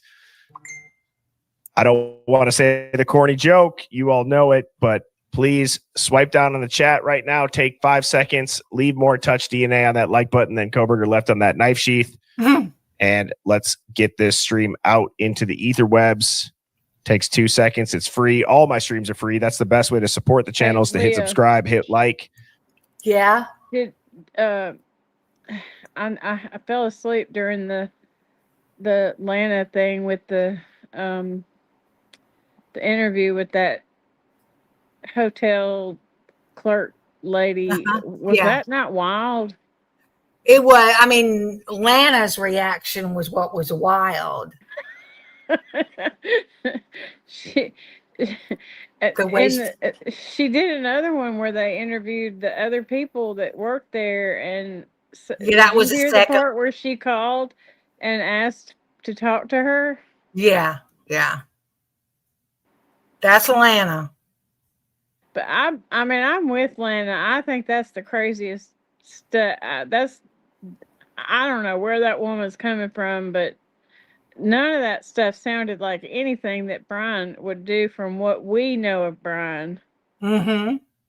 Now, the hotel key that he wanted to leave for a Maddie, all the hotel people were saying that happened. Huh. Yeah, she was scream laughing. She was very dramatic. Yeah. Okay, let's watch this. All right. And in addition to that, we do have a giveaway alert going on right now through midnight on Christmas Eve. So if you spend $50 or more at the HiveMindStore.com, you will get a free HiveMind t-shirt. We have Scrub Truck t-shirts. We have Loyal to the Full. For those people that don't stop watching come on, Carmer. I am going to get premium. I declare I'm going to get premium.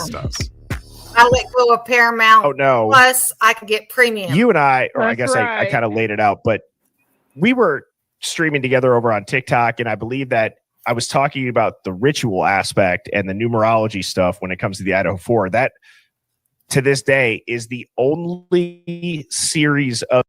I don't understand numerology. I believe it, but I don't know how to do it. I've never really researched numerology, but I have all the other stuff. I haven't videos that I have ever had taken. I do believe that it's a thing. Yeah, I'm sure I could find a good video on it out of my conspiracy videos that I've saved. I have a lot of conspiracy videos. Down on TikTok. I actually have gotten a strike and demonetized for those videos where I'm still not, able to post anything other than clips on TikTok. I don't want to risk anything and lose that profile. What are your thoughts on that? Why do you think that is?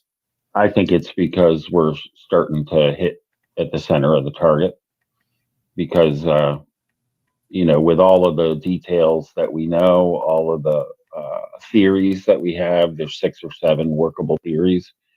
The organization that's involved, the group that's involved is secret and cultic, and they don't want us focusing on that. And it's a scary topic.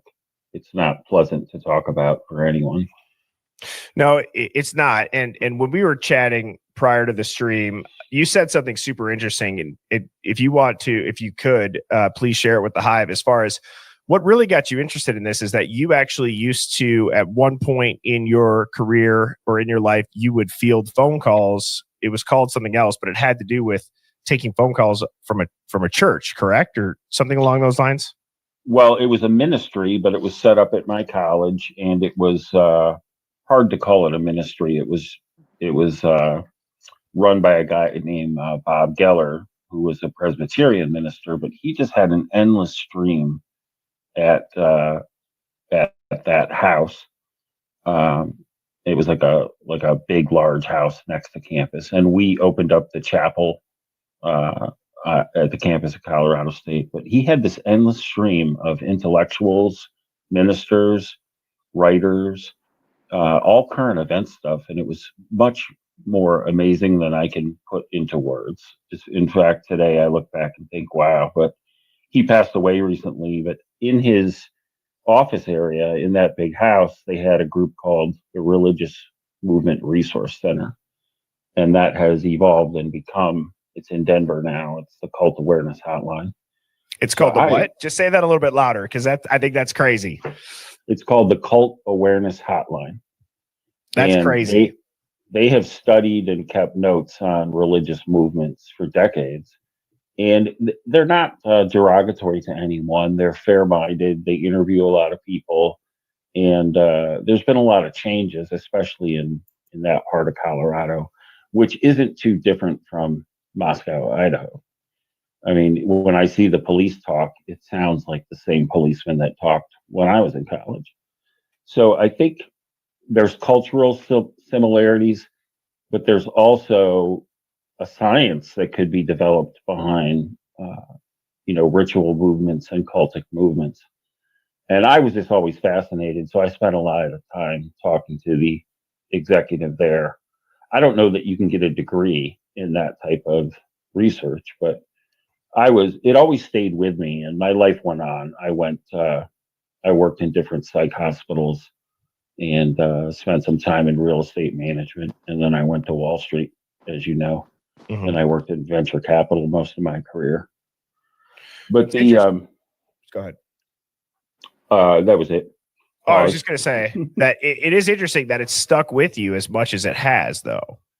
Yeah, I always felt like I was always empathic enough to see through group dynamics and similarities in different religious movements anyway. And I always wondered why authority figures ignored what was so patently obvious. Some of that is youthful. All of us are like that in our youth, and in college we get a little rebellious, but it's amazing how choices are made at the top. And I think you and I talked about this at TikTok. We've all just seen some horrendous shit come down in our day. And you're just sitting there like, you've got to be kidding me. What is management thinking? Right. So I think that applies here no matter what. And I continued to research the whole case. Obviously, I was a little bit late to the table behind Sidney Norton, Pratt Norton, and others. But I learned a lot from them and developed my own theories. And then I figured I met some people who were ahead of me in the cultic concept, the ritual concept.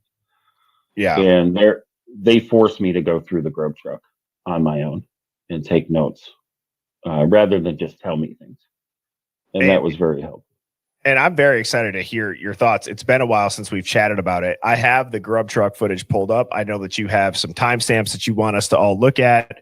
As you know, Mike, I know you said that you've tuned into the Hive, but again, for anybody that this is their first time tuning in, this is a super interactive chat. So Mike, obviously don't get distracted. Don't get distracted if I'm putting comments up on the screen.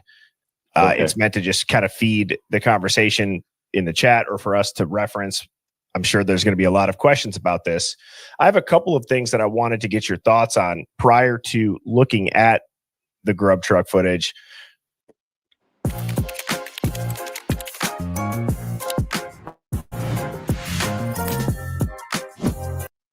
Which, as I go through our Discord and I go through some stuff just in general on social media, whether it be X or Facebook, Instagram, whatever it is, when I see stuff about the Idaho4, I find this very peculiar. So I was showing you this a little bit backstage just so you kind of get your thoughts prepared, but this is Brian Koberger's apartment, right? It looks very empty. He has random books. He's got papers that have NIJ proposals about, your formal proposals. How do you get approved for those things? He's talking about plea deals and how 90 to 95% of cases never go to trial. People are overcharged. They settle on a plea. And then on his TV stand, there's this birthday card, and it is Teddy Roosevelt riding a T-Rex. And it says, both of your egos, you are a dino and professor, LMAO. It's very odd. I don't know if it's cryptic, but I figured with you and me tonight talking about ritual-esque style stuff, cultic stuff, numerology, things like that go into, or as we know, go into rituals. I thought this was interesting. So Teddy Roosevelt riding a dinosaur, randomly, Brian Koberger in his apartment, right? And he was at WSU. I find this is from September. The University of Idaho, September 2022, by the way, recognizes that Teddy Roosevelt, 26th president of the U.S., visited the University of Idaho in 1911. He addressed a crowd on top of a platform made of wheat sacks in front of the admin building. And you can see the actual picture here where somebody's holding it up. Now, what I find pretty remarkable is I was able to track down the University Argonaut paper where this is from April 3rd of 1911. Roosevelt will visit campus on Monday. He's going to take breakfast at the Riddenbaugh Hall or Riddenbaugh Hall, and he planted a tree. That tree is still planted next to this admin building today. It's just over to the right. Yeah. So I thought that was interesting that Koberger's got Teddy Roosevelt, and like 2 or 3 months before the murders happened, they're talking about Teddy Roosevelt. Again, I don't know if it's connected. I just think that type of shit's interesting. What kind of tree was it? Does the article say? It looked, well, I'm not going to know the technical name other, like if it's a certain type of pine tree, but it looked like a pine tree. Like, we might, you know what? I bet I could Google it. Teddy Roosevelt pine tree, Idaho, 1911. Let me just see if I can. It was a Colorado blue spruce. Interesting. And here's a photo of it. Wow. That's the one that was planted. Yeah. And here's some pictures of it again. But there he is. Well, just off the top of my head, this is just a few years before what looks like a relative of Brian's was president of U of I, and everybody shoots us down on that concept. But if the Hive hasn't looked at those photos, look at those photos and the background of that particular president. The conflict could go back. I mean, it's cryptic in the sense of he's got Roosevelt, and Roosevelt was also there and being promoted so much. There is a concept in these types of ritual unalivings where they want to go after the whole family tree. Right. So they want to take out everybody. And I thought that about, with Ethan Chapin and being firstborn. And I thought about lots of other things. But, Brian is the fifth victim, if we're going to presume his innocence still. I mean, I'm still blown away that they forced him into a guilty plea. I wanted to see the trial. I think everybody did. I can't believe, I don't think the timeline would have survived a trial. No, they didn't have any evidence. I've heard you talk about it on your channel, and about 40 new creators who have popped up as a result of the enormity of this deception that they've pulled on us. But there's some great, like Booking with B. I think you know her. And I see Sherlock Rome's in here. Shout out to Sherlock. I watch his stuff. I've been watching Skull Mackay's music videos. He's doing a little rap thing. He's well connected to the case in our little community. I'm just blown away at his talent. And then I can go on and on. Outcast. I know you know Outcast. I've been following him for a long time. And just Are you the still one there, creator Leah? paid Yeah. $900 to get a bunch of stuff. And look at. Can you imagine if we would have had this 2 years ago? We would have been diving through all of this. Oh yeah. Another creator that I've been getting a lot of stuff sent from that I saw a really, really interesting TikTok was Karmic Retribution. Mm-hmm. Yes, I've seen that too. Is a woman or a man? To be honest, I don't know, because the video that I saw was like, it was talking about how the RAV4 wasn't there when the first cop car pulled up at noon, when Gunderson pulled up. It's crazy, dude. So great. And now, it verifies what people have been saying for a couple months. Bethany wasn't there. She wasn't at the house. She's pulling up in that car. She even tells the cop, "Oh, I was down there." I just don't even know. You know that I don't have any words for just the unprofessionalism and the weirdness. And I just think it really is a group situation, a group of criminals. And I think the grub truck itself, they're telling you, they're narrating it. That's a good way to start about what is the grub truck. It's the narration of the evening's events. And you can tell that without any commentary from anybody else. When you watch it, you're like, what is this? Because it's more than street theater. It's definitely not just witty marketing, and it's street theater to a certain degree, but it's socially focused on some of the conflicts of the area.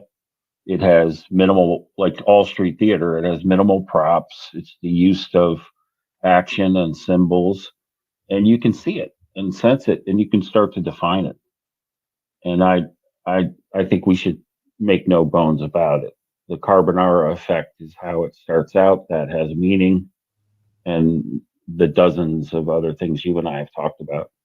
Yeah. And again, I'm stoked to get into all that. I think you were the first person to use the term street theater, and Hive, keep that term in mind as we get to the grub truck footage. I have 2 video clips to play prior to doing that. Again, I just thought that the Teddy Roosevelt thing, I don't know what it means. I just thought it was an interesting connection.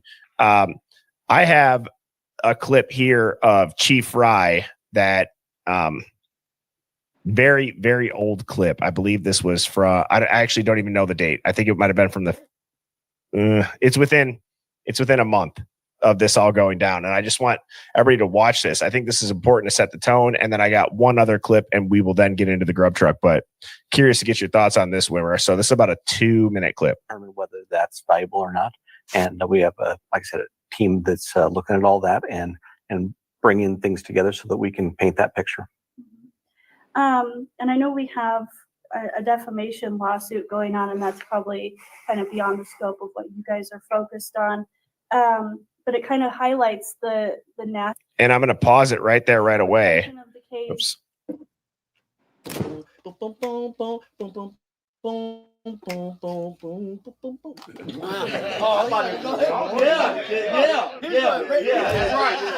right.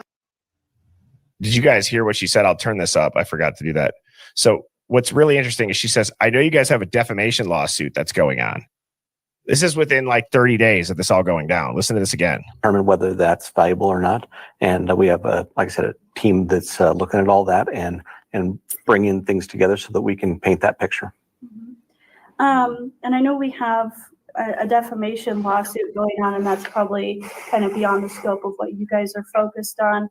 But it kind of highlights the national attention of the case and kind of just the, I guess, messiness of the case and what's going on. Can you talk a little bit more about that? And I just learned about that this morning on the news, and I read it in the paper over the weekend. That has to do with the university and the professor, and we're focused on this homicide right now. Bro, that's so crazy. They totally talk about this defamation suit. He says, I saw it on the news this morning. I read about it in the paper over the weekend. And then it's about the professor and the university. It's like, hold on. And he doesn't care to go into any details. He's like, we're focused on the investigation. We're first focused on the homicide, which again, I understand that, but kind of a weird question for the reporter to ask. I'm sure there are people that are aware of whatever this defamation is, but going back and really listening to hearing him say it, he wanted nothing to do. He completely, as CK6011 said, he just avoided and deflected that completely. Yeah. Yeah. Totally. It's amazing that he's getting his news from the newspaper. He's the chief of police. He's the chief of police, and he's like, I found out on the news. I read it in the paper. It's remarkable. And it's amazing. I think the lawsuit they're referring to is a creator who suggested that a female professor had a relationship with Kaylee. And that became like a big, big lawsuit. And I think the professor won because the woman didn't have facts. She had theory, but it turned out to be not true or unprovable. Yes. Well, and a psychic, right? Yeah, I think she was a psychic. I try to avoid some of that because it's just too strange, even for me. I'm an out there thinker, but I don't know that the spirits are communicating with these people. I, of course, as a Christian, I believe in the Holy Spirit, but I don't believe that they're hearing anything of accuracy. And it's all maybe we'll have another live about that. But it would be a good time to maybe say, I don't disrespect police officers. I don't like corruption. I've been asking my local cops all along because they know a little bit about the case, not as much as us, but they need to be respected. They're out there facing it every day, and I'm not. So it really isn't my place to criticize. And I feel bad sometimes because I don't want them to feel defamed if they're legitimately doing what they're supposed to be doing. But I wanted to get to the bottom of this particular case, maybe a couple other ones, but I just don't know how to go about it. But I do know that something is awry. I think everybody knows. Yeah, even the agree. families.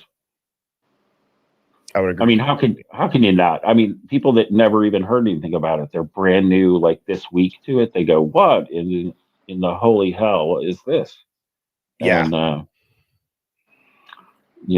forgive my French, but I was the same way. I think you know this. I really wasn't involved. I was watching 4chan in 2022 and laughing and watching people dissect it accurately, as you know. But I didn't really come after Brian got arrested. Then I was like, wow. But I believed it. And then I started watching people on TikTok, including Sydney, Brett Norton. And I learned a ton there. And I was like, this is just a complete shit show. And and you know the story from there. Brett Norton was the first live that I ever went on. I think I remember that. Yeah. I remember that. I talked about my welder theory. And again, this is back before anything was released. So talk about true speculation and trying to make what we know work. I wish that TikTok lives could be watched again. We did a lot of really good work over on TikTok. Mm-hmm. Yep. It's a shame. I hope that they modernize some of their issues. And I think it's happening because they just can't do this anti-free speech thing much longer. And it's just a whole different environment over there. It really is. And Wimmer, I'm going to let this play here. It's got about another minute. I won't stop it again. We'll just listen to this, and then I got one clip, and then we'll get into the grub truck. Okay. So that's what we're going to continue to focus on. Mm-hmm. How do you stay focused on the facts of the case with all of that extra stuff going on? Well, I think it's part of what we do. It's, we're trained to investigate things and we're fact finders. That's what an investigation does. It puts all the pieces together so that we can paint the picture so that when an arrest is made and it goes to trial, that we can lay that all out for a jury to be able to see the facts and see how we got from point A to point B. Mm-hmm. The property owners of that unit that the students were in, have you spoken with them? Are they cooperating with law enforcement? We have spoken with them and they are cooperating. As we're thinking about winter break coming to an end and students coming back, do you have a message for those students who are returning? You know, I think I stated in an earlier interview, we want the students to come back. We're going to do everything we can to provide a safe environment, but that really is a family decision. That's a decision that those students and the families need to make, but we're going to do everything in our power to continue to provide safety. I'm just going to change my shot here a little bit. And as I do that, I'll ask you,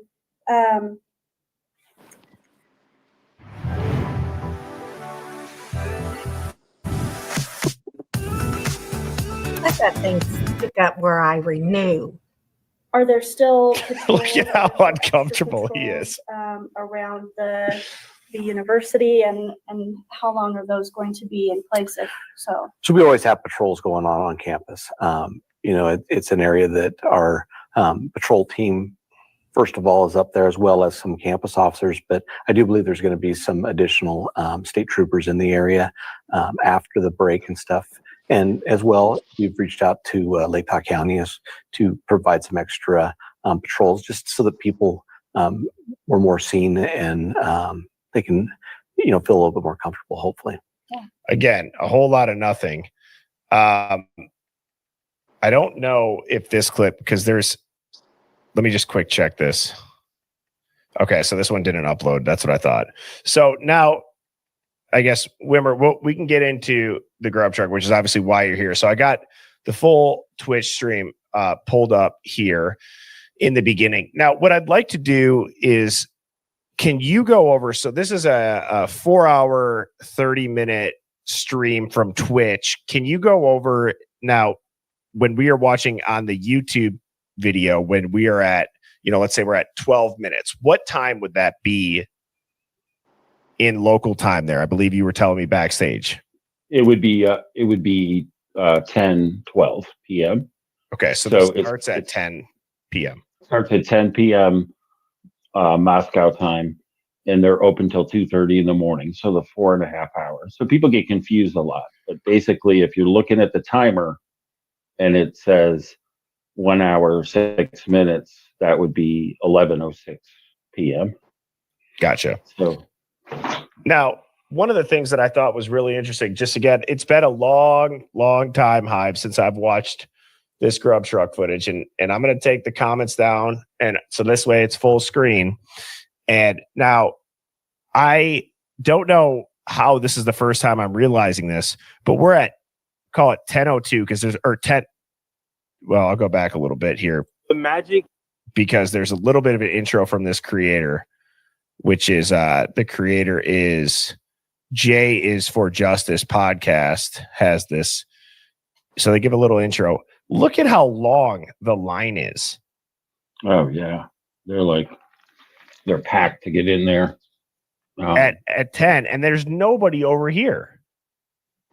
No, there's nobody. Well, nobody's ordered yet, because one of the confusing things is they are conducting business at the same time. So some of the comments, you have to separate the chaff from the wheat. Some of the comments are just business. Yeah. But I mean, a couple things. In the green sweatshirt, bottom right quadrant, that's Derek Mortensen, related to Dylan. Not a lot of people know that. And I got it muted right now so that we can talk over it. But yeah, things like that, Mike, I'm glad that you brought that up. So go over that again. So this guy right here, you see in the bottom right quadrant. Bottom right, you can't see him right now, this very second, but he's very vocal during it. Okay. That's him, black hat. And he has lots of sarcastic comments, but a lot of them are related to violence and even stuff about, like, I've told you about green peas versus Paloozers. They're sometimes they're talking to each other. Sometimes they're talking to the Twitch stream, which people have tuned in. And Tebow is in the top right quadrant, African-American gentleman. And he goes to Wazoo. He doesn't go to U of I, but he's in the Greek system. And he's pretty witty himself, but he's the one who introduces all the magic and the mystery at the very beginning of this segment. The first 25 minutes is pretty valuable. So if people don't have enough time to go through it all, watch the first 20 minutes because they're setting the tone for something. And it's the carbonara effect. This purple on the screen right now is the Ligby. That's the first customer to chime in. That customer, and people should research what a Ligby is because it's a ritual mask. And these are the things that I discovered on my own when I told you that they forced me to go through it on my own so I would discover things. And so that's interesting in the very least. You know, we're thinking that there's a ritual that happened. And so the first person Leah, is nicknamed the Ligby, who's chiming in. do you remember in some of the things that we've seen that are like that people have made like shorts of and stuff where it shows you can't see like people, but you can see figures, and it looks like they have on these weird masks like that. Do you know what I'm talking about? Yeah, but I haven't seen it, but I've heard about it. Like even Tommy in his reflection series, when he was talking about reflections, he can see people in robes. Yeah, and some of them, it looks like some of those masks that he just showed, but it never shows like all of it. But I mean, I don't know. I believe in this. I may be wrong, but I've seen a lot of those videos where you just see like a shadow of something, or you see something in the far distance, and they have it kind of blurred out, but you can still make out that it's some kind of. It almost looks like an animal person, but I think it's these masks. Yeah. Anyway, I just wanted to throw that in there. Okay. But I think I know what you're talking about. They wear the masks that look like animals and stuff like that. Yeah, who did that? The rich people, the real rich people that starts with the R. Y'all know who I'm talking about. They're almost like the richest people in the world. It starts with an R. It'll come back to me. Okay. I don't know about the carbonara effect. Rothschild, there you go. They had parties where they would wear the animal head mask stuff. Yeah, that's pretty There's wild. pictures. There's pictures of it on Google. Yeah, Rothschilds, right? Best to me, Rothschilds. And there's another one with the R that starts with the R too, but I can't remember.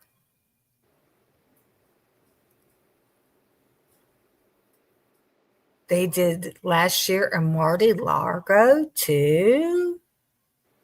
They wore masks like that, Valerie. Wow. See, I believe Trump's a Freemason now. I see all the signs. I tried to ignore them, but I can't ignore them no more. I just can't. YouTube's messing up best of me. That's right after Tebow talks about the secret, the magic and all the mystery and the carbonara effect. And as people know, the secret, he says, is peanut butter, and then he sniffs. He sniffs to show the white powder. White powder? And they joke about it. Apparently, so peanut butter there's more was than code for something going down with drug trafficking here. There's certainly a lot of allusions to ritual, psychedelics, and local conflicts. Yeah. And for people that are asking, what is the carbonara effect? A couple I guess synonyms of it would be Mandela effect, bystander effect, the placebo effect, right? So it's a collective false memory, but the bystander effect is very interesting when you think about a synonym. And that is when individuals are less likely to help in emergency when others are present and in danger. And you can also think of the carbonara as perceived magic as well.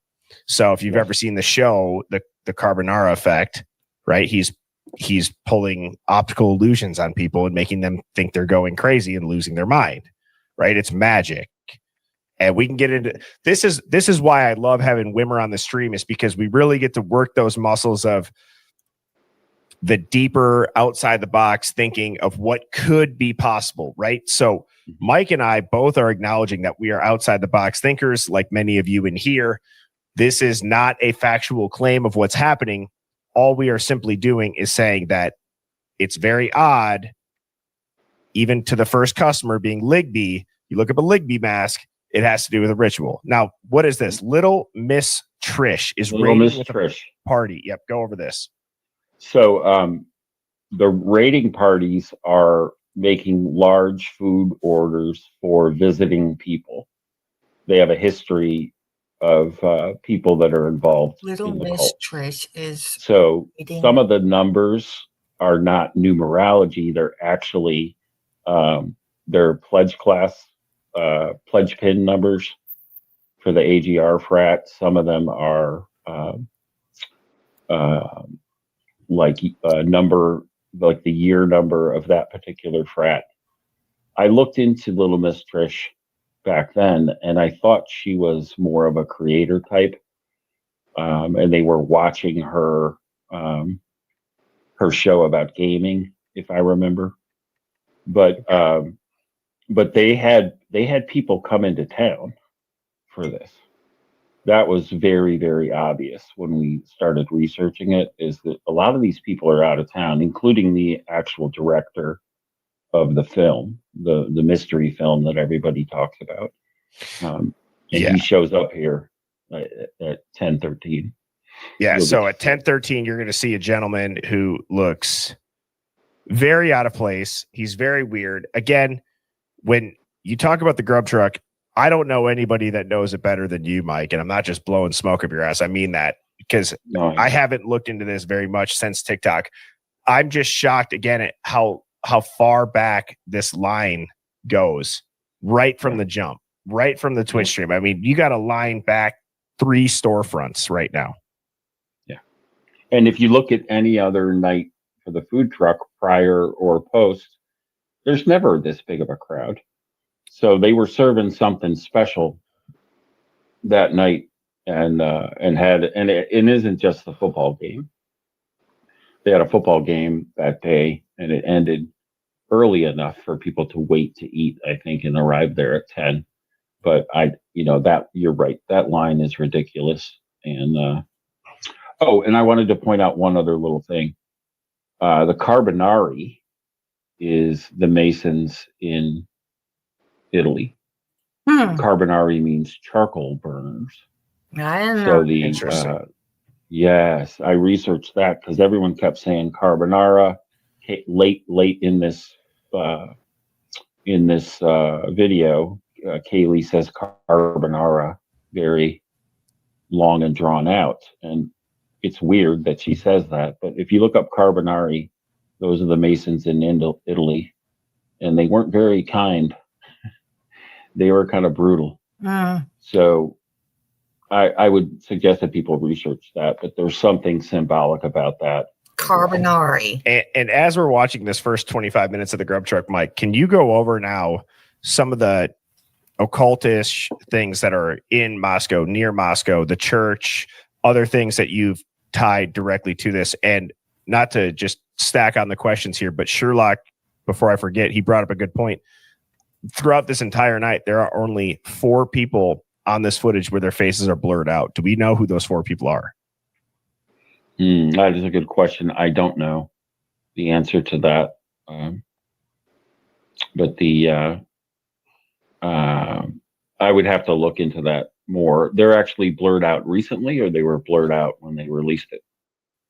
So I just saw Sherlock put that up there. I'm kind of taking Sherlock's word just because I know, or at least in my mind, I feel like Sherlock's got some credibility when he says stuff like that. So I'm not sure when, but going back to, and I'll put his comment up on the screen when we get there, but going back to things that are in and around Moscow, the grub truck, I believe when we were on TikTok, we talked about there is a church that is within walking distance of 1122 or walking distance of the grub truck, correct?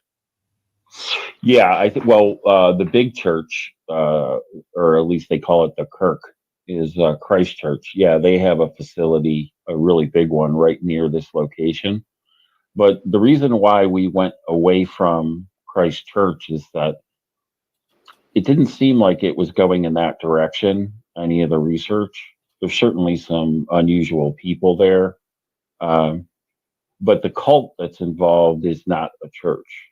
It's Masonic based, and the Masonic Lodge has been closed down there since around the time of the murders. But is that where the bell is coming from? That's Sugar had a good question. That is a great question. No, I think the bell is located on campus. It's the tower at the U of I, and you can hear it chiming at certain times. It seems like it's a minute or two off of the clocks in all of the footage, but it certainly is creepy. I think Masons in ritual use beyond the ceremony, they use time and they use location and even angles, geometry. So we had one researcher who was a Mason go through all of that and show people back in the day. But a lot of them have become fearful and walked away. A lot of them were secretive, in their YouTube channels. And I was hoping that the new stuff coming out would, we get a whole new, I don't know what to call it, a whole new research project going. Right. And I'm sure you've heard of the term like 33 fatigue, right? There are Masonic numbers all over this case. There's Masonic numbers all over the Charlie Kirk case. It's very interesting. 11, 22, 33, right? 11 plus 22. You got Okay, here it is. The Carbonari were a network of secret revolutionary societies active in the early 19th century Europe, primarily in Italy, meaning charcoal burners. The group used the trade symbols and language to organize. They fought against absolute monarchies, foreign rule, and conservative regimens, helping spark the moment for Italian unification. They were formed in like 1800, organized similarly, I can't read some, to Freemasonry with secret cells, passwords, and initiation rituals. Drew members from the army, nobility, middle class, and clergy. Inspired by the French Revolution and Enlightenment values. Wanted constitutional government, individual rights, and political freedom. Which that don't seem so bad. I don't know. Okay. a lot of things that even when you look at gangs, numerology goes into how they operate within their crimes, right? How they identify numbers correlate to letters. So this is not woo-woo shit. I mean, you can look this up with a simple Google search, right? It might not be as easy as looking up how to bake a cake, but it's out there. You know what I'm saying? Yep. And it's as you go forward in any type of let's call it esoteric research, some things end up being just flat out wrong. You think a certain notion is correct, and then it's just not. But there certainly are some interesting characters that show up here in the first few minutes. We've already covered some of the things that they say, some of the nicknames. We've probably passed it already, but right after the Ligby, the next guest on the Twitch stream is Tay's Mom 1. And that is a representation of Taylor Thurston. I don't think that's come up yet. Hasn't Has come it? up yet? We're at 10:33, 10:20. She's brand new. It looks like the Ligby is a regular member, but Tay's Mom 1 signs up and then they thank her. I think it's coming up soon. Okay. I could be wrong. Taylor Thurston is Reed Upmore's longtime girlfriend, and she's Kappa Kappa Gamma. Okay. And yeah, I'm not. She's visible. I'm sorry, I'm interrupting you. No, I'm interrupting you, bro. My bad. She is visible late in this video, but also on the Corner Club stuff that came out. She's also visible beyond Kaylee and Maddie, and she did not like Kaylee at all. And then her sorority controls the 1112 house. That's off-campus housing for Kappa. I'm going to put this at 2x speed with no sound, just as we're talking through it, and then we could stop it. Just because, again, we're not going to hear the sound, but you'll see some of the stuff that Mike's going to point out. Now, I am curious. I feel like being a part of the Masons was maybe not, I guess I don't know how old you are, Mike, but I always say like my grandparents' age, like if they're 70, 80. I mean, type of one, if you have a grandparent that was a Mason, or if you have a parent that was a Mason, I feel like it was extremely popular. And I'm not saying that all of them are bad people or whatever, but it's a real thing, right? I think my family may have been more KKK. I'm not sure. I'm not sure if I have that in my family history for sure. But in my hometown, they had cross burnings and all that stuff. And when they were burning that cross that I saw when I was 4 years old in 1965, later on, my mom had told me my dad and his brothers were sitting up on the hill watching the cross burning. So I don't know. Yeah, it's a real organization, and nobody is criticizing the good Masons in anybody's hometown. It's basically, and here's our boy. I'm sorry, I'll come back to Masons, but that's the film director. He's ordering his food right now in the top left quadrant. This guy? Yeah, that's Alex Beaver. And if you, he is the one. He's an actual film director, but he's more like a B film, C film director. But he's from Arizona. And he's related to some of these people in Moscow, but they hired him to film over at the murder house. Wow. So he is the guy, and his remember when the chef Enan Harsh said that he saw an Arizona or something SUV, expensive SUV, that's his car. And I do have some photos of it behind the house. And I think they're the night of, because it's pretty creepy, and there's this expensive SUV. I'm sure that's what Enan was referring to. But the BMW? I don't think it's a Beamer. It's an expensive black SUV, all tricked out, and you can tell the photo is taken from a distance, but you can see that they're there, pulled up behind the house, and it's. I'll show those photos to you sometime. Okay. But people have been starting to make reference to that there was a camera and also some still shots from the back parking lot of 500 Queen. And that is the backyard of the house, basically. We haven't seen that. So that's him. And he goes over, you can see him. He just goes up against the window and leans. And in about 5 minutes, the lead killer, the leader of the squad, comes in and gets in line. That may be him right there, unless it's moving too fast. What about this name? I feel like most of the names, if I remember right, when we were on TikTok, you had something for the majority of them, maybe not all of them. I don't know. That much might be a regular customer. People used to say that was Rory, one of Brat's friends, the YouTube guy. but it's not. But since they couldn't locate anybody for that, Rory, they blamed it on him, the poor guy. But Rory, is he a local? He lives out in Idaho, but crazy. he was a very good researcher. He brought Tommy Jude on board. I know Rory. Yeah. I don't think it's him either, but I don't either. LaShawn is hungry. So you think some of those might just be usernames that are just random? Yeah. But I did, as you and I talked about doing this show, I looked up another name from a dish that some guy orders, and I'll tell you that as we get through my list. And that was a brand new one for me. So every time you watch it, you pick up on some strange thing, and then you research it, and you're like, oh my God.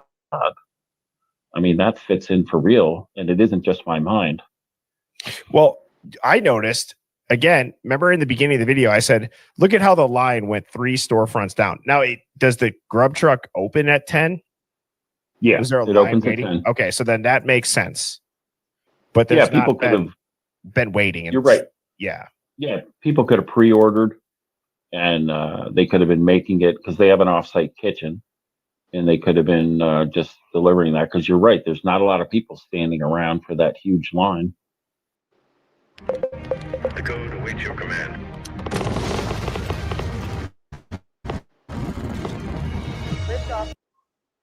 And so as the line moves forward, I can't see the clock from where I'm at, but you're at 16:31 of this video, so you're pretty much at 10:15. Okay, so 10:20 is when the creepiest guy of all comes in. And what's funny is everybody was looking for, one thing in the grub truck that would blow you away. But I noticed this guy before I started researching. Like when I just looked at the grub truck, I was like, that's a weird dude.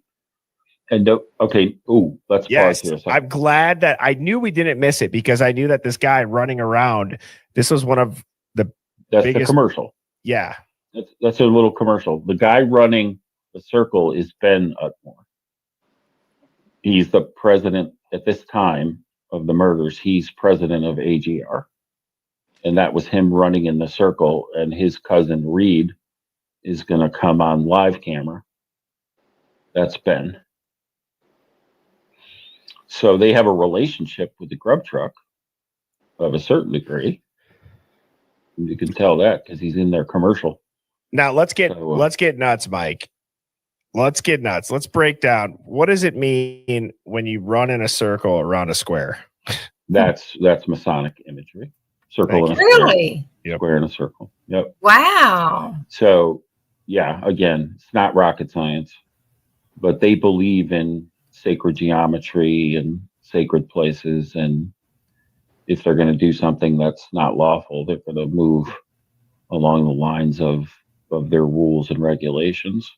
Lisa asked president of what? I believe you said it might have Alpha Gamma. It's Alpha Gamma Rho. Okay. It's the fraternity, and tell her it's next to Sigma Chi to check out their frat house, because everybody's been chasing down Sigma Chi, but you got to look at different frats, and AGR got overlooked, and probably intentionally. Well, yeah, it could have gotten overlooked intentionally. And this is just real quick, Mike. Well, I got Beauty for Ashes 262 comment up here, and it was counterclockwise. That's how I know that there are people that tune into the Hive that it personally, it gives me confidence to feel like we could talk about this, because when I see comments like this, I'm like, okay, there are people that can follow this, because even though you don't know it, just because you don't know something doesn't mean that it's fake. So thank you, Beauty for Ashes, for saying that, because yes, it is counterclockwise as well. There is real Masonic aspects that it's whether it means anything or not, they line up with this practice, right? Well, and guess who was elevated to Master Mason that night? I forgot this answer. This is Ben Utmore. Ben Utmore, the guy that you just saw doing the circle in the square. He got promoted that to night. 33 that degree. was Ben Utmore? No, to 3rd degree, which is the highest in a Blue Lodge. The high once you get above 3, it's more academic and scholarly. Okay. But one person suggested along the lines, is it possible they had a Masonic ritual going on and then it just happened to be the unaliving? But Ben's truck is parked over at Linda Lane, and Reed in his costume is visible over there as well. So I don't think so. Here's an interesting point. They make these comments for the first time right here. There's a guy in this puke green jacket. So they start talking about green pea and Palooza for the first time. So it's disguised. They could just be cracking on this guy, but I think they're showing the area conflict. It's an insult to call someone a green pea, and it's also an insult to call them a Palooza. And they're talking to a guy on the Twitch stream whose screen name is Palooza. Did I miss the screen name, or if I play it now, am I good? No. His screen name never shows. They're just talking to him. Okay, let's see what they say. These are you looking at? Can I get 3 chicken tacos? All right, anything else for you tonight? All piece, Joe. He thinks all piece sucks. You just all right, say, well, 11.25 for you. I'm confused. I don't understand.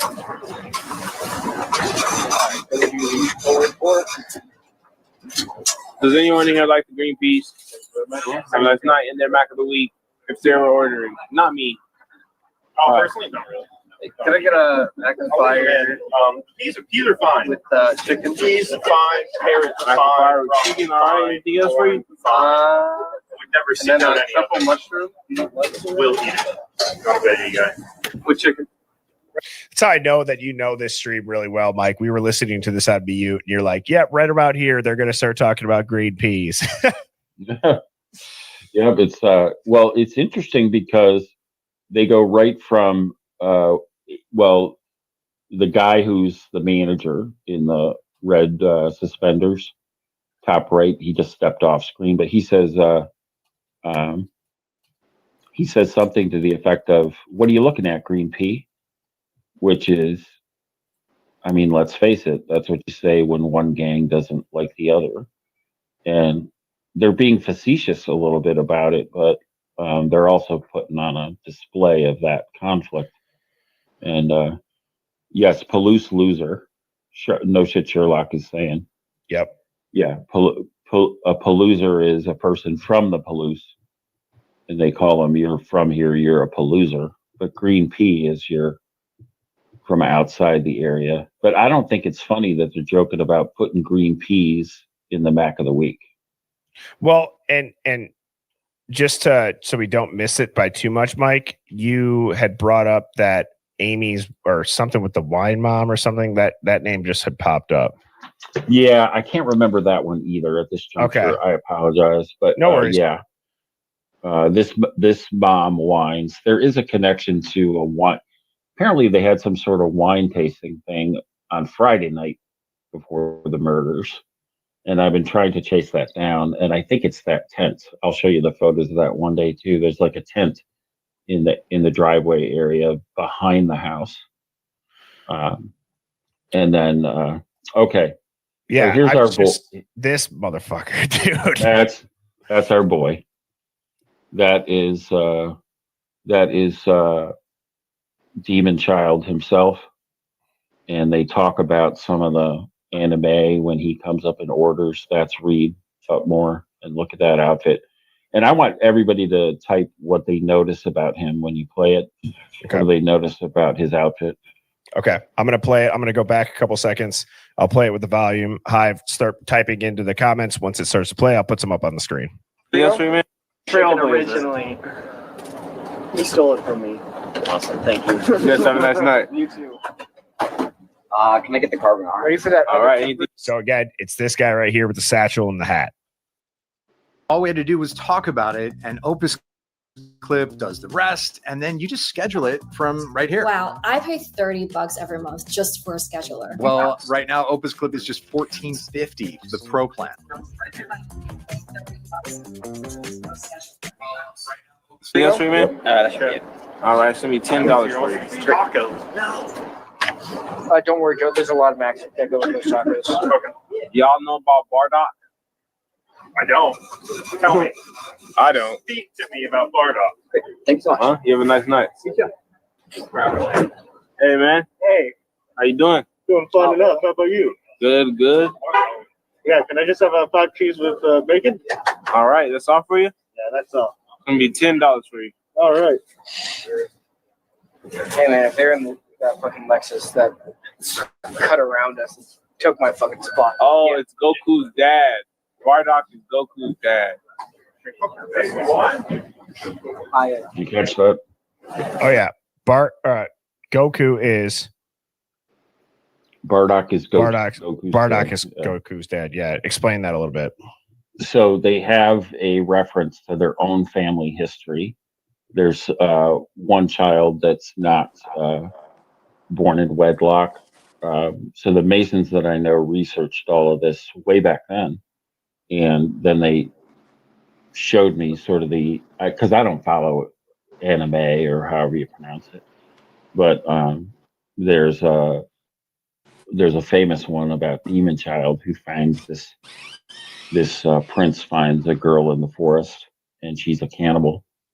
And he protects her from the townspeople, or actually she's a demon child, and the people in the town are cannibals, and they want to consume her. And I was like, this is like crazy. And but they were like, make no mistake, they're mocking us. They're narrating the event. They're narrating the evening and the history, and they're showing you exactly what's going on, and they're mocking us. Because it's like you're not going to be able to convict us ever. But as people crack the code of this little play that they're showing us, that they're putting on, yeah. But look at his outfit. I mean, we might have to back it up 10 seconds, but his outfit is completely weird. Even his words are weird. Yeah, and it seems like they're familiar with this guy. I remember this back in the day. Again, I one of my favorite things that we've ever discussed, Mike, that you've really opened my eyes to in the Grub Truck is not necessarily right now, but about 5 minutes before the girls get to the Grub Truck. The term that I'm going to coin for you and give credit to you for is street theater. And you see it with Sign Guy, the guy who ends up being on the body cam for stealing the sign, or his buddy stole the sign. He shows up. He's got the knot on his head and the little bump, right? Yep. Him and his girl are they look like they're on camera being silly purposefully. And maybe they are for Twitch, but it's odd for being, I don't know. You guys, once I point it out, it's going to be hard to not see it. Yeah. So, yep. I'm going to play this with the volume again. We'll listen to what he says. Hey, how you doing? Doing fun enough. How about you? Good, good. Yeah, can I just have 5 cheese with bacon? All right, that's all for you? Yeah, that's all. It's going to be $10 for you. All right. Hey man, if they're in that fucking Lexus that cut around us and took my fucking spot. Oh, it's Goku's dad. Bardock is Goku's dad.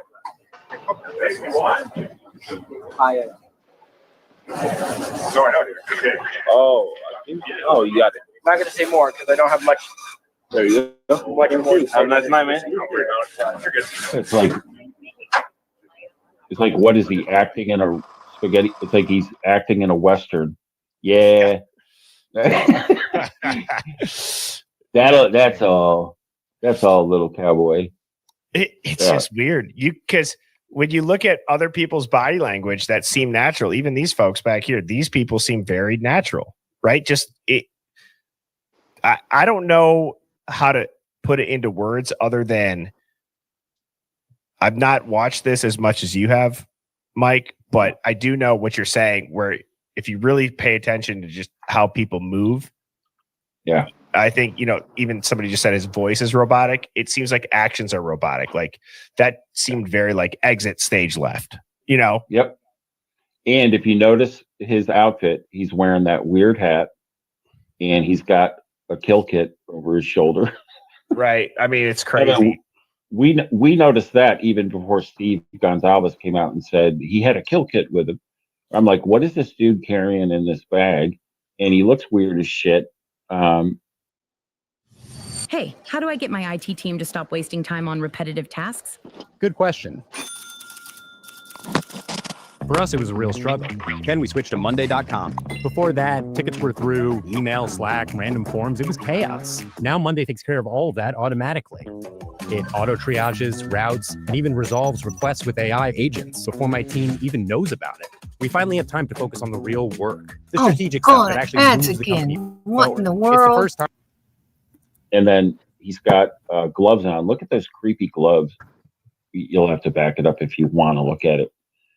But I think a lot of people noticed. Yeah, he had gloves on. I'm trying to pull something up quick because I don't know if you remember this, Mike. I actually have this from back in the day, so I'm going to let this keep playing until I find it. But I will go back. I really hope that I have this in my documents from back in the day. The guy is wearing a mask. He's acting creepy as shit. He's got that weird cowboy hat on, which is a symbol of the Prairie Pirates, one of the local gangs. And then he's got these gloves on that are like electrician gloves. And the research that people did was that type of glove, you can just dip it in water. Like if he used it at a crime, you can just dip it in water and it's going to, like the material that it's made out of is not going to hold any evidence, bioevidence. Yes. So here, this again, this is from so long ago, everybody. Again, I don't know what to believe. This is it is something that I do shy away from doing. The only time that I've done this recently has been with the small photo on Officer Snyder's body cam, but this is from back on TikTok. So bear with me. And I remember when we found this, we were like, okay, that might actually be somewhat of the same shape of this dude's hat. This was used, I don't know what version it was, but this is on the Linda Lane car park. You can kind of see the hat and the thing. Do you remember that, Mike? We haven't looked at it in months, but we just thought that was really weird. I'm not even saying that that's what it is, but I do remember this figure was moving and we made out this part. Yeah, that's the same guy, and Herman took that, and he's a professional photographer, so he went through in minute detail pulling that out of that Linda Lane footage. It's the same guy in the same outfit, and he's headed towards the truck in that famous parking spot at 422. So that's the same person, definitely. And it's a blast from the past. I remember that. Yeah. So I think that things have been pretty quiet about these AGR fraternity members. And, even that truck that's parked in that spot that's been a Morris truck, and Reed is running to it. So you think that would be on national news? You would think. Somebody just said, didn't they find where did the chat's moving too quick? I missed it. Was there an electrician glove that was found somewhere? Yeah, I think there was, and that's what he's wearing is electrician. I think they're electrician's gloves or specialized construction gloves. I can't see chat right now because I'm charging my phone. But Edie, if you see anything, let me know. But they researched what kind, because they have like skeletons on them. They're a special brand. Okay, now, did anybody notice that guy's headdress? I'll go back. I'm gonna go normal speed again. I'm just letting it go quick so that you can tell me when to stop. So Silent says something about Schofield like right Bible. now, it's bad. Do what? Silent says something about Schofield Bible, says it's bad. Yeah, Schofield, he's probably a Mason. Hey, Silent. Like right before this, TiVo was talking about knuckle soup as a dish. And that always disgusted me. And everybody said knuckle soup. And the rumor is that they took a souvenir from Kaylee and people went crazy with that concept, but they never linked it to this conversation. And so they say the manager, Joe Woodall, says, "Oh, that was invented by a Twitch stream member, a dish that he, and they explain." And then the Rugrats shaped mac and cheese. I remember all this well. I mean, why are they talking about Rugrats? But this guy with the funky psychedelic lights looks like Aurora Borealis or something. He just walked in and he's standing against the back wall in the top left quadrant. And he always freaked me out. But he comes up, and I'm not degrading anyone, but he speaks with an accent and he orders a Bubbly. And I don't know that Bubbly's on the menu, but his headdress is pretty weird. And I mean, we had all sorts of discussions back in the day about why is he wearing lights on his head.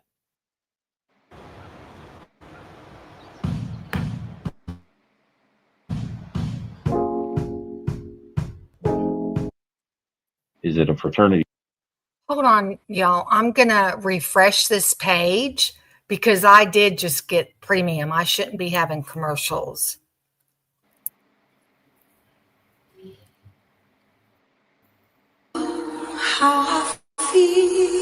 Great. I lose my place.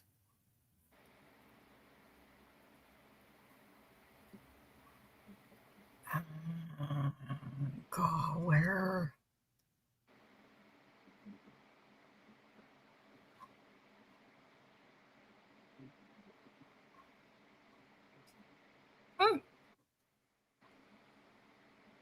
I don't know where I was. I'll just stop here. You noticed that even before Steve Gonzalez came out and said he had a kill kit. And just so we don't miss it by too much, Mike, you had brought up that Amy's or something with the wine mom or something, that name just had popped up. Yeah, I can't remember that one either at this juncture. Okay. I apologize, but no worries. Yeah. Who was that supposed to be? Is that like Reed? No. I haven't gone too far, have I? No. Okay. This mom wines. There is a connection to a wine. Apparently, they had some sort of wine tasting thing on Friday night before the murders, and I've been trying to chase that down. And I think it's that tent. I'll show you the photos of that one day too. There's like a tent in the driveway area behind the house. I want to see the picture. And then, okay. I know. Yeah, here's our this motherfucker, dude. That's our boy. That is Demon Child himself, and they talk about some of the anime when he comes up and orders. That's Reed up more, and look at that outfit. And I want everybody to type what they notice about him when you play it. Now, is this before Kaylee and them get there? Yes. Okay. What do they notice about his outfit? Okay, I'm going to play it. I'm going to go back a couple seconds. I'll play it with the volume high, start typing into the comments. Once it starts to play, I'll put them up on the screen. Yes, we made originally. He stole it from me. Awesome, thank you. You guys have a nice night. You too. Can I get the carbon arm? Ready for that? All right. So again, it's this guy right here with the satchel and the hat. Yes, we made. That should be it. All right, it's gonna be $10 for you. Tacos. No. Don't worry, Joe. There's a lot of Max that go with those tacos. Okay. Y'all know about Bardock? I don't. Tell me. I don't. Speak to me about Bardock. Thanks so much. Huh? You have a nice night. Hey, man. Hey. How you doing? Doing fun enough. How about you? Good, good. Yeah, can I just have a 5 cheese with bacon? All right, that's all for you? Yeah, that's all. It's gonna be $10 for you. All right. Hey, man, if they're in that fucking Lexus that cut around. Bubbly. Spot. Oh, it's Goku's dad. Bardock is Goku's dad. You catch that? Oh yeah, Goku is Bardock is Bardock is Goku's dad. Yeah, explain that a little bit. So they have a reference to their own family history, There's one child that's not born in wedlock. So the Masons that I know researched all of this way back then, and then they showed me sort of because I don't follow anime or however you pronounce it, but there's a famous one about Demon Child who finds this prince finds a girl in the forest and she's a cannibal, and he protects her from the townspeople, or actually she's a demon child and the people in the town are cannibals, and they want to consume her. And I was like, this is like crazy. And but they were like, make no mistake, they're mocking us. They're narrating the event, they're narrating the evening and the history, and they're showing you exactly what's going on, and they're mocking us because it's like, you're not going to be able to convict us ever. But if people crack the code of this little play that they're showing us, that they're putting on, but look at his outfit. I mean, we might have to back it up 10 seconds, but his outfit is completely weird. Even his words are weird. Yeah, and it seems like they're familiar with this guy. I remember this back in the day. Again, I one of my favorite things that we've ever discussed, Mike, that you've really opened my eyes to in the grub truck is not necessarily right now, but about 5 minutes before the girls get to the grub truck. The term that I'm going to coin for you and give credit to you for is street theater. And you see it with Sign Guy, the guy who ends up being on the body cam for stealing the sign, or his buddy stole the sign. He shows up, he's got the knot on his head and the little Hayden. bump. Right? Yep. Hayden. Him and his girl are just, they look like they're on camera being silly purposefully. And maybe they are for Twitch, but it's odd for being, I don't know. You guys, once I point it out, it's going to be hard to not see it. Yeah. So, yep. I'm going to play this with the volume again. We'll listen to what he says. Hey, how you doing? Doing fine enough. How about you? Good, good. Yeah, can I just have 5 cheese with bacon? All right, that's all for you? Yeah, that's all. It's going to be $10 for you. All right. Hey, man, if they're in that fucking Lexus that cut around us, it took my fucking spot. Oh, it's Goku's dad. Sorry, out here. Oh, I think, oh, you got it. I'm not going to say more because I don't have much. There you go. Much more to say. Have a nice night, man. It's like, what is he acting in a spaghetti? It's like he's acting in a Western. Yeah. That's all little cowboy. It's just weird. Because when you look at other people's body language that seem natural, even these folks back here, these people seem very natural, right? I don't know how to put it into words other than I've not watched this as much as you have, Mike, but I do know what you're saying, where if you really pay attention to just how people move. Yeah. I think, even somebody just said his voice is robotic. It seems like actions are robotic. Like that seemed very like exit stage left, Yep. And if you notice his outfit, he's wearing that weird hat and he's got a kill kit over his shoulder. Right. I mean, it's crazy. We noticed that even before Steve Gonzalez came out and said he had a kill kit with him. I'm like, what is this dude carrying in this bag? And he looks weird as shit. And then he's got gloves on. Look at this creepy glove. You'll have to back it up but I think a lot of them noticed. Yeah, he had gloves on. I'm trying to pull something up quick. Because I don't know if you remember this, Mike. I actually have this from back in the day, so I'm going to let this keep playing until I find it. But I will go back. Hope I really heard. The guy is wearing a mask. He's acting creepy as shit. He's got that weird cowboy hat on, which is a symbol of the Prairie Pirates, one of the local gangs. And then he's got these gloves on that are like electrician gloves. And the research that people did was that type of glove you can just dip it in water. Like if he used it at a crime, you can just dip it in water and it's going to, like the material that it's made out of is not going to hold any evidence. Wow. Bioevidence. Yes. So here, this again, this is from so long ago, everybody. Again, I don't know what to believe. This is just, it is something that I do shy away from doing. The only time that I've done this recently has been with the small photo on Officer Snyder's body cam, but this is from back on TikTok. So bear with me.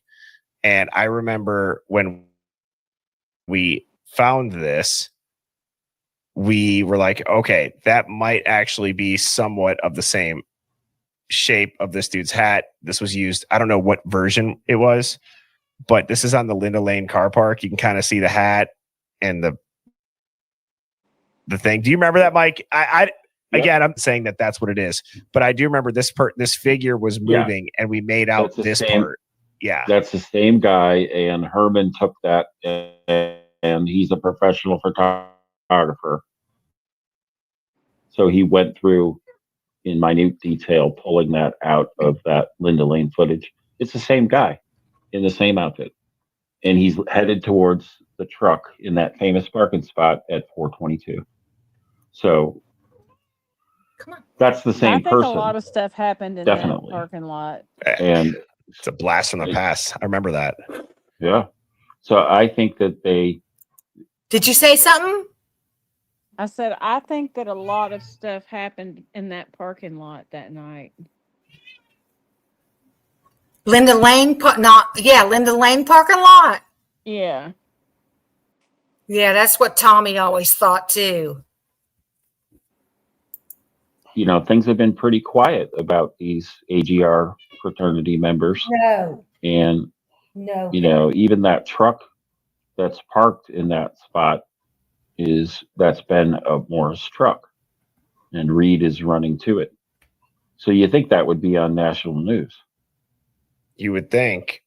Somebody just said, didn't they find the chat's moving too quick. I missed it. Was there an electrician glove that was found somewhere? Yeah, I think there was, and that's what he's wearing is right. Electrician. I think they're electrician's gloves or specialized construction gloves, but they researched what kind because they have like skeletons on them. They're a special brand. Okay, now, did anybody notice that guy's headdress? I'll go back. I'm gonna go normal speed again. I'm just letting it go quick so that you can tell me when to stop. So it's fine. Like right now, like right before this, TiVo is talking about knuckle soup as a dish. And that always disgusted me. And everybody said knuckle soup. And the rumor is that they took a souvenir from Kaylee and people went crazy with that concept, but they never linked it to this conversation. And so they say the manager, Joe Woodall, says, oh, that was invented by a Twitch stream member, a dish that he, and they explain. And then the Rugrats shaped mac and cheese. I remember all this well. I mean, why are they talking about Rugrats? But this guy with the funky psychedelic lights looks like Aurora Borealis or something. He just walked in and he's standing against the back wall in the top left quadrant. And he always freaked me out.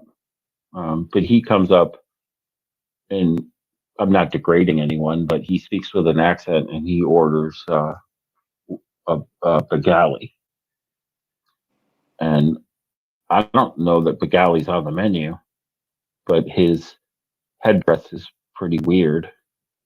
And I mean, we had all sorts of discussions back in the day about why is he wearing lights on his head?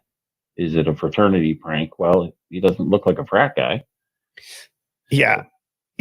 And I'm going to, Mike, I think you'll appreciate this too. Again, Criminal Confidential gives me the same type of confidence that I said the Ashes I'm sorry, Ashes for Beauty, I believe is the username that said the earlier one. But you got to think Ethan Bourne at 4:43, Maisie 4:44, Hunter 4:45, 3 babies, 3 minutes 33. I just think that it's something to tip your cap to when it comes to pattern recognition like that. Like to me, that is, I always can appreciate that type of thinking. Yeah, me too. Because it all points us in the right direction. So this guy orders. Yeah, those lights are so strange. Like what? I mean, I know it's Moscow. They're kind of artsy, whatever. But why is he wearing these? But I did look at what a Bubbly is for the first time tonight, like 2 hours ago. A Bubbly is not just it's a wrestler's move, which a lot of these guys are wrestlers in the grape culture up there. There's all these wrestlers that have been convicted. And then the other definition, it's a hole for burglary. Oh my God. That's what I said. I said, I didn't know that. So Herman used to say that he used to have these imageries in his own videos where these, little criminals were popping out of a hole in his mind. But now I think he understood what there was hiding around. And you can see it in some of the film. There's these people hiding down in these holes and shit. I'm like, what's going on? But that's just another word that somebody uses that if you research it, it has a deeply symbolic meaning to what went on. And this creepazoid is here for the next 10 minutes with his creepazoid. But look at his Northern Lights thing, On time. That's if somebody ever called me a creepazoid, I would be probably more offended than if somebody like cussed at me. You know what I mean? Like I'll probably get in trouble.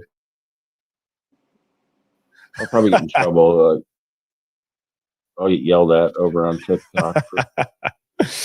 Well, so what I want to do too is, are you okay if I go and the girls get close to showing up? Okay.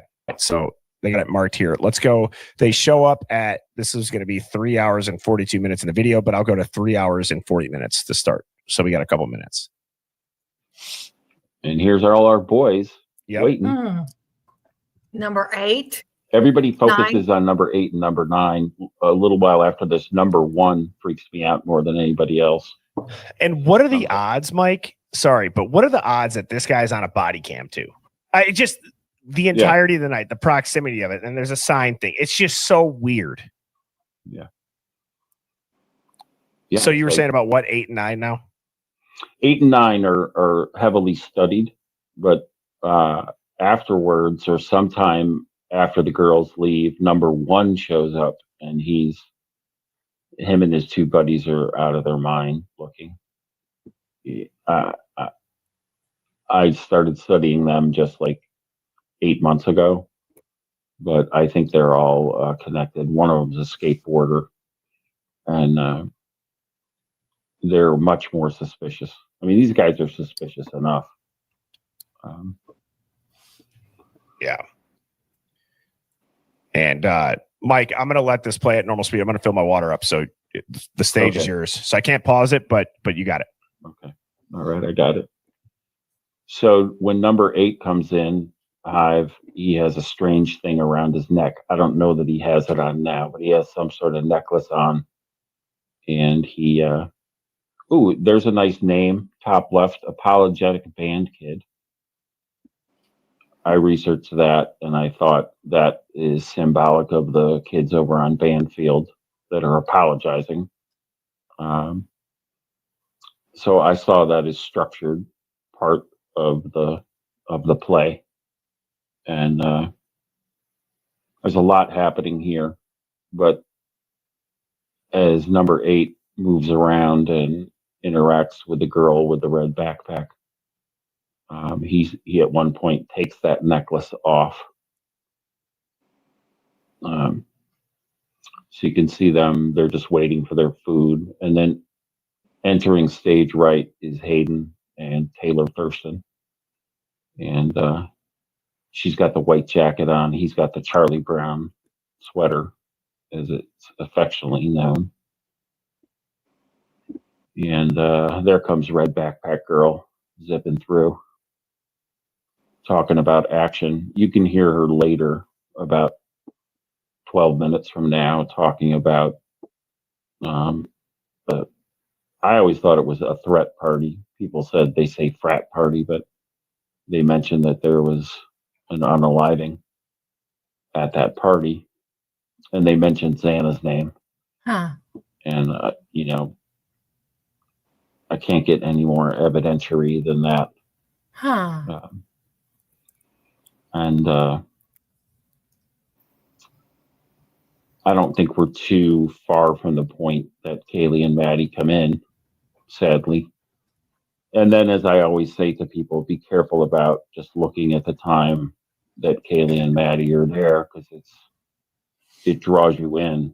But a lot of the facts that you want to learn are before they get there and after they leave. Okay. What'd I miss? This is Taylor Thurston and Hayden, the wrestler. Yep. They came in stage right, and they're second in line right now. And she's Kappa Kappa Gamma, is what I was trying to tell everyone earlier. And she was also sweetheart of AGR fraternity that year, fall of 22. He's talking about her. And, I guess. About who? So This one with Hayden? she's ordering, and she's also, there's new footage out from the Corner Club itself, and Hayden and Taylor are both right by Kaylee and Maddie in that footage as well.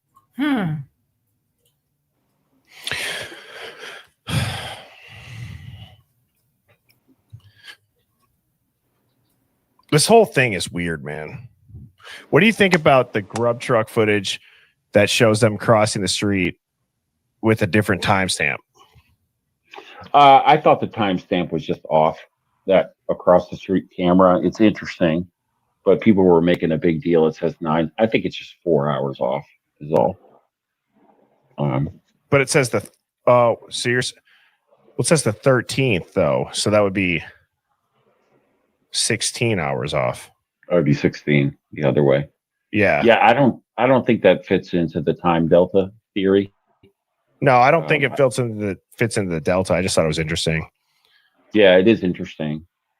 But I don't know. It just, as I looked at it, There's I thought Maddie. the time on that camera is just wrong, because that is them walking in, and it matches. It's interesting to see them from a different angle. Like, we've looked at this angle so much, right? You know, it was. What do you think in this theory, Mike? Somebody asked a good question. It flew by, but what is Koberger's association with this theory? I don't think he's involved at all. I think he's the patsy. Okay. I mean, for a long, like I told you, in the beginning, I thought he did it. And then as I looked at it, I was like, he's a patsy. But I think it's kind of a punt to say, oh, well, he was a part of it. He was over there. Well, we've already proven that his car was not even in the neighborhood. He has no connection to them. There's no evidence on the guy. And nobody says that because they are one-sided. It's just factual. They don't have any real evidence. And they knew it. So they just strong-armed this grad student into a plea. And I say that with the caveat that I could be wrong. Right. But why are they not telling us? Why don't they go, no, it's an amalgamation of all this evidence, and it's very razor thin, but we did our job and we caught him. So kudos to us. And I could salute that, but why are they keeping it in secret? As Booking with B says that so well. So, okay, we solved this case, but you can't see any of it. Yeah, exactly. And I do believe, dude, I wholeheartedly believe that sooner rather than later, whether it comes from myself, somebody in the Hive, yourself, somebody like Sherlock or Booking with B, Pav, the other multitude of creators that are consistently looking at this case, I genuinely believe that there's going to be a theory that comes out in the next 60, 90 days that will completely change the way we are looking at this case. Yeah. I really do. Like a completely different aspect. A lot of the theories are surrounded with drugs or frats, university. I feel like I could see the drug and the university angle with the cover up for it, but I don't think that it still explains what happened. And I'm not talking about figuring out who did it, right? I'm talking about just when. When did this go down? Yeah. I think there's going to be something new that will arise soon. Okay, bottom left quadrant, you can see a woman she has red highlights in her hair. You can see, right there. You can see Maddie's pink shirt.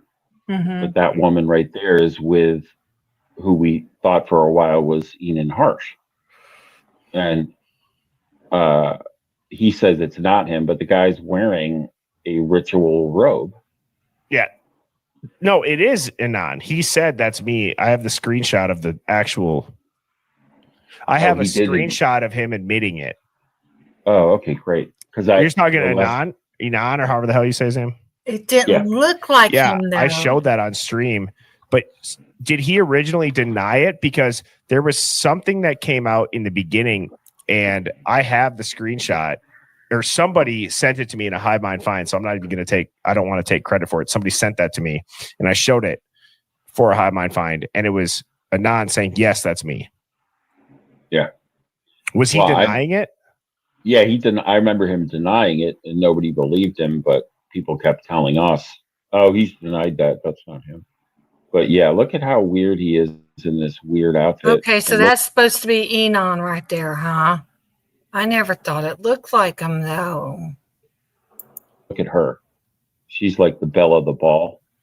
And there's a third person with them when they come in, and she doesn't order any food, and she disappears, and she's got the same creepy robe on. It's like a matching of his.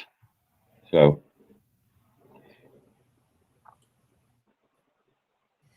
Is that supposed to be Loach? I can't remember. Is that David Loach? Somebody asked me if I could show that screenshot. I'm going to do my best to find it. Oh, wow. I cannot believe that just worked out as good as it did. Oh. So that's. Yeah, that looks a lot like him, doesn't it? And you can see him saying, yes, that was 100% me. Yeah, finally. You think that's him? Well, he had lots of weird shit to say. Like he knew the girls, but he didn't really know them. And one night he brought them over an open bottle of wine because he was cooking with it. I don't know who the hell drinks cooking wine, but maybe Xana did. And then he's the one who called it a little amphitheater of sound over there. So, yeah, he's been in the area long enough. He could definitely be a part of the creepy cult. Yeah, I mean, there's people that are saying, no, wrong. Enon, Enon. Yeah. Enon. Yep. In shorter face, I guess you're going to have to take that screenshot's word for it. It said in Anon Harsh, and yes, that's 100% me. I don't know. Somebody could have made a fake profile. I tend to believe that was early on. And somebody has to see it, and there it is. The biggest benefit that just came out of that is I can't believe that I was able to find it that quick. That, like when you go to look for a picture to show somebody, you're like, oh, I got a picture of that, and you can't find it. I can't believe that actually worked out like that. Yep. Well, this guy in the brown jacket that just walked by the lower left, he's discussing with the girls about a court case that he's involved with and a juror that was going to be on their side. I'm like, I mean, how much corrupt judicial stuff is going on? I'm exasperated. And I have very fond memories of people getting a hold of some of these people's phones, like the girl in the white jacket and Hayden are looking at their phones, and people got a hold of their phones.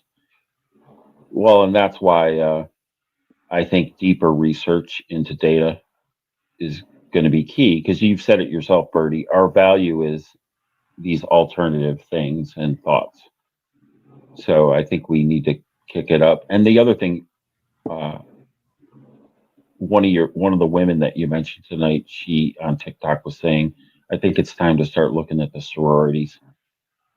So I commented on her post. I was like, yeah, we've looked at the frats enough. And Dude, now we've got. I don't disagree. I think we need to look at everybody and Yeah, I have no clue for who could be from the sororities that did this, but I just always thought they were involved with the frats, but I never thought of who. Here's I wonder if any of those girls that were the 4 girls that were in that the car, the Allant that got busted for marijuana. Yeah, I wonder if any of those girls were in the sorority. I think they were in a sorority. They were out riding around. You know, whether we can piece all this together or not, you can't deny that there's so much that's interconnected. We just haven't found the right puzzle pieces to make it complete. Do you know what I'm Right. saying?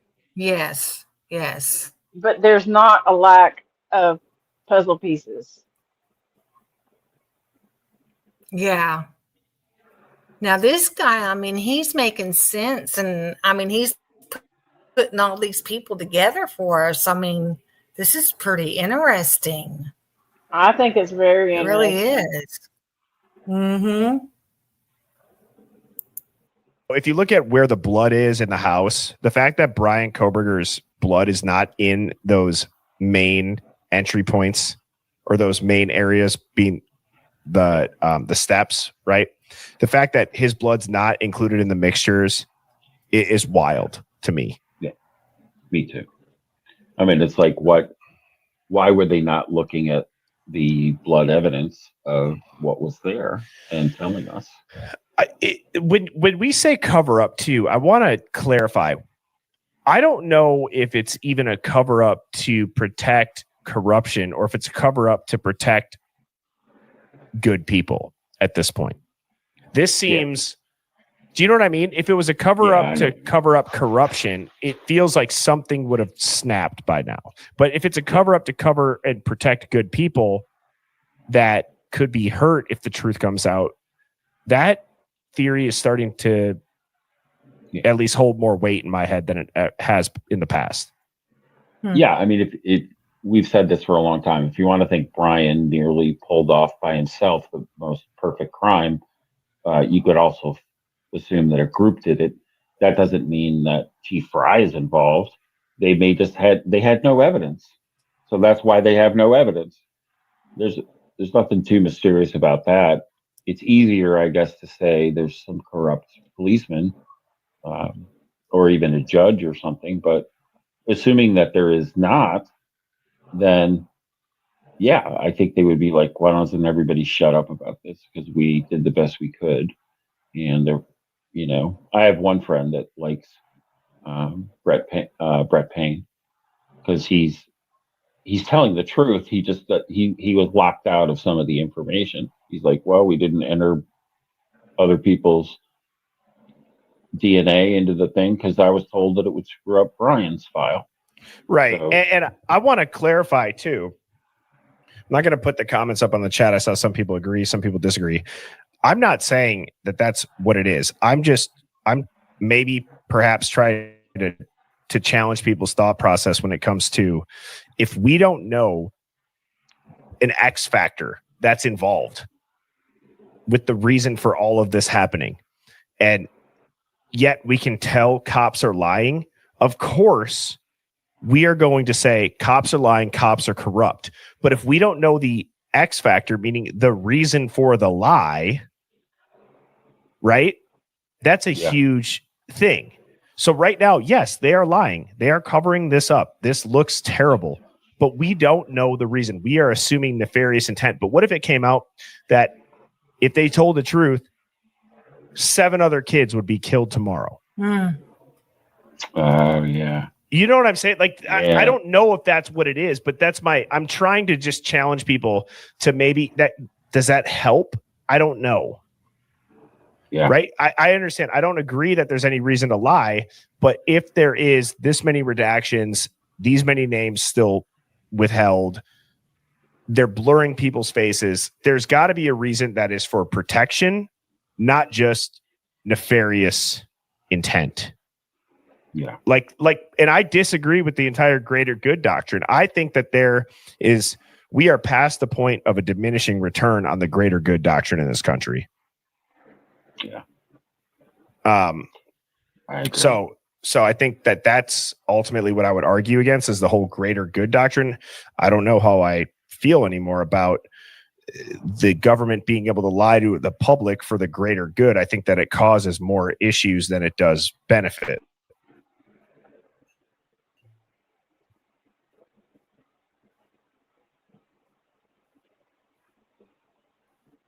Yep. Throughout history, at least to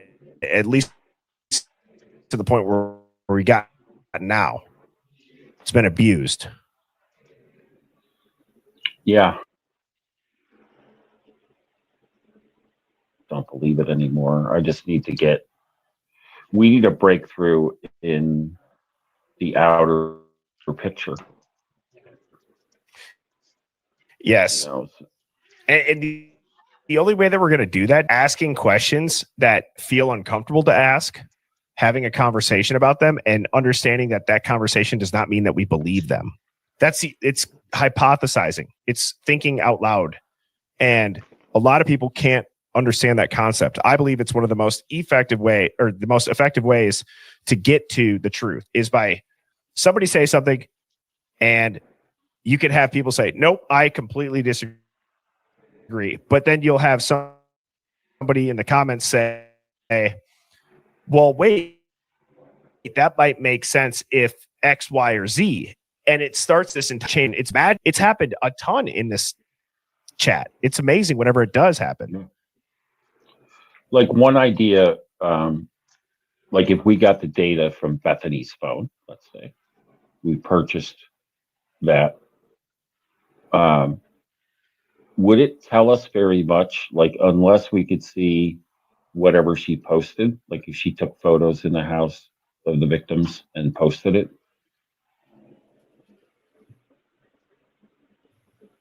like the metadata? Yeah. Like what would, like, it seems like people criticized her. The other side shouted, don't pick on the victim. And then all of a sudden, people started saying, she may not have been at the house. Now we have the car coming in. Blue SUV. Bethany wasn't there. Right. But that's just what I'm saying. Like, if they ever questioned her, she'd say, I don't fucking know, and I don't even fucking care. Right. I ran out of there, and I came back, and I was there during the night. So he's thinking Bethany wasn't there? Yeah. Fuck you. I don't think she was there It either. very well could. And one of the theories that I mean, karmic retribution showed that car coming in that she got out of or something like that. I know it's on TikTok. I don't know about YouTube. that I got that I haven't really talked about is I was watching this. It's an episode. It's the first episode of the series. I think there's 3. And is the killer the 911 caller or something like that on Netflix? I was watching that last night, and they go through 3 stories, and they talk about the people who called 911. Are they the killers? And 2 of the 3 weren't, but one of them was. And it's so interesting. Do you know what tactics they used to catch one of the killers? They enhanced the 911 call to hear background voices. Yet if we do that online, we're crazy people. And they show that. And then one of the other crazy things about that, if you watch that theory, is 6 years later, a confidential informant gets busted for going against whatever they were supposed to be a CI for and spills the beans that she dropped off 3 men to go do a robbery for drugs that went out of control, and they killed a lady. The 3 guys didn't tell her when they got in the car. She didn't find out until a while later. 6 years after the fact, she did not go to jail, served 0 time. The other 3 got life. And then I started thinking about Molly. And I'm like, did Molly drive them there? And was Molly just walking down the road acting like she was lost while people ran down through the backsliding door and did all of that? Yep. It'd be nice to get some information out of her. I think we should, in the near future, let's strategize how to get some valuable information, and let's do it. I feel like, it's already 9:40. Would it be okay if I let the Hive ask you some questions and I'll step out? Yeah, absolutely. If you guys have if anybody has questions, I'm really not anybody important. I'm just an interested party. Mike, you did great tonight, brother. Thank you. Give yourself some credit. You did. I'll give myself a little. And you did great. In a couple weeks, let's do another one on some of this stuff. But intermittently, let's talk on how to get some metadata or something, and let's go for it. Because I'd like to find something of great value. No, you did great, Mike, and it was great to reconnect. And I will absolutely, I think let's get back on our regular cadence that we were on over on TikTok. Okay. I think that this mindset is great. And so I hope you have a great rest of your night. Thank you so much. We'll be in contact. Good job, brother. All right, bro. Yep. Peace. Soon. See ya. Bye. Mike's the man. Just a great, wholesome dude who's smart. He's genuine. He speaks his mind and he believes in it. That was really enjoyable. I think it was really good for us to change up the pace and talk about the grub truck and talk about things like numerology and occult ritualistic style stuff.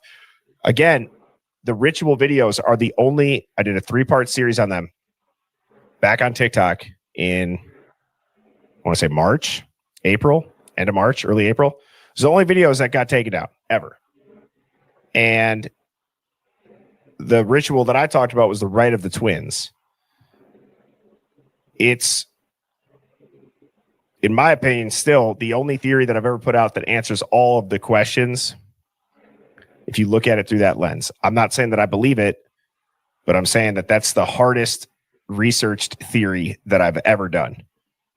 And maybe it would be worth going over the rite of the twins over here on YouTube, because it makes a lot of sense where if Maddie and Kaylee were found in the same bed, why Kaylee might have the most wounds, why Brian would be stargazing, known as the scapegoat, the Pharmakos.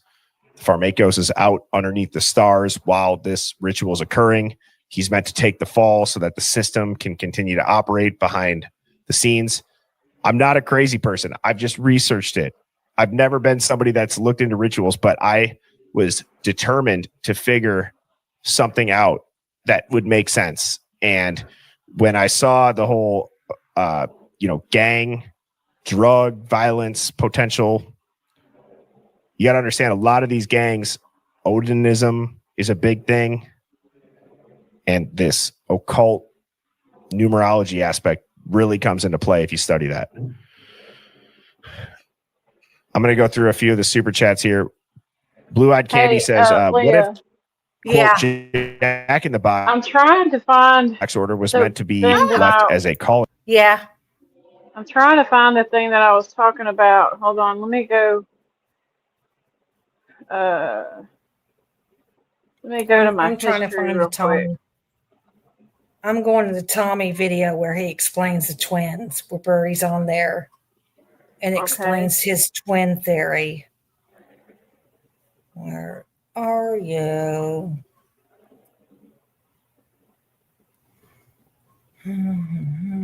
Oh, I forgot he used to have Mama D on his panel. Come on, Birdie. I know Birdie's in the title. And it was a year ago.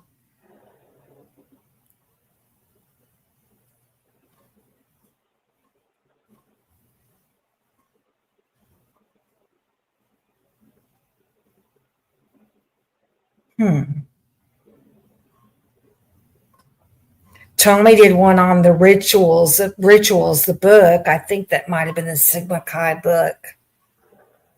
Here he is. I think that this might be it. The thing where he talks about Hitler, that I'm not sure, but we can look at it. I'm gonna have to go in about 30 minutes. Okay. How long is it what you were wanting to do? I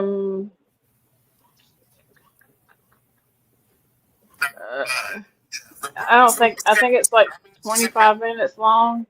Oh, because I was going to show the birdie thing on Tommy. Oh. Where he explains his twin thing.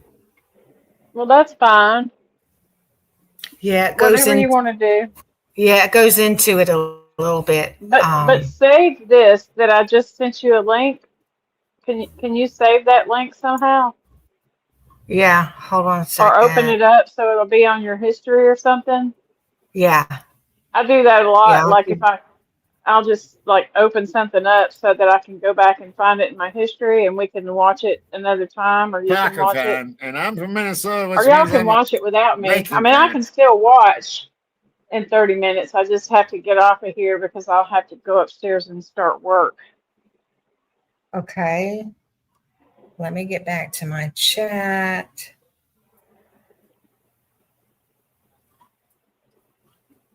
Let me get back to my chat.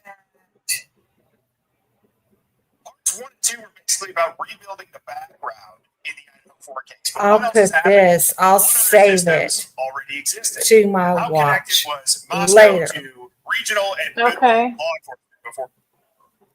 Okay, now triplets that would be twins. The rise of the twins. Okay, K and G, MM are Gemini.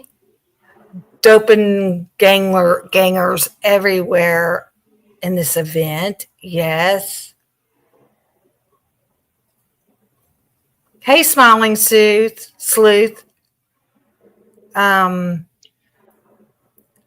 There's another that talks more about the numerology and cults.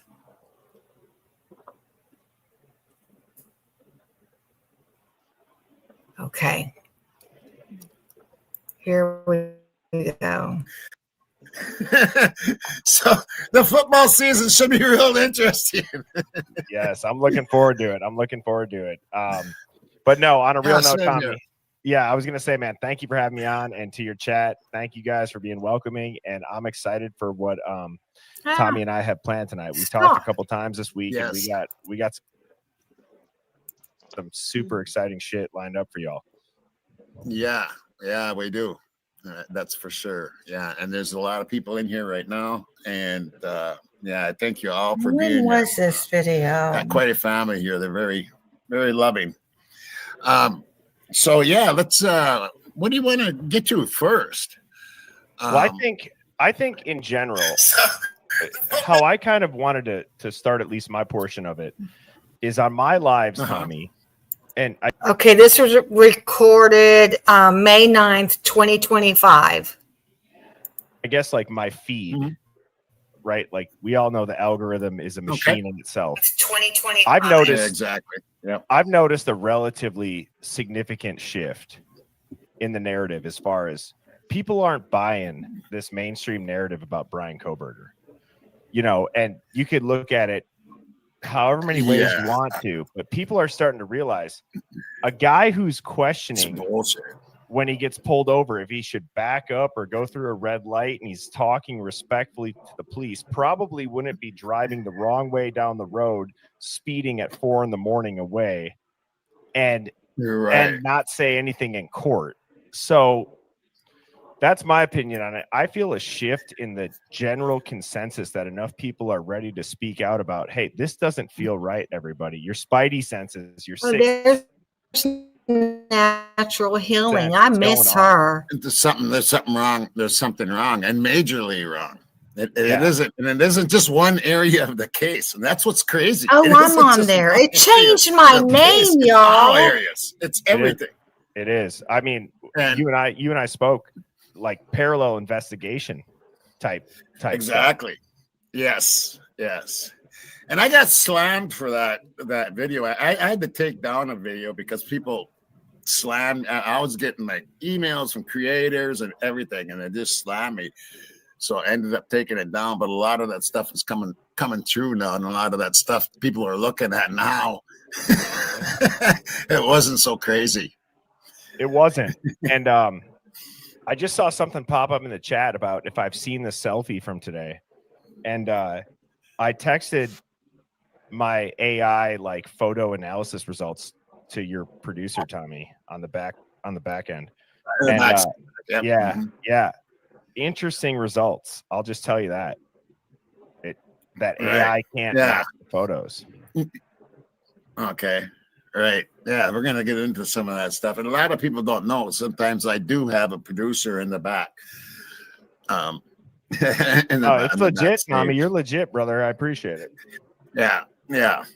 And she's a hell of a producer too, and a hell of an investigator. A lot of people don't realize that.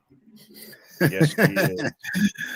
And okay, so let me take a peek here at what I got, because you did send me something new too, and I looked at that.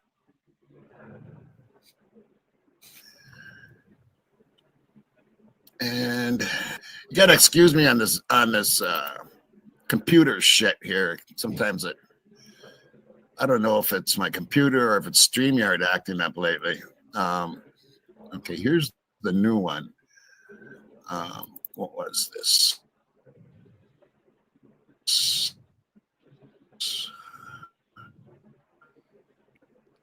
Tommy, while you're doing that, I would like to ask your chat, is there anybody in the chat right now that is coming over from TikTok that was on my lives prior to getting banned? It's taking a long time to type of one if you have been.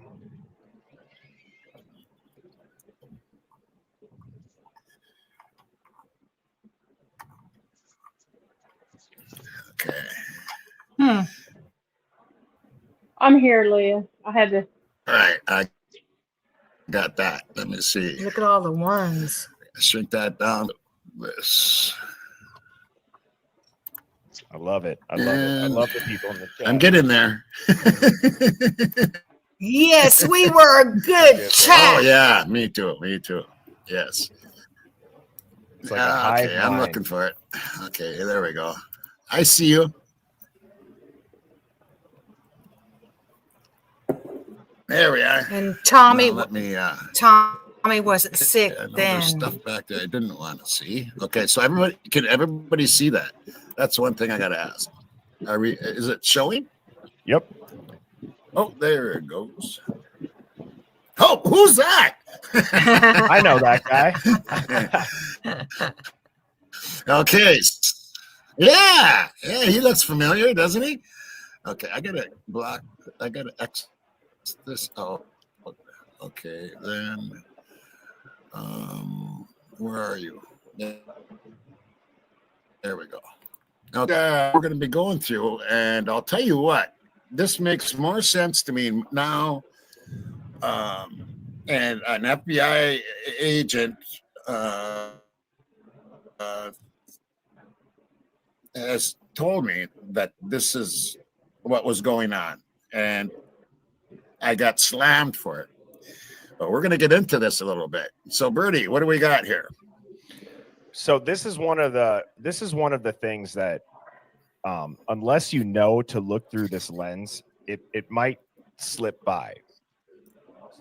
But once you do, it's really hard to unsee it. Right.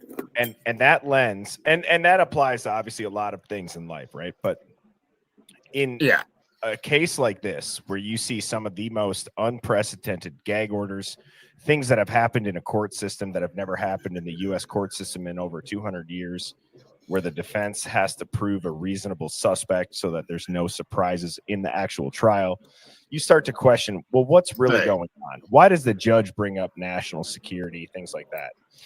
So this presentation that I had sent Tommy chat was about, did we watch a parallel investigation where there's a federal operation or like some sort of sting going on, and then witness protection going on at the same time? So going on. And yeah, and I ran shows on this, and that's what I got slammed on that, and because I went into another area about somebody not being nice to one of their daughters, and I got slammed for that one really bad. But you know, I was being told by somebody associated with the FBI. So am I supposed to just blow that off? Well, you know what's interesting, Tommy, is that the chat in my lives, when I said it's like a hive mind, I really meant that. And so I put together a PowerPoint, because I like sarcastically said at one point, I go, did anybody even die? I was curious, because me too. You Me look at too. the mainstream narrative, and that's why. So this, just to give the chat context, what Tommy has pulled up, it's pretty much a PowerPoint. If you look at it as like a quote unquote like a pitch deck, like you have not heard anything outside of the mainstream narrative. Yeah, that's what I want to make for my videos. PowerPoints.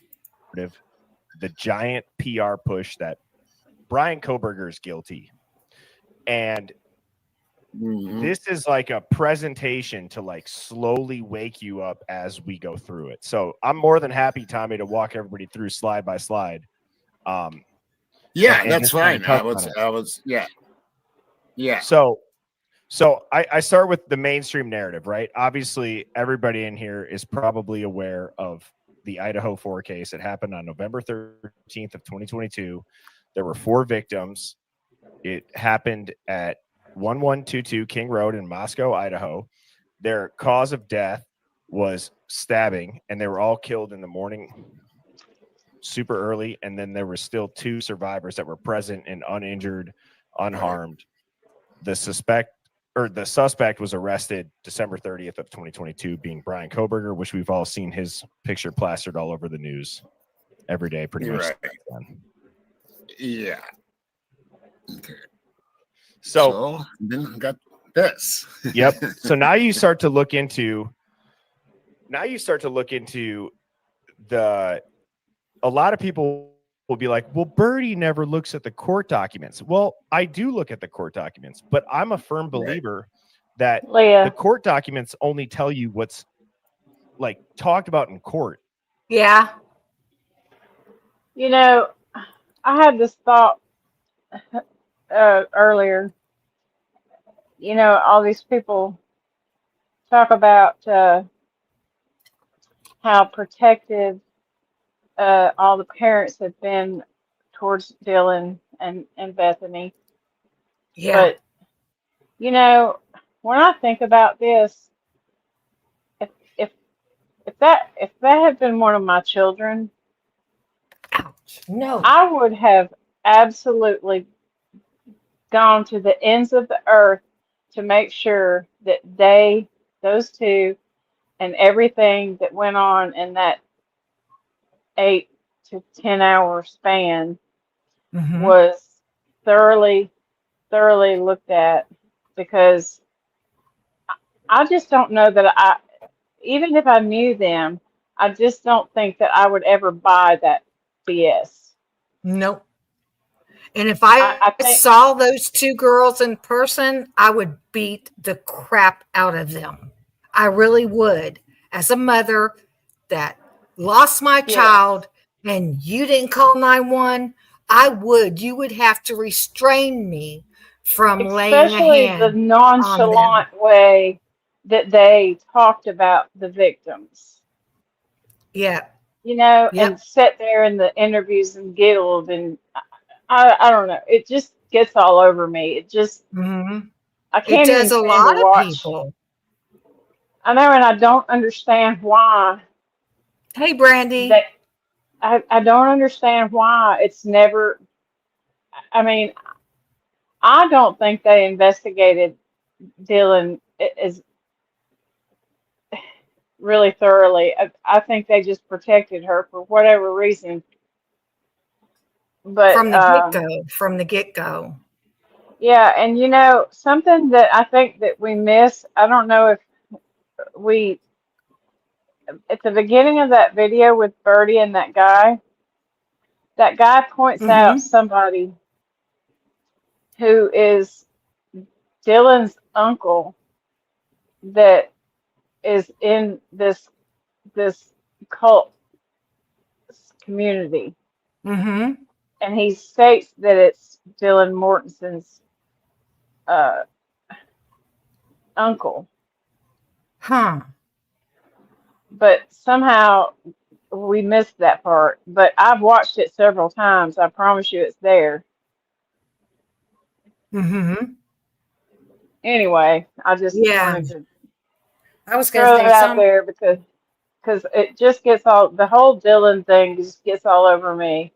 You know, at first I kind of felt bad for her too, and at first I thought maybe people were picking on her. No, never. But then I started watching all the interviews, and then I started diving into, you know, everything, and the more that, and like I think Lana had posted something. It wasn't like a video; it was just a post about her the drawings in her room and how the there were drawings of a throat being slit twice from ear to ear, and then she showed the picture of it. It's on her like post, and how that's always been ignored. Like nobody really dives into this Dylan thing. I think Dylan is pure evil. Me too. I'm sorry. I know that some people that might offend, but I just do. And I think she needs to be looked at. I think she needs to be investigated. I think she needs to be sued. I think that I just don't get these parents. I don't get these parents. And I'm being honest now. I'm being honest because when you find out your child dies, I mean, something is different in you, and it's very easy to get angry. And you would have to hold me back from beating the crap out of Dylan and Bethany. You'd have to hold me back. I don't. Because you know, somebody had pointed out. Do what? Somebody had pointed out this, that like, say, all right, when Kaylee and Maddie were trying to call Jack,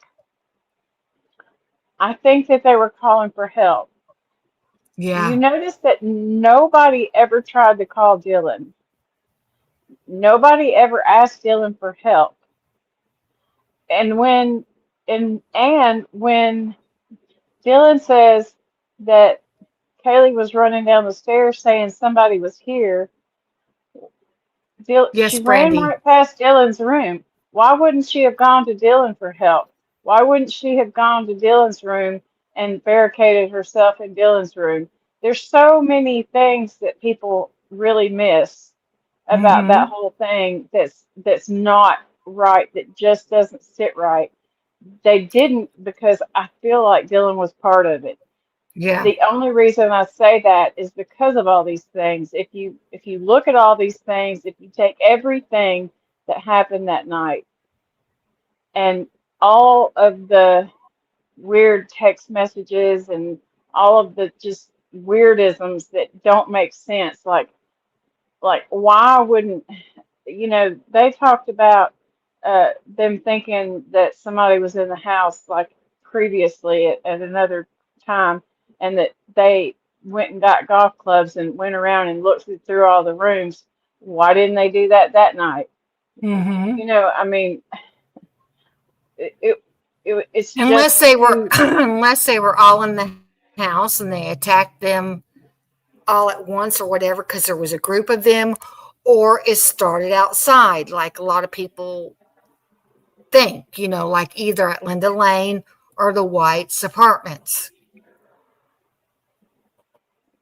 Yeah, and I really don't believe any of Dylan's accounts of the whole Kaylee dancing with the dog and this and that, all that bull crap. I don't believe any of that. Do you think Kaylee ran down the stairs and said someone's here, and Dylan locks herself in the room? No. Again, I would beat her up if I saw her. If my child came running down the stairs and says there's someone here, and you run in your room and you lock the door and you don't call 911, and you hear all of that screaming, crap out of you. Do what? And you hear all of that screaming that we all heard. Yep.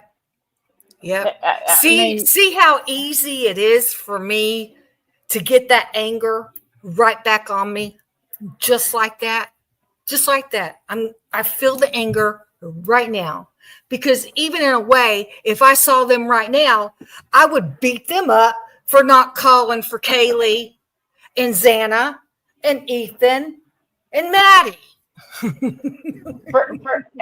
and like when she says that she saw, I mean, everybody. Yes, smiling. I think so too, because it's Xana's bracelet.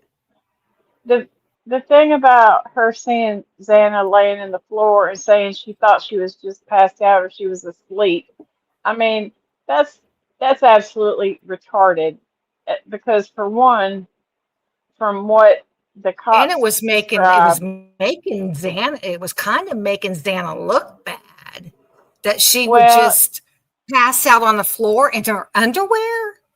Yeah, and that's just normal. I mean, for one, from what how the cops described it, and how they say the pictures that they took of her, that she was in a pool of blood and that she was covered in blood, and how she had to have been, from what I see in the room, like from Dylan's room to Xana's room, it wasn't that far away. She knew. She.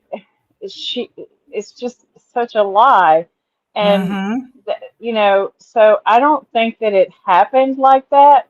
But for her to even come up with that cockamamie story, it makes her sound so bad. Like it makes her sound worse than anything. Like, why, of all the stories to come up with, why would you come up with that story? Because that story doesn't even make sense. And for the cops to just baby her during those interviews and not say, Dylan, what are you talking about? This woman was covered in blood. She was laying in a pool of her own blood, and she blah, blah, blah. Like nobody ever pressed her on anything. And I think that right there is telling. Yep.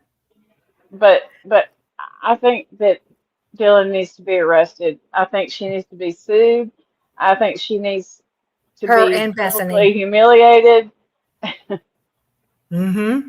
It was a felony. It's a felony to not call 911 when a crime has happened or is happening.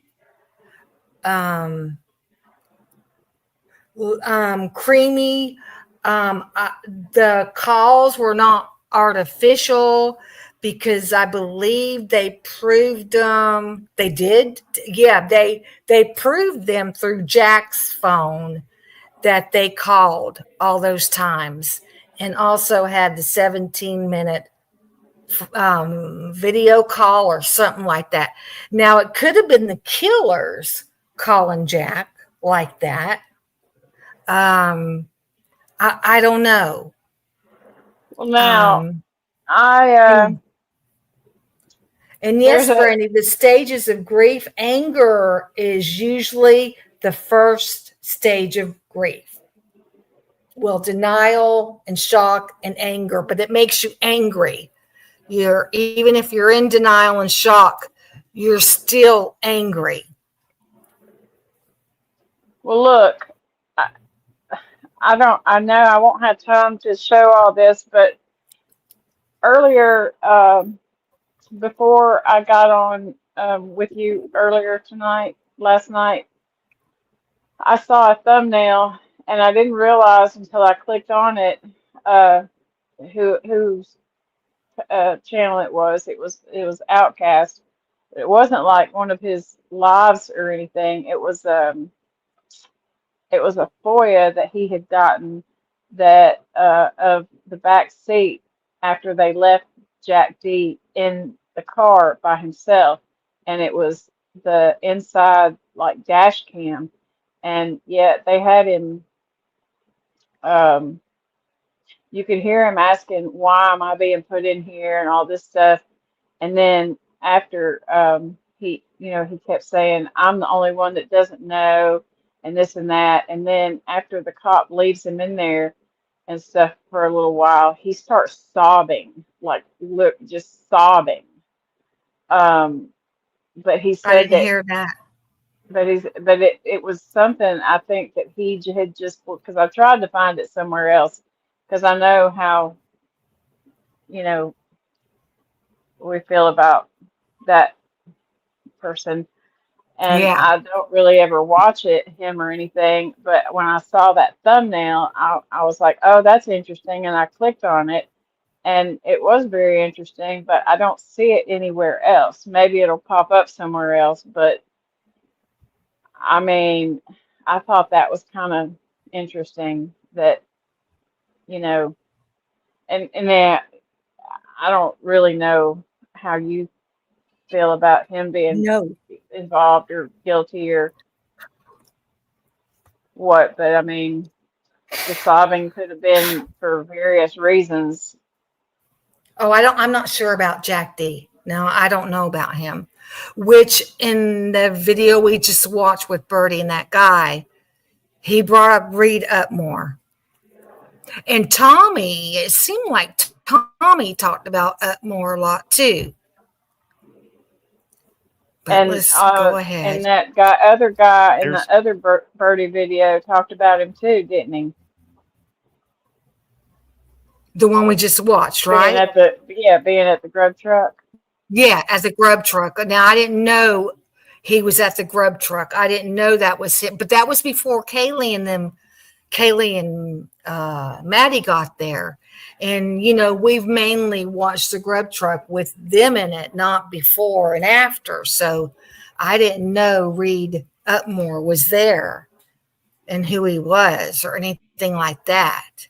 That was neat. I mean, interesting what they brought out about him and called him a demon child. Yeah, yep. He was Tommy the one and with the Elle weird always hat say and the Reed was purse, involved. right? Yeah. Okay. I just don't know. A story that's told before. I don't know. But anyway. Yeah, I want to get through. Flana's coming on it. So exactly. This part of the presentation, right? I use air quotes for presentation, but this is about the court documents, right? You have a gag order that's issued on January 5th of 23. It applies to the attorneys, the investigators, law enforcement, the victims' families, everybody, which is highly uncommon. And I want to highlight that last bullet point because you turn on your local news tonight, chat, and if you live near a city and you see some sort of like terrible event where someone dies, the people that are on camera talking about it are the victims' families saying, we want justice. If anybody knows anything, tell us. Please come forward. They talk about the victim or their family member in such a way that it would almost like compel somebody who knows something to come forward. And in average legal cases, like that part's rare to gag order a victim's family. But especially in a high profile or like some sort of intelligence adjacent case, that's standard operating procedure, because it's going to prevent it's going to prevent the public from talking about it. Exactly. And then we have that Dateline thing coming out tonight, I think it is. And that's going to be more a bunch of bullshit. And Wayne B says here, most of the last 2023 Dateline episode got debunked, and it did. And here they're coming out with another one, and it's going to get debunked. Well, I'm sure it is. To be honest, I'm looking forward to the debunking, if you want to call that something to look forward to. As kind of like weird as that would sound, like people, and I don't want to go off on a tangent here, Tommy, I really don't, but it's just like the mindset that I'm in. You had said you were attacked for saying this, and you were really talked down upon for this. You're disrespectful. You're blah, blah, blah. No, you know what's disrespectful is that the American people, or the people of the world, we've been lied to so many times, and it's gotten us into situations or wars or things that have led to millions of lives being destroyed and destructed. That's disrespectful. So for us to question what we see on the news, the same people that did all that, it's not. This case has millions of stories on it, hundreds of thousands of hours on the news. We're simply picking out pieces that don't make sense. Exactly. Yeah. We're not doing anything wrong. I know that. Are we right 100% of the time? No. But but neither is the public discussion of any evidence, Hey, Leah, testimony, or discovery. I'm gonna dip. You know. Okay. I've gotta get me dressed and go up and start work, but I'll be listening. I'll be watching. Okay. All right. Love you. Love you too. Bye.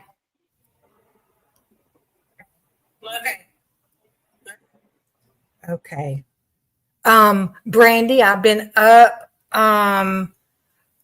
as usual, as if I worked the graveyard shift. I got up like I would get up and get ready for work. And usually when I get off work and come home, I eat and all. I'm not asleep before 10 or 11 o'clock. So I'll see how long we can get through this before Lana comes on.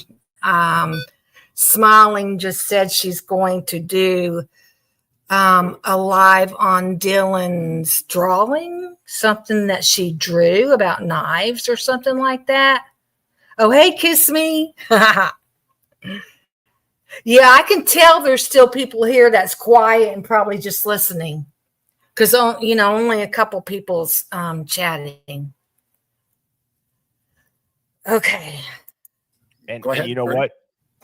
I was just gonna say, we're not 100% right, but neither are the people that are in a suit or a dress on the news. They're not right either. So Exactly. Yeah. And I mean, we could get into Ashley Banfield, but let's not. well, I'm ready if you want to. So if you want to go to that next slide, Tommy. Oh, okay. Yep. So for anybody that's not familiar with, pay attention to this, folks. Yeah, this is very important. And I'm not trying This to, is important. Yeah, this is like one of those slides where I'll give like a disclaimer of I'm not trying to like over explain something that people think is simple because you've seen it in the movies. Like this is coming right from the Federal Witness Protection Program's website. Okay.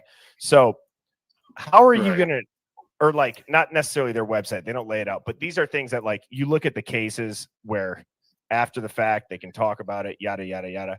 All right. You're going to see the following that are signs of a staged removal operation. There's not going to be a social security death index or death record. There's not going to be an open casket funeral or any cemetery record. The digital activity after the date of death for the victims, you're going to notice something. There's going to be new identities that are filed under a sealed court. Notice the gag order. The property is going to be sold quickly to shadow buyers. The survivors are going to vanish or go radio silent, if that sounds familiar. There's going to be a massive gag order and a ton of sealed evidence. And the crime scene is going to be destroyed, which in this case, it was. It was. Yep. Yes, it was. And I got to see what they're saying out in chat. What do you think about this? My family. Yeah. We're going to go deep tonight. Huh, Tommy? Let's do it. A lot of these people I don't see anymore. I miss them. Yeah, facts, Birdie, facts. Yeah, facts. Debbie's still around. We still got Deborah. Yes. Yeah, and you do have the two survivors, and Tonka, I've already found indications of the witness protection program in play with one potential witness. Yeah, I mean, it does make sense, dude. There's a lot. Look at this. Look at this. There we go. I mean, look at it. It all makes sense. It's just one after the bingo. Well, and I can appreciate. Yeah, I love my family. They understand. Yeah. I love that too, Tommy, because I don't care if somebody disagrees with it. I don't even care if they can't keep an open mind. It's like if I'm going to listen to you regurgitate the mainstream narrative as like a talking parrot of what they say, at least let me get through my point before you get like hyper triggered and come at me personally where my point isn't even the point of discussion. Right. And so this does make sense in so many ways. And then there's the date of death of Kaylee. Yeah. Which doesn't fit. Well, and there's an interview, I believe, I don't know if it was on the Drunk Turkey show, but where Steve is talking about how like, well, Kaylee would have to go to court. And like the way that he says it, and without video, I don't expect a ton of people to understand what I'm saying, but the way that Kaylee's father talks about like how she would be in court or have to go to court for something on a recent interview is like, hang on. It's like almost you're talking in present terms, not like the unfortunate death of your daughter almost 3 years ago. Right. Yeah. This makes more sense than anything. And that's why we keep coming up. We keep running into a wall. It seems like, you're doing this investigation. I'm investigating Linda Lane, and then you go smack right into a wall. Yep. You know what I'm saying? And that's happening in every part of the case. And right there, what's on the screen nails it. Right. And it's like at a certain point, like the spoon-fed narratives cause more confusion than these alt theories, because people, when they hear these, they're like, that makes way more sense. Right. Yeah. So if you move on, everybody see that. So if everybody sees this now, I'm going to read it one more time. Your SSDI missing, Social Security, death index, death record, no open casket funeral, cemetery record. This is signs of a stage removal operation. Digital activity after date of death. New ID filed under sealed court. Property sold quickly to shadow buyers. Survivors vanish or go radio silent. Massive gag order / sealed evidence. Crime scene destroyed, which it was. Yeah. Yep. Right. Okay, so we're moving up. So now, yes. So now, knowing what we just talked to, everybody, knowing those points we just spoke on, let's talk about the survivor's bizarre behavior. You got a delayed 911 call from a roommate that saw the killer, saw the bushy eyebrows. I didn't remember this part. I didn't know he was going over staging. Wasn't touched, wasn't harmed. Her phone activity shows that of a normal morning. If you were hungover and in bed, you're on Instagram, you're Snapchatting your friends, you're calling people, you're on Indeed or whatever job site. But as we've realized, there comes a point where statements are contradicted. And also, there's no public interviews that are allowed. I use the reference of like, this is what seems to be a CIA level PR team that's brought in to manage this media flow. Like, what are they protecting with these two survivors? You then go to and that FBI agent that I was in contact with said there was 3 other parallel investigations going on. Now, what does he mean by that? You know what I'm saying? Well, we can get into that, but I mean, I have my theories. And does it have something to do with this though? Right here, I believe that it does. I believe that it does. And honestly, when I start talking about which, look, everything that I put out, chat, if I'm gonna get on here and I'm gonna give a theory, I don't want to just like copy and paste somebody else's theory to a point, like where your buddy says, hey, you can copy my paper, just change it enough so people don't know it's yours. No, like I go deep on my own thing, and I really, really try to have it be fully like, when you hear this, it's coming just from Birdie. It's not, I have the human factor of outside influence to, what I see and what comes across my feed. But when I really put this together, it's really just my notes. Yeah, and when I do my theories, they're all mine. You know what I mean? And that's the way I've been too. And actually, I'm ready to come out with a new one here pretty soon here. Really? So yeah. Okay. With information even from you, and some information that you're putting out, things that I've seen again and rethought things, and it's going to be different than my other theories for sure. Yeah. I'm interested to hear it for sure.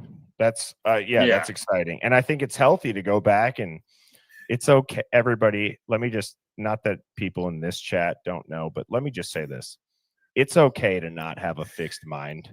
It's okay to learn new things and reshape the way you think about stuff. Yeah. It's fully okay. Right. That what you came out. And it's okay to change your mind. Exactly.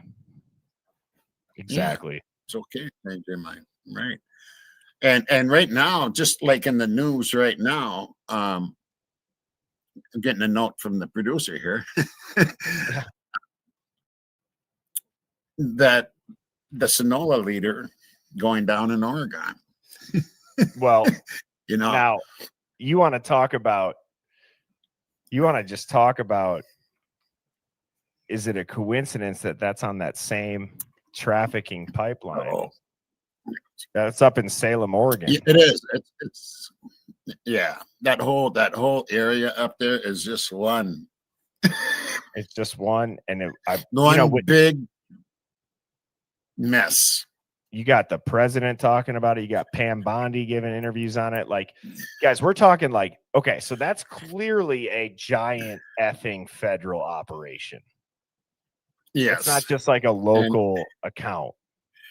And when I started, when I called Rory the very first time I ever even went on YouTube or anything live like that, and the reason I went on was I said it's a fucking drug hub, you know. And I knew how it ran, and I knew that line, and I said that's a fucking drug hub. Well, it's bigger than even I thought it was. Looking at it now, it's way, New Mexico, Utah. It's all a fucking just like a big drug hub over there. And I'm sure there's gonna be even bigger busts coming. Yeah. So how does that tie in? You know, we don't know yet, but well, it would does it tie in. is I the guess here's what I would say. Do you think that the leader of that group would get caught in anything less than like a 2 to 3 year operation? Because I don't, and I even think that's short. Right. Yeah. No, it's been going on for quite a while, and everybody has to remember there was like 40 agents there when the night that this happened. Oh, there's Kim Young. Something was definitely going on in that area, and that includes Moscow and Pullman. Well, it absolutely does include it. And, you know, to kind of segue back to the media control and the image curation of this being some sort of staged removal because of an operation. You know, what's interesting is I understand that iPhones and the cameras on cell phones are they're much better quality, but like you look at the photos of these victims, they're like heavily curated. They're professionally lit, like every single one. Right. You know, there's no raw footage of the crime scene, chat. Like zero. You know, the house is torn down, as we just talked about. Here I don't know. We're looking at this. We're looking at this. He's reading from here now, everybody. He's going from this, letting everybody know. Go ahead. Yep. And it's like, well, why would you destroy the crime scene? And I've gotten some flack from this, Tommy, but like, what are your thoughts on like, I said I would have bet a lot of money that crime, or that the jury would have been bussed to that crime scene, but instead they're using like a fucking dollhouse now in court. That's just, I've never heard of such a thing, Bertie, ever in my life. And I'm 64 years old, and I've never, ever heard of something like that. I've heard of them using 3D things and stuff like that, but not tearing down the house a year later or whatever, you know. And even just the lead up, bro.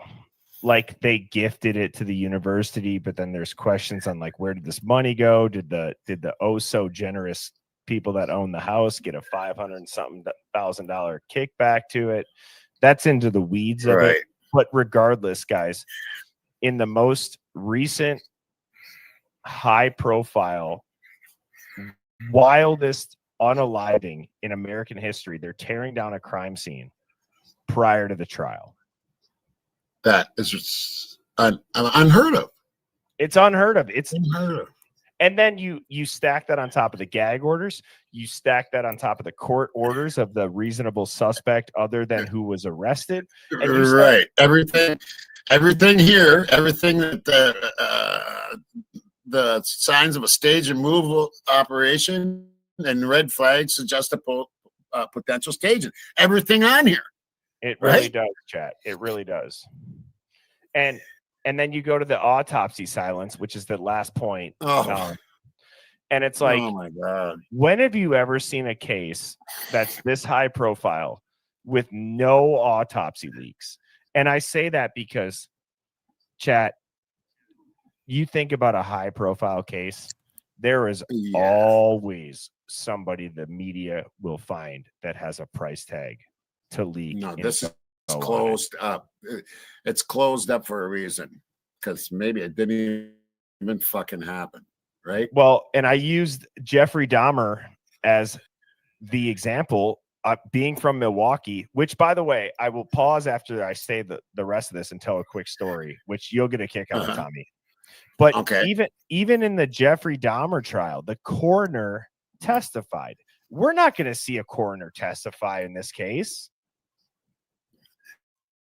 I don't think we're going to.